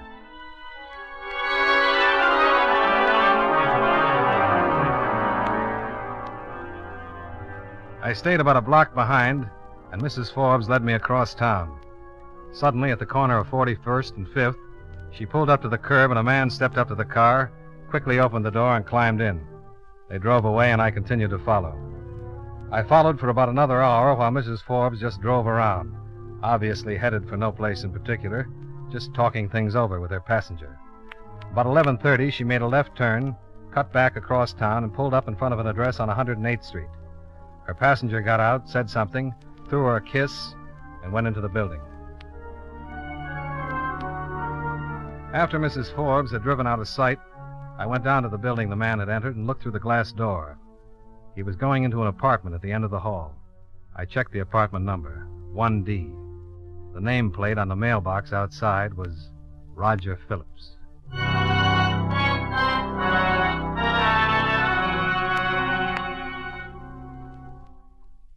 don't know Roger Phillips, Dollar. Name's familiar, though. I'll check on it. Where are you? In a drugstore on the corner. Hey. What? Cab just pulled up in front. Of the drugstore? No, 953 East. I can see it through the... Hold it. What? I'll call you later, Lieutenant. My man just came out. He's getting into the cab. Goodbye.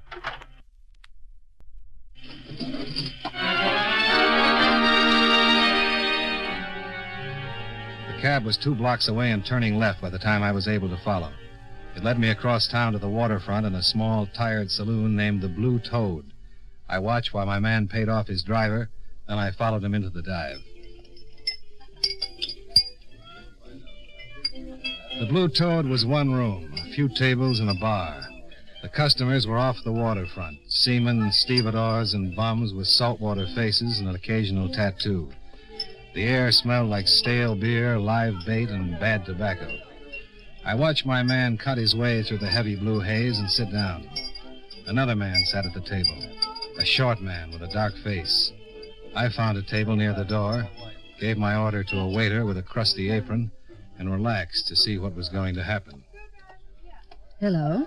Huh? Oh. You alone? Yeah, but I'm, Buy me a drink, huh? Sure. Well, what'll it be? Champagne. Doesn't that get a laugh? Was it supposed to?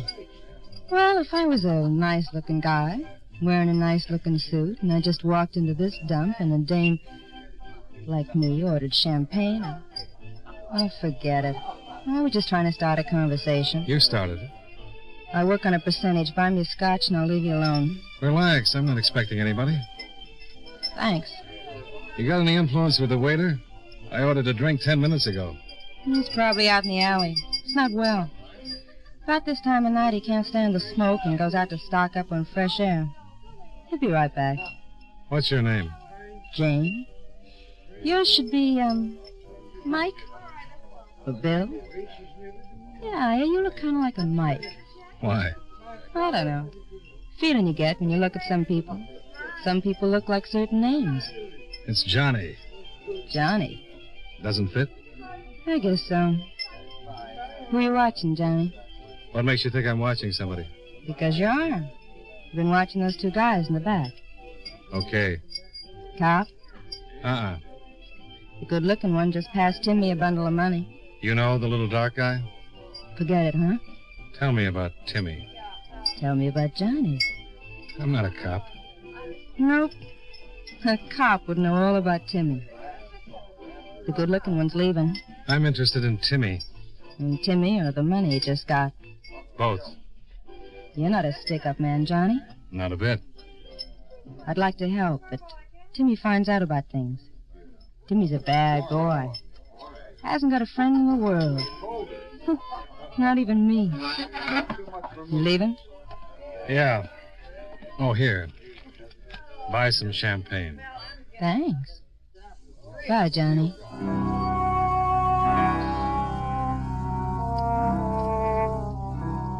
Outside, the air was fresh and clean. I got into my car, lit a cigarette, and waited for the dark little man named Timmy to come out. In about 5 minutes, he did. He crossed the street and climbed into a car. He drove west, and I followed. About 10 blocks later, I stopped and watched Timmy park in an all-night garage, then crossed to a hotel called the Bayview. He went in. I found a phone and called Lieutenant Parkhill. Timmy? About 5'9", dark complexion, dresses a little too sharp. Timmy Collins. Now, what about him? Bad boy. Yeah, so I've heard. Assassin. A but nobody's been able to prove it. I didn't even know he was in town. He shouldn't be. Why not? Oh, it was an old rap. Forgery. You find anything on Roger Phillips? Oh, yeah. Socialite playboy. Makes the columns about once or twice a week. Never very flattering. Does he know Mrs. Forbes? Oh, he might. Runs around in that circle. He's been in town for about a year now. He comes from... What's the matter? Just going to say he comes from Cleveland. Yeah? Just remembered. So does Timmy Collins. Did you check on Phillips in Cleveland? The kickback hasn't come in yet. Won't get it till tomorrow morning. Only thing we've got on him here is what I've already told you. What are you going to do about Timmy? Let him alone for a while. Stake out the hotel, see what he's up to. What are you going to do? Go back to my hotel and get some sleep. I'm bushed. And I'll talk to you in the morning. Yeah.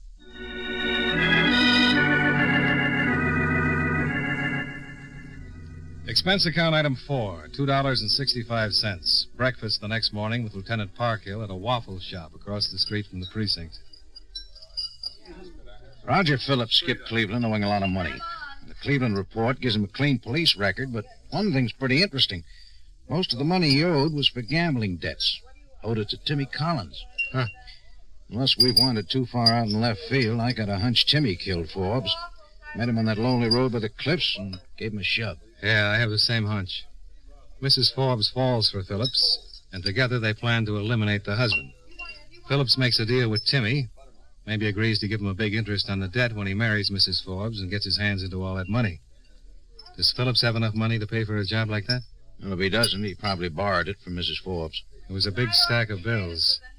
Why don't you check with Mrs. Forbes' banks and see if she withdrew a large amount in the last couple of days? Yeah, right. Or, want some more coffee?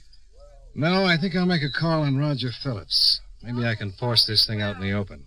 What are you going to tell him? Enough to scare him, get him into action. When people get frightened, they get careless. Yeah, but they can get dangerous, too. You watch yourself. Oh, like a hawk.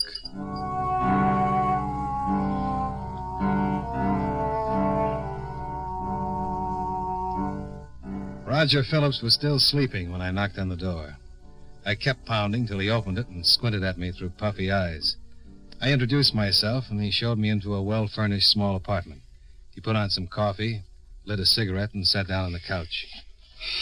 Oh, it's a little early for me, Mr. Dollar. Yeah. Sit down. The coffee won't take long. You're an insurance investigator. That's right.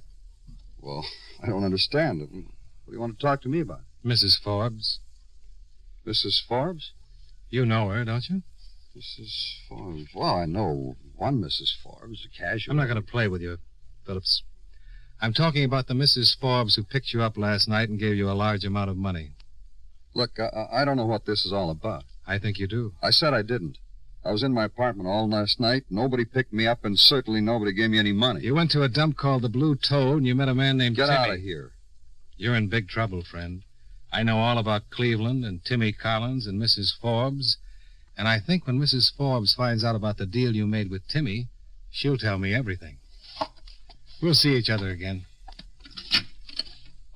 Oh, your coffee's boiling.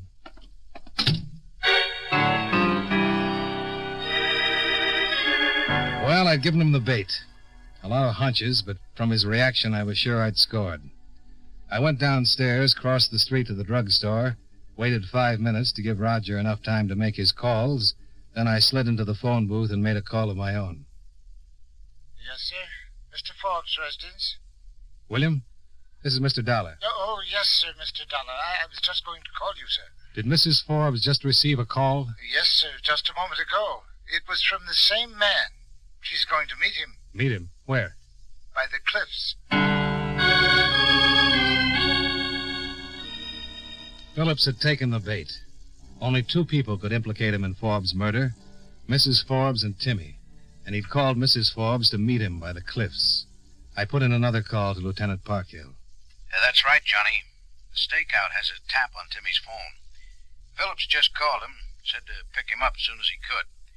Phillips told Timmy there was trouble, that some guy named Dollar had found out about the whole setup. Shame on you. We want to stop a couple killings. We better get right out there.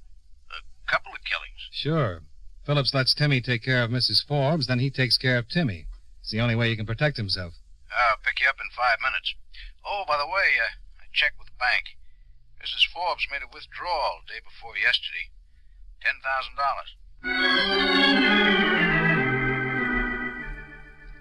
The lieutenant was as good as his word. In 5 minutes, he pulled his squad car up in front of the drugstore, and I got in. Oh, you want to wait for Timmy to pick up Phillips and tail him? Oh, we know where they're going. Better if we get there ahead of time. Right.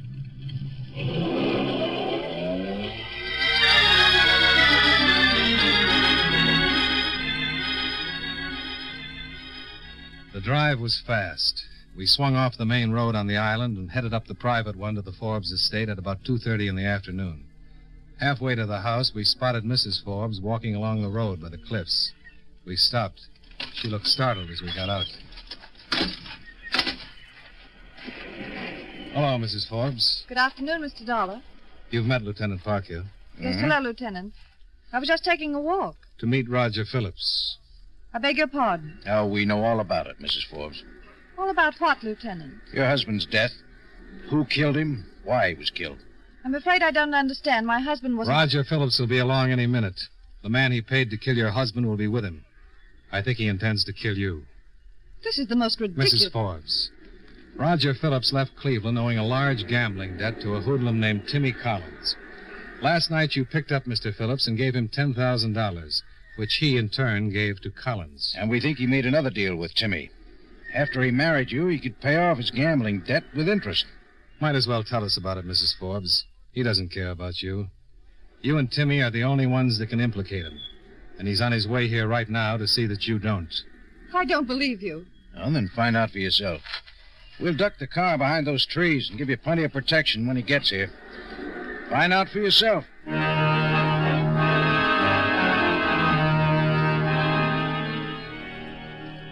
Parkhill drove the car off the road behind the trees, stayed hidden, and waited for Phillips and Timmy.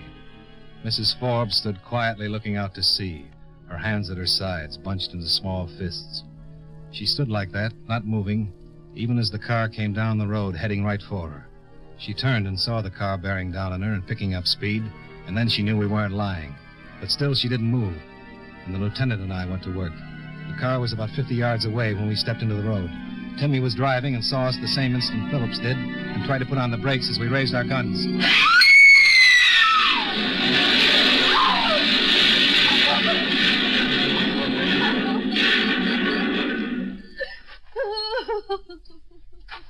What a mess. Yeah. I'm sorry it worked out that way. He was going to kill me, wasn't he? He sure was. You want to tell us about it? Oh, yes. It doesn't make much difference now, does it? No, I'm afraid it doesn't.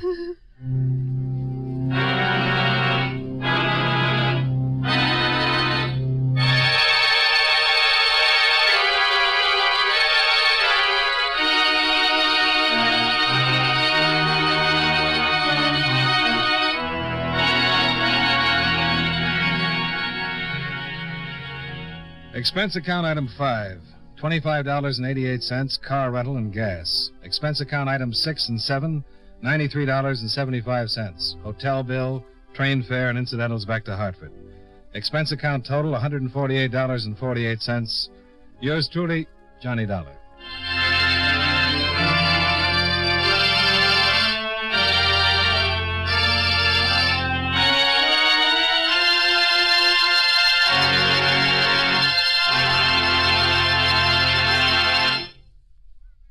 Remember, friends, for refreshing taste plus chewing enjoyment, treat yourself to delicious Wrigley's Spearmint Chewing Gum. The taste of fresh spearmint is cooling and delightful, and there's lots of it in every stick of Wrigley's Spearmint Gum. It freshens your mouth, helps keep your throat moist, and sweetens your breath besides. You'll enjoy the good chewing, too, because Wrigley's Spearmint is so smooth and pleasant to chew on. There's nothing else quite like it. Next time you're at the store, stop at your friendly merchant's display of chewing gum and get a few packages of good-tasting Wrigley's Spearmint Gum. Always keep some handy for refreshing taste plus chewing enjoyment. That's Wrigley's Spearmint Chewing Gum. Healthful, refreshing, delicious.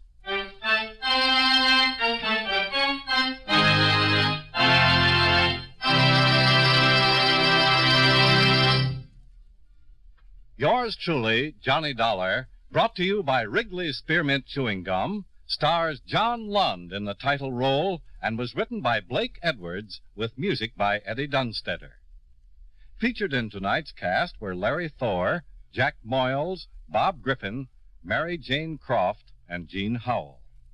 Yours truly, Johnny Dollar, is produced and directed by Jaime Del Valle.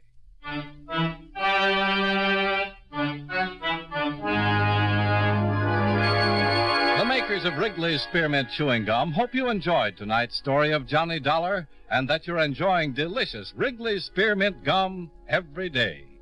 This is Charles Lyon, inviting you to join us again next week at this same time when, from Hollywood, John Lund returns as... Yours truly, Johnny Dollar.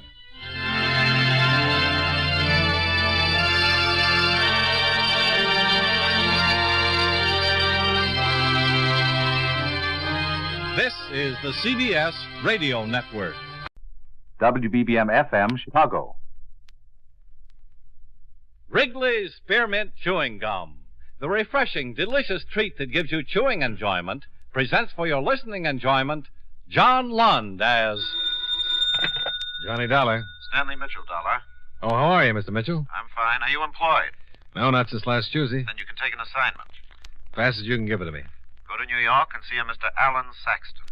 He recently returned from Europe where he purchased a supposedly priceless painting. He's applied to our company for insurance on it. You said supposedly priceless. Is there a doubt? Yeah, big one. Several experts have examined the painting, claim it's a forgery. Saxton yelled foul all over the place. He paid $200,000 for the article. Well, I do a little yelling myself. A whole group of experts are going to give the painting every test there is, and if it stands up, we're obliged to insure it. And if it doesn't, I leave before Saxton comes to a boil. Huh? That's about it. I'll get right on it, Mr. Mitchell.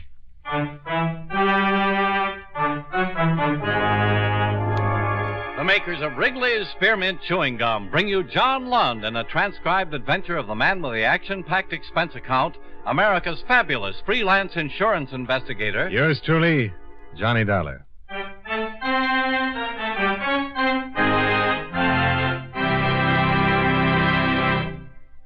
Friends, the makers of Wrigley's Spearmint Chewing Gum present these weekly adventures of Johnny Dollar because they know that millions of you enjoy Johnny Dollar.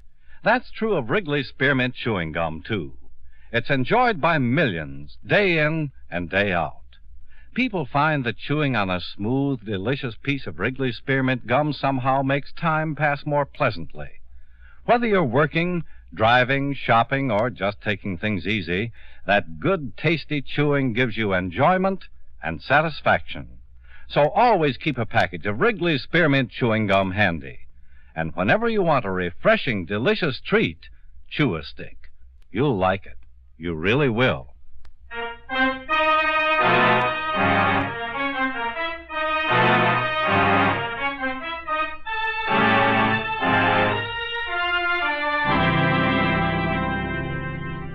Expense account submitted by Special Investigator Johnny Dollar to Home Office, Great Eastern Life Insurance Company, Hartford, Connecticut. The following is an accounting of expenditures during my investigation of the Alan Saxton matter. Expense account item 1, $21.65, train fare and incidentals between Hartford and New York City.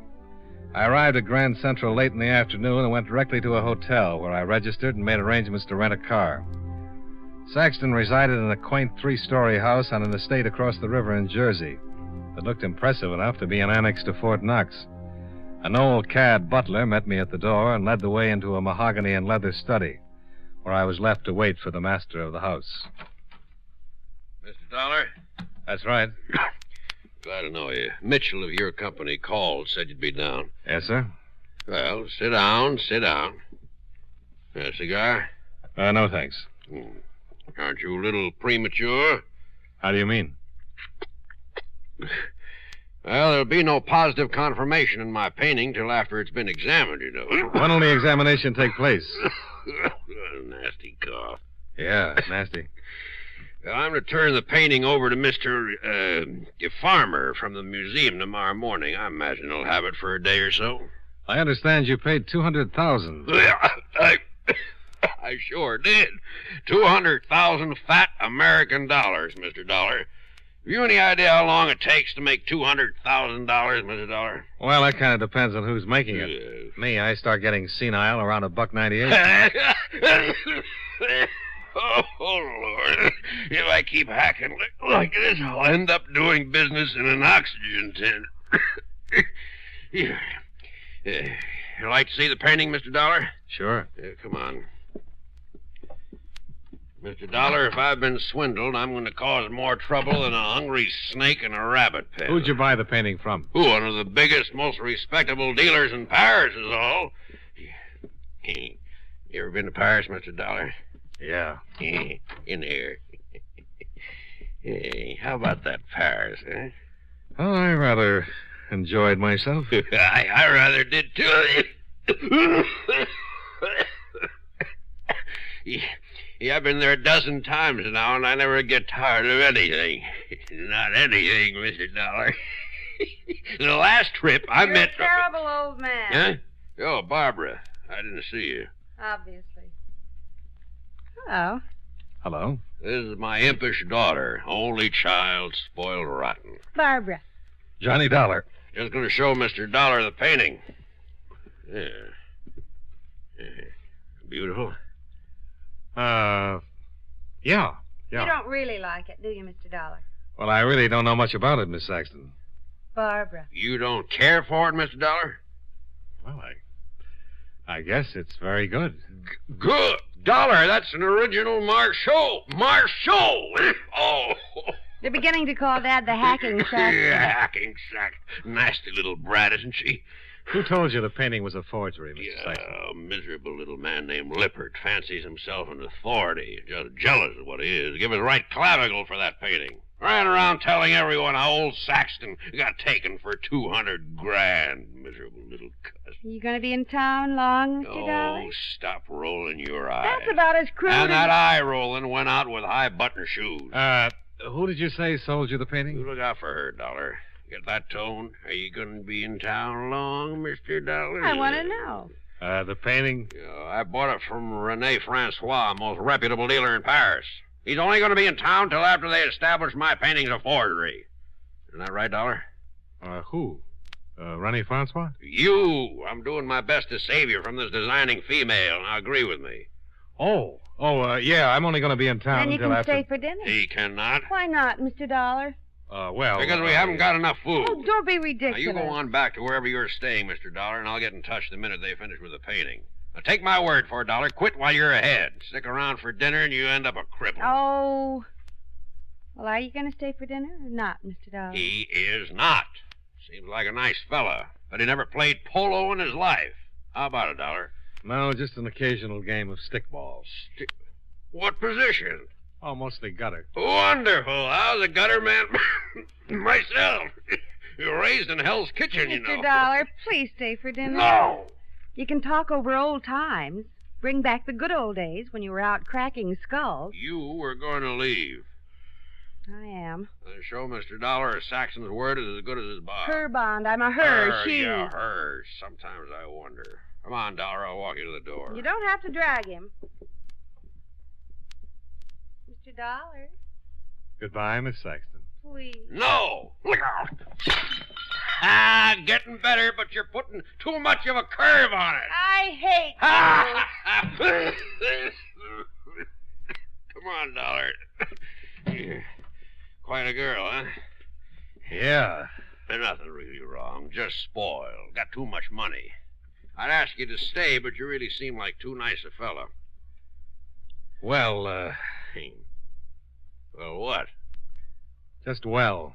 At the moment, that's about as glib as I can get.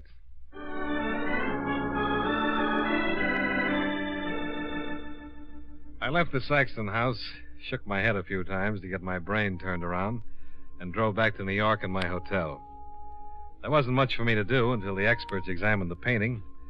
So I showered, shaved, got dressed in my other suit, and called a few numbers I'd collected during several investigations to see if I could get what looked to be a dull evening back on its feet. I struck out 3 times and was dialing the 4th when... Yeah? Come on in. Hello? May I come in? Well, yeah, sure. I hope I didn't interrupt an important call. No. Sit down. Thanks. Where's Daddy? Home. He wouldn't tell me where you were staying, so I found out who he was insured with. I had to call his lawyer. Then I called your insurance company. Oh, I'm flattered. I'm determined. Daddy's liable to spank. I don't think so. He's really not the general he tries to be. He blusters and lays down the law, and we butt heads. And you get what you want. If it's important enough. Well, I'm sorry I spoiled your record. You haven't. Well, then my staying for dinner wasn't important. Oh, yes. Very important. Well, then you lose. Mm-hmm. If you can't fight 'em, join 'em. Well, that's a practical bit of philosophy, but I don't see quite how it applies. I've had no dinner. Uh-huh. You wouldn't accept my home-cooked invitation, so now it's going to cost you. My expense account just turned yellow. Where would you like to take me to dinner? Where would you like me to take you to dinner, Shy Violet? Maybe I'm not the most conventional type in the world. I'll go along with that. But I don't want to argue. Don't want to have to coerce you. Don't want you to do anything you don't really want to do. You just want me to take you to dinner? It's a nice way to start off an evening. Yeah. And you'll take me to dinner? Johnny?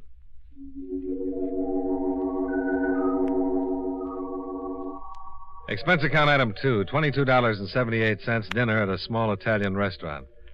I'm pretty sure the dinner was excellent, but I'm positive that Barbara Saxton was more woman than I'd run into in a long time. Delilah was a Girl Scout by comparison. We got back to the Saxton home in Jersey about 3 in the morning, parked the car at the front door, and said goodnight. I had a wonderful evening. Will you call me tomorrow? Right after my 2 o'clock shock treatment. Weren't you happy? Well, I'm not quite sure. I think we had a little too much to drink. Who had a little too much to drink? Okay. I had a little too much to drink. You're fractured. I love you, Johnny. Let's get married. Come on, dear love. Oh, I don't want to go in yet. I want to get married. Johnny, let's drive to someplace where we can get married. No, I'm once more a clear-thinking, cautious bachelor. I can fix that. Now, while I'm conscious. Want to bet? Oh, come on. Be a good little girl. Get out of that car and let me walk you to the door, or I'll scream for help. You're mean. The word is coward. Yes. Now, come on, dear. No. All right. You're right. You're a coward. But a single one. Now, come on. Kiss me goodnight first. Barbara. Kiss me goodnight or I won't budge. I'll kiss you goodnight at the front door. It's a deal.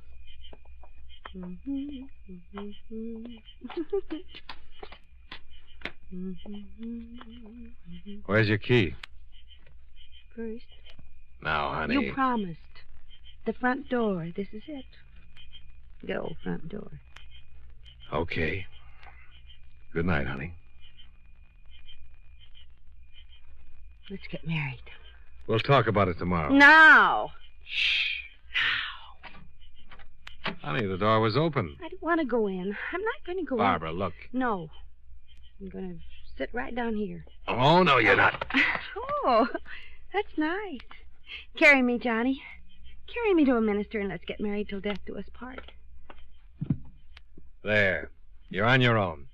Good night. Johnny, you come back here. You can't leave me just standing here like this. Drink a big glass of milk and get some sleep. Johnny. Good night.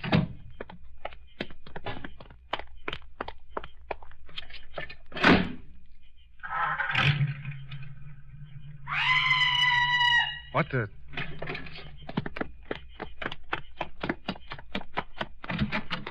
Johnny! Oh, Johnny! What is it? What's wrong? In the library, Dad! What? He's lying there. Hurt his head. It's all bloody.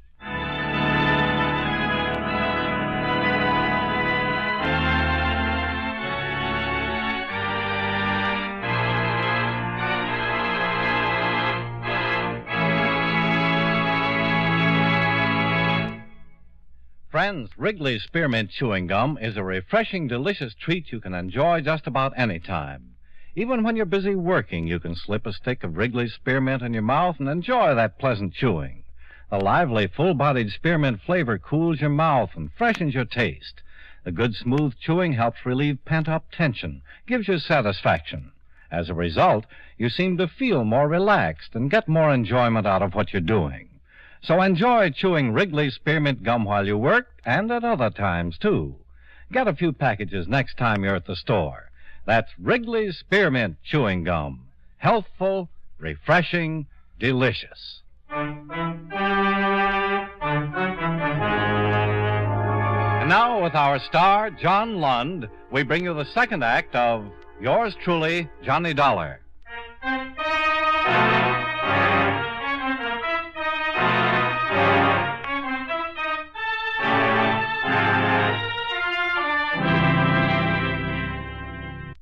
Barbara Saxton was hysterical. I had to slap her to calm her down. Then together we went into the darkened Saxton house, where I found her father, Alan Saxton, lying on the floor, bleeding from a nasty scalp wound. Johnny? He's all right. Call a doctor. Look, come on. Mr. Saxton. You can't stop him. Don't try to sit up. What? The picture. You all right? What happened? Oh, Dollar. Now, you better stay right there until we get a doctor. Just sit up.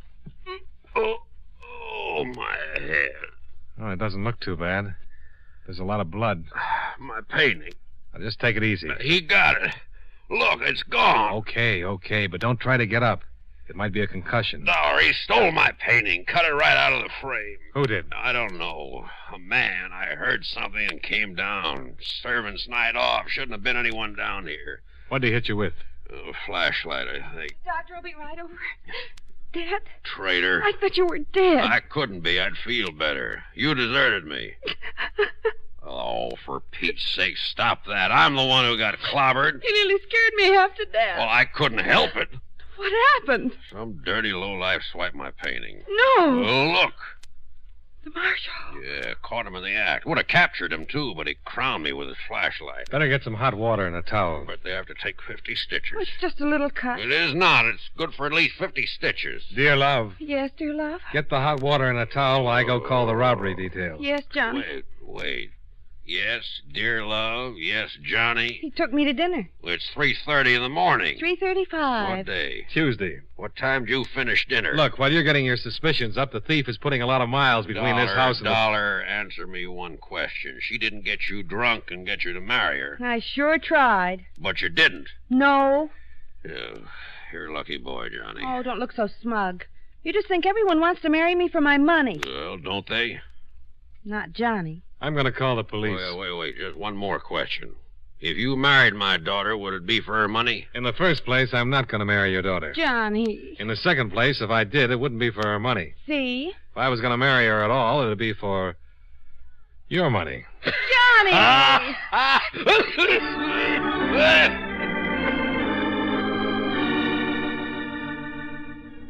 Barbara got a towel and some hot water, and I called the police.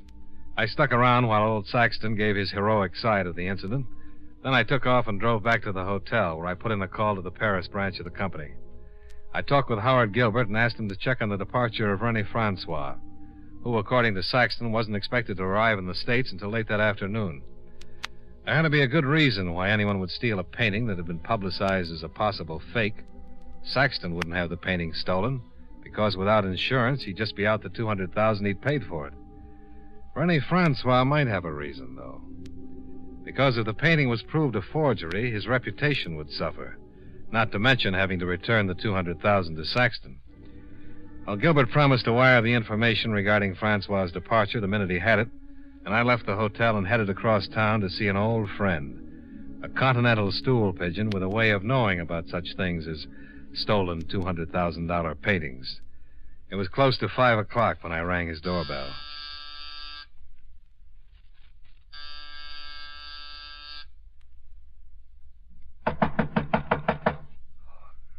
Whoever it is, you're just being ridiculous. Allez devant. Henri, open up. Not by the hair of my little goatee. If I owe you money, come back at a respectable hour. It's Johnny Dollar. I don't believe it. Only my landlord or a vampire would go to such extremes. Look, Henri, I'm going to slip a little something under the door. Another 10 might convince me. Okay, but you'll never go to heaven. I'm convinced.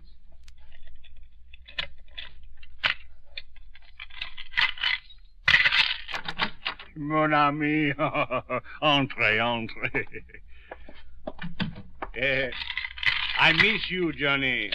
Are you that broke? Well, until this windfall, I was completely fractured. But, what can I do for you? Some information. Bien. Mais, is this so important that you must seek me out before the sun has risen? You ever heard of a Mr. Alan Saxton? Saxton? He's been in the papers. Well, a few hours ago, someone hit him over the head and swiped a very expensive painting. Oh, is that the Saxon who recently purchased the supposed Marshall? That's the one. But there was some doubt as to the authenticity of the painting. Experts were going to examine it today. He paid $200,000 for it. Marshall? I would have painted him something far superior for much less. Who do you think would pull a job like that? Well, what is so special about a job like that? Break into a house, steal a painting? An amateur could handle it. No. It's a special job for a special talent. The thief knew his Marchot. There were a lot of other paintings in that room. Well, but he could read, couldn't he? Marshall certainly signed the work. Or, if it's a forgery, whoever painted it certainly signed Marshall's name. This painting wasn't signed. That's one of the reasons why there's some doubt about it. Not only that, but why would someone take that painting when it's worthless until proven authentic? You have a point. I'm thinking of a European. Oh, Johnny, I wouldn't touch a job like this. Someone with an international reputation. Please, Johnny, I am innocent. Mon ami, please believe me. Someone who could possibly be hired in Paris, or, if he happened to be in the United States, could be contacted. Someone that would know this particular Marchot and be qualified to break into the Saxton house. Henri? Well. You have that knowing look. Well, I was just thinking about my landlord. Sooner or later, he'll trap me. It's the law of average. So far, I've cleverly avoided this ingenious... How much? Pardon? How much do you owe him? Oh, a paltry 2 months' rent, $40. Okay. Yeah, but what sense is there in paying when it will only provide me with a legal claim to this disgusting dwelling?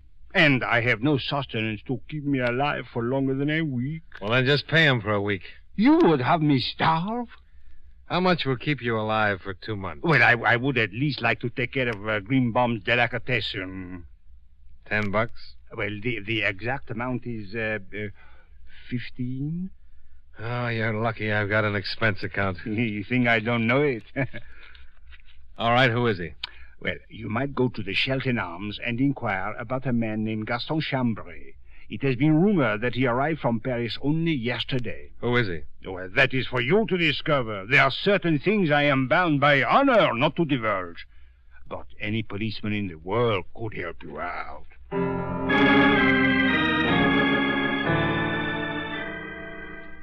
I left the little Frenchman and went back to my hotel, where a cable was waiting from Gilbert at the Paris office. It told me that René Francois had booked passage on Air France and was due to arrive late in the afternoon. I left, climbed into the rented car, and drove to the Shelton Arms on East 108th Street, where a sleepy night clerk gave me Gaston Chambray's room number and accepted a $10 bribe not to inform Chambray that I was on my way up.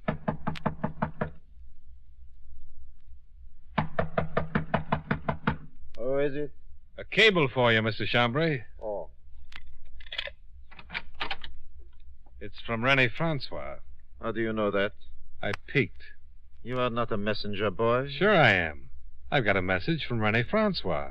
Well, give it to me. He says to give me the painting. Oh.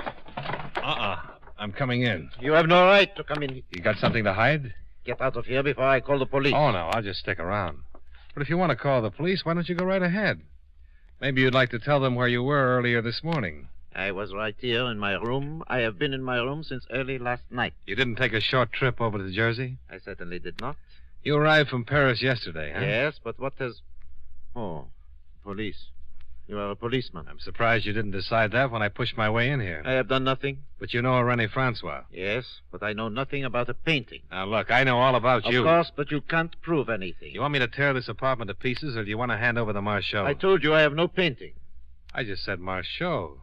That could be something you shampoo your hair with. You mentioned a painting, then Marchot. Any fool would know they are one and the same. As for your tearing my apartment to pieces, as you so crudely put it, I think you would be making a serious mistake. Really? You have no warrant. Well, now you're making a serious mistake. Really? I don't need one. You're still going under the assumption that I'm a policeman. You are not? No, not a bit.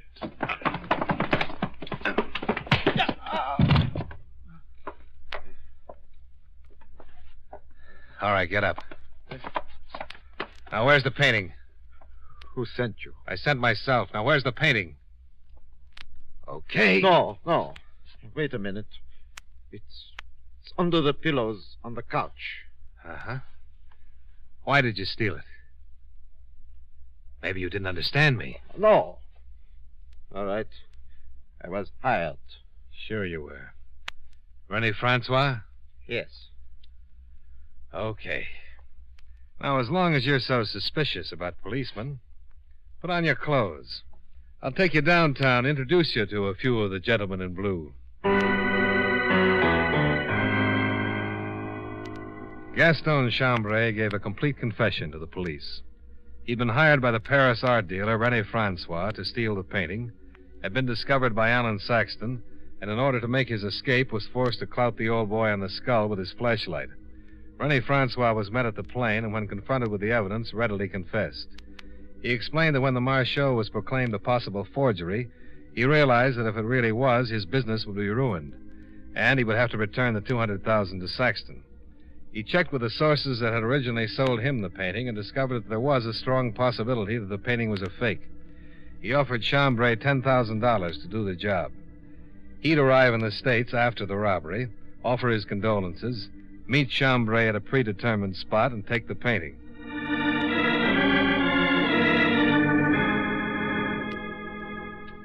Well, Saxton took it in stride, and after Francois gave him back the money, he even laughed about it. You really did a fine job, Dollar. I'd like to make it worth your while. Well, it'll just cost you the $85 I paid out in bribes. The rest goes on the expense account. Johnny. Oh, you look pretty bad. Terrible hangover. Johnny, don't be mean. You're responsible for this. You got my $200,000 for me. It was that Francois. He was behind the whole thing. Some guy named Daddy. Jim. Well, don't you want to hear about it? Johnny, will you take care of me? I need somebody to take care of me. Oh, dear love, I'd love to. Really? But I've got to get back to Hartford. I can be packed in an hour. Oh, there you go with that eye rolling again. I'm not rolling them. They're rolling themselves. I have absolutely no control whatsoever, Johnny. Dear love. Yes, dear love. Can I go with you? No. Why not? Well, I'm an insurance man. What's the matter with that? Oh, nothing. Only I know a bad risk when I see one. Johnny, I'm not a bad risk. No, but I am. Bad. Here, have a cigar.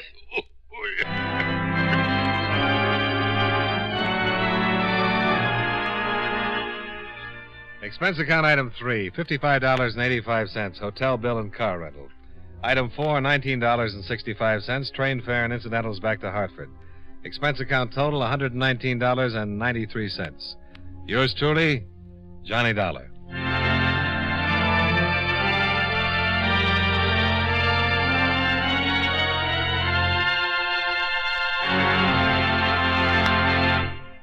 Remember, friends, Wrigley's Spearmint Chewing Gum is a refreshing, delicious treat you can enjoy just about any time.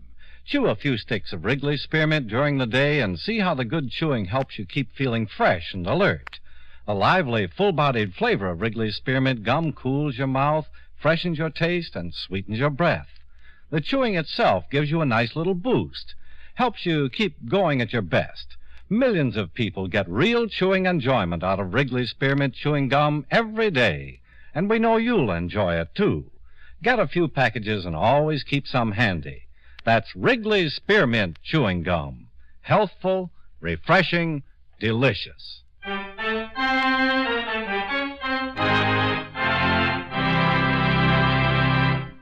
Yours truly, Johnny Dollar, brought to you by Wrigley's Spearmint Chewing Gum, stars John Lund in the title role and was written by Blake Edwards with music by Eddie Dunstetter. Featured in tonight's cast were Edgar Barrier, Hal March, Virginia Gregg, and Jay Novello. Yours truly, Johnny Dollar, was transcribed in Hollywood by Jaime Del Valle.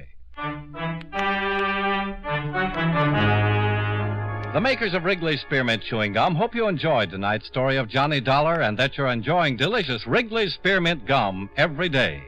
This is Charles Lyon, inviting you to join us again next week at the same time when from Hollywood, John Lund returns as... Yours truly, Johnny Dollar.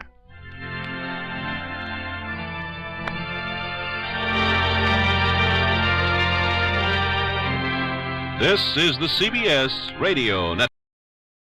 Wrigley's Spearmint Chewing Gum, the refreshing, delicious treat that gives you chewing enjoyment, presents for your listening enjoyment John Lund as Johnny Dollar.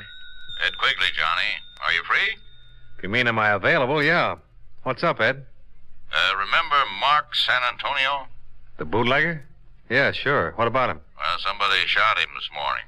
Shot him to death in St. Petersburg, Florida. Oh, yeah? Great Eastern Fidelity set up a trust 2 years ago for San Antonio's daughter. They'll want a full report before they come across. I see. They know who killed him yet or why? No, not a thing, Johnny, just that he's dead. When can you leave? As soon as I can get a plane. Good.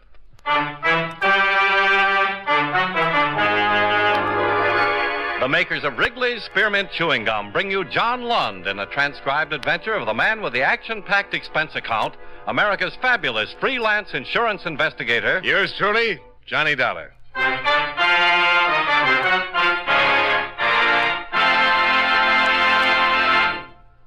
Wrigley's Spearmint Chewing Gum refreshes you. Wrigley's Spearmint Chewing Gum gives you real chewing enjoyment. Yes, for chewing enjoyment plus refreshment, it's Wrigley's Spearmint Chewing Gum. The lively, delicious flavor of Wrigley's Spearmint cools your mouth, helps keep your throat moist, and gives you a nice little lift. The good, smooth chewing of Wrigley's Spearmint helps keep you feeling fresh and alert, adds enjoyment to whatever you're doing. So for chewing enjoyment plus refreshment, treat yourself often to Wrigley's Spearmint Chewing Gum. Healthful, refreshing, delicious.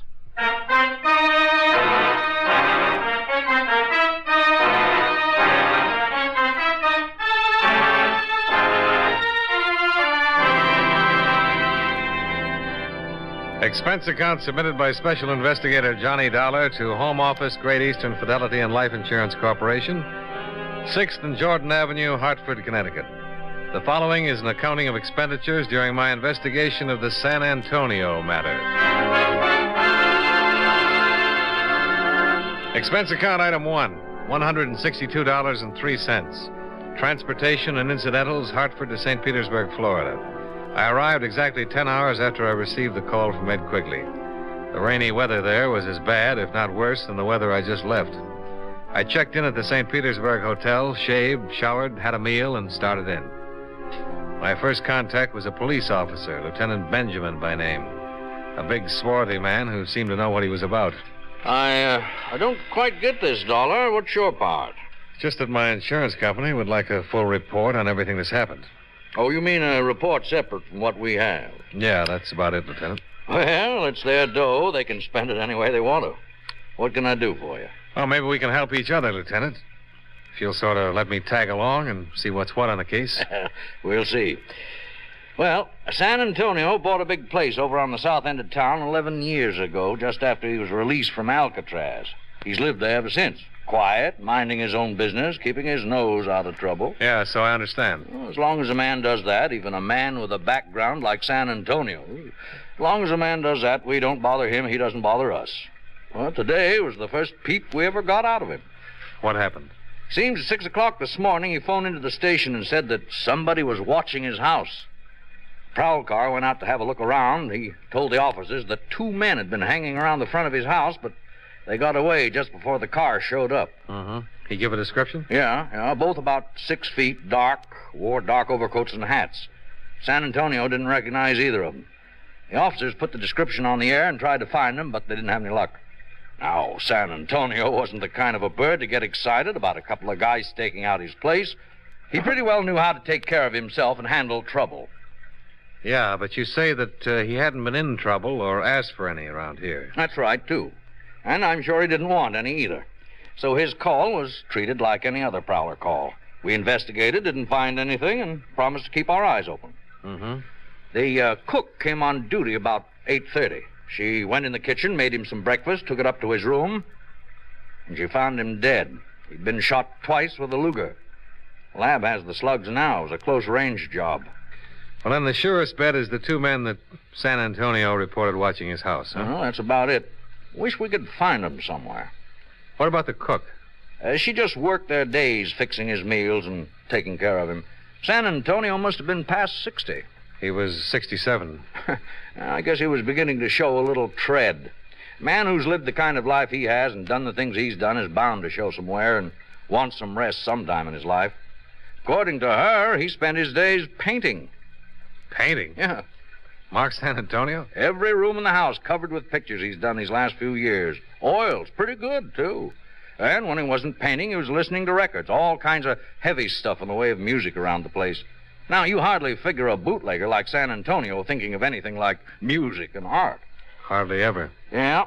And all the time he was in action running booze up in New York and getting himself in trouble with the tax people, he was bound to step on a lot of toes and get himself a lot of enemies. The kind of people who wouldn't forget. You talk to him much? Oh, yes. Now and then I'd meet him on the street or in a store. He seemed pretty gentled up. How'd he live? Apparently he saved something from the old days. A house he paid for in cash. The Bank of New York used to send him a statement every month. I suppose he had some arrangement with them. Well, that's about it so far. I see. Well, I sure appreciate the information. It's okay. When I get any more, I'll let you know. Crime Lab's still working on some of the stuff in his room. Maybe we'll get something there. Mm-hmm.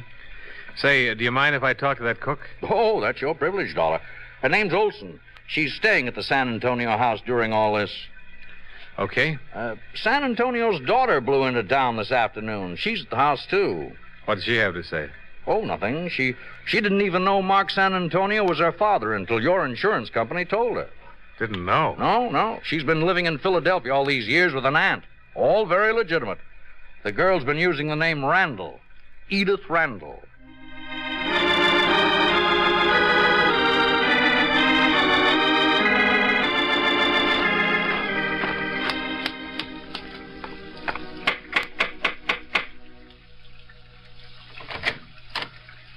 Yes, sir. How do you do? You Mrs. Olson? Yes, sir. My name is Dollar, Mrs. Olson. I'm from the Great Eastern Fidelity people. You suppose I could speak with Miss Randall? Oh, I don't think so, sir. She's not feeling well. All of this been quite a shock to her. I see. Well, then I guess my trip out here tonight was for nothing. Well, you come tomorrow, Mr. Dollar. Please. Mrs. Olson? Miss Olson? Yes, Miss Randall. Who is it? It's Mr. Dollar. He's from the insurance company. Insurance company? Yes. I'd like to talk to him, Mrs. Olson. The woman who stood at the base of the iron grille stairway was tall and dark-eyed.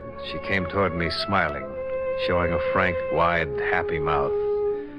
Young kind of face that could have been 20 or maybe 30. Mrs. Olson excused herself, and we were alone. I wanted to talk to someone who might be able to give me a little more information about all this. It's all quite new to me. Well, I'll tell you what I can, Miss Randall. Yes, I'm sure you will. From what Mr. Hurth and the insurance offices told me on the phone, I'm to be quite well off because this man was murdered here today. You mean Mr. San Antonio? Yes, Mr. San Antonio. They tell me he was my father. To awaken one morning and discover you're not one person, but an entirely different person. I mean, I'm the daughter of a famous racketeer who's been murdered. You seem to me like a very nice person. And so do you, Mr. Dollar. Will you tell me all about this, please? Well, just our part of it, Miss Randall. Let's see, you're 26 now, is that right? That is. Well, 26 years ago, your father was on trial for income tax evasion. Just before he was convicted, he set up a trust fund with my insurance company to provide for you. It's been paying money for your support and education all these years. According to the condition of the trust, the rest of the money reverts to you now. Comes to well over $50,000. And that's all there is to it? Yeah, except for this. You mean my father... So strange to say that. My father's murder? Mm-hmm. I suppose I'm grateful to my father. I suppose I should be grateful. I can't say that I'm particularly sorry about his death any more than I would be if any human being died violently somewhere. How strangely life treats us sometimes. How very strangely. You know, you've somehow made me feel comfortable in this house. May I offer you a drink? It was strange for me, too, because I felt comfortable in the house. Over the drinks, we talked of Mark San Antonio. I told her what I knew of his life, of his activities up until the time he'd been sent to Alcatraz. She told me how she'd been reared, far removed from anything that might have connected her in any way with the San Antonio name. Altogether, it was a revealing conversation for both of us. She'd never imagined any part of the kind of life her father had lived. And I never imagined that it was possible for anyone to get away from a man like San Antonio. For the road, Johnny? All right. How long will you be in St. Petersburg? Till all this is straightened out. You mean you'll be here until they find out who killed him? Mm-hmm. How about you? Oh, I really don't know. I really don't even know why I came here exactly. Yes, I do.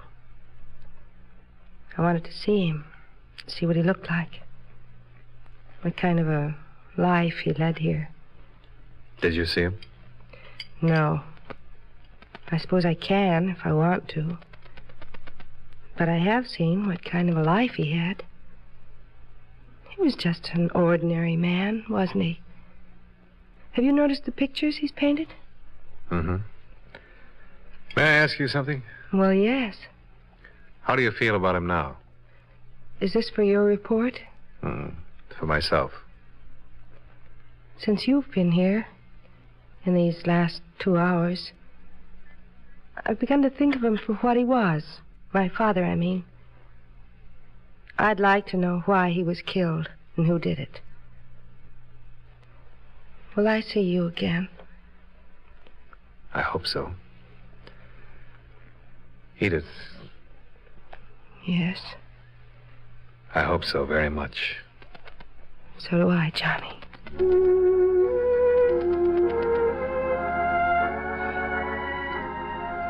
I left her at the door that night with a warm sensation inside of me. Something I certainly hadn't expected in the routine business of investigating a murder case. The next morning, I was back at the house talking to Mrs. Olson. She gave me all the information she could remember about San Antonio's activities up until the time of his death. Same information she'd given the police. All of it accurate, but lacking in any possible clue as to the identity of his slayer or slayers.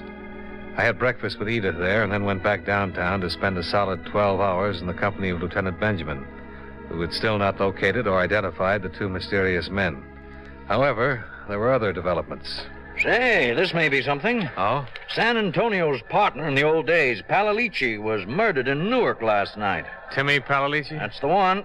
Any details? No, just that he was shot to death with a Luger. When the slugs taken from San Antonio's body were compared with those that killed Palalici and were proved to have been fired from the same gun, the case took on new proportions.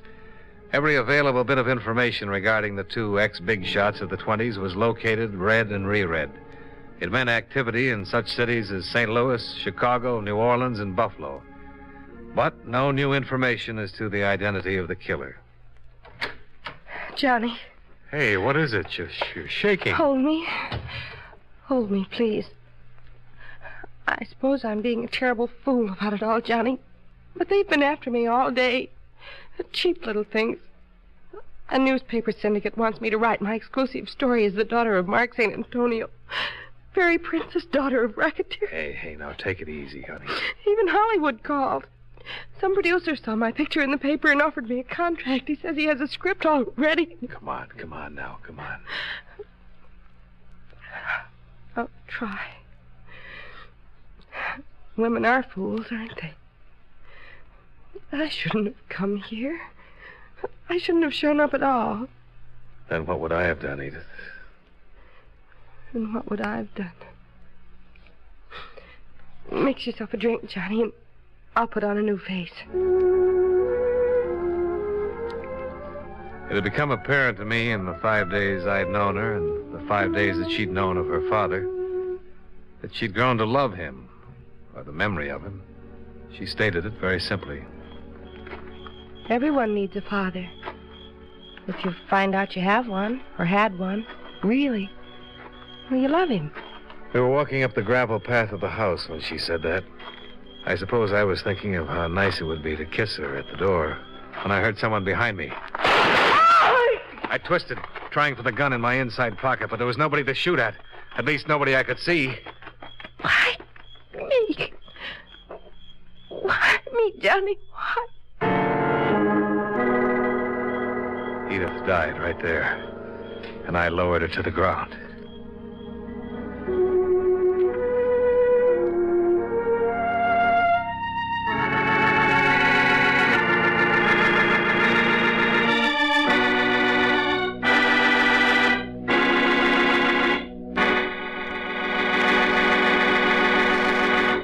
Friends, wherever you are, whatever you're doing, you'll enjoy chewing Wrigley's Spearmint Gum. Chew Wrigley's Spearmint while you're working. The lively, full-bodied flavor of Wrigley's Spearmint gives you a refreshing little lift. The smooth, pleasant chewing of Wrigley's Spearmint Gum helps keep you feeling relaxed and satisfied. Makes your job seem easier. Chew Wrigley's Spearmint Gum in your home, when you're out walking or driving, when you're enjoying sports and other activities. Wrigley's Spearmint Gum tastes good anytime, and the natural chewing aids digestion and helps keep your teeth bright and attractive. Yes, wherever you are, whatever you're doing, you'll enjoy chewing Wrigley's Spearmint Chewing Gum. Healthful, refreshing, delicious. And now, with our star, John Lund, we bring you the second act of Yours Truly, Johnny Dollar.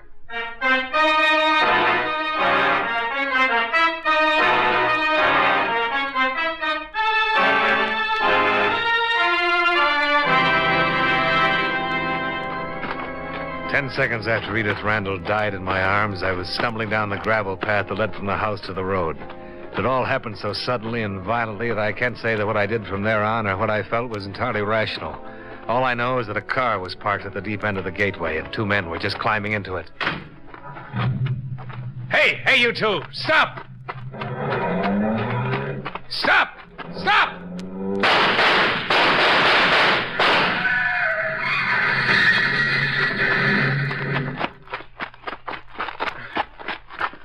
Get out of there.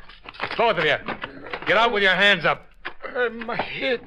I'm afraid to move. Get out! Come on. I'm coming. I come.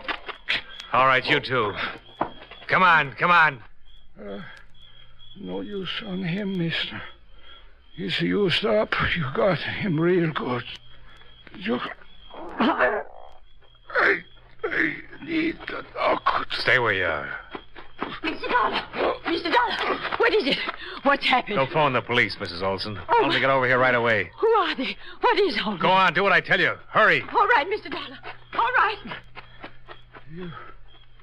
You pretty tough fella. What's your name? Giuseppe Rico. Who's he? He was my brother. Giovanni. I need the doctor. Listen.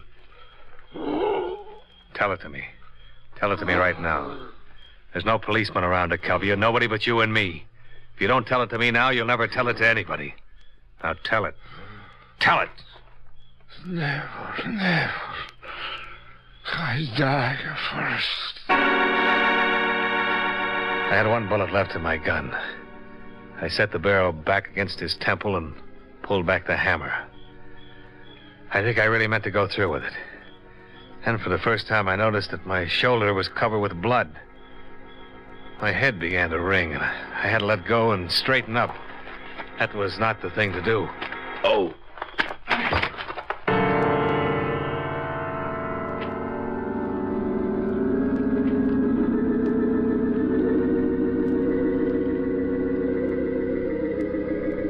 Hello there, Dollar.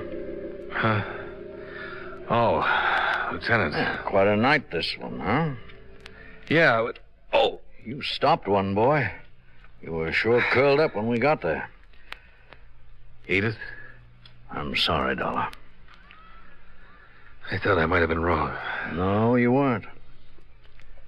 How long am I slated for this place? Well, the doctor says you can get out when you want to. Feel like talking? They were just there, and they shot her. That's it. Which one? I don't know. They were together. That's enough, isn't it? Sure. Same Luger that killed San Antonio and Palalici. Just trying to pin it down a little more. We can't get much out of the one that's left. Let me ask him some questions, Lieutenant. Easy. I know how you feel about her. Just lie back there now. Did he say anything at all? No, nothing more than his name and his brother's name. Found papers on him that say they're from New York. Police in New York are looking him up right now. So far, they haven't been able to find any connection with San Antonio. People like San Antonio and Palalici make enemies, but that girl, it doesn't figure. And those two flew here from New York just to get her. Yeah. Dollar, you talked to her a lot in these last few days. What'd she say? Nothing that has anything to do with this. You know yourself, she didn't even know who her father was till he got killed. Well, that could have been an act. No, it wasn't. I knew her well enough to tell you that. Yeah, well, why would they gun her down? Why the trip? That Rico boy you're holding in the jail hospital has the answer. Get it from him. Yeah, we will, Dollar. We will. Oh, there's someone here. Just a minute. Sure.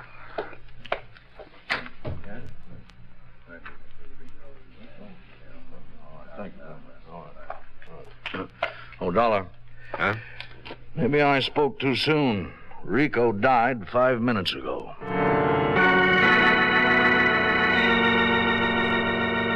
As far as my investigation of the San Antonio case went, could have ended right there.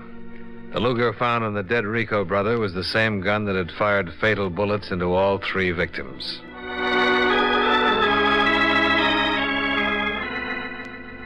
I got my release from the hospital and late that afternoon walked into Lieutenant Benjamin's office.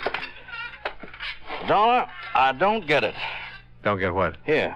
This just came from New York on the Rico boys. Oh? Came to this country when they were 18 and 21. Both of them were naturalized citizens. Records? Not a thing. No trouble ever. Oh, that's funny. What else? Well, that's about it. Police there can't seem to locate their old man. He disappeared a week ago. Lived on the east side somewhere. He a naturalized citizen, too? Oh, that's another funny thing. He's taken out his papers and was due for examination with the immigration people this week. They're looking for him, too. When are you leaving? Tomorrow afternoon on the 1 o'clock plane.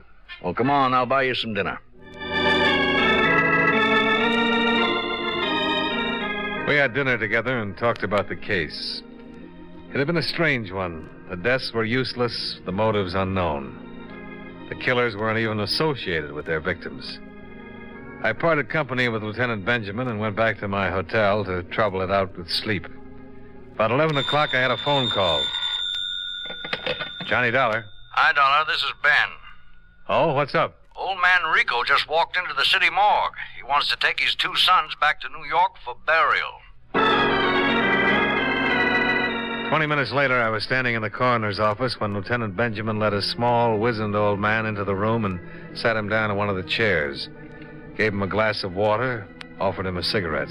Old man refused. No, senor, no. Oh, thank you. Mr. Rico, this is Mr. Dollar. Hello, Mr. Dollar. Mr. Rico? I read of you. You kill my boys. Is so? Yes. They tried to kill me. Yeah, I know. It's bad. Why, Mr. Rico? It is simple. You was in the way. I don't mean about me. I mean about Edith Randall and Palalici and Mark San Antonio. Why? I take the water now, please. Why? Do you know why? See. Then tell me. They're all dead now. I'm still alive.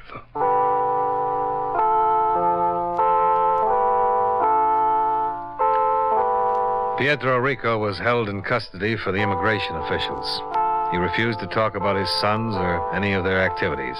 He just stayed in his jail cell, silent, non-committal to all visitors, including the chaplain.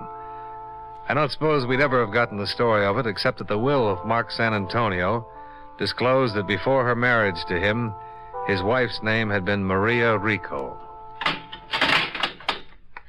Yeah. More questions, Mr. Dollar? No, I've got some answers.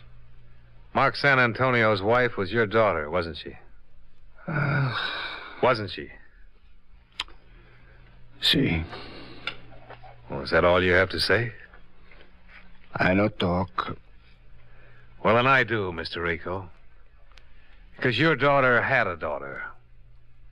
A lovely, wonderful daughter that your two sons killed. I happen to know that girl. She had to die, too. Why? Palalici, San Antonio, and her. They had to die. All are bad. All of us are bad at one time or another. Who made them die? You?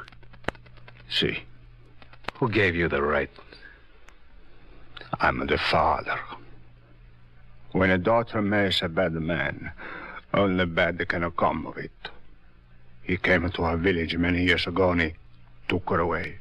He and the men Palalici helped him. It live with me all this time. I live only to destroy him for that.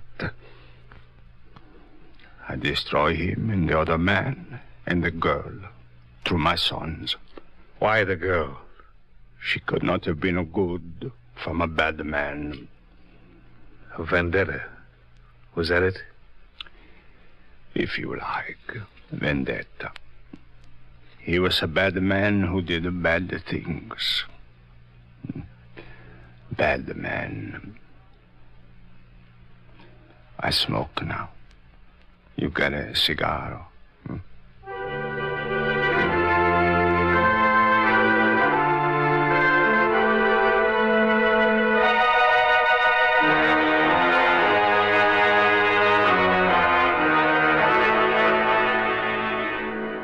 The disposition of old Pietro Rico is up to the immigration authorities. I didn't stay around St. Petersburg for all the complex examinations that would have to be made to test his sanity. I had enough of St. Petersburg.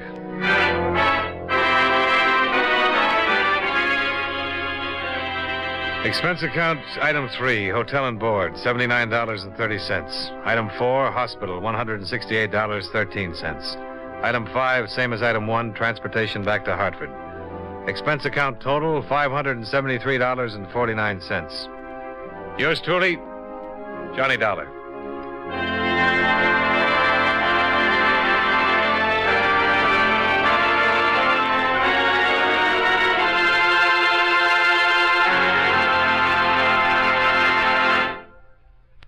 Remember, friends, Wrigley's Spearmint Chewing Gum refreshes you. Wrigley's Spearmint Chewing Gum gives you real chewing enjoyment. The lively, full-bodied flavor of Wrigley's Spearmint cools your mouth, freshens your taste, sweetens your breath. The smooth, pleasant chewing of Wrigley's Spearmint helps keep you feeling relaxed and satisfied, makes whatever you're doing more enjoyable. Yes, for refreshment plus chewing enjoyment, treat yourself often to Wrigley's Spearmint Chewing Gum. Millions enjoy it daily. Get a few packages and always keep some handy. That's Wrigley's Spearmint Chewing Gum. Healthful, refreshing, delicious.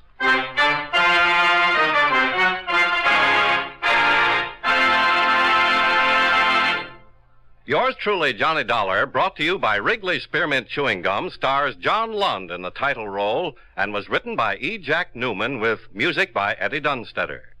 Featured in tonight's cast were John McIntyre, Joe Kearns, Jeanette Nolan, Virginia Gregg, and Jay Novello.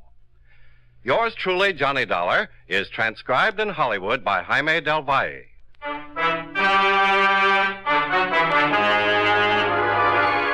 The makers of Wrigley's Spearmint Chewing Gum hope you enjoyed tonight's story of Johnny Dollar and that you're enjoying delicious Wrigley's Spearmint Gum every day.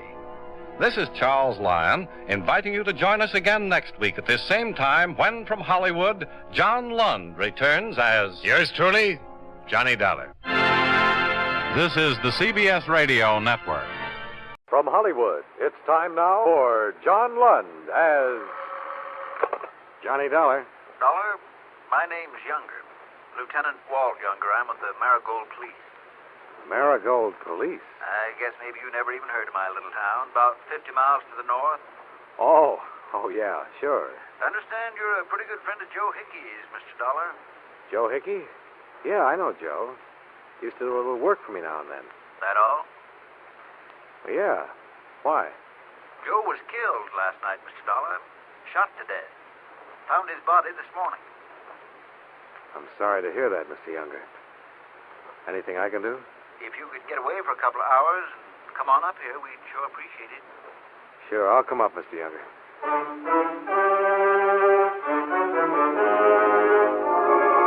John Lund in a transcribed adventure of the man with the action-packed expense account. America's fabulous freelance insurance investigator. Yours truly, Johnny Dollar.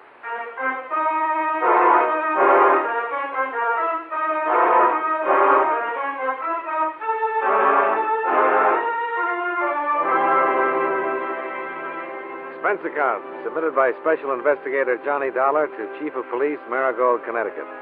The following is an accounting of expenditures during my investigation of the Marigold matter. Expense account item 1, $2, bus fare and incidentals, Hartford to Marigold, which turned out to be a little village settled in a sloping valley that was white and clean with fresh snow. A local citizen in galoshes and sheepskin jacket told me that the building that looked like a bookshop was the police station. And sure enough, it was. And two men who looked like anything but policemen greeted me. Hello, Mr. Dollar. I'm Walt Younger. I talked to you on the phone. And I'd get here. Sergeant Cherry. Mr. Dollar? Sergeant Cherry. Have a chair. Thanks. Nice of you to meet Mr. Dollar. It's about Joe Hickey. Well, sir, he's been murdered. We don't know why or who did it. How well did you know him, Mr. Dollar? Oh, he did some legwork for me when he lived in Hartford. I see. Here. This was on him. It's for you. What? We found it on his body. Go ahead, open it.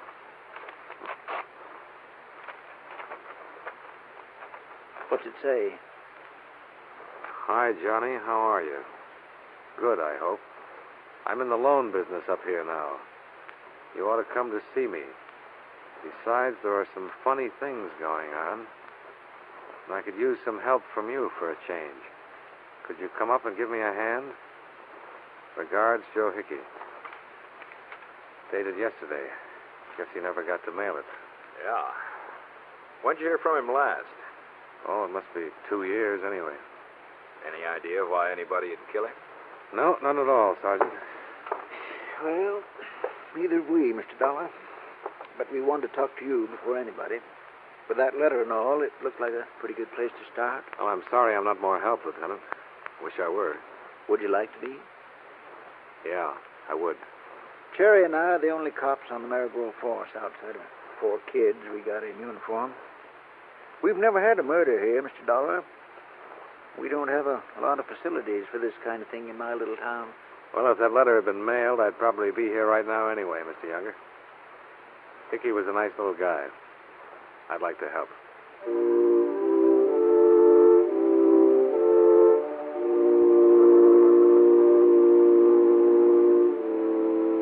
Sergeant Cherry stayed at the station while Lieutenant Younger and I drove out in the cold, crisp day to the scene of the murder. A bend in the road about a mile out of town.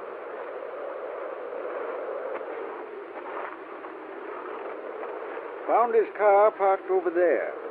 Passerby saw it and reported it. Uh-huh.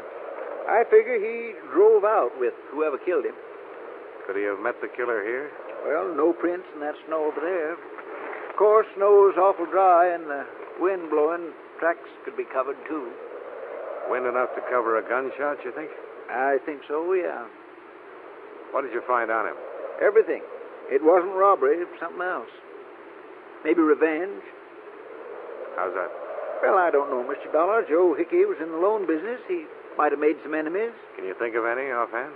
No, not yet. Can you? No. Any old ones over in Hartford?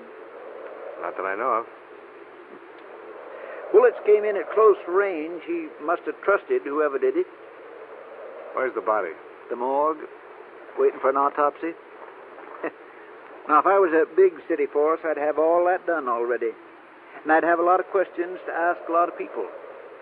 But I don't have anything yet. Kind of like to peek around first and see just what kind of questions I'll want to ask when I do ask them. Well, maybe that's the best way, Lieutenant.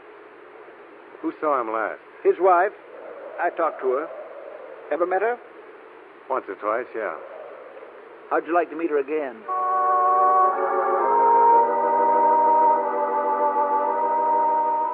I didn't want to particularly, but I had a feeling that old Walt Younger wanted me to. He waited for me in the car as I went in to see Joe Hickey's widow. She'd aged a bit since my days, but not too much. It was sweet of you to come all the way out here, Johnny. I'm glad you're here. Nice to see you again, Pat. I'm sorry the circumstances are what they are. Johnny, I can talk to you, can't I? Why, sure, Pat. What is it? Oh, I feel so awful. Joe and I hadn't been exactly hitting it off lately. I'd been thinking of divorcing him for some time. Uh-huh. Would he give you one? Well, no, not exactly.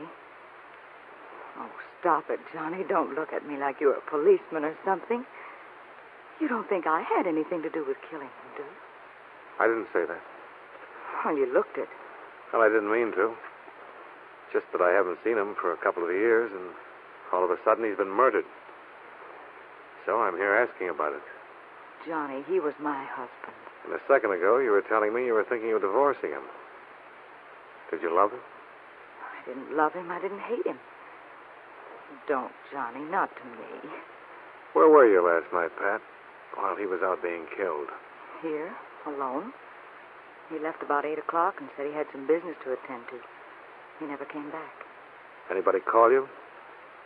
Anybody drop in and see you, Pat? No. Did he happen to tell you why he was sending for me? No. Did he mention my name at all? No. Johnny. What? I've done nothing wrong.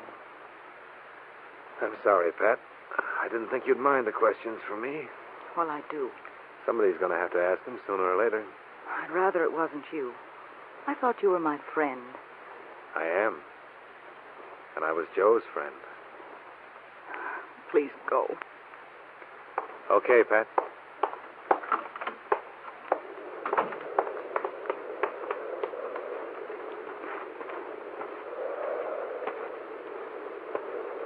Well, that didn't take long. Not very pleasant, huh? No. Murder never is. Come on, get in. Am I doing your dirty work for you, Lieutenant? Well, now it all depends on how you look at it. For me, or for him, either one. This stuff's got to be done. Only so many people in this town, and one of them killed him. Left him there in the cold snow. I'd like to know who it is. Yeah, so would I. Well, what now? You just talked to the nearest of kin, and last one to see him alive. I was hoping you'd map out the next move. Who do you work with? He had a girl helping him in the office. Maybe she can help us. Maybe she can.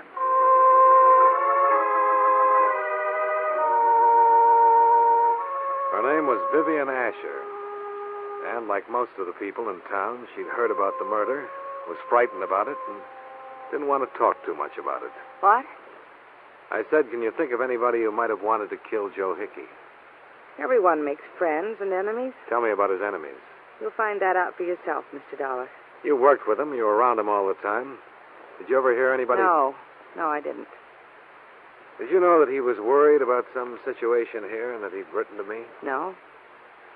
Did you like him yourself? Yes. Anything else? Don't be ridiculous. How long had you worked for him? 2 years. Did he treat you well? Fine. We got along fine. And incidentally, I didn't kill him. I was at the Shamrock Grill last night, from about 8 until 1. People saw me there. Oh. You're pretty efficient, after all. I try to be. I wish you'd loosen up on those people in town he didn't get along with. It'd help a lot. All right. What? I'll go through his files. Anyone there I can recall him arguing with or not getting along with, I'll make a note. Fair enough? Fair enough. I can't guarantee it'll be a complete list. I'd appreciate anything. Well, give me an hour.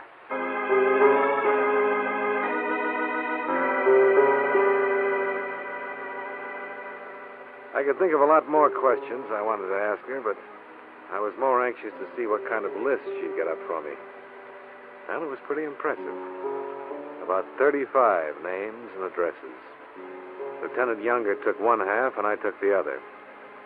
After 2 hours of plodding through the snowy streets of Marigold and interviewing a dozen people, I was convinced that all 35 hated Joe Hickey because he'd been pressing them for loan payments. An occupational hazard, I guess. But I was also convinced that none of them hated him enough to kill him. However, when I chanced into the Shamrock Bar and Grill, I met a man who was not on my list. Teal. Jim Teal's the name. Sure, I knew Joe Hickey. What about him? Trying to find out who killed him. Oh, yeah? You don't seem much interested, Mr. Teal. Why should I be? He was a bum when he was alive. Being dead doesn't make him any better. Yeah, you've got a point there. But why was he a bum when he was alive? Lousy shark. That's what he was, a thief. Did he steal from you? He tried to. Yeah? When was this? Why, just last week. He came to me with a paper and said that I owed him $235 on my car. He said I had to pay it or he'd take my car away from me. I told him he was crazy. Well, if you owed him the money, he wasn't stealing. You don't get it, fella. I didn't owe him any money, not a dime. What? I paid off that loan months ago. He was just trying to pull something, that's all. Other people tell you the same thing. I've talked to quite a few others. None of them have told me anything like this. Then you haven't talked to enough people. What did you do when he tried to repossess your car? I told him to get away or I'd take care of him. And what happened? I hit him. As I remember Joe, he was about 140, dripping wet. What are you, 180? 87, mister. And it was all my pleasure. Yeah.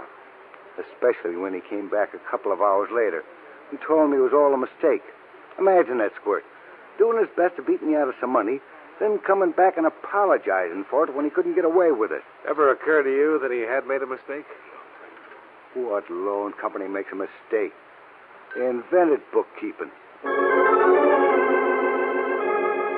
Mr. Teal glowered a few long seconds, chewed on a toothpick, and let me know more of what he thought of Joe Hickey as a person.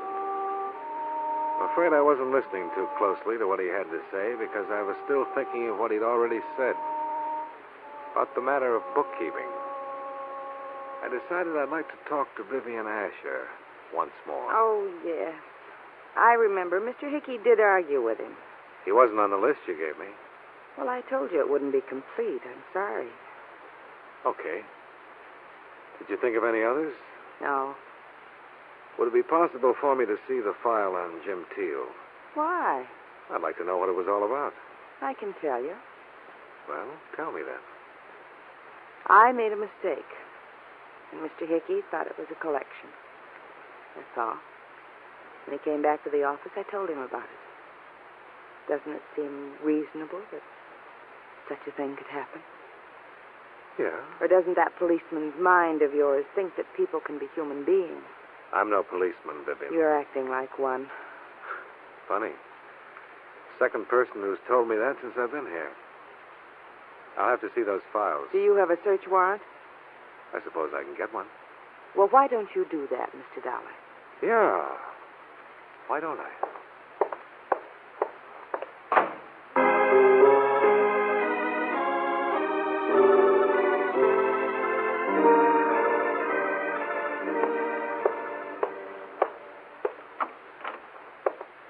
Oh, Mr. Dollar. Hi.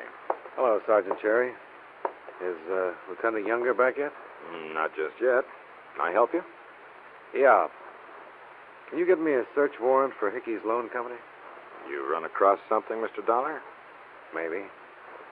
Well, I'll have to call Frank Pretorius. He's the county attorney. Might take till tomorrow morning. Oh. We're not incorporated here, you know. Not very fast. Yeah. Well, never mind. Look, I picked up this ashtray in Vivian Asher's office. There's some good prints of hers on it. Can you wire them out when you go over to the county seat? Yeah, sure. Do you think that she had it? I don't know. Just checking. Somehow I think that she might have a background. Really? After Sergeant Cherry left, I found myself holding down the desk in the Marigold police station. A light snow began to fall, and in an hour the whole town was wearing a new blanket of white. Lieutenant Younger stopped in, reported no luck, but wondered if I'd like to revisit the murder scene with him. I said I would, and we drove out there once more. Warms up when it begins to snow. Ever notice? Uh-huh. I've been thinking about it all day, Mr. Dollar. Somebody made a real mistake. How's that? They didn't expect Joe Hickey's body to be found till spring. Look, we found it right there. But if he'd fallen down over there, why, he'd have been covered with 20 feet of snow before winter was over. Yeah. Seems logical. I think maybe we'll find out a lot when they dig those bullets out of him. If we ever get 'em dug out. Things in my little town must seem awful slow to you, Mr. Dollar. We're still trying to sober up the doctor so he can play coroner. Ain't that awful? Well, if we... Lieutenant Younger fell down. I went down with him. It was dark, and I didn't know who was shooting or from where. But I did know that somewhere along the line, among those people in town, Lieutenant Younger or I had already talked to the killer of Joe Hickey.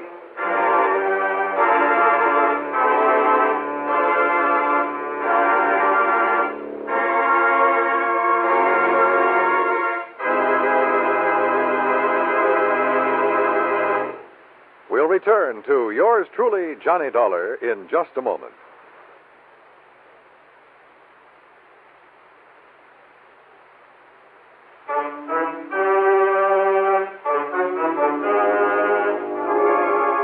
Now, with our star, John Lund, we bring you the second act of yours truly, Johnny Dollar.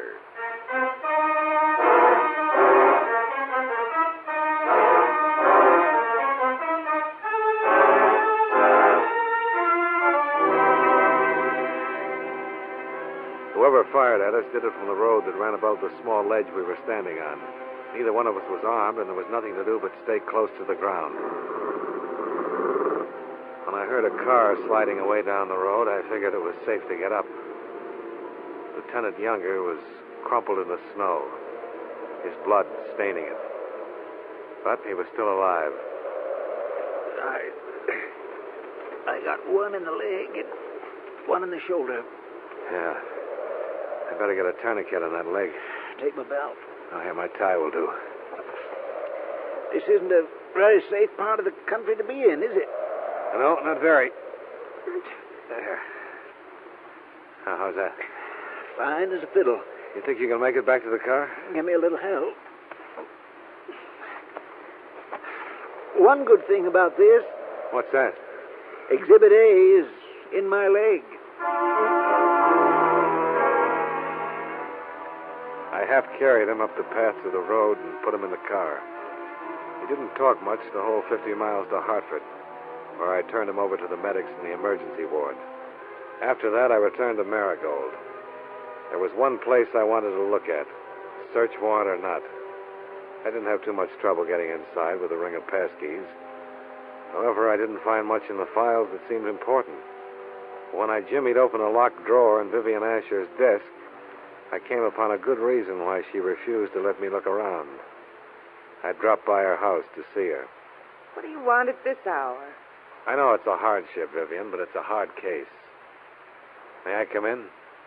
All right.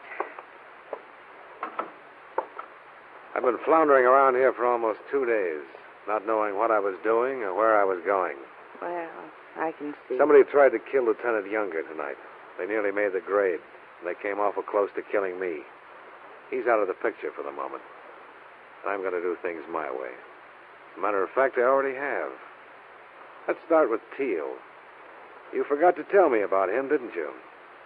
I'm not a walking file cabinet. Did you forget on purpose? Take a look at these. You were in my desk. Yeah, I sure was. What right did you have? Why are you after me this way? I'm after some truth. This is about $8,000 worth of delinquent loans, all recommended by you. What do they have to do with Hickey's death? Nothing.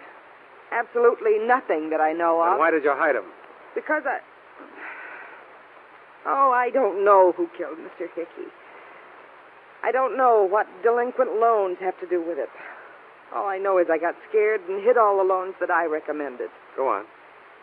Mr. Hickey started letting me write loans last year, and I guess I made some mistakes. Yeah, I guess you did. What do you want me to say? No matter what it is, you'll make something terrible out of it. Will I? You're all alike. You want to chase people and frighten them and make them lie just to get away from you. You're standing here with a handful of papers that make me look stupid. My boss has been murdered, and the police can make anything out of those papers. So that's why you had him locked up? That's why. You can believe it or not. Well? I'll let you know what I believe later on. Why don't you get out of here? Why don't you get out of here and leave me alone?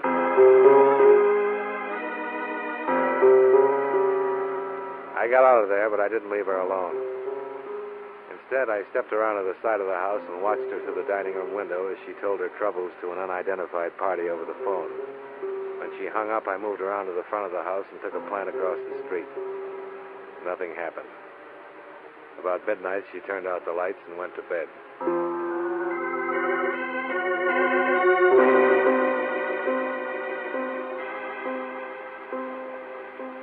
The next morning, I began to interview names at random from the loan applications I'd taken from her desk. After 4 interviews, I quit, because all 4 parties involved vehemently denied being delinquent and furnished receipts to prove it. I spent an hour walking, talking to myself. Then I went back to the station with even fewer ideas as to how and why Joe Hickey had been killed. Gosh, where you been, Mr. Dollar? Oh, well, getting some things done. What's that? Just came in. Vivian Asher. Oh? How's it look? Not good. She's from Kansas City. Let's see here. 1940 and 41, 6 arrests. Conviction in 42 for car theft. 2 years. Another conviction in 45 for shoplifting. 6 months. And then this. She's still wanted. What for? Grand larceny. Denver police. It's pretty hard to believe, huh? She's lived here at least 2 years. Well-liked. Straight as an arrow. Well, not exactly straight. You find something? Yeah. She's been writing loans delinquent and pocketing the payments for a long time now. Do you suppose Hickey caught her and she shot him? Yeah, probably that's it. Well, guess there's nothing else to do but pick her up. Guess not. You, mind holding it down here? I'd like to go with you, Cherry. Okay, Mr. Dollar.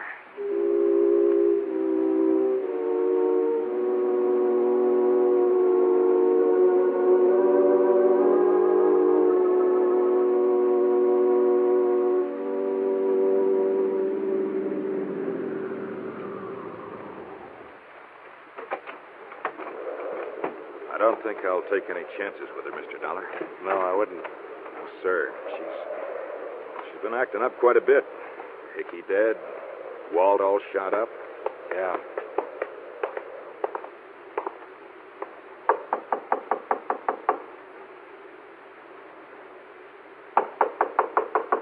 Maybe she's out. No, she's home. How do you know? Car's in the garage. There. Oh. Terry! Put down that gun, you crazy fool. Let's go, me Dollar. He was going to kill me right here. Yeah. All right. Let's have it. And what? I just saved your life, and I want to know about him and about you. Come on. He used to be a policeman in Denver. He recognized me here and said he'd send me back. I didn't write down all the collections on those loans. I gave the money to him. How about Joe? Come on, I want it now. Cherry killed Mr. Hickey. Mr. Hickey found out what I was doing and where the money was going. I only wanted to live here and be left alone. Get your coat. What? I'm taking you in.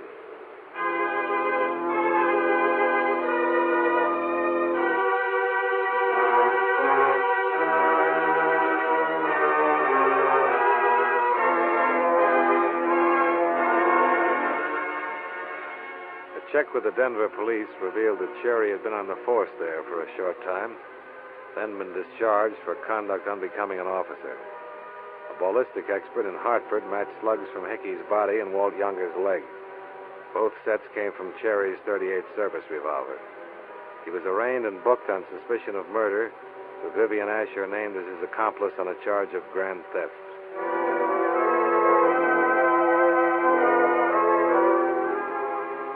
Expense account item 2, same as item 1. Fare back to Hartford. Total, $4, even. Yours truly, Johnny Dollar.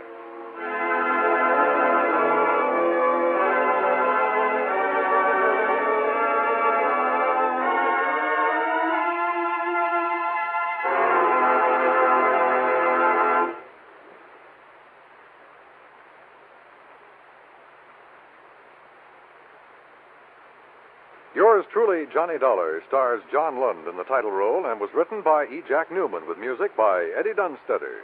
John Lund can currently be seen in the Universal International picture Just Across the Street. Featured in tonight's cast were Parley Bear, Howard Culver, Vivi Janis, Virginia Gregg, and Jim Nusser. Yours truly, Johnny Dollar, is transcribed in Hollywood by Jaime Del Valle.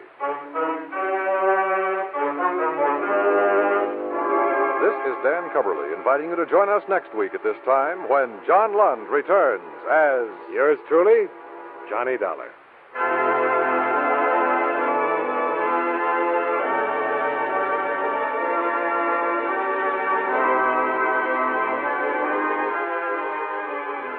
If you like your thrills to be real, your adventures to be true to life, Gangbusters is the show for you. Every Saturday night, most of these same CBS radio stations bring you this enthralling drama that names names, places, and dates in the nation's battle against crime. Oftentimes, the police official originally involved in the case narrates the story. Full of action, bravery, and realistic excitement, Gangbusters brings you new thrills straight out of life every Saturday night on CBS Radio.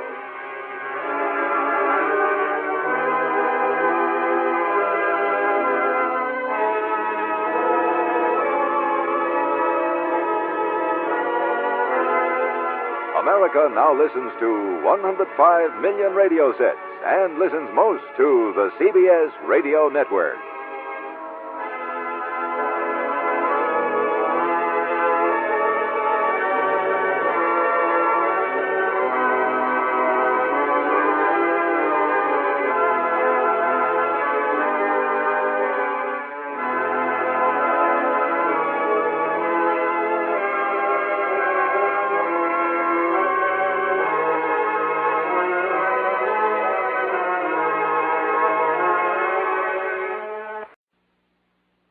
John Lund as Johnny Dollar.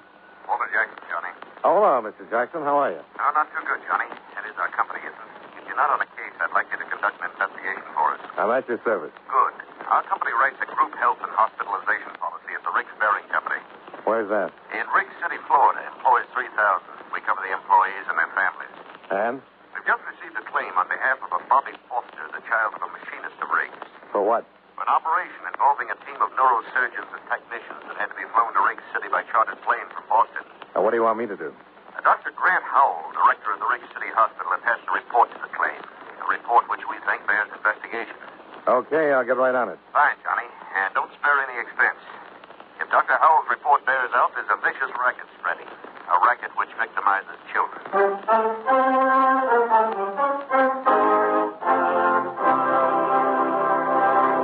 At this point in our program, I'd like to give you something to think about.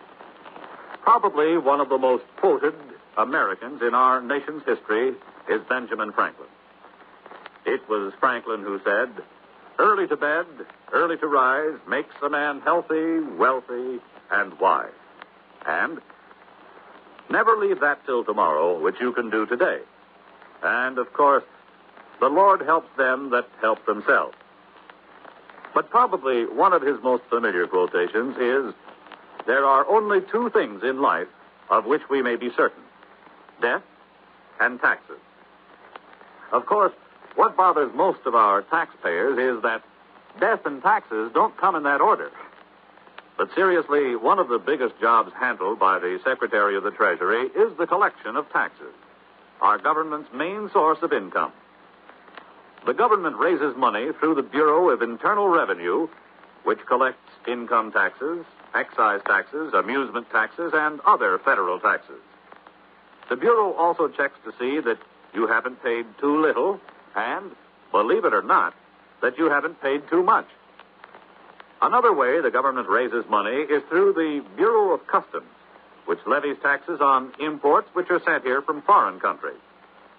But although the Treasury Department collects the money, it is Congress, the men we send to Washington, who actually says who will pay taxes and how much. And that's one thing from which none of us can escape.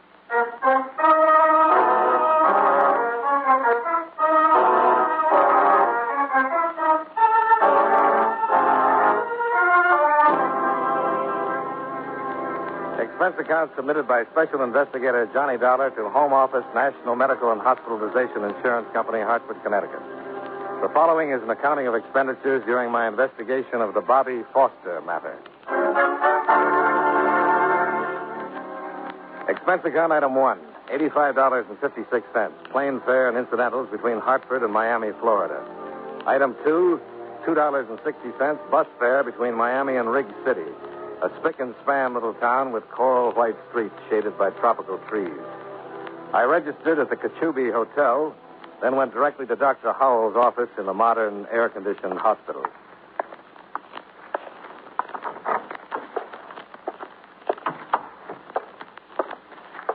Good afternoon. Hello. May I help you? I'd like to see Dr. Howell, please. Well, the doctor doesn't see patients after 5. I'm afraid you'll have to return tomorrow. Unless it's an emergency. Well, I understand it is. My name is Johnny Dollar. I'm representing National Medical. Oh, I see. I'm sorry. That's all right. Is the doctor in? Well, he's looking in on a patient, Mr. Dollar, but he expects you. Oh? The insurance company phoned you were coming. I see. It's pretty awful what happened to little Bobby Foster. I've never seen Dr. Howell so upset. Just exactly what did happen. You don't know? Not the details, no. Well, if Dr. Howell is right, it's terrible. But he'd better tell you. Won't you sit down, Mr. Dollar? Oh, thanks. Cigarette? Oh, thank you. You see, I heard some matches. Oh, here you are. It worked. Hang out the flags. Well, how do you like Riggs City, Mr. Dollar? Well, I haven't been here long enough to know. How do you like it, Miss... Rogers. Flo Rogers. I haven't been here very long myself, just a little over 2 months. Oh? Oh, I like the sunshine, the clean streets. But what? It gets a little dull. Well, is that so? Well, maybe something can be done about that, Miss Rogers. It is Miss, isn't it? Oh, yes, definitely. Sure. I'm glad you approve. I not only approve, I applaud. Oh, on behalf of the spinsters of America, I thank you. Oh, that must be Dr. Hall. Excuse me? Reluctantly.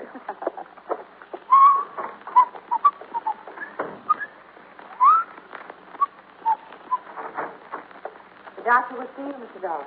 Thank you. Oh, come in. Come in. Have a seat.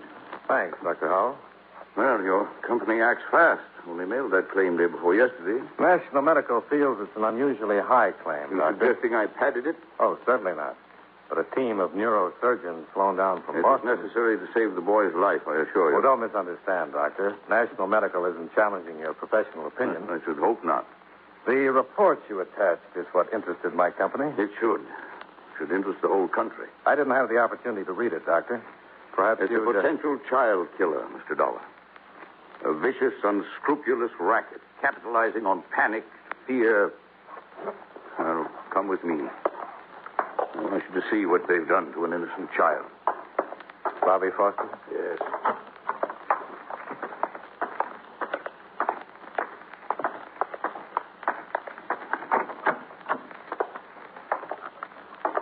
Any change, nurse? No, Doctor. Well, there he is, Mr. Dollar. A 5-year-old boy, victim of a panic-stricken parent and a criminal operator. What are his chances? We won't know until he comes out of coma, if he does. And then? For complete recovery, no chance. For partial recovery, a fair chance. Bobby Foster will be paralyzed. You said a criminal operator. Who? If I knew, Mr. Dollar, I wouldn't bother with reports to insurance companies. I've been a doctor 40 years now. Seen a lot of pain and tragedy. But this... Let's go back to your office, Doctor.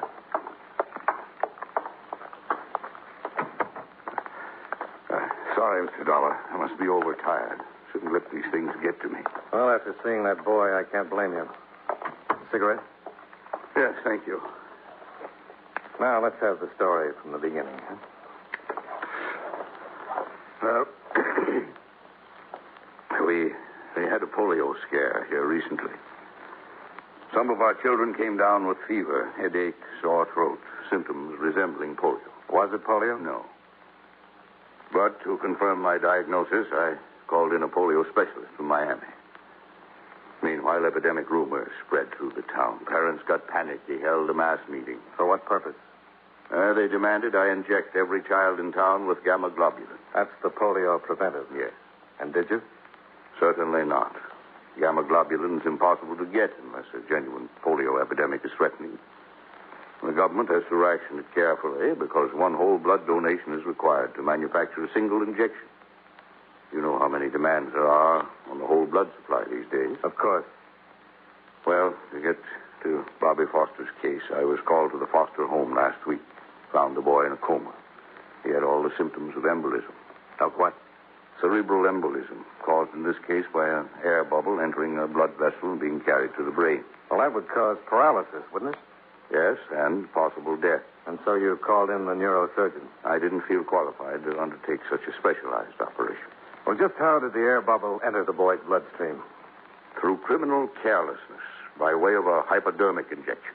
Any proof? Well, the needle mark's still on the boy's arm.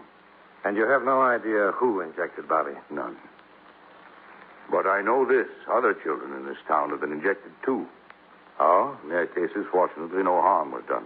Well, surely Bobby's parents know who injected him. That's the wicked stupidity of it, Mr. Dollar. They deny the boy was given any kind of an injection. But you think they're lying? Of course they're lying. The boy was running a fever. The parents thought it was polio. They panicked, took him to some quack for an injection of what they were told was gamma globulin. At a black market price, no doubt. To a frightened parent, price would be no object, Mr. Dollar. Well, I'll see the boy's parents. They can be persuaded to tell who's behind this racket. You're wasting your time, Mr. Dollar. I've tried repeatedly. They refuse to admit their responsibility. Afraid criminal charges will be brought against them? Perhaps. But they have another child, a girl, 7. You're thinking the girl has been threatened if the parents talk? I wouldn't put anything past the ghouls who operate this racket, Mr. Dollar. Yes, it would figure, Doctor. Well, thanks. I'll check with you if I turn up anything. Yes, do that, Mr. Dollar. And be careful. I always am. And you ease up, huh?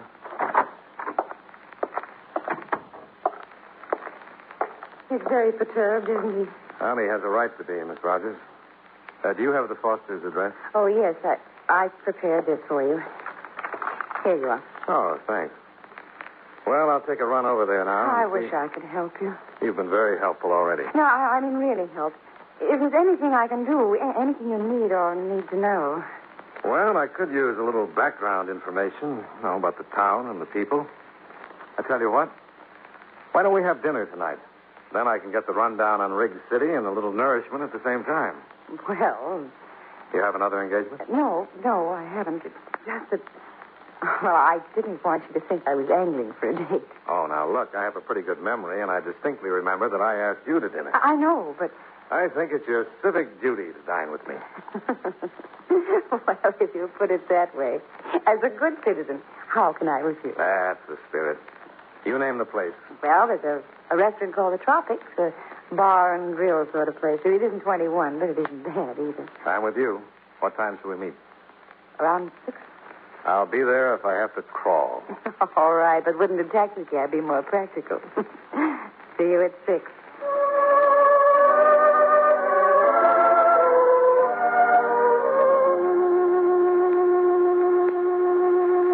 I left the hospital with the sound of Flo Rogers' laugh still rustling in my ears. It occurred to me that Riggs City might be a very pleasant place under different circumstances. I hailed a cab and ran up expense account item 3, 75 cents. Fare and tip to the Foster's bright little cottage, a stone's throw from the beach.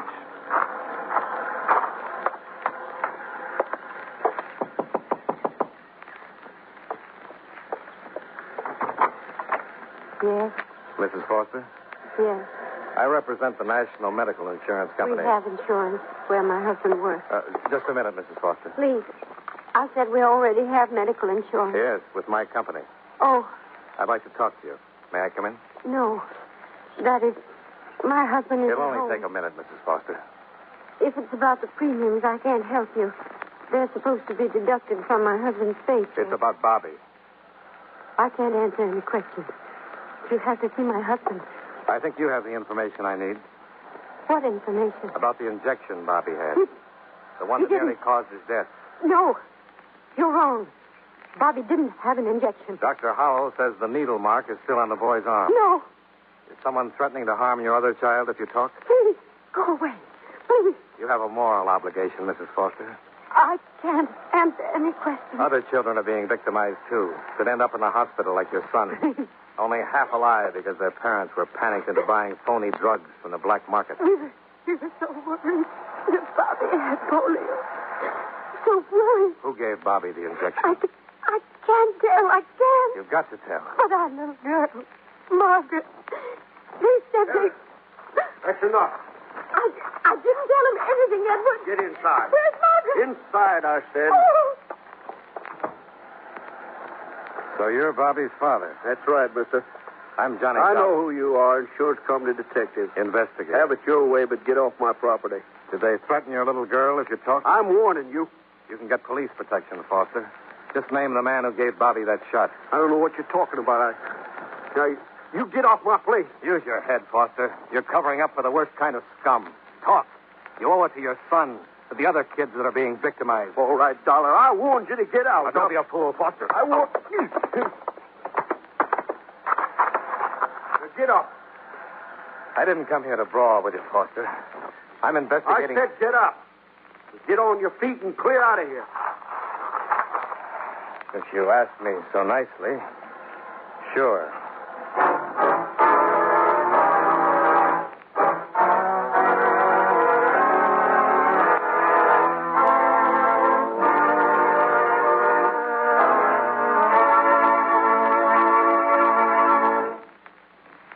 You know, many great men have attained the highest office in our land, the presidency of the United States. Can you guess the name of this man? He was our second oldest president, being elected for that office when he was 66 years old, and our only bachelor president. In 1828, he was appointed minister to Russia by President Jackson. In 1856, when he became president, differences between the North and South caused much unrest in his cabinet and in the various departments of the government. While he was president, the Confederate States were formed and the Civil War began. If you don't have his name by now, here are two more important clues. During his administration, the famous Lincoln-Douglas debates were held, and the first Atlantic cable was laid. Who was he? James Buchanan, 15th President of the United States. His life is part of your American heritage. And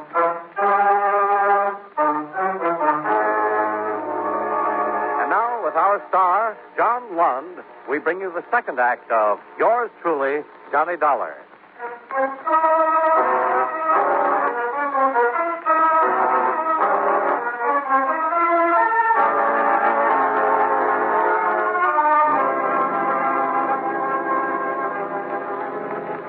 My face and my clothes were pretty much the worse for wear.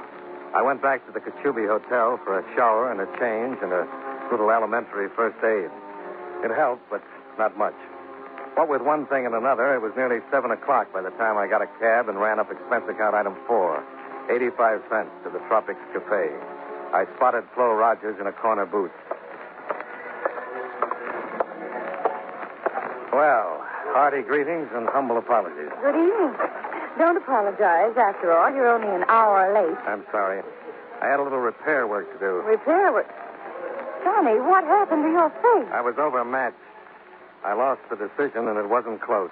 Someone beat you up? Well, that's one way of putting it. Mr. Foster did the honors. But why? He thought I was a little too inquisitive. Oh, Johnny, he must be an awful man. No, he's a frightened man, frightened out of his wit. His little girl's life has been threatened. What? How do you know? Mrs. Foster was on the verge of admitting it when her husband barged in. Oh. Oh, well, what are you going to do now? Starting tomorrow, I'm going to question every parent in town. Do you think other children have been infected? Well, Dr. Howell thinks so, and it figures. A group of grifters move into a family town, spread polio rumors around, then make a killing selling phony gamma globulin shots to parents who are scared silly for their children's health. Johnny. Yeah? You're going on with this investigation? Why, certainly. In spite of what's happened to you already, you're determined to go on? Why, sure I am. What are you driving at, Flo? I guess I'd better tell you then. Tell me what? Well, tonight when I first came in, I sat at one of those little tables near the bar. You see, that one over there, behind the jukebox. Yeah? So? I heard the bartender whispering to a man. Well, what did he say to him? He was telling him where to take his child for an injection. An injection? Of gamma globulin? I think so. I couldn't be sure. I couldn't hear everything he said. Where did he tell the man to take his child? Did you hear that? No, I told you he was whispering. The man he was talking to, is he still around? No, I don't see him. Did you know him? No, it's just one of the customers. Okay. Thanks. Where are you going? To dig my elbows in that bar. You run along home. We'll have that dinner some other time. Promise you'll be careful? On my honor. I wouldn't want anything to happen. That makes two of us.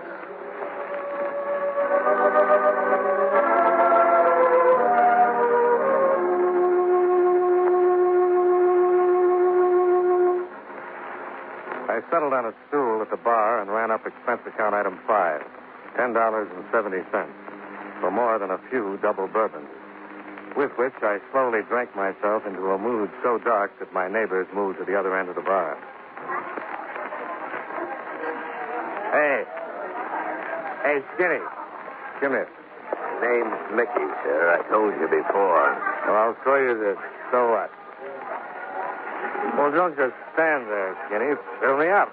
I think you've had enough, sir. You need a cup of coffee, black. What I need, you can't get for me, pal. Nobody can. You sound like a man that's got woman trouble. What do you mean, woman trouble? Why, my little wife is the finest, sweetest... Yes, sure. You're crazy about her and the kids, too. How do you know I got kids? Well, you're the type. Family man. No kid. No kid. Now, look, I'll get you that coffee and then a cab to take you home to the kids. Okay? Okay. Hey, wait a minute. Come here. Yeah? You're a swell guy, Skinny. You understand when a man's got trouble. Yeah, sure. Forget it. Just that my kids are sick. Wife is worried half out of her mind. I had to get out of the house. Had to get away for an hour. You say your kids are sick? Yeah. Wife's scared of polio. What does the doctor say? Oh, a lot of mumbo-jumbo. Everybody knows there's a polio epidemic in this town. The doctors are afraid to admit it. Because they can't get the stuff to stop it. Gamma globulin? That's the only thing that'll save my kids. The only thing. Listen, mister. Maybe I can help you. Huh? Get you some gamma globulin. Where? Where, Skinny? I'll pay anything. Anything. Here. Go to this address. The party there will tell you where to take your kids for the shot. Oh, thanks, Skinny. Thanks. Name's Mickey. Oh, sure. Mickey. Don't worry. I won't forget you for this. I'm not worried, mister.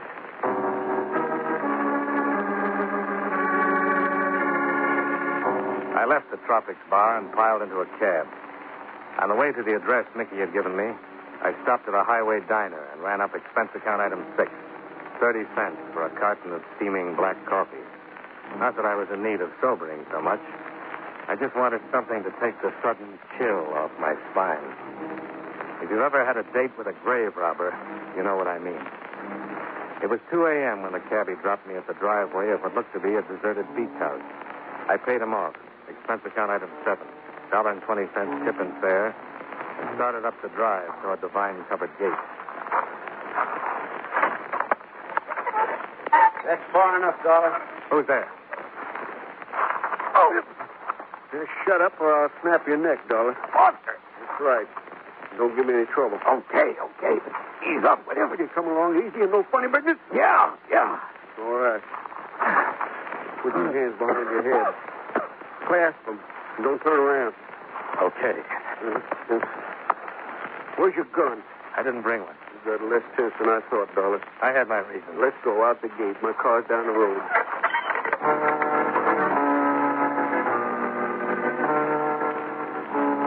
Foster drove away from town, using the back road. A tire iron clutched in one huge hand in case I got ideas. Once, out of the corner of my eye, I thought I saw the big guy's lip tremble, like a scared kid.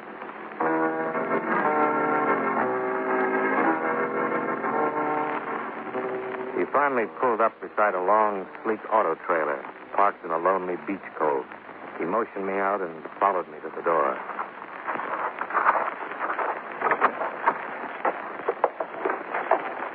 Hello, Jonas. Well, Flo. Surprise. No. You're working with a bartender, aren't you, Flo? Of course. He's my husband. Oh, it figures. Oh. Someone will tell me, Johnny. And please be good. Just as long as you have that gun pointed at me. I'd hate to, but I'd listen. That figures, too, Flo. Foster, wait in your car. Oh. Cozy, these trailers. Mickey and I like this, huh? Sit down, Johnny. I'll fix your drink while we wait for it. No, thanks. Oh, you're pouting. You're disappointed in me. Not very. Tell me, why weren't you surprised to find me here? On the way over here, I got to thinking. This afternoon, when I met Foster, he already knew my name. I hadn't given it to anyone but the doctor and you. Careless of me to have mentioned your name when I warned Foster you were coming. Just what kind of a hold have you got on him? His little girl. You've kidnapped her. Oh, no, Johnny. We're just keeping Margaret for a little while. You see, the Fosters have been very responsive to Mickey's warnings. But then you came into town. And drastic measures were in order. We haven't harmed Margaret. How did you get her? Foster came by the hospital after you left. See his son. He left Margaret in the waiting room. And you phoned your husband? Mickey's wonderful with children. She was tickled pink to go for a soda with him. Real sweet people, you and Mickey. We really hate this, Johnny. Believe me. Yeah, sure. What happened to Bobby Foster was an unfortunate accident. Who gave Bobby the injection? Mickey. I can't stand the sight of a needle. Some sweet rat. Oh, we do very well. Traveling from place to place. taking jobs. Following the epidemics like a pair of buzzards trailing a stray. Self-righteousness doesn't become you, Johnny. What do you charge for a shot? $50. What's in them? Nothing harmful, just colored water. And once in a while, an air bubble. That was an accident. I'll take the gun, Floyd. Oh, Mickey, I didn't hear you drive up. Everything all right? Foster did exactly as he was told. Good. Slow, Dollar. You play a lousy drunken father. I'm usually better, but tonight I didn't extend myself. Huh? I had a hunch you'd want this meeting to take place before I started questioning the other parents in town. Because you knew I was bound to find a mother or father who'd identify you two. Ah. Then you've been willing to make a deal all along, huh, Dollar?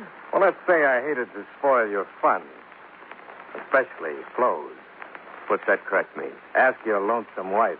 Don't listen to him, Mickey. She plays a very convincing bachelor girl. He's trying to make trouble. A little too convincing. Shut up, Dollar. And she talks a lot. Talk? She told me everything just now. Even that you've done away with Foster's little girl. What? I didn't. I said, Mickey, behind you. Hurry, come up. A gun, Foster. Shoot, Mickey, shoot. I'll take the gun, Flo. Let me go. Now sit down and behave. You hurt me, Johnny. Give it to me, Dollar. The gun. I'm going to kill him. No, Foster. Give me the gun, The Dollar. girl's all right. I said this. You understand me? She's all right. You said he killed her. Well, I had to. It was the only way I could shock you into making a move. You're not just saying it, Dollar. Margaret's really safe. Tell him, Flo. Yes. She's all right.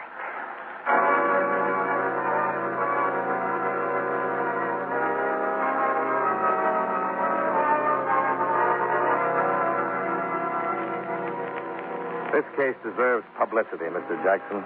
Lots of it. Scared parents make easy dupes for operators like Flo Rogers and Mickey. And when innocent kids end up the victims, it's intolerable.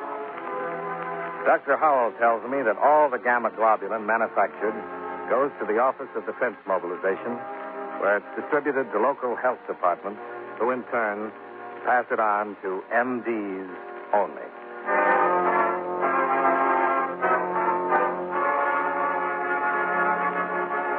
Expense account item 8, $94. Bus, plane fare, and incidentals between Riggs City and Hartford. Expense account total, $196.96. Yours truly, Johnny Dollar.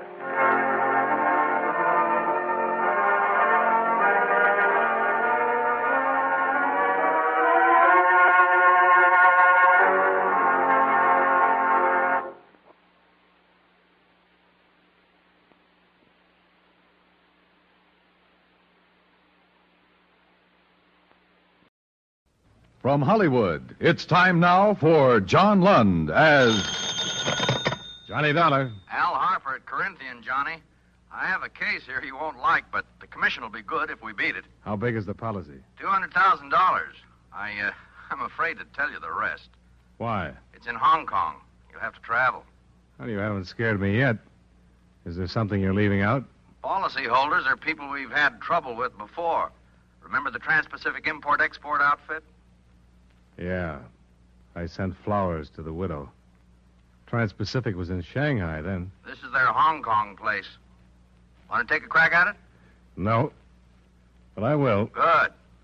Al. Yeah? I'm scared now.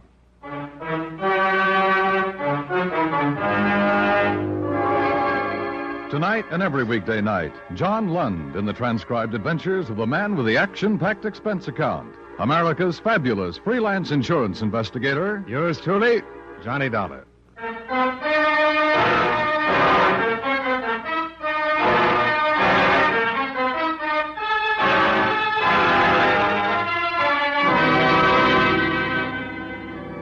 Expense account submitted by Special Investigator Johnny Dollar to Home Office, Corinthian Liability and Risk, Hartford, Connecticut.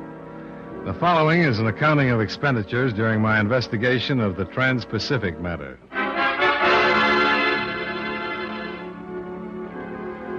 I found Hong Kong to be a city without simplicity, burdened with the tragic complexities of war. To fill the smallest want is a difficult and almost always expensive task. There's a shortage of everything: food, water, help, places to live. Both the island and the city of Kowloon on the mainland burst with thousands of refugees who have moved from the interior. Over the bobbing head of my rickshaw boy, I watched many of them lining the streets, wailing for alms, as we made our way to the offices of the American consulate.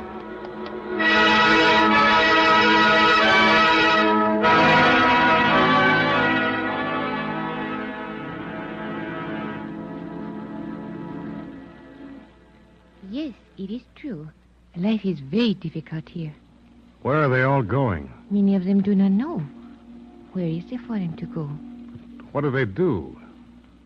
How do they stay alive? Many of them do not. It is not like this in your America? No. Has it ever been? Well, there was a civil war once. The books I've read say that at times it was pretty bad. But not like this. Never.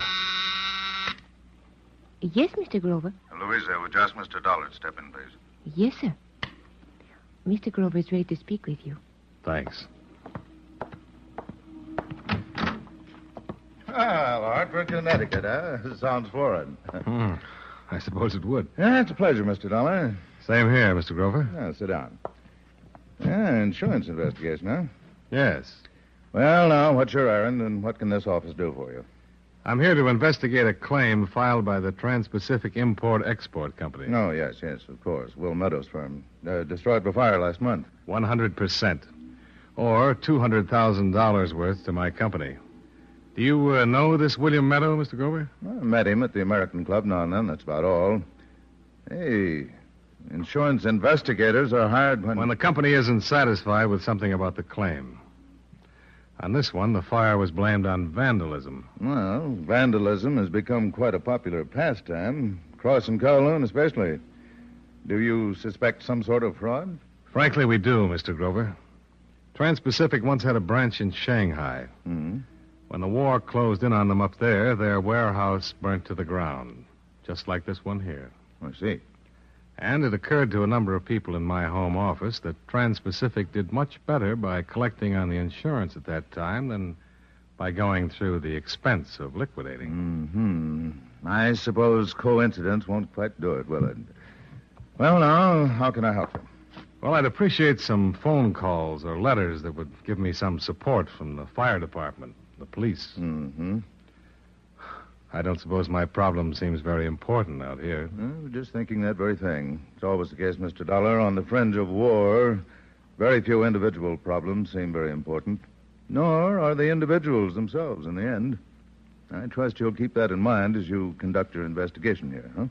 I'll try to. Getting help, even time from the police or fire brigade, is one of those individual problems, but I'll do what I can for you. Well, anything will help, Mr. Grover.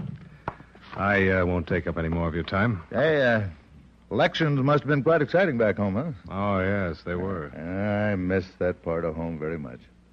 Oh, be sure to leave your number with my girl. I'll let you know about the official assistance. Well, I came right here from the airport. I don't have a number yet. Oh, well. Pretty tough? Yes. As a matter of fact, almost impossible. The Occidental places are always filled. I'll tell you. You speak with my receptionist, Miss Vedras. Vedras? Yes, her father's half Portuguese. He might have accommodations. She's a charming girl. They're nice people. Good. I'll ask her. And thanks again. Mr. Dollar, just a matter of interest. Yes? The case of the Trans-Pacific import in Shanghai. You say your company was forced to meet the claim there? That's right. Was it investigated? The investigator they sent over was killed before he could build a case. Oh. They blamed his death on war conditions, too. They said he was robbed and knifed by starving refugees. Nobody had time to dig up the truth.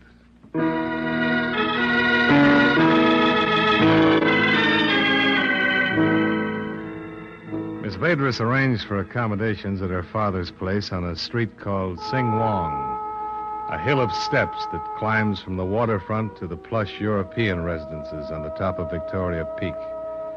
I had a room that looked out on an alley. There was an iron bed, a chair, and a pitcher of water on a bamboo table. There were no other non-Orientals in the building, but I seemed to be the only one that noticed it.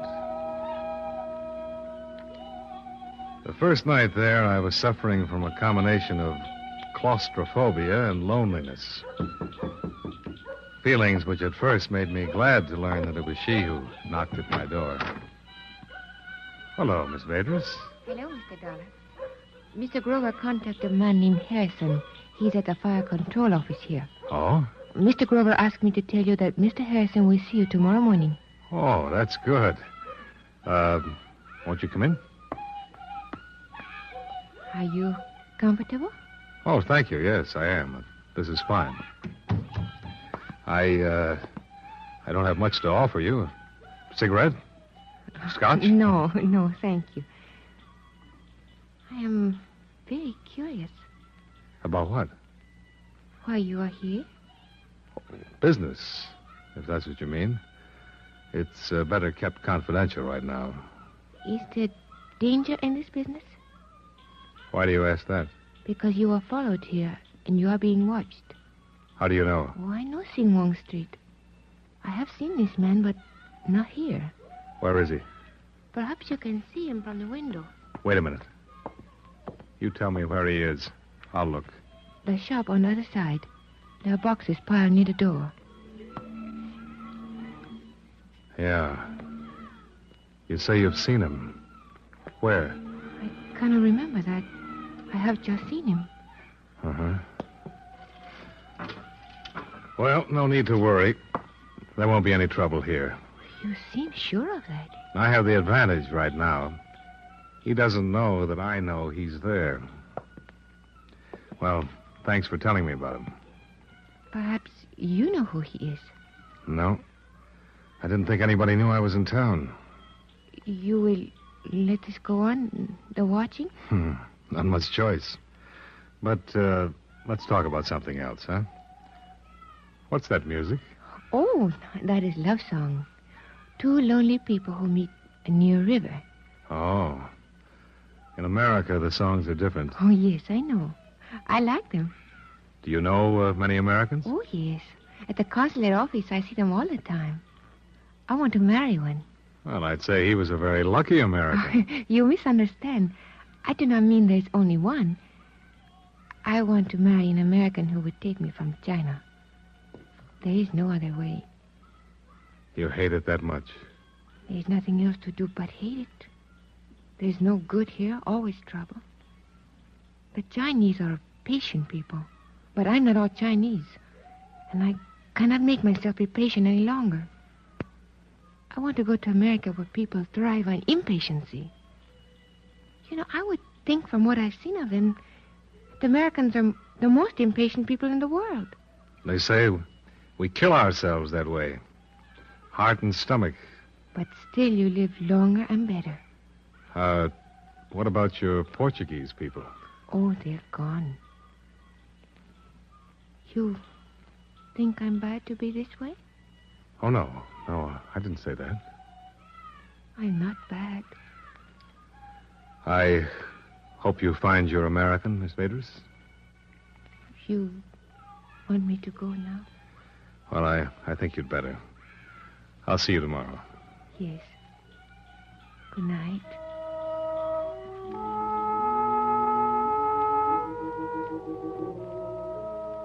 Three things interfered with sleep that night. The pleading in the eyes of the girl. The smells and sounds that drifted into my room from the restless, crowded city. And the watcher, who was still at his station across the street when I turned out my light. The toughest part of the case was that failure in Shanghai where the agent had been killed. It was a sobering memory.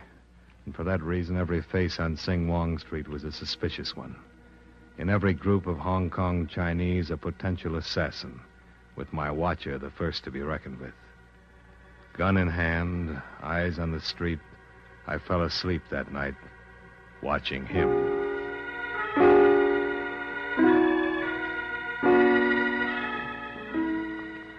The next morning, there was a different man in his place. I was followed to the office of Harrison, the chief of the fire brigade, who, it developed, couldn't see me after all. So, with the morning on my hands, I decided to talk to William Meadow, the head of Trans-Pacific.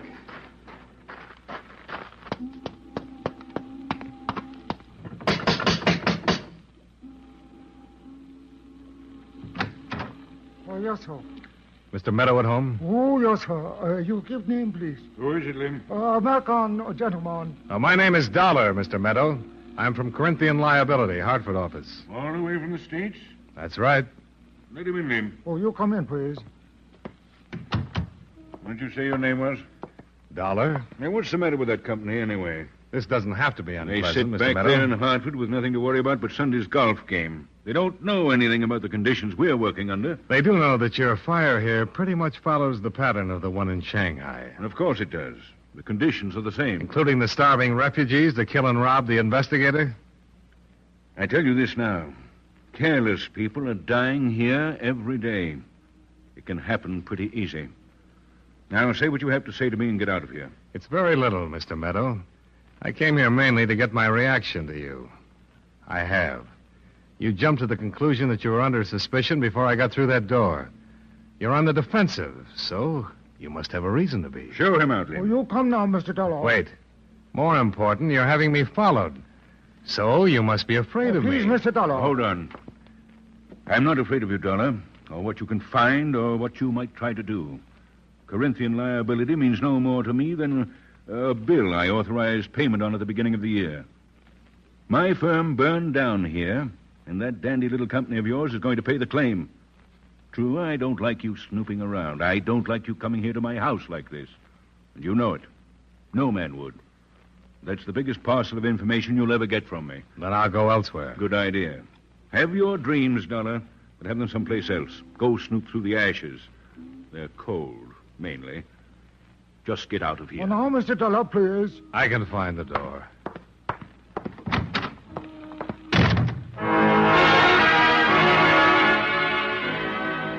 Two things came out of that conversation with William Meadow. One, a reasonable platform to build a suspicion on. Two, a veiled threat in his reference to the agent who had been killed in Shanghai. Let me elaborate on that. Most all of what Meadows was saying to me was, this is my town and I run things. Anybody who gets in my way can get hurt. It was a real nice situation, all right. I'd been threatened and I was being followed.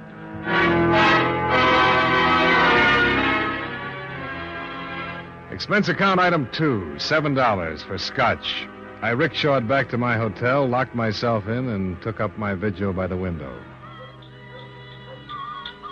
Same watcher, same kind of night. In a city where life was supposedly so cheap, mine began to grow expensive.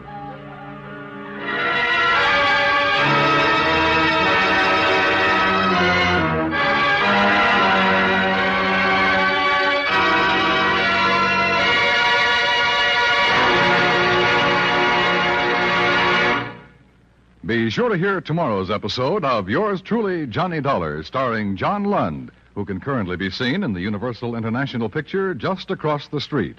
Yours Truly, Johnny Dollar is written by E. Jack Newman with music by Eddie Dunstetter and is transcribed in Hollywood by Jaime Del Valle.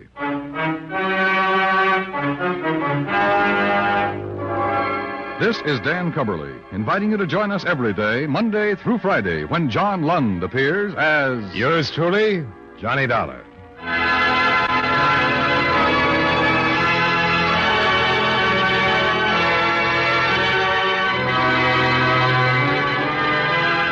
Remember, you meet adventure when you meet Johnny Dollar on the CBS Radio Network.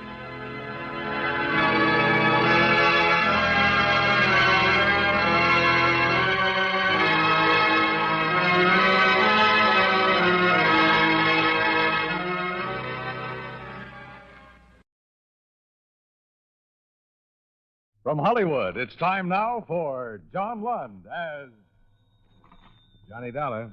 This is Red Egan, Johnny. Oh, how are you, Red? Was it a boy or a girl? Both. Barry had twins. Well, then double congratulations. Do I get 2 cigars? Sure, if you'll come down to my office and pick them up. Fair enough. Better pack a suitcase, too. I have a job for you. Where? The coroner's holding an inquest in Rexford, Wyoming tomorrow afternoon. I'd like you to be in on it. Why? We have a dead client named Underwood. We don't know if he was murdered, committed suicide, or had an accident. Well, what does it look like? All three. I'll be there in an hour.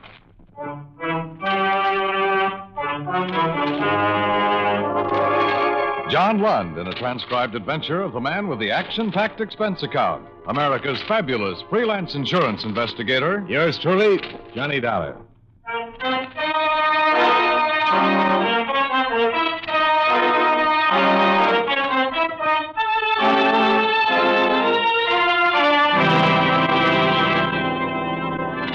Expense account submitted by Special Investigator Johnny Dollar to Allied Adjustment Bureau, Suite 418, Markham Building, Hartford, Connecticut. The following is an accounting of expenditures during my investigation of the Underwood matter. The situation wasn't a new one, and our position wasn't any different. Red Egan reminded me of all this in his office. We're in the same old spot, Johnny, with the same old problem. The policyholder's dead, and for looking into it, the insurance company is no longer a friend of the widow or the orphan, but a big, bad monster trying to weasel out of a just claim. And every claim is a just claim. Well, a claim came into our office yesterday afternoon. They turned it over to me for adjustment this morning. I phoned the beneficiary in Rexford, and she hung up on me. Oh? Underwood's widow. She didn't like it a bit, having an insurance man in Hartford calling her up. Even after I explained that any insurance conduct an investigation on a claim, and that's my business. Mm-hmm. Well, what exactly happened to Underwood? The only thing I really know is that he fell 4 stories from a hotel window and died instantly. Here, the AP account of his death came from a local paper there. Mm-hmm. How big was the policy? $25,000. Double indemnity if it was an accident, of course. And no payment if he committed suicide.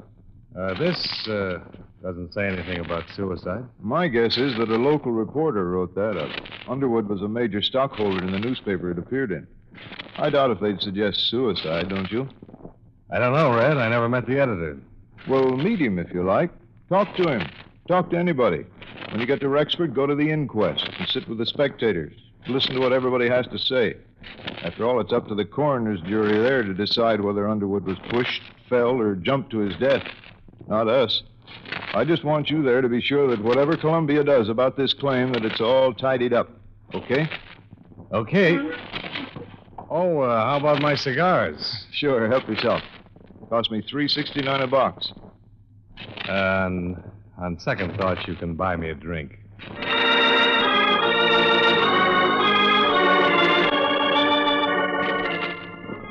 Expense account item 1. $214.65. Plane fare, train fare, bus fare, and incidentals between Hartford and Rexford. I arrived at 11:30 in the morning and checked in at the same hotel where Raymond Underwood had met his death. I had some lunch in the coffee shop, and after that I struggled my way against a belligerent north wind to the city hall and the inquest. There I sat with the reporters and listened to a bellhop, a desk clerk, and a chambermaid give their versions of what had happened the day Underwood met his death. I was most interested in what Mrs. Underwood had to say. Down, please. When did you last see your husband, Mrs. Underwood? Last Thursday morning. About what time? 12 o'clock. A little before, I guess. Where? At the Pioneer Hotel. In his room there. The same room he occupied prior to his death? Yes. Were you alone? Yes, just with him. And what time did you leave? I was only there 15 or 20 minutes. Must have left before 12:30. I had an appointment. That was the last time you saw Mr. Underwood alive? Yes. They called me about 3 in the afternoon and told me that it had happened. What did you talk to your husband about, Mrs. Underwood? We were talking about being divorced. Was the deceased in good health? Yes. Had he been drinking? Some. Not much. I guess he'd had a couple before I got there. She was a tall, dark-haired woman in her early 30s. Her clothes were New York, the perfume Paris, the rings Tiffany's. She answered the questions of the interrogator without hesitation, without emotion. It had been previously established by the desk clerk that she'd left the hotel room a full 15 minutes before Underwood had plunged to bed. By 4:30 in the afternoon, it was all finished.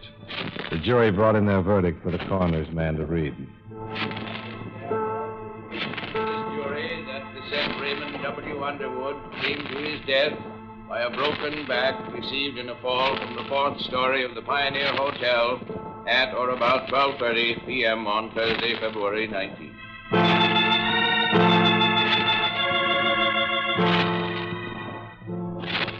I left the city hall and went down to the Western Union office and wired the news to Red Egan. After that, I looked up Sergeant Hannon at the police station. He gave me a copy of the coroner's verdict and the death certificate. Here you are. Thanks. How much you stuck for? $50,000. That's the way it goes, huh? Yeah, I suppose so. Sergeant. Yeah? Where's Mrs. Underwood from? Here. All her life? All her life. Born and raised right here in Rexford. Of course, she went to school in the East, and she's been in Europe a couple of times, but most of her life right here. Mighty pretty widow. Mighty rich one, too. Underwood had it. I know. This divorce. Everybody in town knew they weren't getting along. Never did get along. How could they? Alice is 28 and Ray was over 50. He could have been her father. As a matter of fact, he almost was. How's that? Well, he raised her from the time she was 14. He paid for all her schooling and growing up. She didn't have any folks after her old man died. Ray was pretty good to her. I see. We went over what you're thinking, Dollar. Sure, anybody would. But they were talking about divorce. The papers had been drawn up for a settlement. She'd got a lot of money in alimony and so on. Alice had no call to push him out of that window or have anybody else do it. What about the possibility of suicide? The jury said accident. Besides, everybody here knew Ray. He wasn't the suicide type. Nobody's the suicide type till they come to the end of the line, Sergeant. Then it's too late to interview him and ask him about it. But it's already been said as an accident, so I guess I'm just throwing words around. You have a right to do that if you aren't satisfied with the verdict, Dollar. Anything we can do, be glad to help. Thanks. Thanks a lot.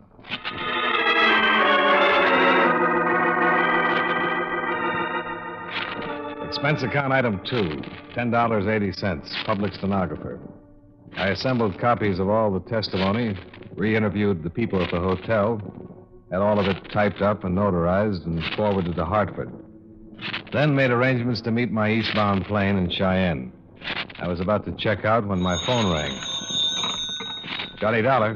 Trying to get you for 3 hours, Johnny. What's up, Red? The insurance agent in Cheyenne just got back from his vacation and read about Underwood's death.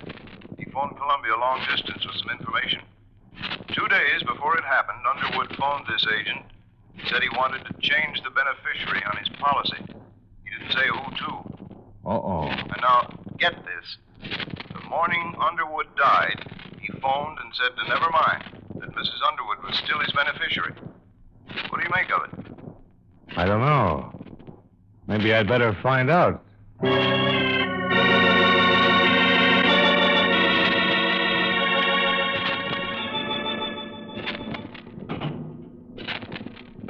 What matters do you want to clear up? Oh, just some details about your husband's death, Mrs. Underwood.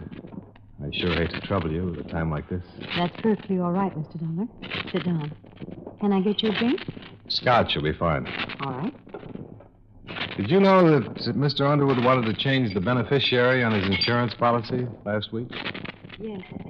Water all right? Oh, fine. We also learned that he changed his mind about that the day he died. Can you explain any of that? I think so, Mr. Dollar. Ray and I were going to be divorced. He moved out of the house better than a month ago. We went to his attorneys and drew up a tentative property settlement. Here you are. Thanks. I didn't see him for 3 weeks or so, and then we happened to meet, and, well, we had a rather bitter argument about everything. Where was this? In the dining room of the hotel. I was lunching there with some friends. I see. It was one of those ridiculous things. We quarreled and parted very angrily. The whole thing was childish. My first impulse was to see a lawyer and demand every unreasonable thing I could on a settlement. I guess his impulse was to cancel me out as his beneficiary. Did you go to a lawyer? No. I cooled off. Do you know what day this was? The luncheon was a Tuesday affair, I think. Yes. That fits in all right. Our parting had been amicable. I mean, Ray and I just didn't get along as husband and wife. But we made it up just before he died. He called me that morning and apologized for his conduct.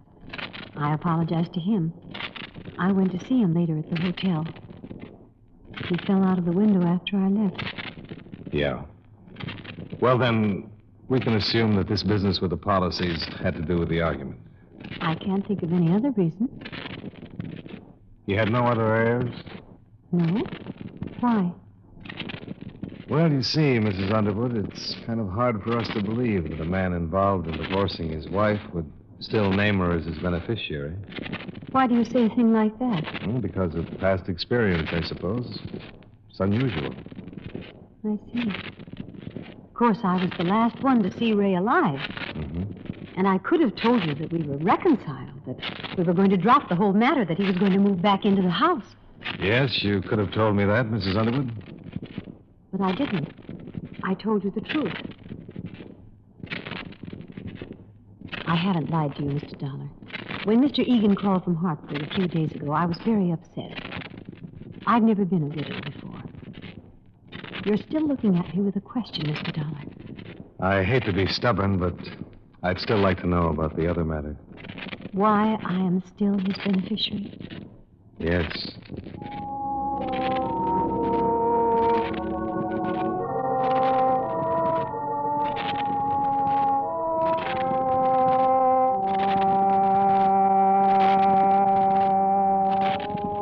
The next morning, I interviewed all the people who had been on duty at the hotel the morning of Underwood's death. Then I dropped in to see Sergeant Hannon once more. Well, here it is, right here. I went over the room myself with two of my men. Personal effects of the deceased included 4 suits of men's clothing, 14 shirts, 5 pair of men's hosiery. Was there a bottle in there? Liquor? Yeah. Nope. How about a flask? Nope, nothing like it. Just a glass. Hannon, I talked to all the people at the hotel before I came over here. Underwood left a call for 11:30 the morning he died. They called him. 5 minutes later, he phoned the insurance agent in Cheyenne. And that's the only business he conducted all day, outside of calling his home. We know he didn't leave the room, and we know Mrs. Underwood visited him there about 12. Yeah.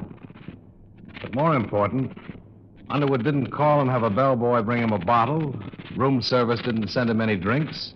The chambermaid swears there was no bottle of liquor of any kind in his room all the time he lived at the hotel. Ray didn't drink much. Well, that adds to it. What light drinker takes a drink before breakfast? He only had time to get up and shave before his wife showed up. Who said he had a drink? Mrs. Underwood. Hmm? On the witness stand, under oath, she said that her husband had had a couple of drinks. Mind you, she didn't say he was drunk, but she did say he'd been drinking before she got there. You know what I think, Hannon? What? I think she just threw that in because it's a little hard to believe that a cold, sober man would walk out of a hotel window and kill himself accidentally. But you and I and everybody else at that coroner's inquest got the impression that Underwood was slightly tipsy. I want to know where he got the drink. I want to know who gave it to him. That's what I want to know. Where'd he get the drink? If he had one. It's a pretty good question, Dollar.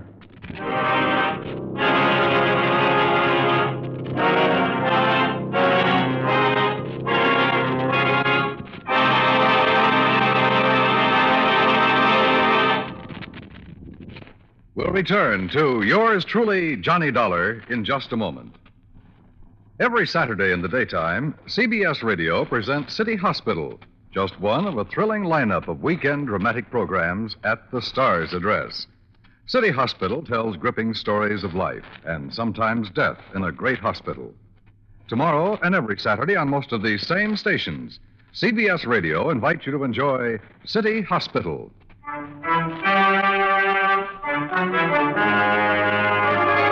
Now, with our star John Lund, we bring you the second act of yours truly, Johnny Dollar.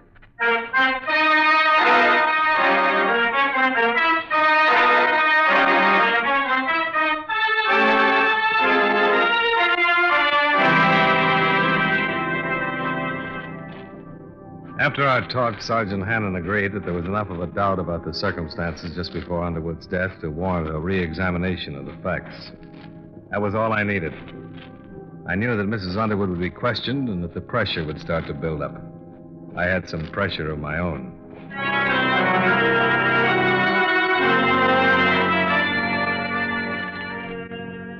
Expense account item 4, $13.25. Another long-distance phone call. This one to Hartford and Red Egan. I explained our position to him. What? The best thing right now is to move fast. Deny liability on the grounds that the accident is not proved. Suppose she sues us. Let her. The burden of proving that it was an accident would be on her. Red, he didn't have a drink that morning. All right, she made a mistake. He had a heart attack, got dizzy, and tumbled out of the window. He might have, sure. But there's no doctor in town able to tell us he had any trouble along those lines. And there's Mrs. Underwood herself. What about her? She was ready for that coroner's jury yesterday, and she was ready for me when I called on her last night. The only one she wasn't ready for was you, when you phoned her a couple of days ago, and she hung up. She halfway apologized for that. But she really couldn't think of anything to say to you. Okay, but I want to tell you I don't think the Columbia Insurance people will play it that way. They have a matter of public confidence to think of. Suppose it's a just claim. I tell you it isn't. Why? Do you have anything else? 3 things. Instinct, experience, and statistics. She's a young woman. She was married to a wealthy older man. With him out of the way, she has all his money, everything, not just alimony and a property settlement. And what he left her in the way of property and other things, not to mention the insurance, is something to consider. It's the kind of stuff she can go places and do things on. All right, I'll tell them that. What else? Tell him I'm working for evidence, and the best way to get it is to bring her out in the open. File a complaint against her to the district attorney's office. What charge? Suspected murder. Johnny, that'd get us a criminal libel suit. Remember the drink. He didn't have the drink. All right, but she had an alibi. She had help. Somebody got into the hotel without being seen and pushed Underwood out of that window. You're convinced that it's murder? You bet your boots I am.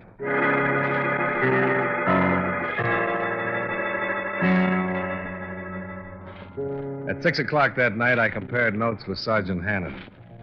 He reported that after questioning Mrs. Underwood, she admitted that she might have been mistaken about her husband drinking the morning of his death. She wasn't sure. But Hannon said what we both were thinking. She was sure enough in front of that coroner's jury to give a misleading impression, Dollar. We better find out who helped her pull this off.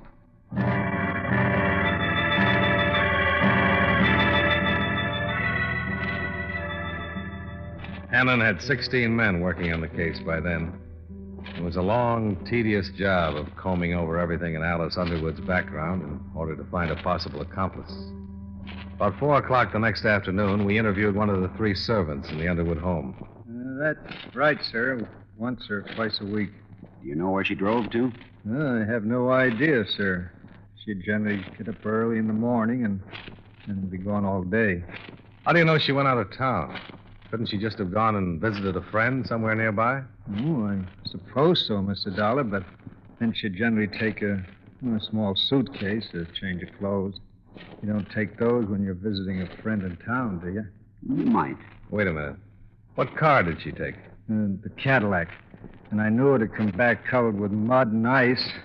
Always have to be washed up. I see. Mr. Underwood used to complain about it a whole lot. About the car? Oh, no. About the trips. They had some pretty good arguments about them. Could you repeat anything that was said? Well, I don't guess I could, word for word. Do you know what they were about? Yes. It's about the same all the time. Mr. Underwood said she shouldn't visit that man. What man? Just that man. I never knew who it was that they were arguing about. Uh-huh. How long have you worked for Mr. Underwood? Me, I've been in this house 13 years, sir. And you've known Mrs. Underwood quite a long time? Yes, sir. Yes, sir, knew her when she was a little girl, when she first came here. I saw her grow up and go away to school and come back and go away to Europe and come back a little more grown up and a little different each time. I've seen her turn into a woman over the years, sir. Were you surprised when Mr. Underwood married her? Well, no. Yes, I guess I was. I mean, she always seemed so young compared to him, but then when she was grown up, it was sort of different, so I wasn't surprised at that. Let me ask you this. Did she seem to fit in here? You mean when she married him? Yeah. Well, before they were sort of, like friends. I mean, they'd ride horses and go hunting and laugh and talk about different things, but she traveled so much and saw so many different things around the world that it didn't seem they were friendly anymore once that they were married. I mean, Mr. Underwood was Wyoming, and Mrs. Underwood, she was, well, different, even though this is her home. Okay, thanks a lot. Wait, I feel awful about Mr. Underwood being dead. I've been telling you the things the way I see them, and I know you'll probably hear different stories from everybody. But I'm glad you came and asked me. If there was anything wrong about the way he died, I'd like it to be fixed. Sure you would. Mrs. Underwood probably would fire me for talking like this, but no, I don't care. This house isn't the same anymore.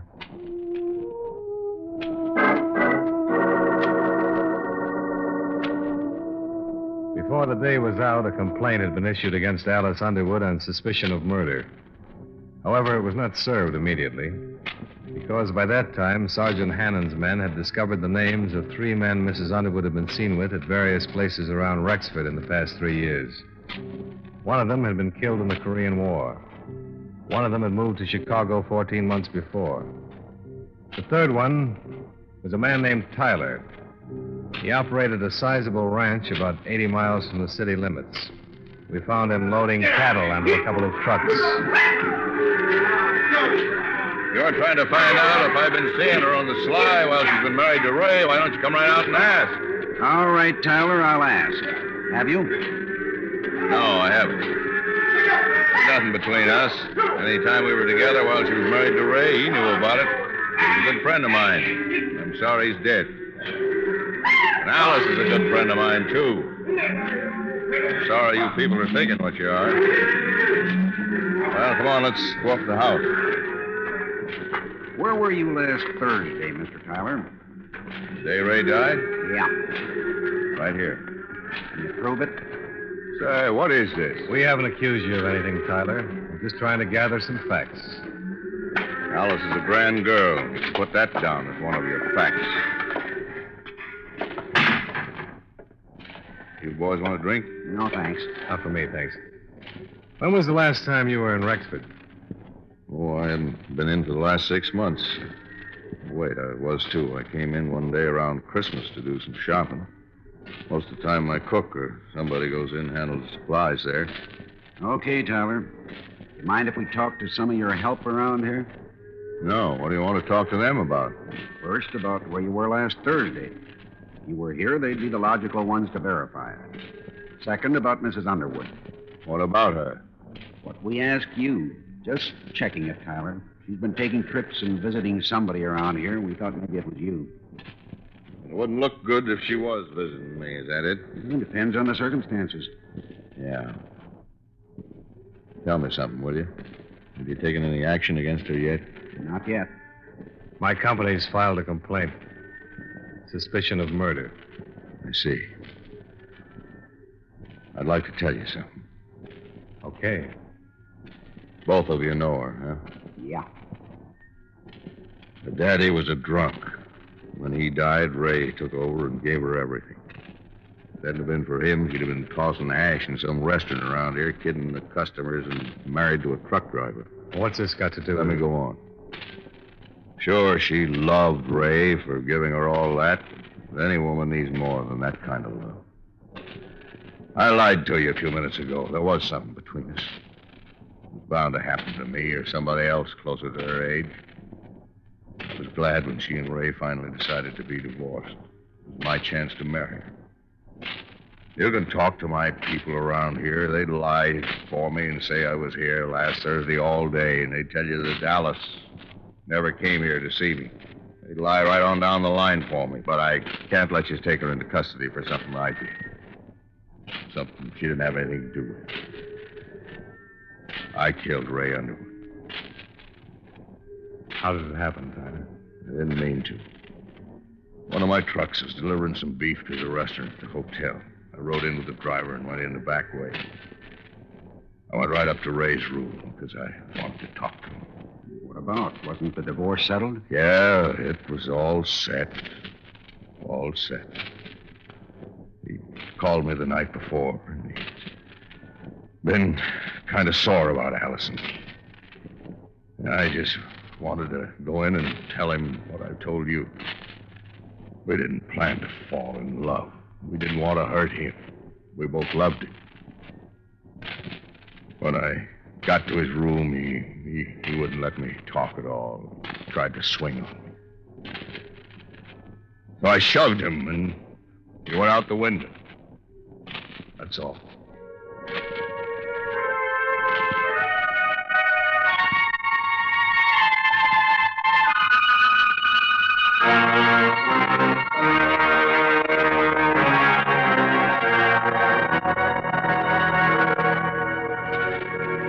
Expense account item 5, $38.15. Hotel and food while in Rexford. Item 6, same as 1, transportation back to Hartford. Expense account total, $491.50. Yours truly, Johnny Dollar.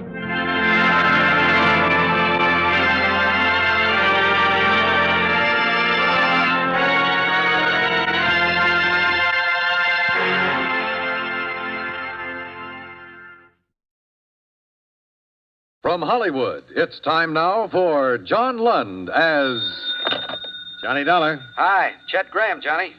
Who? Wake up, boy. Chet Graham, claims, New York Mutual. Oh, hi, Chet. How are things? Bad. Johnny, I have to make a little trip out to the coast on a phony claim. I'll be gone about 4 days, but I need someone to hold down my office while I'm away. Can you do it? Oh, that's not my line, Chet. You know that. Well, make it your line, Johnny. Somebody has to be here. Look, you can live in my apartment. You can use my tickets to Wish You Were Here. You can even take my girl if you want. New York's swell this time of year. Can't you get anybody there? Oh, everybody's got the flu or busy or something.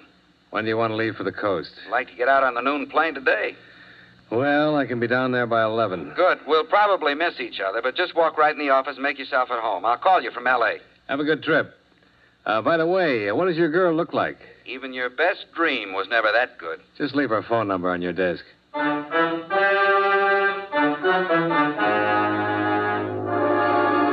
John Lund in a transcribed adventure of the man with the action-packed expense account, America's fabulous freelance insurance investigator. Yours truly, Johnny Dollar.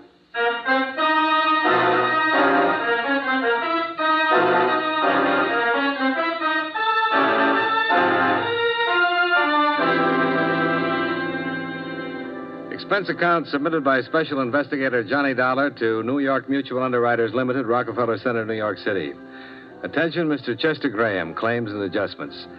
Dear Chet, you probably read some of this in the Los Angeles papers, but they don't have the whole story. Maybe they'll never get it all. I hope not. I found out part of it, stumbled into the rest of it, and I'm trying to forget all of it. The following is an accounting of expenditures during your 4-day absence in my investigation of the James Clayton matter. Expense account item 1, $14.35 transportation Hartford to New York, where, as per your advice, I walked in your office, sat down, and made myself at home. And where, 15 minutes later, I had a caller. Mr. Dollar, is it? That's right. The girl at the reception desk said Mr. Graham was out of town and that you were taking his place. Yes. Please sit down. Well, thank you, but I don't have time. I'm Miss Stebbins, Dr. James Clayton's nurse. He asked me to see you. I see. He gave me these policy numbers. He said that your company wrote these policies and that he'd like to talk to one of you. Well, certainly, Miss Stebbins. He can come by anytime. No, you don't understand. Dr. Clayton can't get away from the office. We're terribly rushed, and I really should be getting back myself. He's there all alone. Well, do you know what it's about, Miss Stebbins? No. The doctor's been acting strangely all day. He had me cancel all of his outside calls, and then he sent me here. He said to explain that it was very urgent. I'm very concerned for him.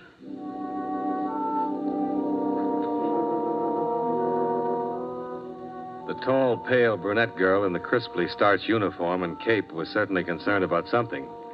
She bit her lip, forced out a wan, unprofessional smile, and started to cry. I pretended not to notice all this as we got on the elevator and went down into the street. However, 10 minutes later, when we arrived at a suite of offices in the Pelroy building, I had to notice Dr. James Clayton. He met us at the door. Most of his costume was medically correct. White coat and carrying a stethoscope in one hand. But in the other, he brandished a .32 Ivor Johnson. The safety was off. Oh, it's you. Yes, Doctor. This is Mr. Dollar from the insurance office. Claims investigation? Yeah. Oh, fine.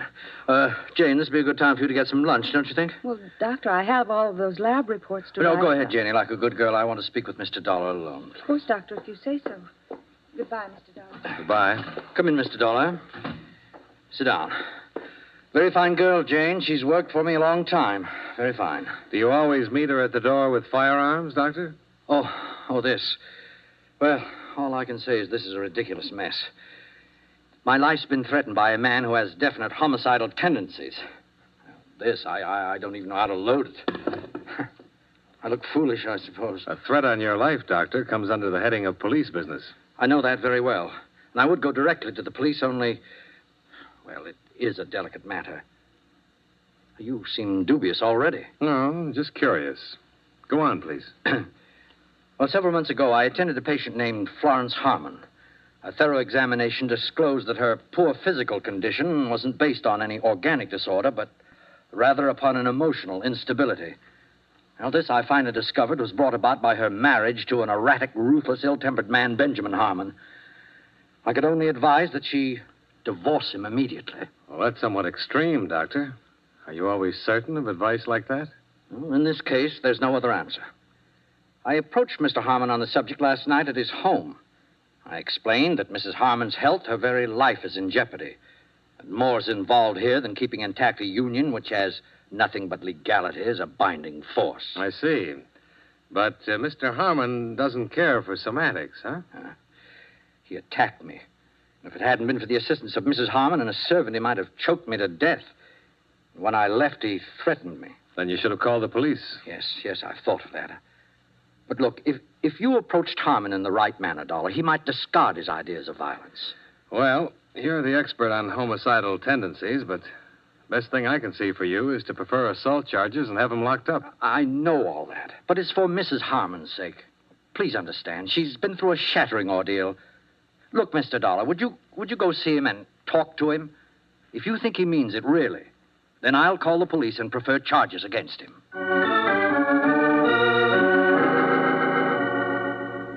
The Harmon residence was in Westchester. A story and a half colonial with all the trimmings. There was a 51 Cadillac in the open garage and a 52 Ford station wagon in front of the house. Yes?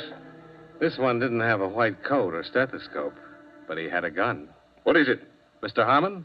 I'm Harmon. What do you want? Mr. Harmon, my name is Dollar. And Dollar, huh? Get out of my way! Oh!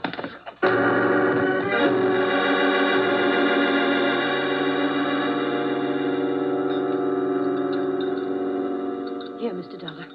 Drink this. Easy now. Oh. Take it, please. Oh, you had quite a blow. Try a little more. It should make you feel better. What was... Oh, you can bring suit against him, against us. You can do anything you want to, Mr. Dollar. He's just ungovernable. He could easily have killed you.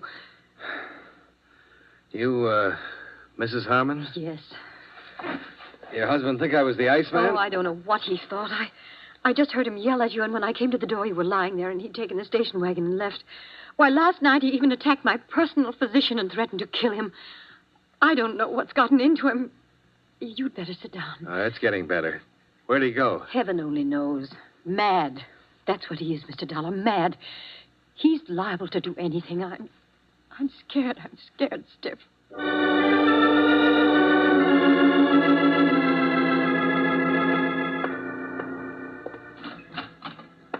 I called Dr. Clayton, who promised to notify the police. It was about 5:45 when I got back to his office. A broad-shouldered man in a tweed suit was in the reception room. Hi. You Dr. Clayton? No. Hey, don't I know you? I was thinking the same about you. Wait, Dollar? Yeah. Tom Bassman, Central Division. Oh, sure. How are you, Tom? Fine. Hey, you must be the one. What? This Dr. Clayton called downtown about a threat. Said his insurance company had advised him to report it. That's right. Well, where is he? Well, he should be here, Tom. What's his nurse say? I rang the buzzer. No one around at all. What's this all about? A man named Benjamin Harmon's threatened the doctor's life. I met him myself. He's carrying a gun, and he looked dangerous to me. I just came from his house. He's still there? No. I better phone in and get a pickup out on him. When the doctor shows up, I'll get a complaint. Oh, hello. Hello. Why, Mr. Dollar. Hello, Miss Stebbins. Is Dr. Clayton here? This is Sergeant Bassman. We want to see him ourselves. You're a police officer? That's right, miss. I heard him talking to you on the phone. Is anything the matter? Just want to see him. Well, goodness, he sent me out to pick up these things. He was here when I left. Oh, What? perhaps he had an emergency. Well, is there any way we can find out? Well, if he had one, it would be right here on the pad, because I always have to know. Oh, that's funny. What?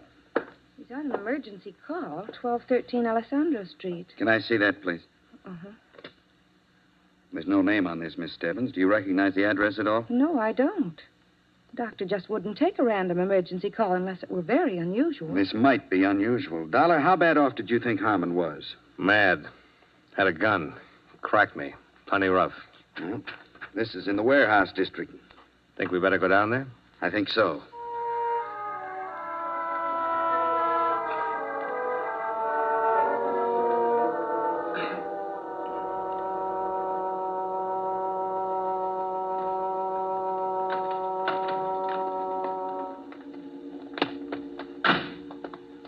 Wait. What? 1213. Well, it'd have to be that vacant lot over there.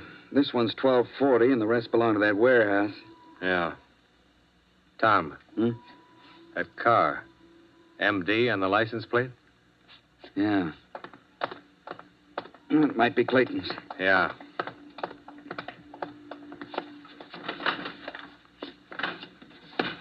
It's Clayton's car, all right. He must be around here somewhere looking for 1213. Yeah. Well, let's have a peek.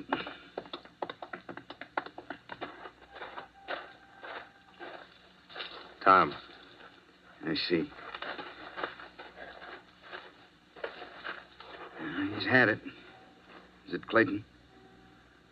Yeah, that's him. Some emergency this was. Yeah.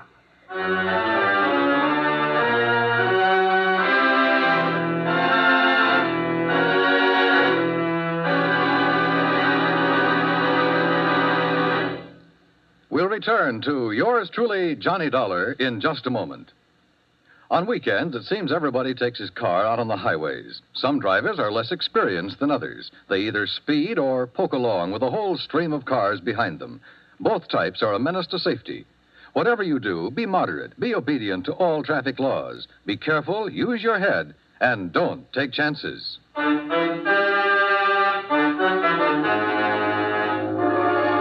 Now, with our star, John Lund, we bring you the second act of yours truly, Johnny Dollar.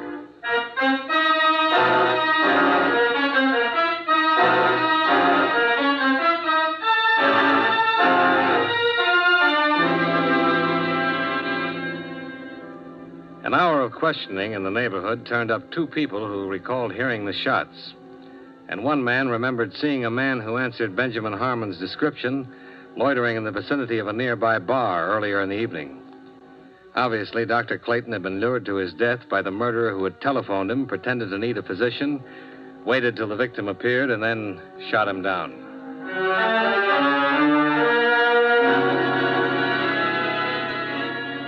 Expense account item 3, $11.65. A good dinner, 3 martinis, tip, and thinking at Toots Shores. After which, I strolled over to the Pelroy building. Expense account item 4, $5 even. Bribed watchman. I shouldn't be doing this, you know. Might lose my job over it. I appreciate it. But since you're from the insurance company, I guess you're all right. Just looking around is all. Too bad about the doctor. Nice fellow. Very. What do you think you'll find? A policeman been here till almost an hour ago, poking around. You know if they found anything? Sure. Well, what? Doctor's emergency kit. Heard him say he didn't take it with him when he went out on that emergency. Don't be too long.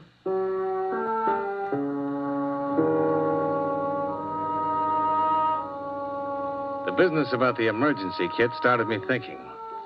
I opened Clayton's file drawer and skimmed through every patient's name from Abbott to Zabrowski. He'd been a thorough man, and from all evidences operated an efficient medical office. However, he had no medical history in his files on Florence Harmon. There was nothing to indicate that she had ever been a patient of his. On the other hand, there was an entry a year before which showed that he had examined, treated, and discharged Benjamin Harmon as a patient. I think these two developments supplied me with all of the curiosity I needed for a while. Nurse Jane Stebbins' home address was duly noted on Dr. Clayton's phone book. Oakdale House. Surprisingly enough, on Oak Street. Special rates for nurses, room 210.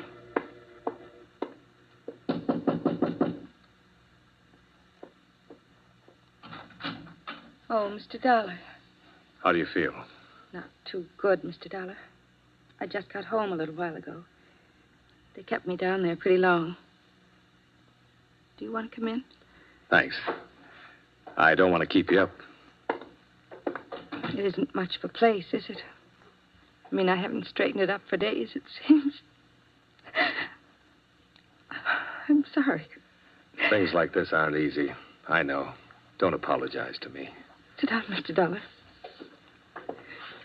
Have they caught Mr. Harmon yet? No, not yet.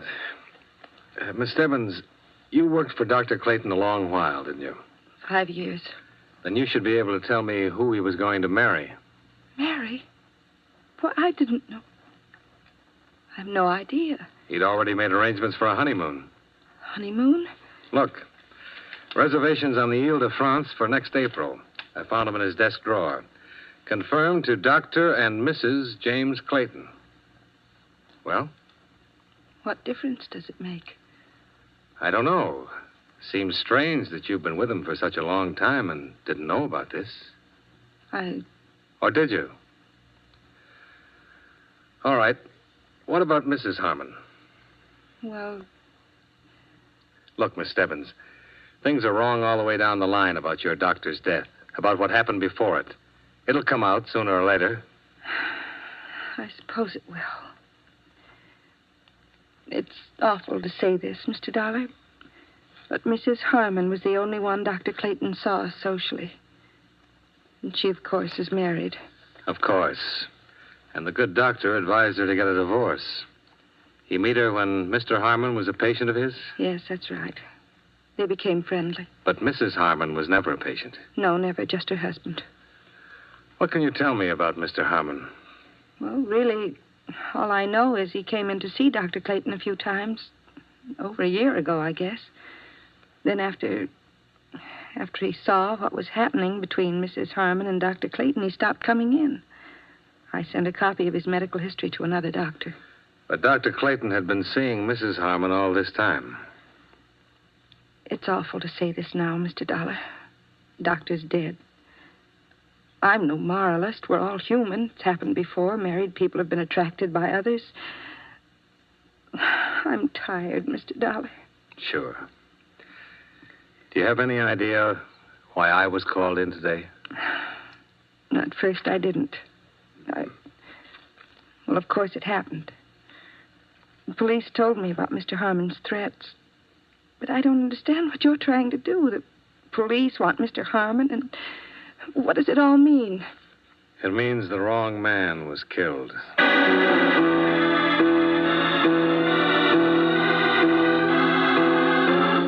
Please, Mr. Dollar. I should have tumbled to it right away, but your husband fit the part too well. Now, look here. I've been through quite enough today with the police looking for Ben. I don't have... You and Clayton.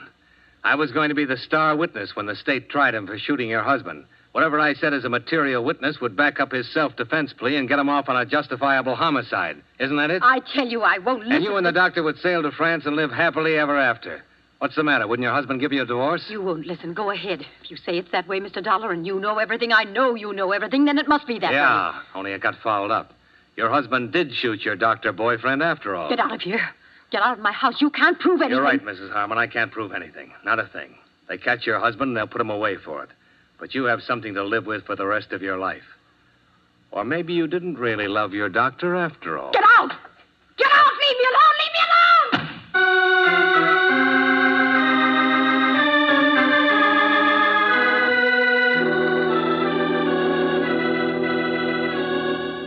What? Well, that's it, Sergeant. I want to know if people can really get by with this kind of thing in our courts of law. If and when you pick up Benjamin Harmon, will he have any kind of defense? Oh, we'll get him, Dollar. The others I can't answer. What you just told me is really a thing. I don't see how any lawyer can do much for a guy who threatens another man's life and finally guns him down, do you? Supposing I could prove that Harmon was being set up as a patsy, that the doctor was really supposed to gun him down and plead self-defense. Up to the judge and the jury. When we get Harmon, he'll be arraigned and indicted on first-degree murder charges. Don't worry about that. And if it goes that far, it generally means he'll get the works. After all, we're pretty sure he shot and killed the doctor. Hang up, Dollar. Huh? You still there, Dollar? Hang up or I'll blow your head off.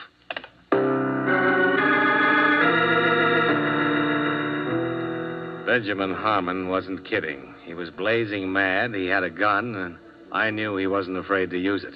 I was across the street when you left my place a little while ago. Fixing up another deal, were you?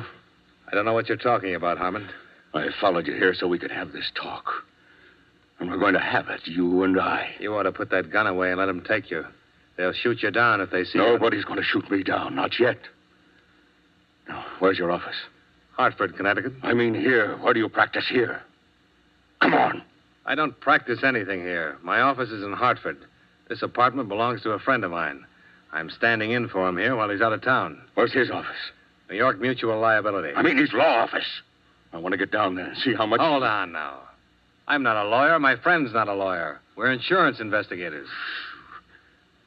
Where's the office? I tell you, we... Listen. Clayton called me this morning and said a lawyer named Dollar was on his way over to talk to me about divorcing Florence. If you hadn't started swinging that gun butt around, I'd have told you why I was there. I think I know why Clayton called you and told you that, but I don't... You and he were trying to pull something to take my wife away from me. I know that much. You're wrong, Harmon. I didn't know anything about that. Nobody takes my wife away from me. Now, that's the kind of temper that got you in all the trouble you're in. Look, you can shoot me here and I'll be number 2. But they'll get you real easy here. You know I didn't kill Clayton? How do I know you didn't kill him? You threatened him. Half a dozen people heard you threaten him. I have an idea why you did it, and you might have been right, but murder for any reason... Shut up! You're in on it somewhere. You know who did kill him, and you're going to clear me or I'll whip it out of you, Dollar. I'll whip it out of you! Why, you crazy... You...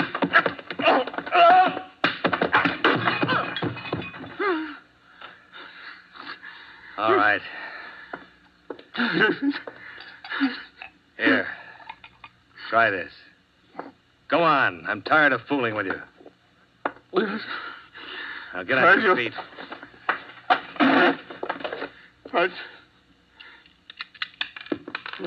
Well, you got one point in your favor. This gun hasn't been fired. Do you have another one? No. Here, take another drink. Now, you have a chance to talk to me right now. I don't think the police will be interested in much you have to say. I wanted to kill Clayton, but I didn't. Nobody will believe that. I know I've got a temper, and I've tried to control it, but I didn't kill him. I'm not impressed with that. I want facts. Where were you when Clayton was shot? How do I know? I didn't know what time he was shot. Say between 5 and 6 today. I was out getting mad. Fried. Where? Who saw you? No. After we met, I was so sore, I jumped in the car and went out and bought myself a jug. I know it sounds crazy, but I spent most of the time just sitting in the car down by the docks, just drinking and thinking and getting mad. I don't know what it was. I don't know when I walked over to the saloon, phoned Clayton. I told him I was on Alessandro Street and to come on down. I wanted to have a showdown. You mean you wanted him to come down so you could kill him? Maybe I did have that on my mind. I don't know. I waited an hour or so, but he never showed up. When I called back at his office, nobody answered. So I climbed back in my car, and that's where I heard about my being wanted for killing him. It was on the newscast. I didn't do it, Dollar. I swear I didn't. The others I knew about, and I didn't kill them. What others? Florence always had other friends. I guess I don't love her anymore, but I don't know. Maybe I hate her for all of it. When a man doesn't let part of his life walk away from him, I wouldn't give her a divorce. If I had let her get away with it, it would have been too much for me to hold. Even though you didn't love her and you knew she didn't love you? Yes. That sounds stupid. Maybe. I loved her once. She loved me the way two people only love at certain times. Hell, no sense yet. I'm not well, Dollar. Clayton gave me a year. Another doctor, 18 months. Finished anemia. The two of them could have waited at least till I was dead, couldn't they? Couldn't they?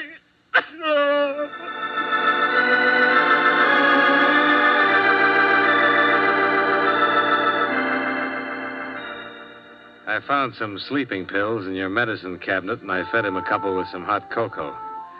He dropped off to sleep in your bed while I made some phone calls, confirming what he just told me. Expense account item 5, taxi fare, $4.05 back to Oak Street, to Oakdale House. Special rates for nurses. I thought you'd be back. I'm glad it's you. I think somehow you're the kind of man who understands things.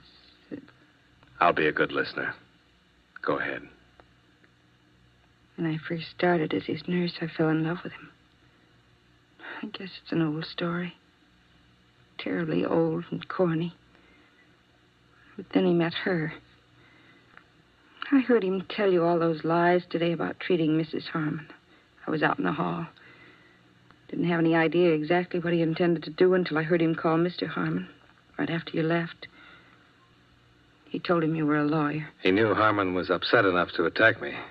Doctor was very good about knowing what people would do. I was here when Mr. Harmon called him tonight. Doctor took the call and wrote it down on the pad. I saw him put the gun inside his coat, and I knew he was going down there to shoot Mr. Harmon. So I followed him. He was walking around in the dark looking for Mr. Harmon with a gun in his hand. I ran up to him and pleaded with him not to be crazy, that she wasn't worth it. Then he said he was going to kill me, too. He struggled and the gun went off I don't know how many times. Then I came back here and pretended I'd been down at the drugstore. I see. What's your first name? Jane. Jane, Dr. Clayton made all sorts of elaborate plans so he'd have a self-defense plea. But you don't have to go to all that trouble. You can prove self-defense. He had the gun. He was going to use it on you. I beg your pardon? I can help you, Jane. It'd go second degree or manslaughter, suspended. You didn't mean to shoot him, but he meant to shoot you. No. You're nice. But I can't get off. What? I guess they haven't found her yet. I killed Mrs. Harmon an hour ago.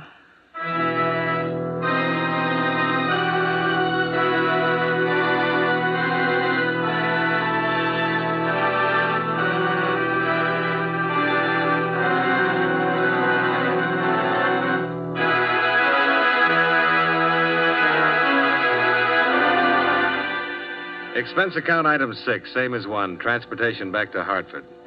I didn't spend any other money, Chet. I didn't meet your girl, and I didn't see the musical. I didn't go anyplace. I just sat in your office and looked at the walls for the next 3 days. I'm leaving this where you'll see it when you come in tomorrow morning. Settle up and don't call me for a long time. A long, long time, if you call at all.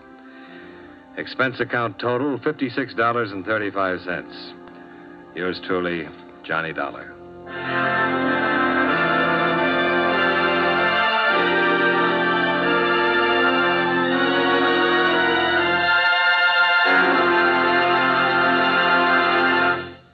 Yours truly, Johnny Dollar, stars John Lund in the title role and is written by E. Jack Newman with music by Eddie Dunstetter. John Lund can currently be seen in the Universal International picture Just Across the Street. Featured in tonight's cast were Victor Perrin, Virginia Gregg, Joseph Kearns, John McIntyre, and Jeanette Nolan. Yours truly, Johnny Dollar, is transcribed in Hollywood by Jaime Del Valle. Every Sunday, CBS Radio's Bob Trout brings you a timely weekend roundup of world news. As a special eyewitness feature, an overseas CBS radio news correspondent flies in to give you an up-to-the-minute account of developments on his beat. Don't miss Bob Trout's World News Roundup Sundays on the CBS Radio Network.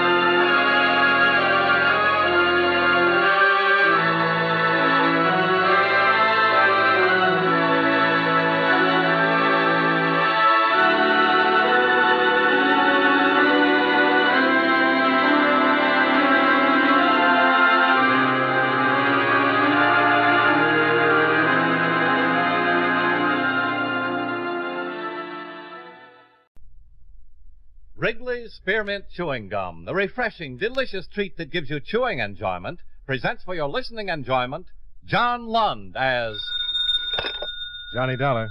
Nelson Price, Johnny. Oh, yes. How are you, Mr. Price? Fine. Got a job for you. You'll have to go to the West Indies. The West Indies? Near Haiti, St. Ledger. Mr. Claude Sheldon holds a big policy with us. We insure him, his wife, and his farm. They've had a lot of trouble. It's going to cost us a lot of money, and we think an investigation is necessary. Come on down to the office, and I'll give you as much as I've got, Johnny.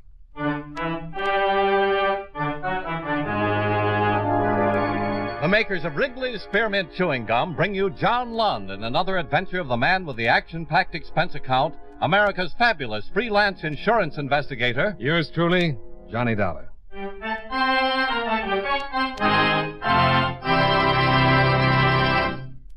For refreshing taste, plus chewing enjoyment, treat yourself to delicious Wrigley's Spearmint Gum. When your mouth and throat feel hot and dry, a stick of Wrigley's Spearmint gives you quick, long-lasting refreshment.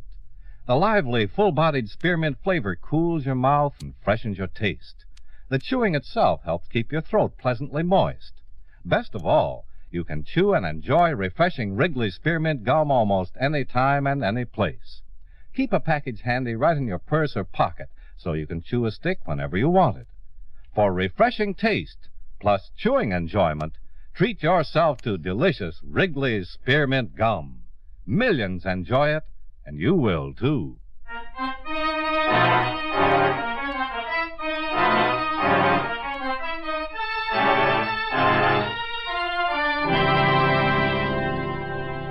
Expense account submitted by Special Investigator Johnny Dollar to Home Office International Insurance and Bonding Company, Hartford, Connecticut.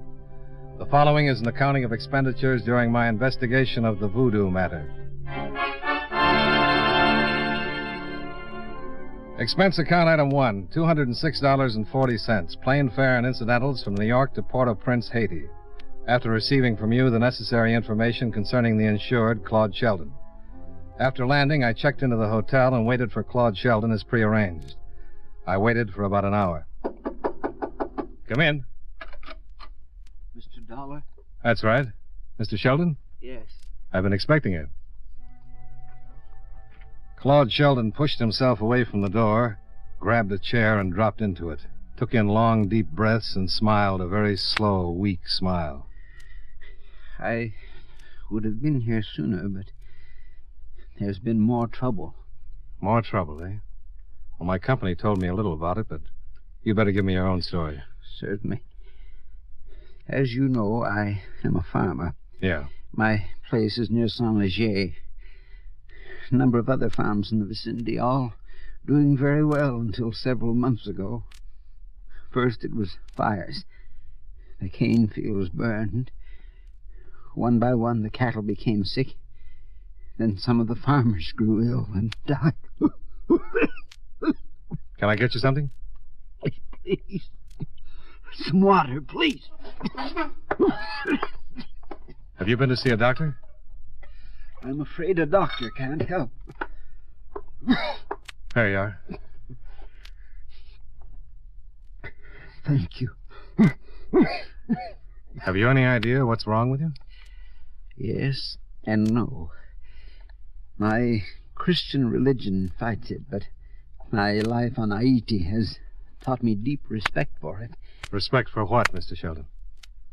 Voodoo, Mr. Dollar. Oh, I know just what you're thinking. But a doctor in Haiti has examined me and my wife and the others. He can find nothing wrong. Voodoo, Mr. Sheldon? I don't expect you to understand. It's hard for me. Perhaps there is something else. I hope you can find out. Well, I'm afraid I can't buy the voodoo theory, Mr. Sheldon. There's one thing. Immediately after my wife and I became ill, I received an offer from my farm. A very low offer from a Saint-Léger banker. I investigated and found it had been made in the interests of one Arthur Cotswold. Arthur Cotswold? Haiti's biggest planter. Extremely wealthy. Even after the sick cattle and the fires and everything? Yes. That's why I became suspicious. The other farmers received similar offers. More water? Perhaps I don't think I... Mr. Dollar. Mr. Sheldon. I called the hotel desk for a doctor, but by the time he'd gotten Sheldon to the hospital, the patient was dead.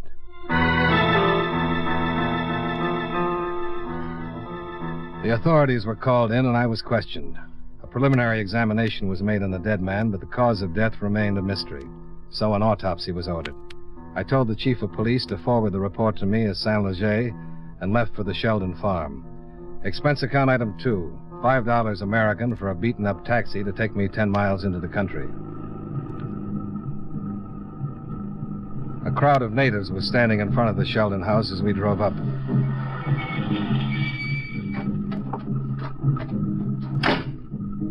I didn't know what it was. No one said a word. But something was wrong. I could feel it. I walked through the crowd and up to the house and stopped cold as the door opened. Who are you? I'd never seen anything like him. A native who was a good 7 feet tall and must have weighed at least 300. Me, Bimba. Who are you? Me, I'm Johnny Dollar. I'm an insurance investigator. You from United States? Yeah. I'm supposed to investigate the trouble here. Me know. Master Sheldon, tell me. I saw Master Sheldon about an hour ago. He dead. How do you know he died? You come in house. All right. What are all those people doing out there? They're friends. Madame, she died too.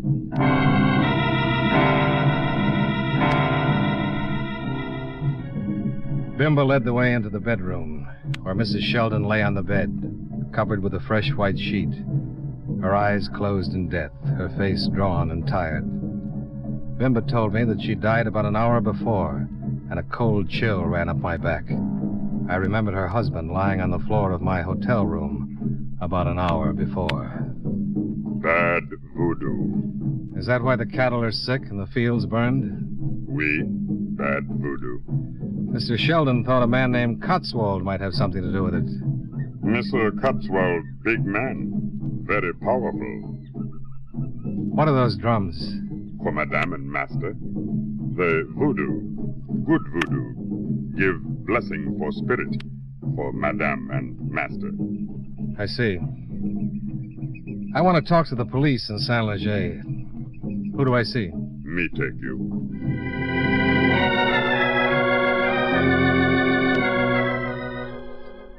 Right then, I inherited Bimba. And if there was going to be any trouble, the giant servant would certainly help to make up for any lack on my part. The first thing I wanted to do was to contact the authorities in Saint-Léger. And Bimba told me my man was Inspector Georges. Bimba saddled up 2 horses from the barn, and together we rode back to Saint-Léger. Bimba pointed out the inspector's office and waited in front while I went in. Oui, Monsieur Dollar. The Sheldons were a very fine family. I knew them very well. How did everybody know they were dead? On Haiti, things of such nature are never a secret. The natives know. Voodoo? Being a stranger to Haiti, Monsieur Dollar, I expect you to be a skeptic. But you're not? Let us say I've been in Haiti too long to be one, huh? Hmm.